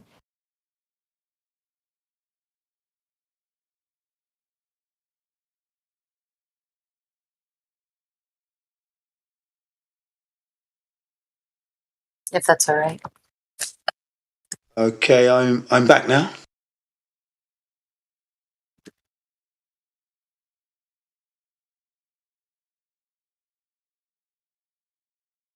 Sorry, I was having some Wi-Fi issues there. Mic check. Can I be heard? Wi-Fi issues or wife issues? Wi-Fi issues. Who's the young lady that I'm talking to, just so I know her name? Is that Sydney Cat A? Is that right? Can you hear me? 10-4. 10-4. Okay, is that your name, Sydney? Or no, it can't be. You're not Sydney. What's your name? Yes, why? No, just on the server. That's all. So I know who I'm talking to on the Yes, actual server. I put it in the chat, yes. Oh, okay. Thank you very much. You're welcome. Oh, okay, right. Thank you very much. Yeah, because I wasn't sure. No worries. You weren't lighting up for me. You see, that's why I was asking. And that's the thing, I had zero audio for like the last 5 minutes, so it's cool. I mean, if there was a weird narration of just me talking to myself, that's because I only heard myself, so. Okay, thank you very much. Yes, it's okay, Sydney Cat. That's it. So now I know who I'm talking to. That's all, you know. Yep. That's it. And that is I all. don't need to know. I don't need to know your real name or anything. That's no concern of mine. Just on this server, that's. You're so funny. No, I actually My like name is who I Jin, am, CBR1. so I like my name, so I'm not gonna change it. I don't know, it's just my thing now. Yeah, fine. Yeah, I like my name as well. Jin CBR1, the one and only. Yay. My name is Mud. Okay.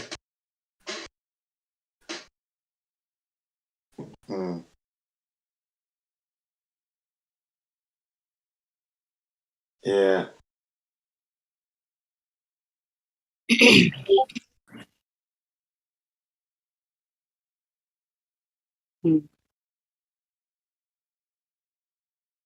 I have a big focus today. What's that on? Kicking ass at my job like usual, but I'm doing overtime today. I don't normally work on this day. So. Okay, you're doing. It's an overtime for you. Do you get paid good rates for that? No, but it's better than working commission.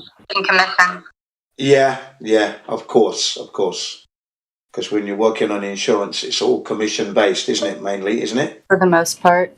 Not my job, but yes.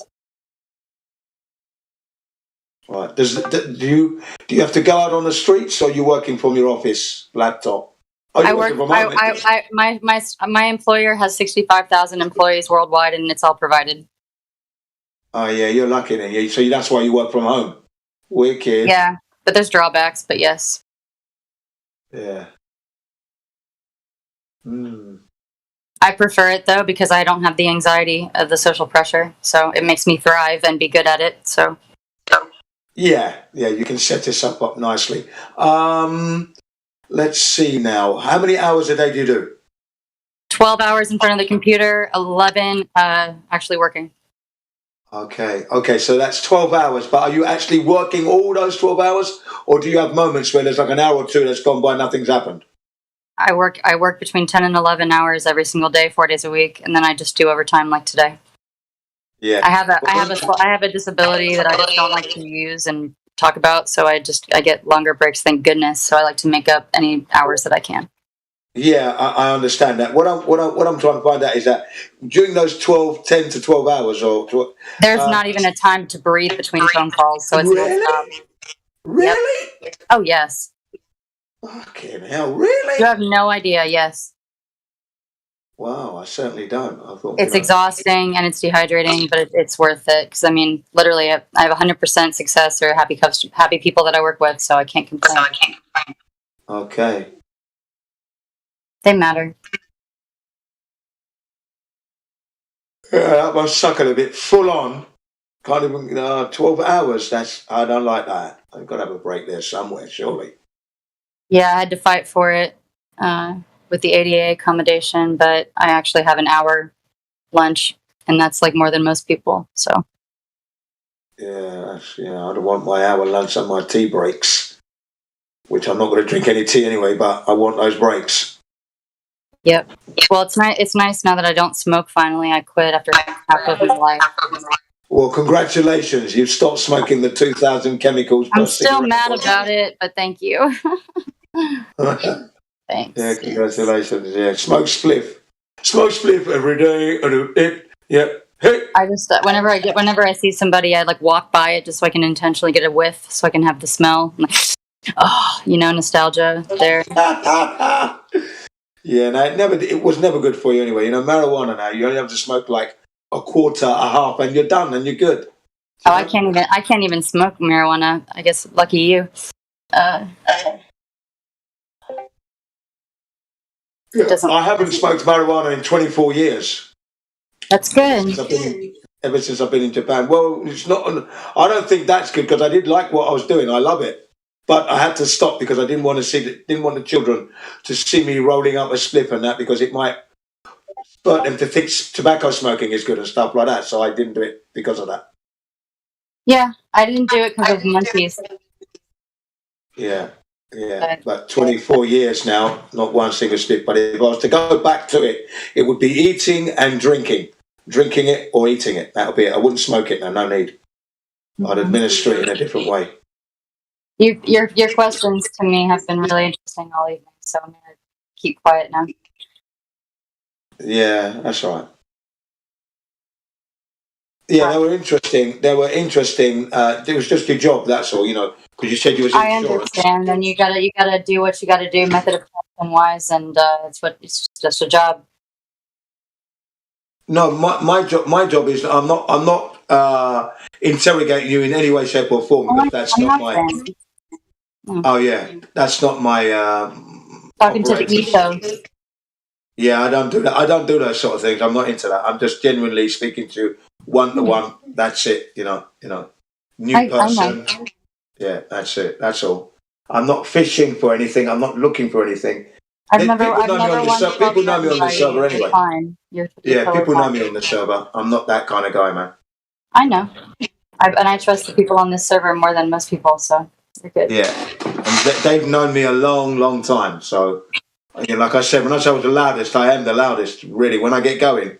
Although that's great, though, because if there's like a crowded pub and stuff, like you can call and we'll hear you across the room. That's unique. I am that guy. I am that guy, man. Because I always lose my voice way too early. So. Yeah, no, not me. I mean, even with a sore throat, when I get it occasionally from shouting, I still carry on shouting. I still do. Man, you're lucky. People have to turn the volume down. Maybe not so much on this server because this is respectful in that they come to us, but I go to other servers where I'm in the minority, the globe, the flat earther. But I destroy them. Yeah, I destroy them in there. They die when I enter. Come in noisy. Blah, blah, blah, blah, blah. Incoming. Yes. I don't like it. No, I don't like how Freudian slip has to make us think about Freud. The guy was an awful person. He was. You know? He was an awful person, and I said that when I was on a business course, 2-year business course in London. And your boy, Alex AJ taught me that. So. Yeah, I learnt it, and the lecturer was putting up this Freud like he was some kind of like God. I hate to use that expression, but somebody of some kind of worth. And I said, look, we can all be like Freud if we think for ourselves. That's what I said in the lecture. I said we can think for ourselves. We don't need to follow Freud. And Freud's theories that postulates don't fit those who are living in the indigenous people in the jungle. So no, I'm sorry. And he really just like testing on kids, man. He was just a creep, man. He was a creep. Yeah, he was a creepy guy. Yeah, I didn't like him at all. I said the reason America's fucked up because they all follow Freud. Well, there's a thing about the roots of French Revolution, Bolshevism, all of that, just making its way. It's just the exact same thing. It's just a stupid coin that's the exact same side as the other side, just looking different. So I'm over. I need to see my shrink. I think shut up. You need to see your shrink. I think you're just fine. Thank you. Yeah, I'm all right. I know that. Shrinks are interesting birds, though. I had one for a while. Definitely. I've watched some recent documentaries, let's say from like 2008, and the industry is actually exposing itself. Mm-hmm. Right? It's saying that we don't have a scientific method when we diagnose a problem. We look for the drugs with the kind of suitable side effect that may help our patient, but the best psychiatrist will fail every time. I mean, they're saying that blatantly. Yeah. All they do is treat the surface symptom, which is not the rotting flesh underneath it or the emotional flesh wound. So that's all that it is. So it causes lifetime patients of theirs and billions of dollars. So that's all it is. That's all it is. Exactly what they want. Customers for life. Yeah. Mm-hmm. That's it. Yeah. Just look at the caduceus. That's enough to creep anybody out, for me at least. Yes. The documentaries I've watched one was called Making a Killing. The other one was called Dying to Have Known. Another one was Big Pharma, Big Money. I've seen that one. Mm-hmm. Yeah, brilliant, that one. Mm-hmm. Yeah, there's a few of those, yeah. Trust me, I mean, I didn't work with anything besides people's blood and, shipping stuff out, like bodily fluids and hazmat stuff. And I, didn't get, in with it, doing procedures, but it was still bad enough, it was still working for a pharmaceutical company. So. Yeah, at least you learn, yeah. 9 months and I was out. Yeah, but it's something you can talk about now as an experience. Absolutely. Hello, I don't need to wash my hands between every single patient. I had 0 skin oils and I couldn't even feel my hands. It was awful, And I was asthmatic and smoking at the time, and I actually passed out on the job, and I got in trouble for it. So, wearing the lab coat, to the floor, it was bad. Yeah. No, really, it was bad. I'm like, hello. That's actually why I got the ADA, doctor letter, that job, but they didn't care. Yeah. It's cool. Just like somebody said earlier, the kangaroo. Gosh, I'm so sorry. I don't know your name. Kangaroo guy in this group. Yeah. Just like you said, you know what you won't settle for, and you know that you're not going to stay in something that treats you like garbage. No thanks. Done that before in my personal life. Bye. Bye. Bye. So not.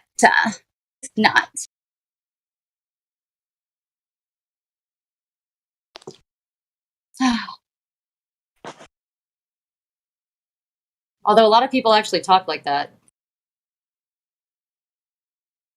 Yeah. Oh my God. It's really sad.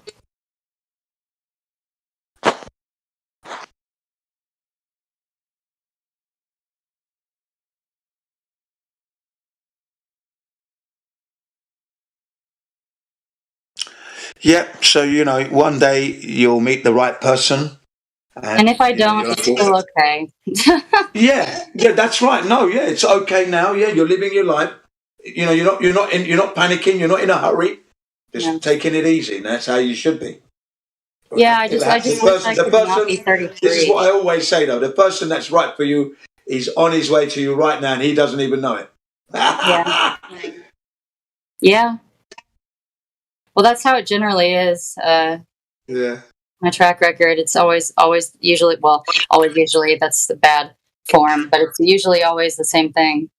I make first move, and it's because it's like I found God, or I saw God, or something glittery, like, you know, illuminating around them, and then I like make the first move, and then it's like amazing, and then, you know, they chicken out because they're cowards or whatever the reasons are, and it's like, okay, well, that's good. I'm better off for it because I learned a lot, you know, in a short amount of time. So thank you for that. I'm okay with being alone, though. I've always been okay with that, sadly. Yeah, you should be able to. Yeah, because that's something you've got to be able to do. I've never really felt alone being alone. Mm-hmm. Yeah, you've got to be able to do that, because if you can't do that, then you're going to be in trouble mentally. Yeah, emotionally. Sure. Yeah. For sure.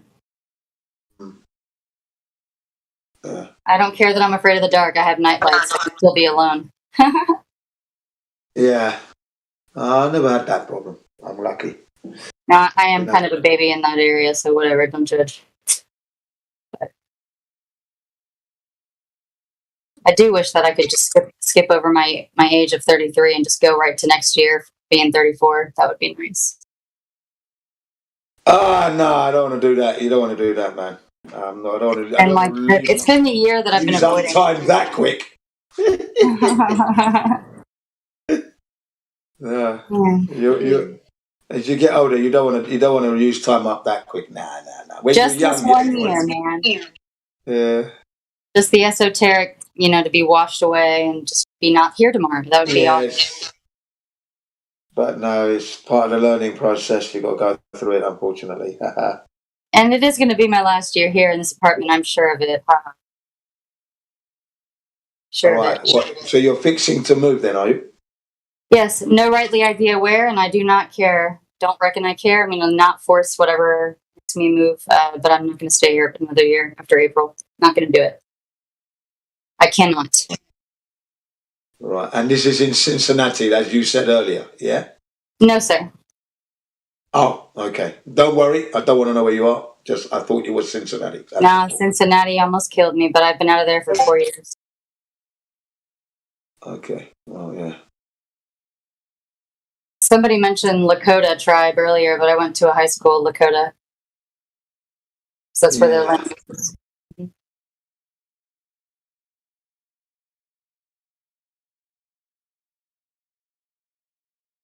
That Canadian guy that was on.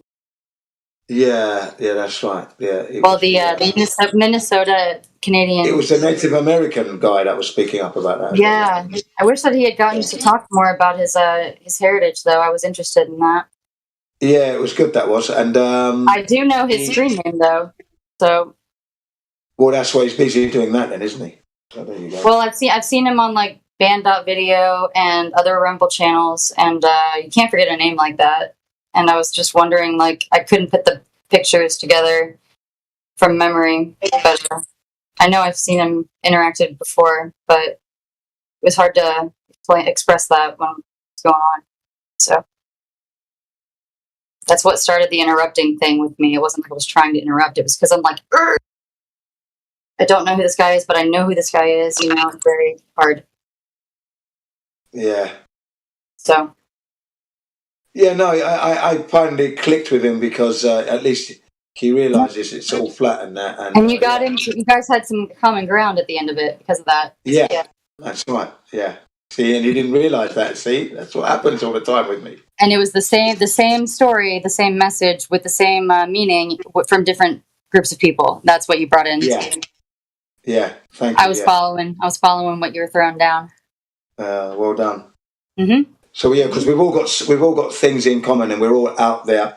And when you come to a place like this now, because you know this is where the real people are, as you said, yeah, this is it. Well, I'm like, what the hell is my timeline? And can I just please have a place now, for real? You know, at the point of like boredom at this point for me, it's like not even anger anymore. I'm just sitting here like, you know, like come on, please, you know, put me in my place so I can actually just own it and run with it. That'd be great.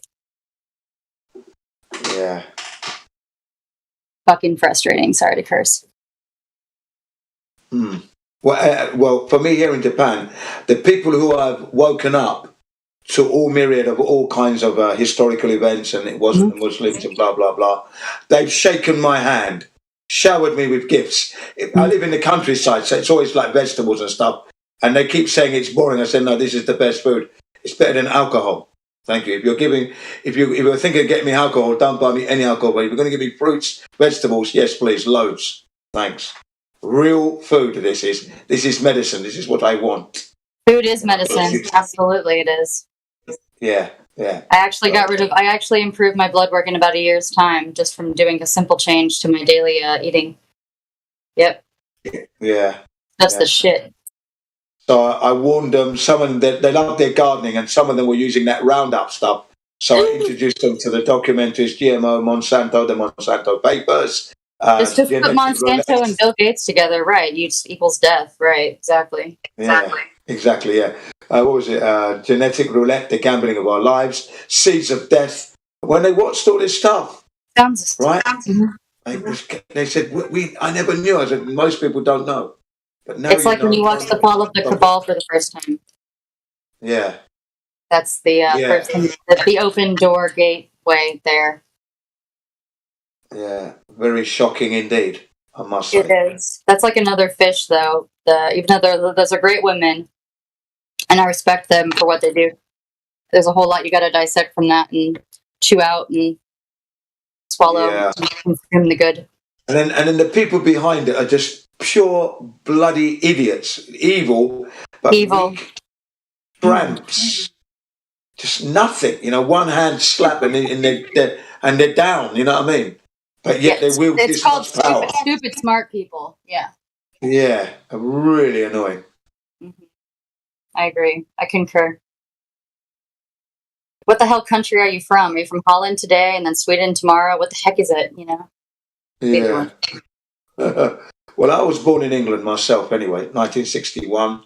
Parents are from Nigeria, since passed now. That's wonderful. That's awesome.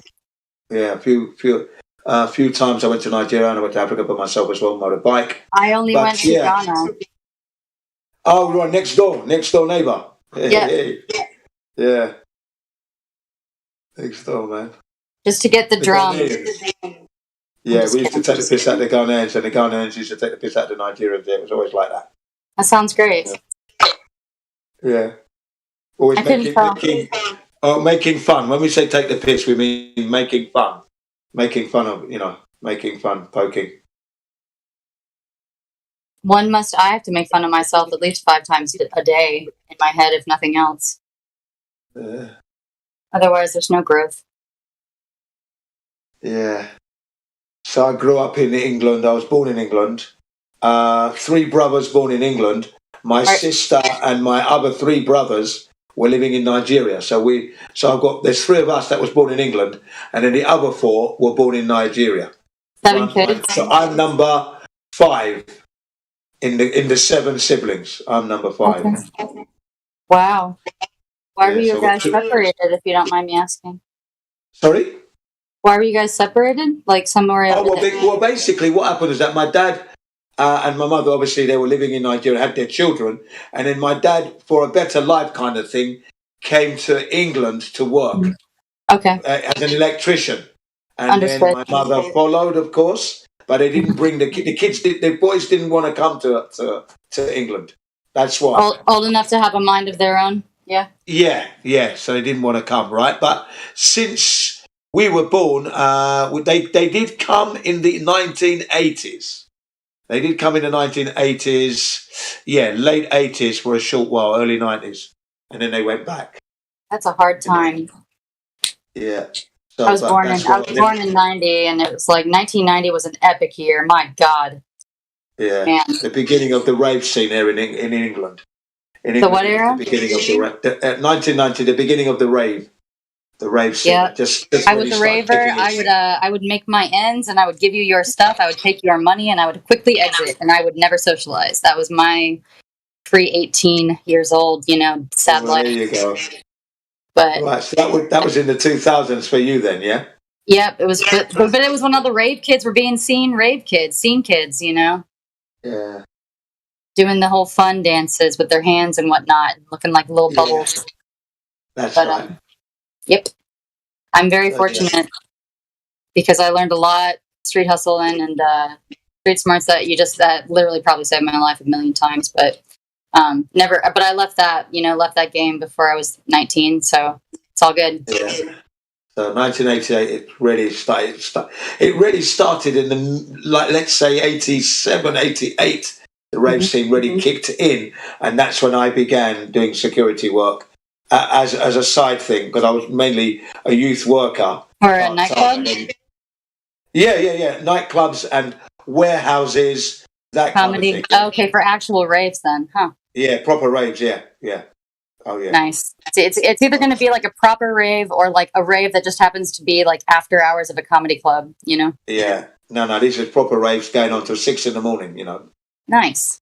Yeah, can you imagine that? Yeah. Well, back in the day when you could actually kind of trust anything, you know, from like word of mouth or hand, it was different then, you know? Yeah. I'd always introduce myself as my name is Jin. If you have a problem, look for me because I will help you. What did you say? You're a what? I said, my name is Jin. Hello, my name is Jin. If you have any problems, look for me because I will help you. That's fantastic because, you know, that saved my life many times as a single female with many hair colors. But yes, absolutely, I respect that. Yeah, that's what I always said to them. Yeah, if you have any problems, you look for me. I would definitely help you. And Lord knows it took until I was like, I don't know, probably 5 years ago to actually like seek out a cop. But I mean, I have my officer Renee, my homegirl here. It's like the only female friend I have here in Kansas City. It's like, Officer Renee. She saved me many times. But, man. So I used to always walk around the crowd, check everything. Occasional dance with the punters and that dancing. But whilst I'm dancing, I'm just gauging what people are doing, you know. And then, you know, if I see people who are looking a little bit under the weather, a bit disturbed and upset, bring them outside, sit them on a chair. And the first thing they're saying is, am I barred? I go, no, you're not barred at all. 15 minutes and you can go back in. That's all it is. That's it. Just hopefully there was some water or hydration. Yes, water's always on hand. Yeah, definitely. Man, water, yeah. Give them some snake juice, just some electrolytes in there. Yeah, we used to give them just water, have a drink, and that calm them down. Some asked for orange. Okay, give them an orange juice, and they didn't have to pay for it. It was free. Orange juice, I bet, would be great back in the day. Mm-hmm. Yeah, but it's a mistake. The best was the water. Orange juice is really sugared orange liquid water crap. Absolute Orange drink, yes. Mm-hmm. Yeah, that's what I gave them sometimes because they asked for it, but they wouldn't have to pay for that either because it's part of their recovery. Mm-hmm. You see, that's the kind of service you do when you're doing in the raves. That's what I used to do anyway, you know.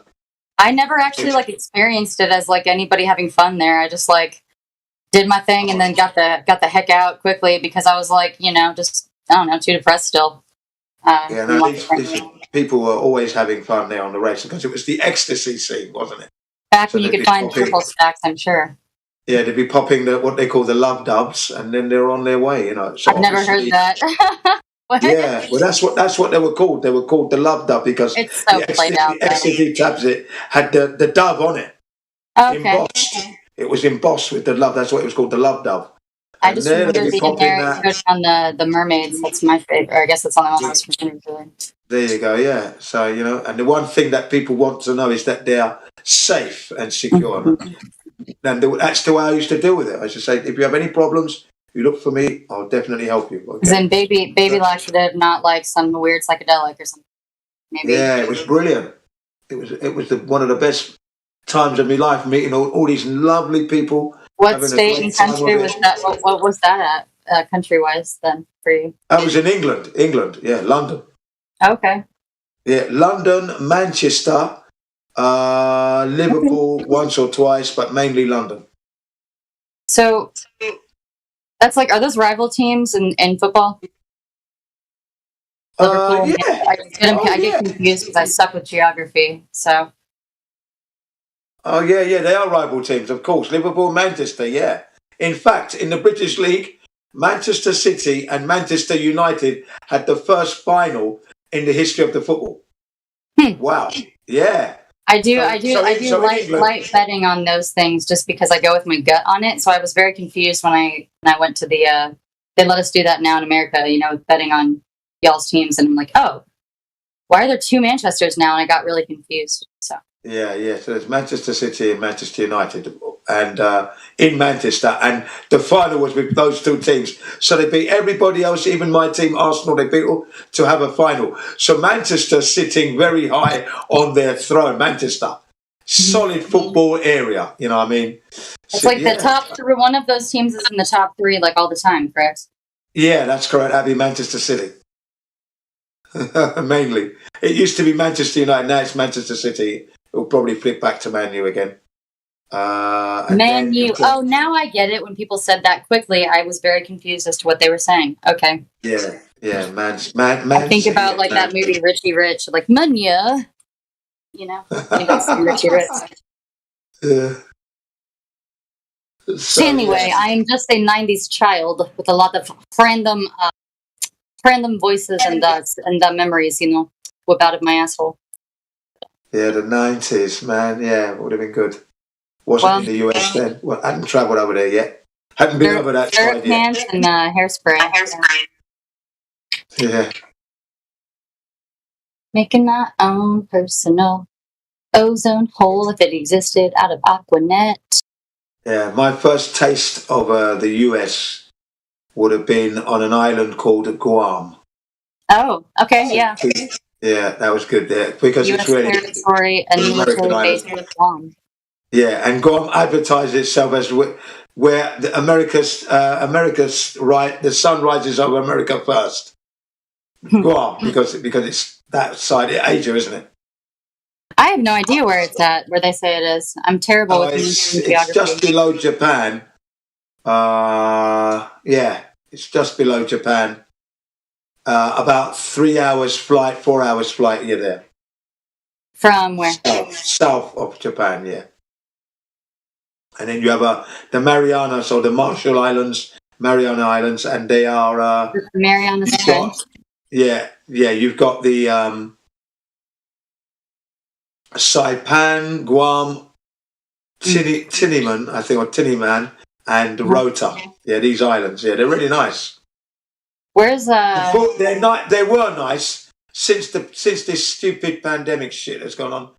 I will never be going there again. I don't know. I don't even know what is the best like new nickname, shortened version of the C word that we're not going to just discuss, but what you just said. Yeah, I just call it the boogie boogie or the needle. That's it. Everyone knows. No. Woo woo woo, like separation from God. Or, I don't know, but it needs to be on a T-shirt that I need to create a design for, and it's like super irritating that I cannot come up with a simplified version of it. Yeah, but yeah, I won't be visiting that place for a long, maybe never again now because of what they've gone and done. They've 90, I think it was 95% of them got it. Idiots. Is this like the? Oh, that sucks, man. Yeah, and you know what? You know what I was doing? I was actually sending them links through the news bulletins because you have the comments and that, and I was sending the links. Don't do it for a year. And the number of people was still going out. I was thinking, I wasn't the only one sending these links. Others were sending, and I'm thinking, fucking hell, they're dumb, man. How can they not be doing the research? Well, and the thing is, I don't even know if that's actually accurate data because it's like I haven't met anybody from there. But yeah, I completely agree with you. I did the same thing. Oh yeah. No. Remember that? Yeah, you could read. You saw them lining up to get it. We hear commentator. We know. I mean, I know just as much as the next guy that everything is a setup scene, and they always leave tells inside these intelligence little scenes that they give us. It's very sad. With this one though, the subject that you're talking about in that event, I cannot say for sure at all because I did not analyze those photos enough. But all we know is what commentators say about it. Oh well, yeah, obviously, yeah. But the thing is, they got it. They're 95% Saipan similar, And and then Hawaii, I think they're up in the 80s, near 90s. I mean, as well. You go to what'smybatch.com and find like which particular one you got, and it's like, same thing, Yeah. I mean, you're right there. I see what you mean, but it's a shame, really, that because the sudden dying is on the increase. That was scary. Jen, I actually had nightmares about it. Jen, could you not talk about that topic in here? I know you're avoiding certain words, Bruff, but There's just not. I didn't bring it up. You guys. Okay, Sorry. yeah. My apologies. My apologies. I'll do. Yeah, no problem. It's really not about who brought it up. I know these things wander in conversation. I understand that conversation roams, guys, but if ever it goes on to this topic, either just move to another room and then, we'll because I'm so new to this, I don't even get an alert whenever I'm doing something wrong. Yeah, no, that's okay. It's okay. Oh, this is the alert from old dude. This is his job, and he's there. I was taking sorry, mate. You're absolutely right. Accept my apologies, and we move on. Sorry, ladies and gentlemen. Moving on. No apology. No apology I'm done required talking. at Good all. morning. It's totally cool, guys. It's just that, look, someone occasionally has to remind me we keep each other right about this, and then the conversation can flow, guys. Yeah. Thanks. I don't want to speak any more words to it. I apologize. Yeah, that's it. Yeah. So basically, And thank you. Anyway. We're back onto the flat earth now, ladies and gentlemen. Well, at least you've been here for all this time, so I'm not getting super in trouble. I was just following your lead, but anyway. Yeah, that's okay. Yeah, no, we're all right. Yeah. So we're back on the flat earth now. After that, wow, yes. Wow, I tried to get us back here, but anyway, I'll try hard next time.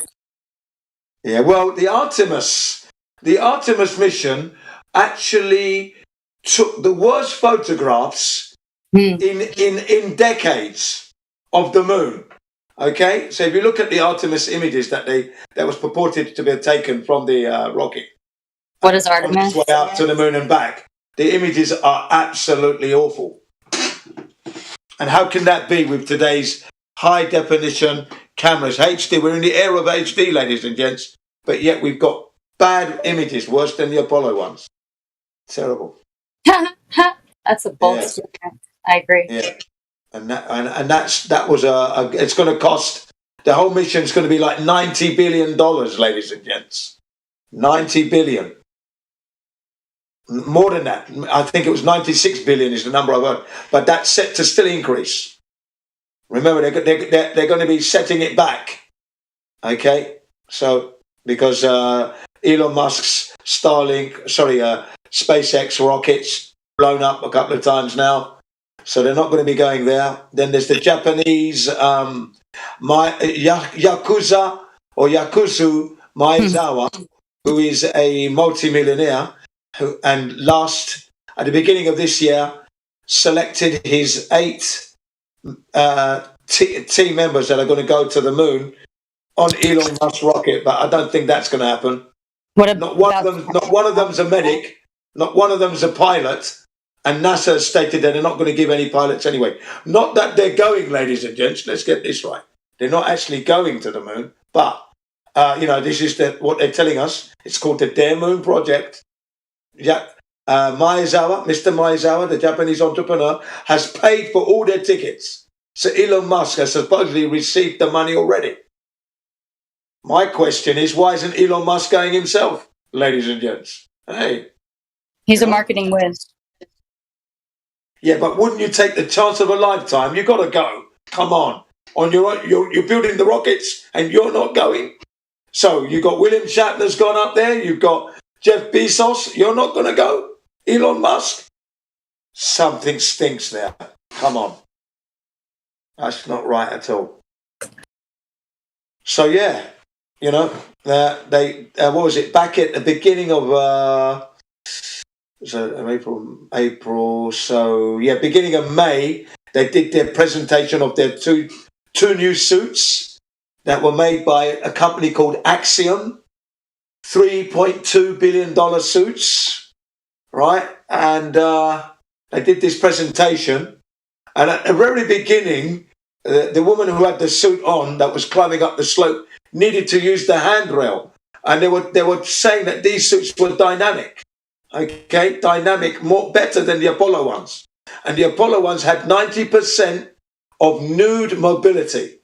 Okay, 90%. So, I mean, you're expecting them to be perfect. And the woman was hanging onto the handrails, climbing up the slope. I thought, that's not a good start. Okay, and they didn't display any dynamic more, say, than the Apollo ones, the Apollo suits, okay? They bent down, picked up a rock. Oh, thank you. That was very dynamic. They should have been rolling around on the floor, press-ups, jumping around and all that, but they didn't do that.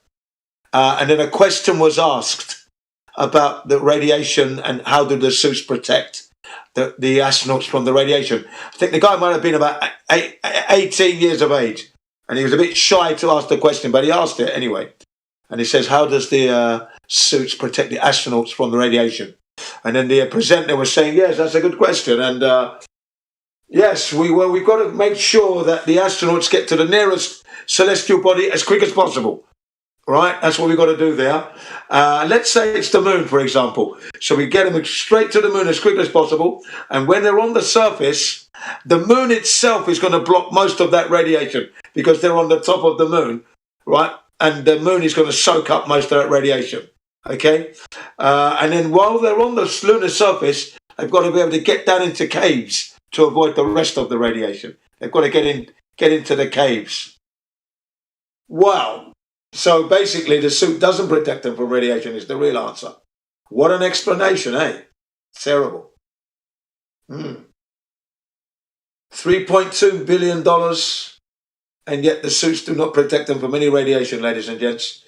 The camera that was on the chest, in the most ridiculous place you could have a camera, has now been moved and ergonomically blended into the helmet.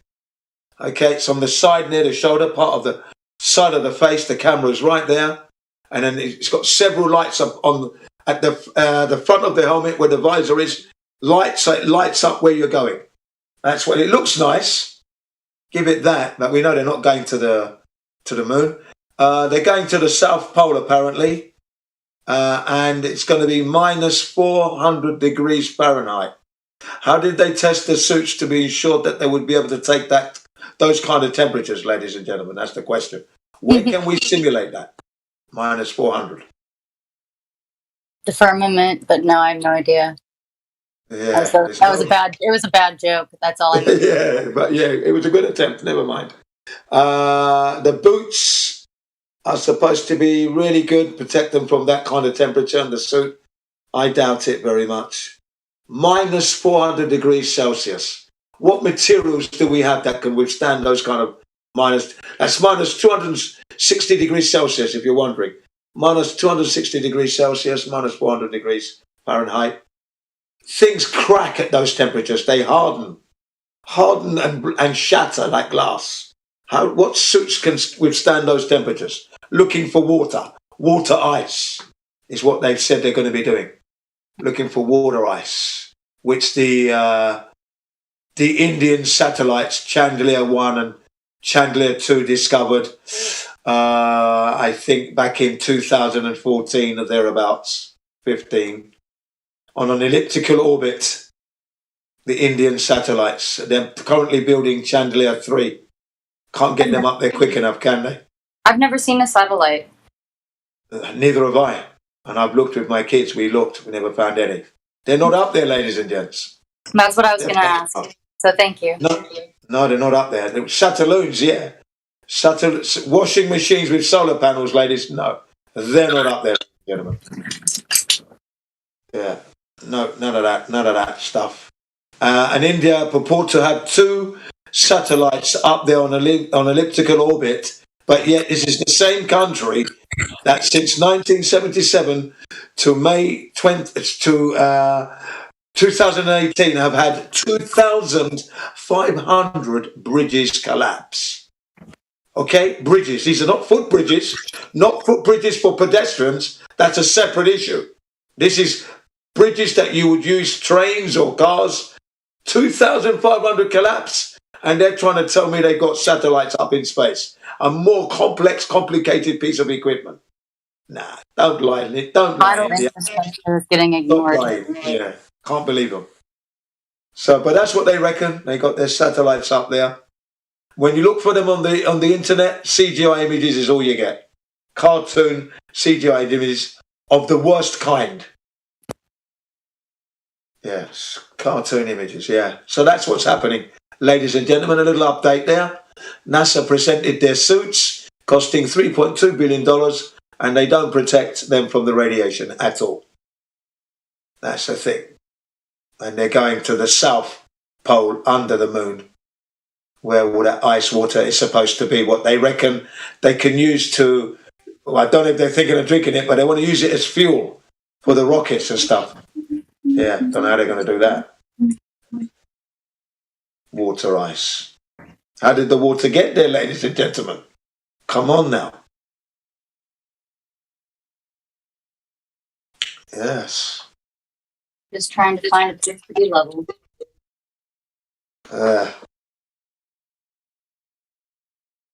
So that's the Artemis, and then that's Artemis separate. Then you've got the Dare Moon project, and then there's the what else is happening?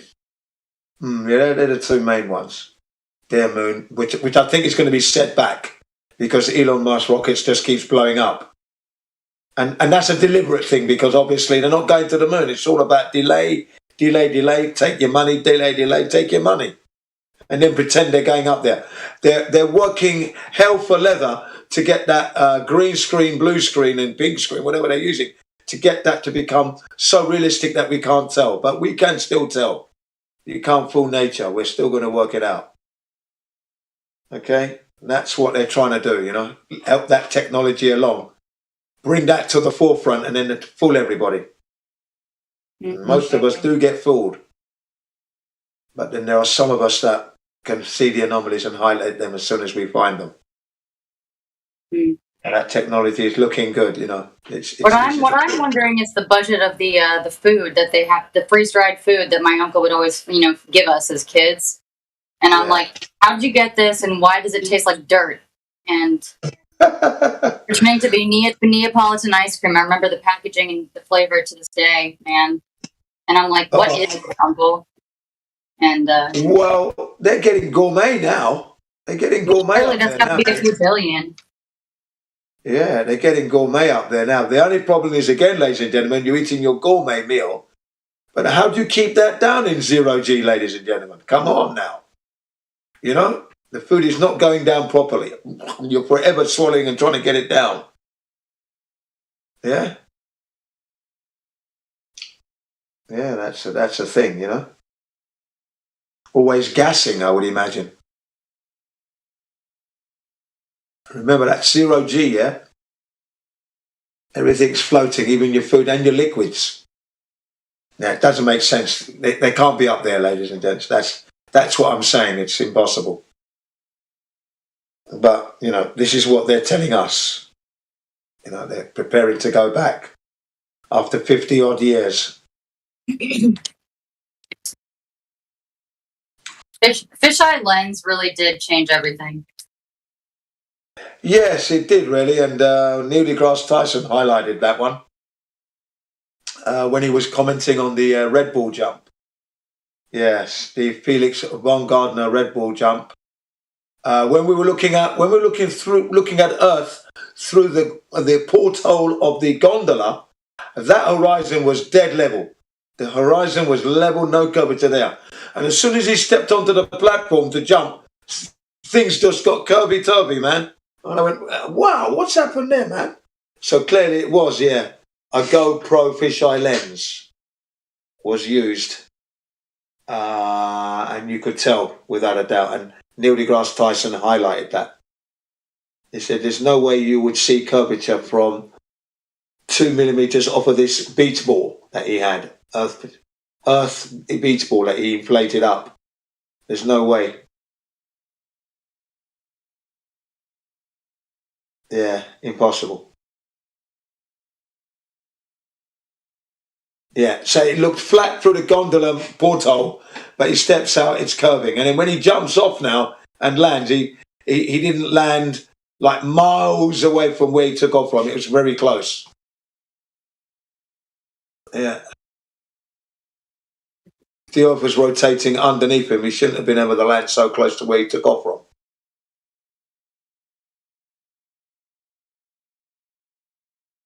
And the other anomaly that was highlighted was that how can New Mexico take up almost all of the Earth, almost the image from the platform?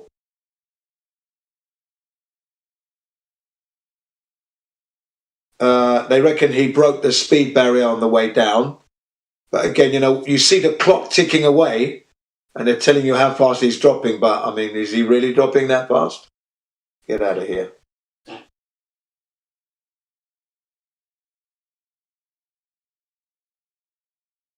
Yeah. And Yeah. it's They just. man, Yeah. Go on. hold my words here. Sorry. Yeah. Yeah. Hey, we have an echo again. Like it's the edge from you too. Yeah. That could be me because my mic is open. Right on. I was just gonna say, if there's no way to measure the curve, because there's like any bit of the foundation of that argument fails because of zero of those one components at the very beginning to get that one measurement that they've never actually made, you can't do any of it. So I just like to shoot that one down. Oh yeah, that's right. Yeah, yeah. Chocolate Cyan and Elijah like to bring that one up a lot. In that, if you don't have that radius, there's no way you could make plans to go to Mars, Jupiter, whatever, with your satellites. You can't do anything. You can't do any GPS without it being flat. You can't do anything. Yeah, yeah. Sorry, how did you get the curvature exactly? And remember, they're telling us that a Greek 2,300 years ago, loincloth, battered fucking sandals, reckoned he did this between Syene and Alexandria. He knew what was going on. Which there happens to be proof that art was kind of like, altered a little bit, and there happens to be a club in common. But yes, exactly. Yeah. I don't believe that. No, we flat earthers, we don't think he lived. That's the thing. That he wasn't a man that lived, and we can't replicate what he did. Earth is not a globe, so it's a lie, isn't it? Obviously, but today's modern technology can't even find curvature. But a Greek 2,500, 2,300 years ago, 2 sticks are well in the sun, and he got it to 24,855 mile radius. Sorry, circumference. My mistake there. Circumference. And we can't do that today with today's cutting edge technologies. Come on, man. But then they'll blame the atmosphere next, and then they'll just say, but NASA. That's it. Yeah, no, bullshit. It's BS, isn't it? We can't. That man never lived. And I tell you what, a flat earther, I think in April, asked ChatGPT, I think, is it GBT? Asked ChatGPT who was the first person to speak of Aristophanes, okay? And ChatGPT puts up Aristotle from the 3rd century, and also, who was it? Some other Greek from the 4th century. So the only thing is, Aristophanes wasn't born until the 2nd century. So yeah, there is the truth there, right there and then. Yeah, big anomaly there. So you take it or leave it, but I'm going to leave it. Thanks. We know he never lived, and no curvature. You're not going to the moon. You're not sending your Voyager 1 and Voyager 2. And your Cassini. The green screen that we can all see, and the hairspray that never stays. Yeah, the permanent hairstyles that they have. Yeah. I think a lot of the people nowadays that believe in the globe just because it's what they've been force-fed and they don't know any different. If you just tell them that it's all about material things, like it's just a bad movie set, they'll actually see it differently. Yeah.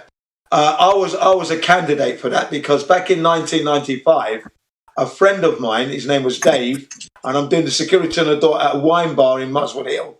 I'm doing the security on the door there.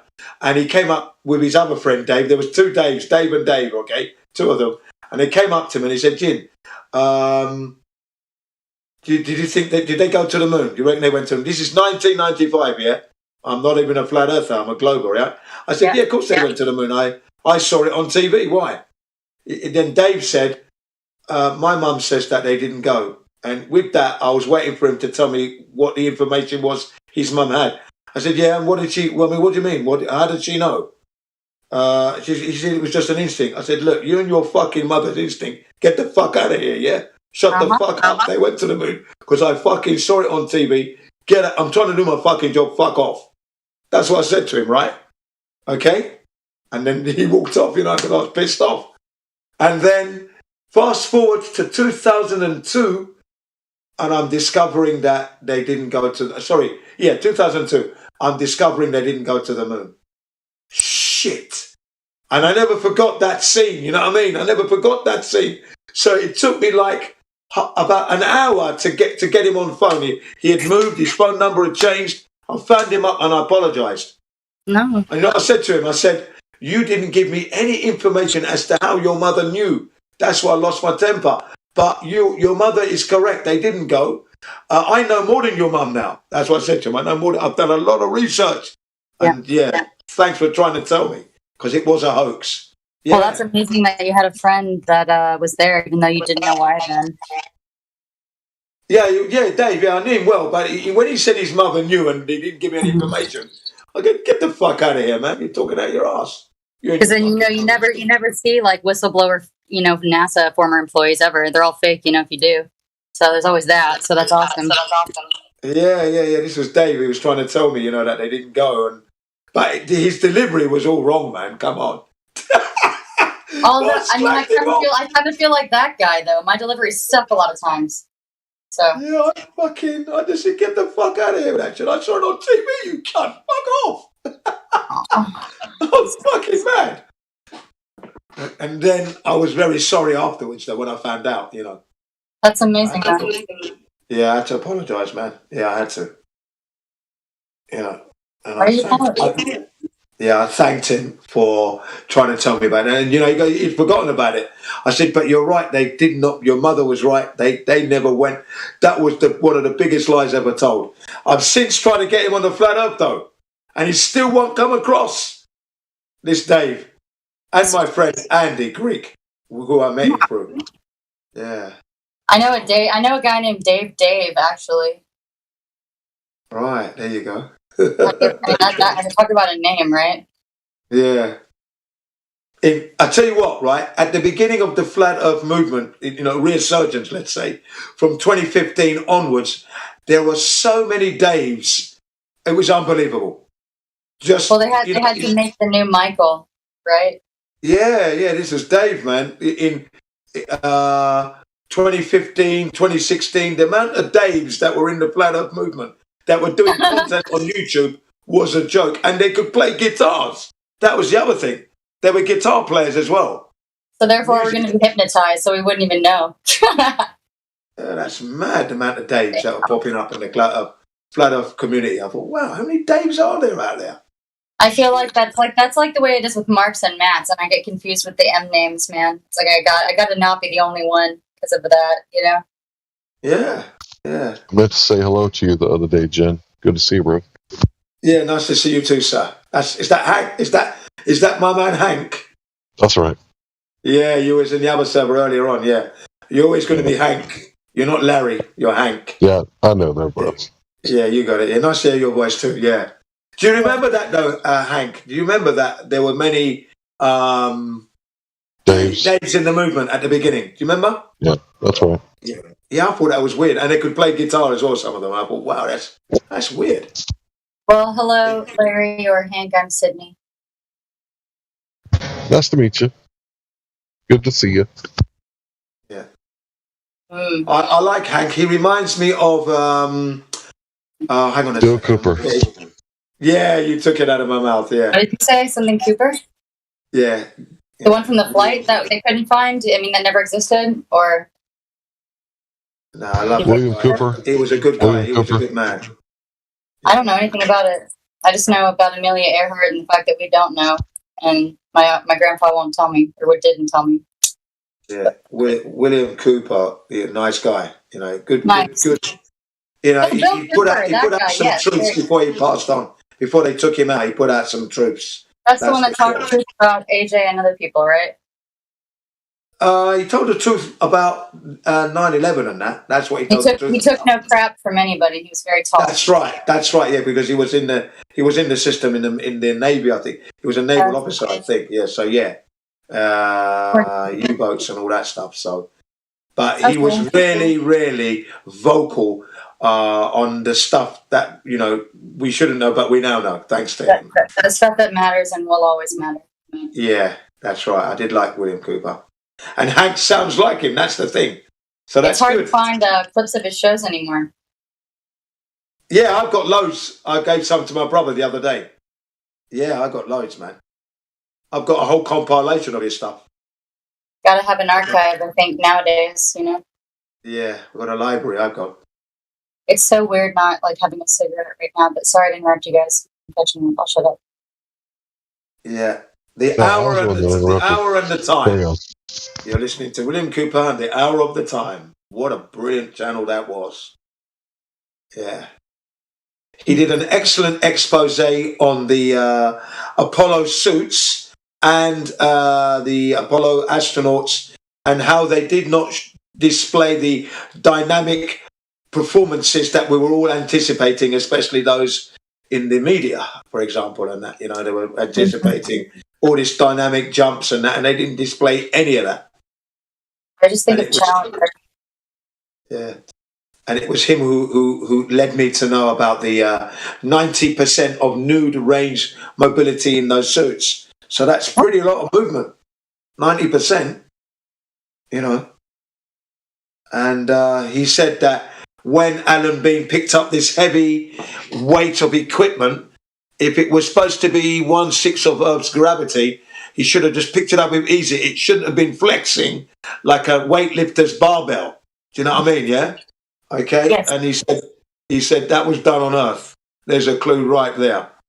Didn't they just say they were gonna start doing stuff underwater, like the pictures kind of evidence before recently?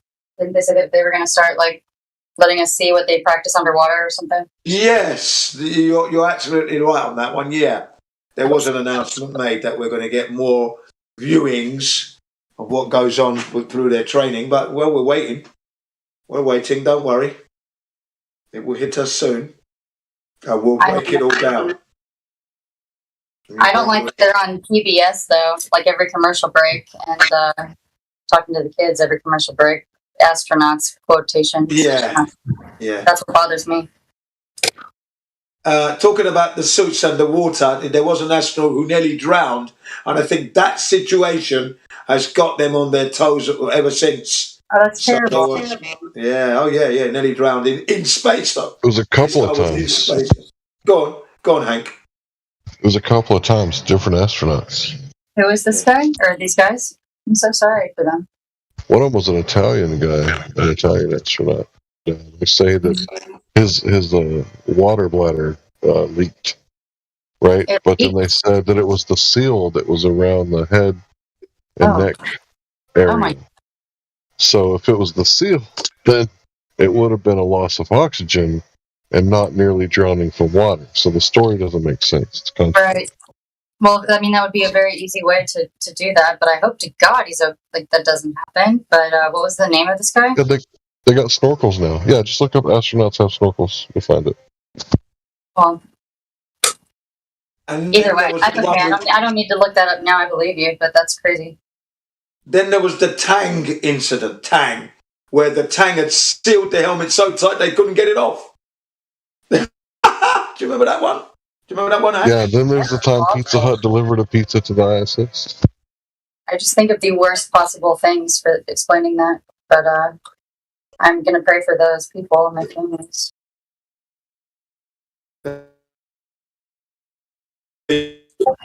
With these. Yeah.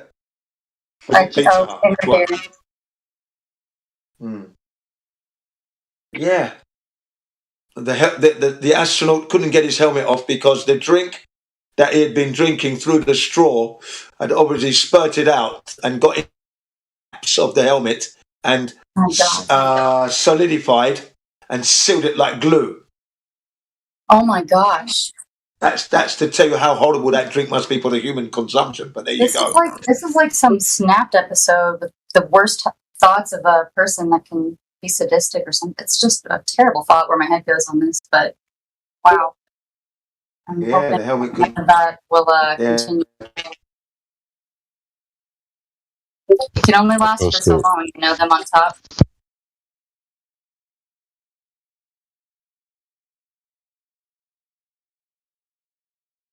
Okay, we're kicking out. I posted in live stream. Luca Parmentano. Near drowning experience in space. I had a near drowning experience when I was 2, but I can't even imagine it as an adult. Wow. I'm surprised you could remember that at the age of 2, because most. I remember everything from like age 6 months. Wow. Yeah. That is brilliant. If you Yeah, remember me too. when you were 2 years old, that's I think my sister was the one that tried to actually like hold me under the water at a jacuzzi at a family vacation in a hotel at a Holiday Inn. But I think people that have trauma have that memory where they can remember everything. yes. Yep. Yep. But that's okay. It's like it doesn't really phase you because you're like, oh, I'm just resilient, I guess. But it's nice though because you know that you're always the honest one, even though your parents might think that they're right at the time. Then years later, they're like, "Oh, you were right. Yeah, no shit. Sorry." That was a little TMI there, but yeah, I never really talked about that. I think I almost drowned when I was 2 because I saw a beach ball in the deep end of the pool. Oh, and goodness. I'm thinking, floaty, so I jumped on the beach ball and obviously went under the water.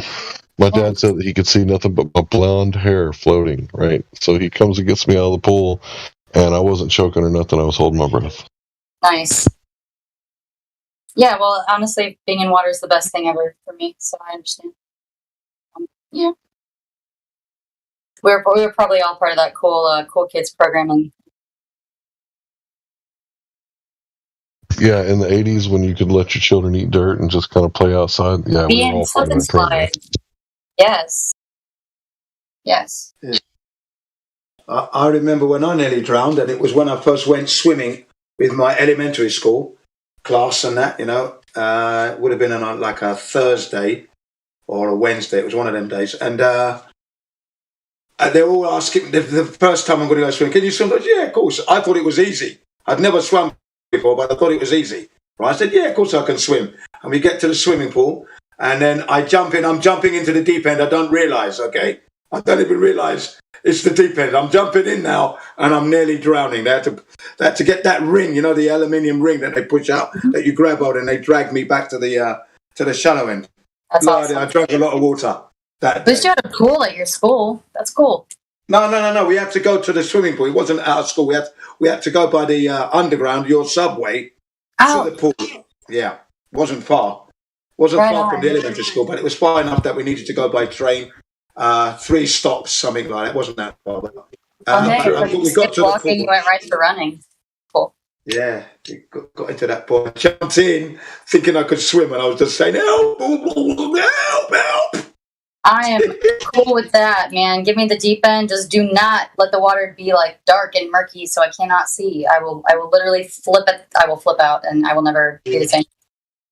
And a few of my friends were laughing because they could see I was splashing, trying to swim, but I was drowning. Well, they shouldn't be, but either way. Well, yeah, because I said I could swim, you see. Oh. Yeah. Oh, I guess I thought it was easy. It looked easy. It looked easy, so I thought I could do it, but obviously I couldn't. But you can now, though, right? Oh, now I'm like a fish now. Wow, come on. And you know what? I do canoeing, scuba diving. Yeah, I love it, man. Oh no scuba for me, but that's awesome. Yeah. No. I love the water. Love it. I like floating up. Belly up and floating like a lotus flower. That's about it. And just leave me alone. Just the world. I also learned when I went to Hawaii, it was the first time that I realized that the ocean's water is definitely different to the swimming pool because you get more support from the salt in that water because I could swim for miles. I could swim for miles, man. Nice. Okay? On the ocean.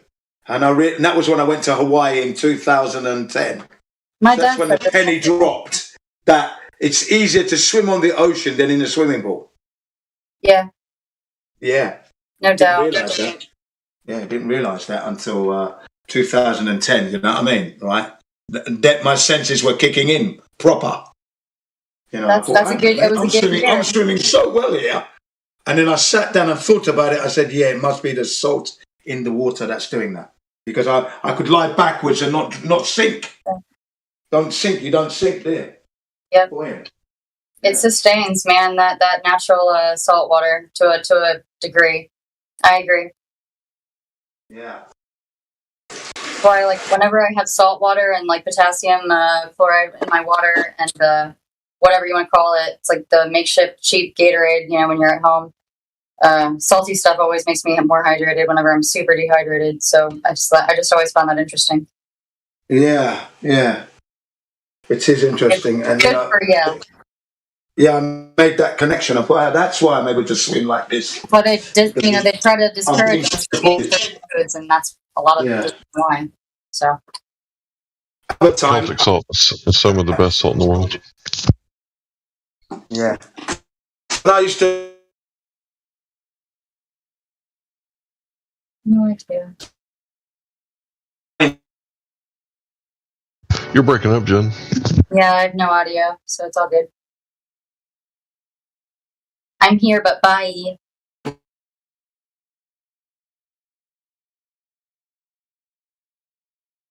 So I recently came across this guy. He was a doctor, and he was studying, like if working out makes you live longer, then some of the oldest people in the world should be like athletes. And then he's finding out that athletes are dying at like 60-something years old.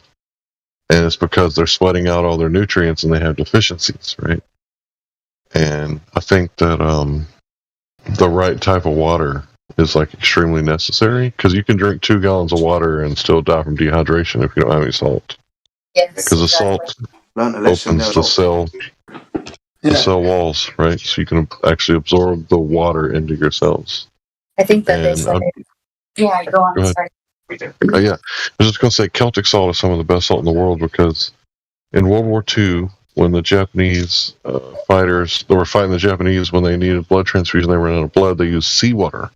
And seawater gives you the blood pressure that you need to survive, but it also has all but 2 of the essential nutrients that your body needs. So when you get sea salt, it's all but 2. I can't remember. I think it's collagen. I think is one of them, and I can't remember the other one. But yeah, there's no collagen in sea salt. You need to eat an animal for that. So go ahead. Brilliant bit of information there. I just put a recipe in the chat. That's my recover drink. Oh. And you drink that every day? Maybe whenever I'm dehydrated, it's ice cold in the fridge. It's in a gallon container, and I just shake it up and I drink it maybe 4 ounces at a time, and then I wait about 15 minutes, and it's like instantly better. Right. I'm really prone to dehydration and like lots of other things, so yeah, it helps. I'm very petite though, so for dudes, I mean, it's recommended. I would think that anybody that intermittently fasts too, it would be good for a dude every day, a little bit. Yeah, well, petite is an advantage because you don't have that much weight to drag around. Okay. but there's other issues there though too. It's for real. So, but yeah, I guess. Yeah, potassium, magnesium, those are both salts. Mm-hmm. I mean, you can pay a lot of money that's just upcharging. They call it like snake juice. It's this like guy that like sells it, but it's just that recipe right there.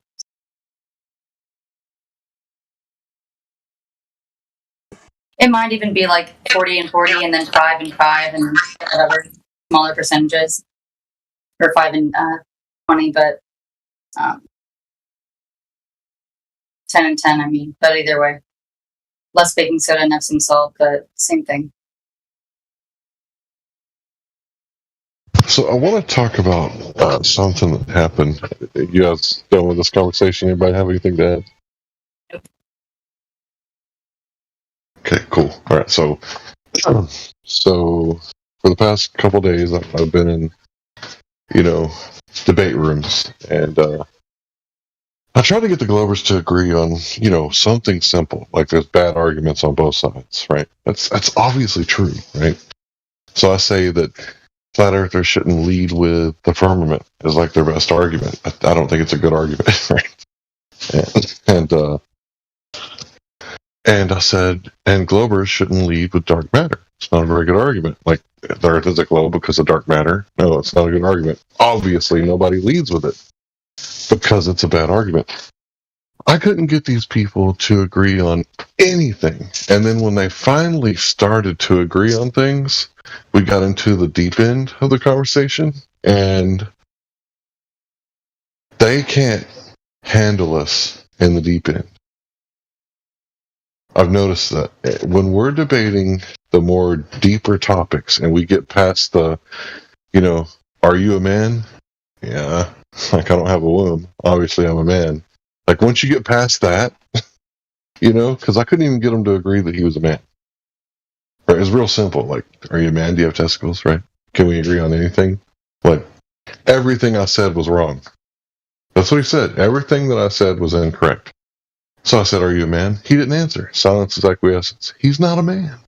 Right? So I think it's really important that when we're debating, and I know there's not a lot of debates going on here. Maybe there is. I haven't been here in a while. Maybe I'm wrong about that. But it's really interesting that when you're debating a cosmologist, astronomer, a physicist, you'll get into the deep end of the conversation where the meat of the conversation is at. Because they're agreeing with you. They're like, yeah, that's right. If dark matter doesn't exist, we're wrong about gravity. But if dark matter does exist, then gravity works.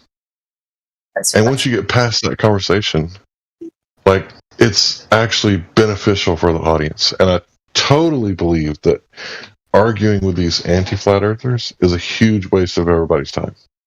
And right in the middle of these conversations, they started doing this gender study class where Kosho was like, there's a woman, she's 30 years old, she's a social justice warrior. Is she more likely to be a banker or a banker and a feminist? And I said, well, she's 30 and she's a social justice warrior. She's a fucking feminist. She might be trying to prove racism in ICE study, Right. So yeah, she's a feminist, right? Because she's a social justice warrior in college and she's 30, right?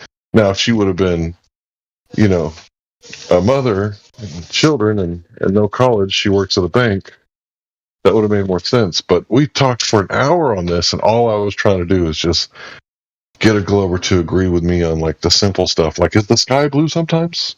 Well, no, see, it's the refraction of the light through the atmosphere. What you're really seeing is everything else is out of the picture because you can't see it. So the only thing you can see is blue, but the sky's not really blue. It just looks blue.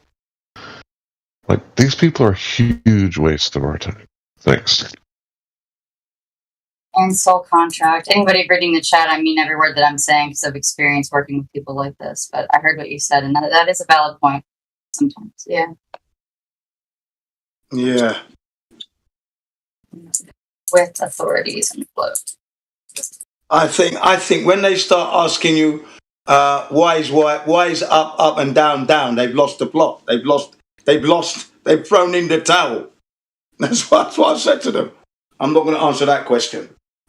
Why is up and why is down? Yeah. They can't admit that most of the stuff that they talk about is purely philosophical. Well, yeah, things that they've never witnessed exactly, right? Yeah, because how often do they talk about empirical stuff? The only thing I can think of off the top of my head is 9.8 meters 6 squared. Other than that, what do they talk about that's empirical? And the only time that's empirical is in a vacuum. So, how many objects have they dropped in giant vacuums? So.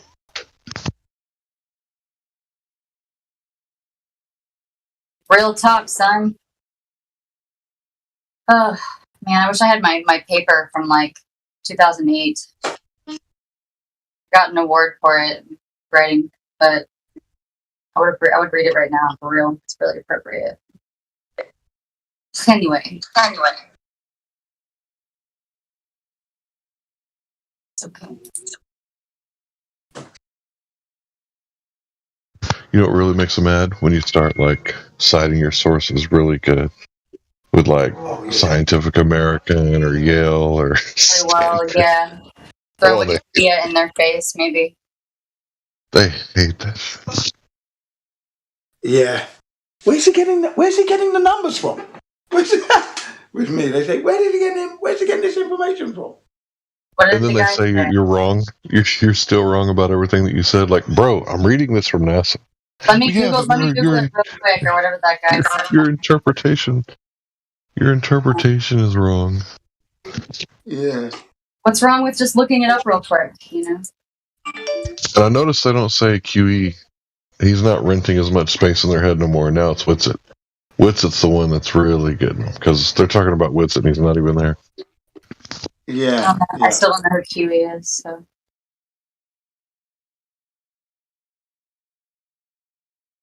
Well, you'll know an officer when you talk to one. That's for sure. No, I mean I know his voice. I think, but not good with the whole no identity thing. Just works hard for me.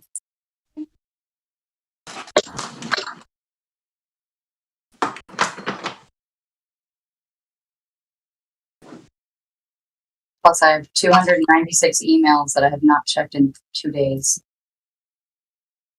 Wow, that many? Yeah. You must have your own business, or you're like a social media influencer.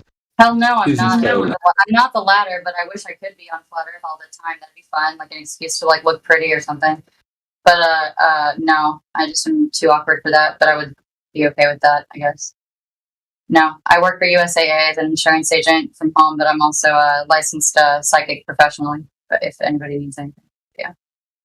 I would like to talk to you about that one day because I think that there's a lot of walls that would need to be broken down first on both our ends. But I'm open to that. Yeah. What sort of walls?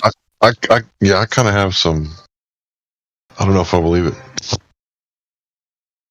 I don't know. I think that motivation is a big part of it, so we can talk in private at some point. Sure. I'm an open book about it. Well, I definitely don't want to participate in any of it because it's against my religion. So yeah, you're probably right about the walls. Mm-hmm. And whatever doubt your gut there.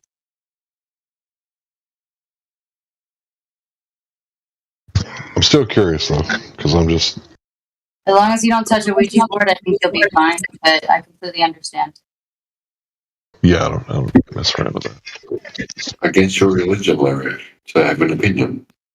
And trust me, it's against mine too. So, fine. Oh no! You don't understand. So she could do whatever she wants. I don't care what she does, right? But I don't want to participate in any witchcraft. Like I don't want any pharmaceuticals. Wait a minute! Did you say psychic? So what does that mean? Witches actually hate me because I do not identify as them at all. Sorry, maybe I'm ignorant. I'm probably ignorant, right? That's what I want to know because I'm ignorant. But I would never ascribe to witchcraft. I wasn't even allowed to watch Practical Magic as a kid, and I still haven't. And I'm not going to get upset by you saying that. But I just. So what do you mean by psychic? I don't practice anything. You're only holding yourself. If there's somebody that's a soul that needs help and I can do it at one-on-one interaction, then I will do that in person most of the time. If that is what is asked of me and it's what I feel God moving through me to do. It's not a fucking spell or anything dumb like that. No. Do you mean you're a light worker? What do you mean by psychic? I don't ever ascribe to what is that? I don't even know what that is. No, I know I work for God, Father Creator in heaven, Father of Jesus, one and the same with the Holy Spirit. If that is what is meant to happen, that is what is moving through me. It's not me choosing to seek these things or making an argument about it. I'm sorry. Not going to do it. Okay, so what does a psychic mean? What do you mean that? What do you mean by that? I don't know what a light worker is. Probably a Scientologist or something. I'm not that guy.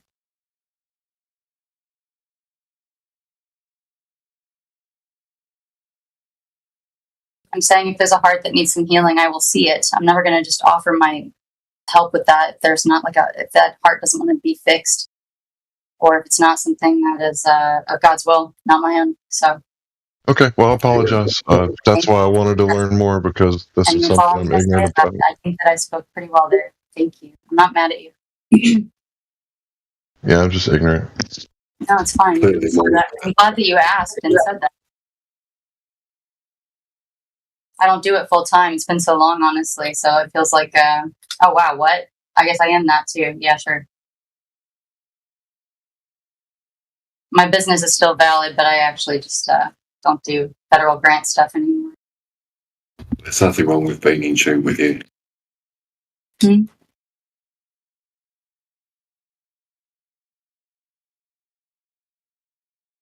I don't know. Somebody just said something.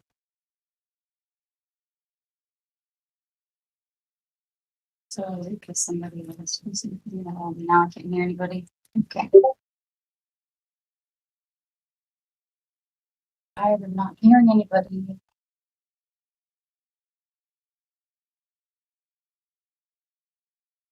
right. Well, since you guys all just went away, I'm just going to assume that it's set up. So bye. No. We're just, yeah. I was just talking.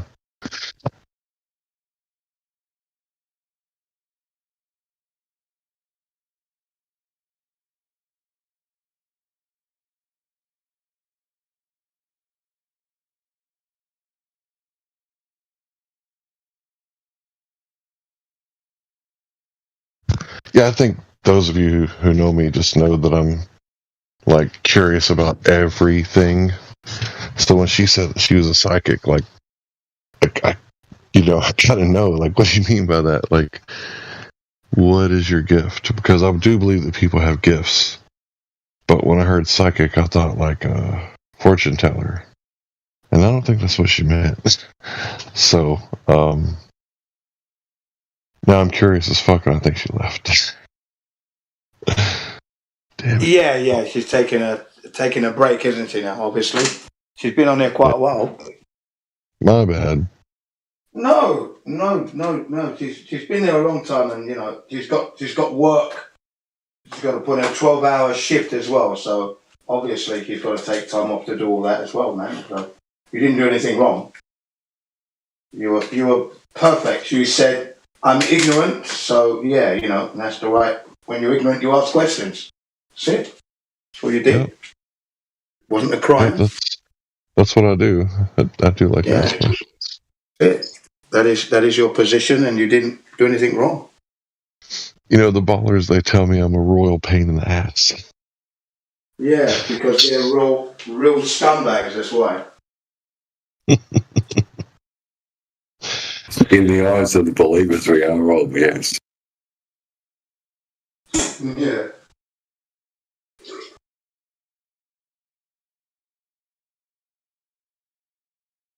The saddest part is listening to the Globers trying to explain themselves and their fallacies and why we are so far beyond their comprehension. That's the hardest thing to wrap your head around, to be quite honest. Yeah, but their tactics. To be quite honest, they're not that stupid.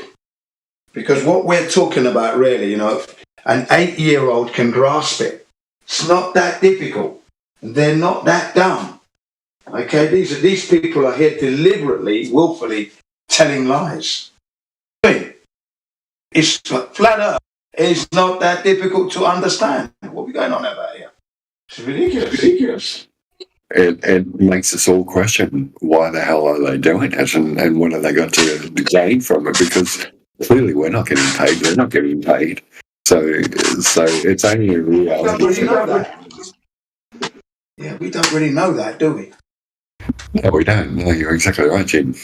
It's very hard to comprehend who's getting paid and who's not. But as a reality check, we all realise what's really going on. So everything else is fantasy. And if they choose to believe it, you just need to play along with their games and just call them out whenever you see it. It's quite simple. It's quite easy to do. It's quite comical to watch. And I quite enjoy doing what I do. Can I read something? It's I posted it in live stream, but it's the meaning of psych. So it's from the 1640s. Animating spirit, the human spirit or mind, from Latin psyche, from Greek psyche, the soul, mind, spirit, life, one's life.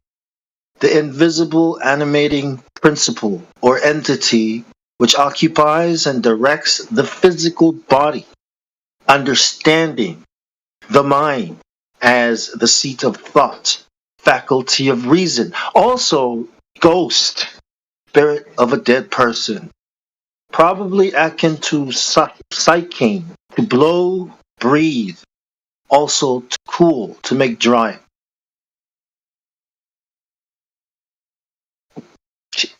You think this is what she meant? No idea. She wouldn't tell us. Yeah, because that word, right? Psychic, psychiatry, psychology, psychologist is like, yeah. Why would they lie? Why are they lying to me about psychology? For 100%. Yeah, they're Good to using see you, it on Don. you. In fact, they're actually using psychology on you. Exactly what they're doing. The psychological. Yeah, just like they're hiding. Just like they're hiding, they're using the globe to hide God from you. They use psychology to hide you, your mind from you, your life from you. Yeah, that's right. They stole 46 years of my life thinking I was on a globe, for example. Yeah, but then I facilitated that myself as well by not checking, because I should have checked it. But you see that last definition where it says also a ghost or spirit of a dead person? Yeah, so the word psychic, when you say you're a psychic, you are basically saying you speak to dead people, right? And that's probably not what we're supposed to do. Yeah. You know, the best time to speak to people, I think, is when they're alive. That would be cool. Absolutely, yeah. If we can manage to do it, yeah.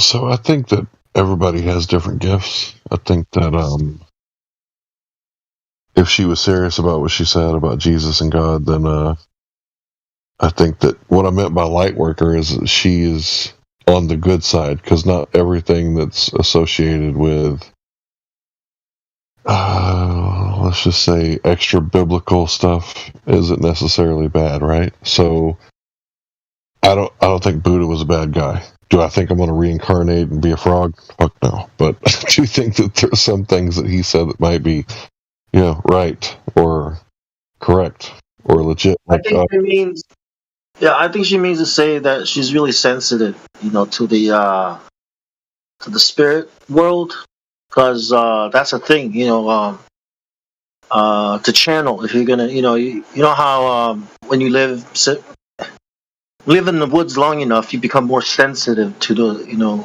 that environment. So it's like a sensitivity. Because Edward Kelly and John Dee knew the rituals and knew all the things he had to do, but he couldn't, he didn't have that sensitivity, so he had to find someone. And Edward Kelly was that someone, that spoke to the angels. But then, it's just that's what you read about. That's what's written. I don't believe it. I mean, I think there's a lot more to the story than just what you read, but yeah, there are entities that you can speak to. It's probably not the ones that, your family members that died or people that died. It's probably disembodied spirits of the Nephilim.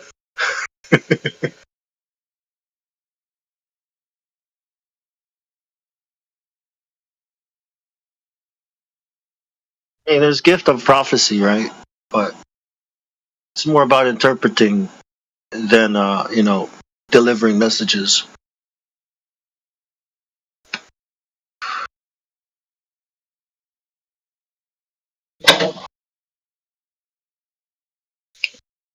Yeah, that's a very good point you raised there.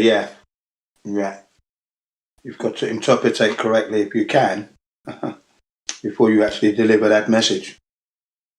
Or you could be sending people the wrong way.